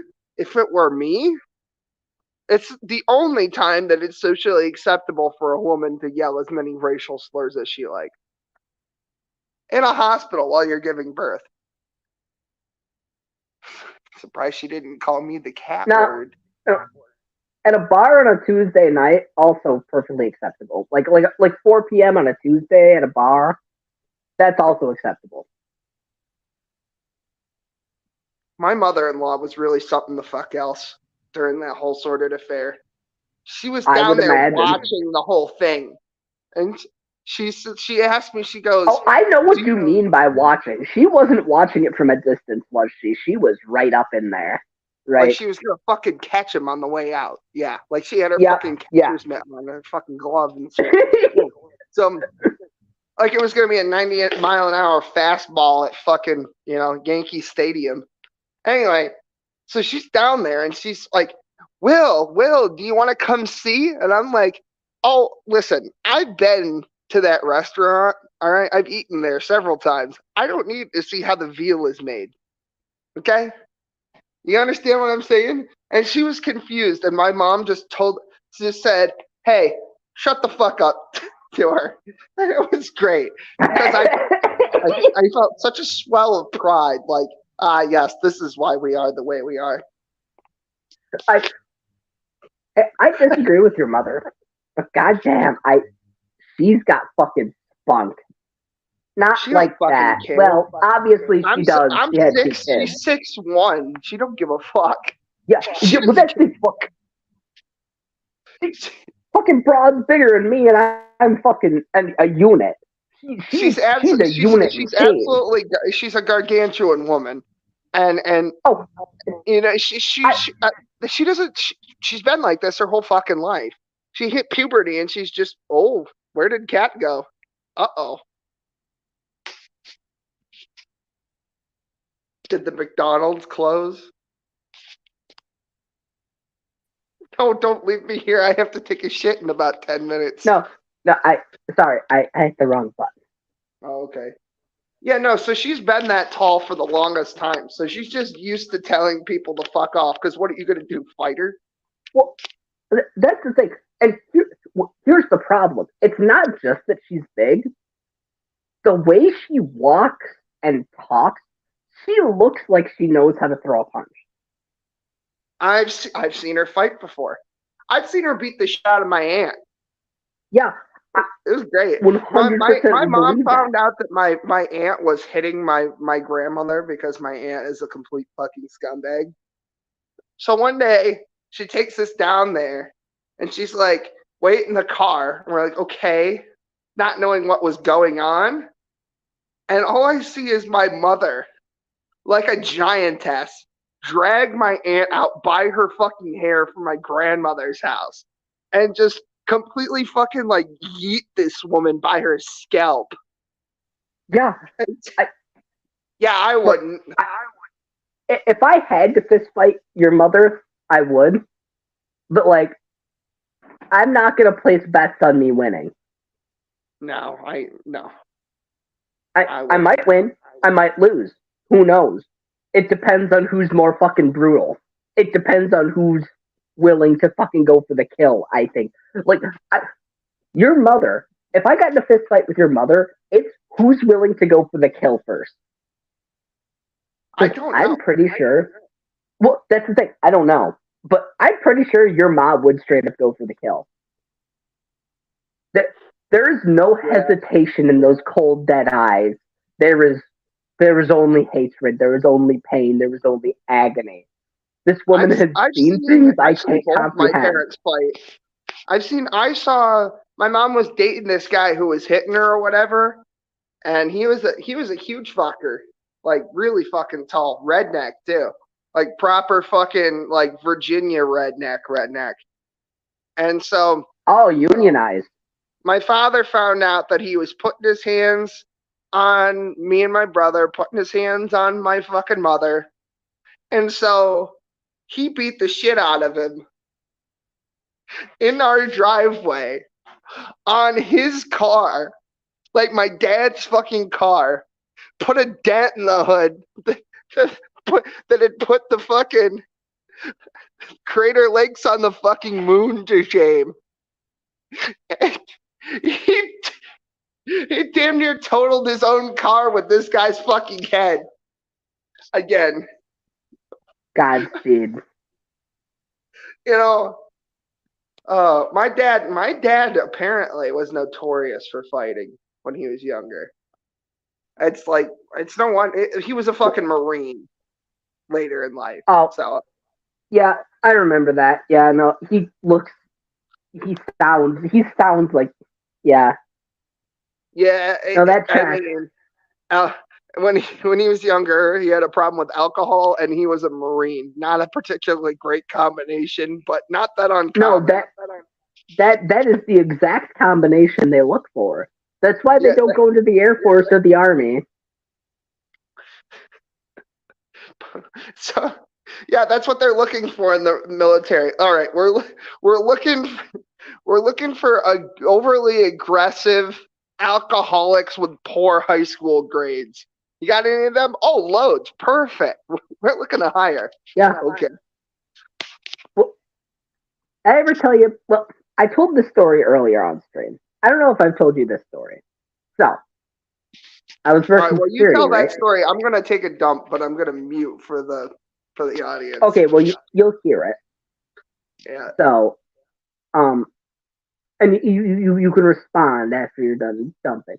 So I'm working security, right? I'm drifting around, going from state to state, city to city, just living in motels out of my car, living in car parks. Fucking great, man. I got money. I got places to go, people to ignore, all that jazz, right? I'm young. Oh, okay, well, we'll start. But yeah, I was young. Yeah, it was. I was young, cool, hip happening. get a job, or I get a job offer, contract job. I'm working contract. I'm a contractor, so And it's like, hey, it's like 2 weeks of absolute hell at an incredibly boring convention, but it's like 30 feet from Panama Beach or Panama City, Florida. And I was like, yeah. So I work my shitty hours. That'll happen sometimes. But it's like, hey, got some shitty hours. It's like a 16-hour day, a 16-hour day, 20-hour day, 8-hour day, 16-hour day, 16-hour day, 6-hour day, 20-hour day, 20-hour day, 16-hour day, 8-hour day, bullshit like that. Well, so long as you can hear, this is the whole point of the conversation. The whole point of the story, you just need to hear. And then you can respond when you're out of the bathroom where internet kills itself. So I worked my fucking shitty hours, and it was an incredibly boring convention. It was something like a tire tread specialist convention. I don't know what the fuck it was. Something incredibly impossibly boring. I took the job, it paid well, and I wanted to be in that area because, hey, I'm gonna get some good money, and I'm gonna sit on the beach and drink some beers. I'm gonna drink some fucking mixed drinks. So I go and I do my work, and then when I'm finally done, I take a fat fucking nap, right? And I get up and I walk, and it's like 2 or 3 in the afternoon, maybe 4. I don't fucking remember. It was afternoon, not quite evening. I fucking swag my way into this beach bar, and I'm like, "Hey man, get a drink," and I throw down my ID. Man looks at my ID, looks at me, looks at my ID, and looks back at me and goes, "So, how is old Julio?" Which is my dad's gang name because he's not white. That's the joke. Haha, Julio.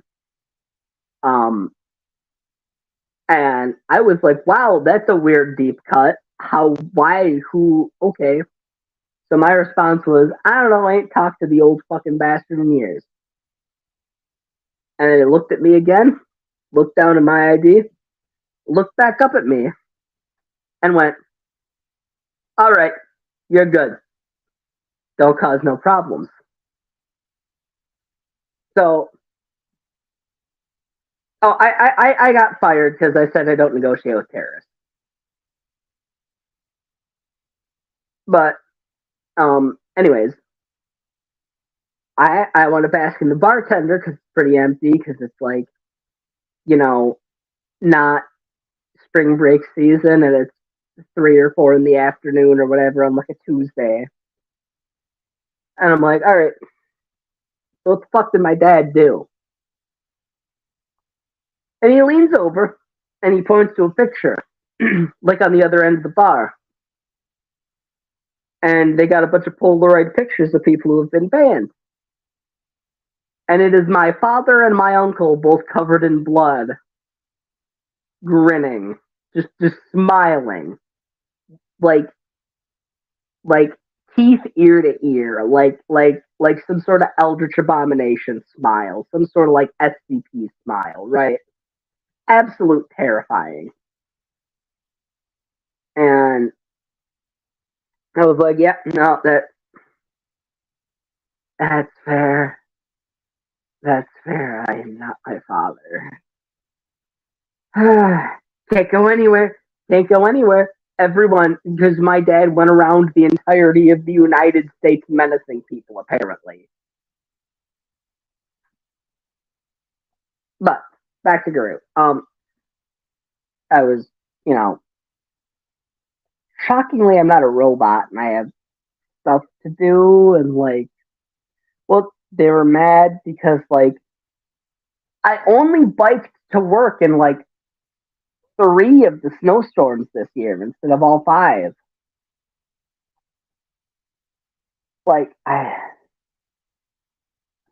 Well, okay, it was because I wasn't.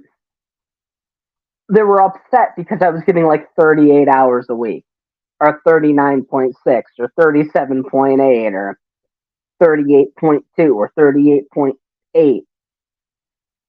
And it was like, yeah, but you yelled at me for getting 6 hours over, or 6 minutes over in a fucking week.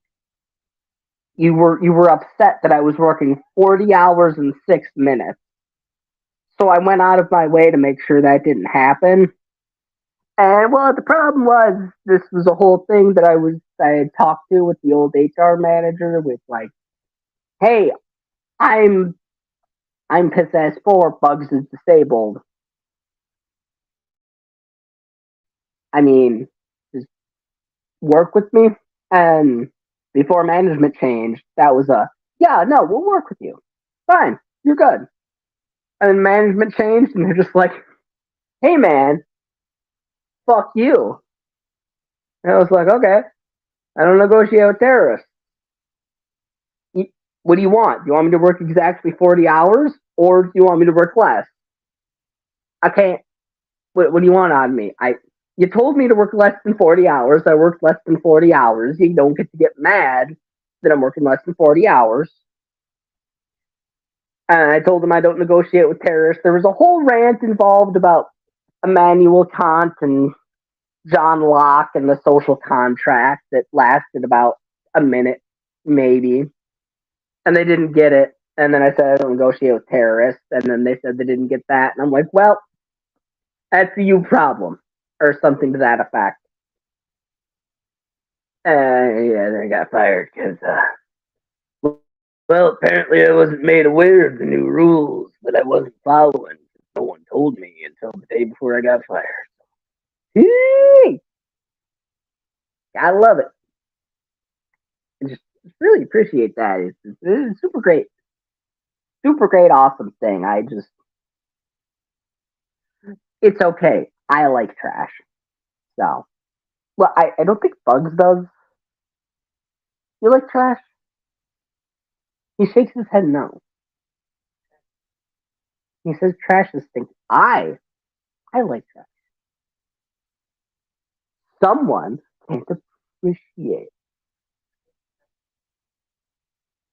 Okay, now he's doing the thing. I'm making a joke and he's doing. Oh, I like trash for you. Yeah, no. You see, now he's trying to scam me and you, and I don't know, probably Nakasuchi too. See, you heard it here first, folks. Bugs like sushi.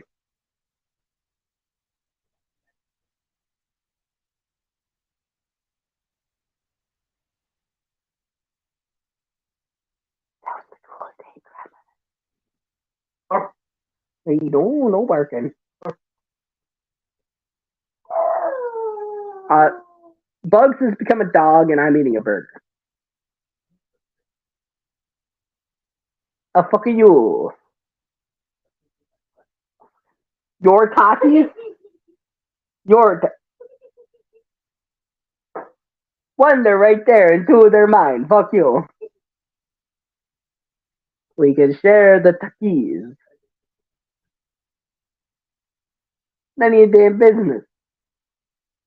Well, you want my pickles? No. No, they're my Borgas. I'm not gonna pull out a Borga just to fucking give you one pickle. You want the pickle juice? Yeah, exactly. Shut your mouth hole.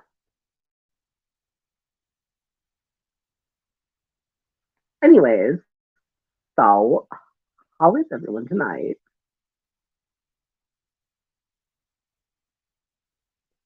I believe Mr. Kincaid is coming back whenever he's, well, like a charm. Whenever that's done, I mean, Vorn Helton cursed him.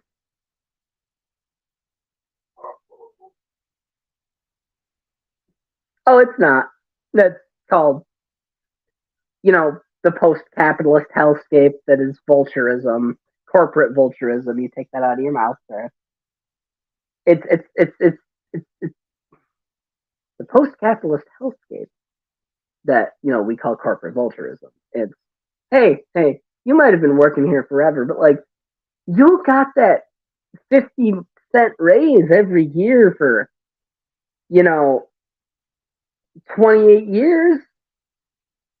You should be happy for it, even if you're only making 2/4 more than the guy we just randomly hired. Yeah, no, they don't give a shit. Yeah, honey, they don't fucking give a shit about you. They're here to make money, and they don't care whose balls they got to step on. It's one of them things, unfortunately. Now, don't get me wrong, there are good places to work. Like small companies, fuck yeah. They're either the best or they're, certainly something. They're either the best or the boss is sexually harassing you. That's kind of how small companies work. But, hey man, capitalism isn't all bad.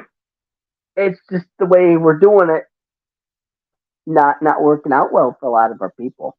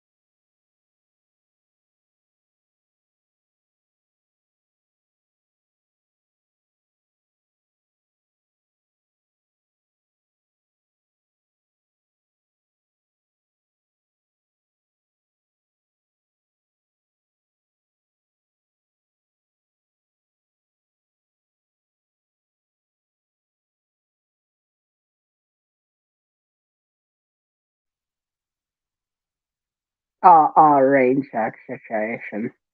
All right, well, if it's just me, I'm gonna be heading on out here then. Um, have fun, everyone. Why did I do an almost 9-hour stream? I don't fucking know. Um, hail Satan, and go fuck yourself or something. I don't know. You're all human people that exist. I think.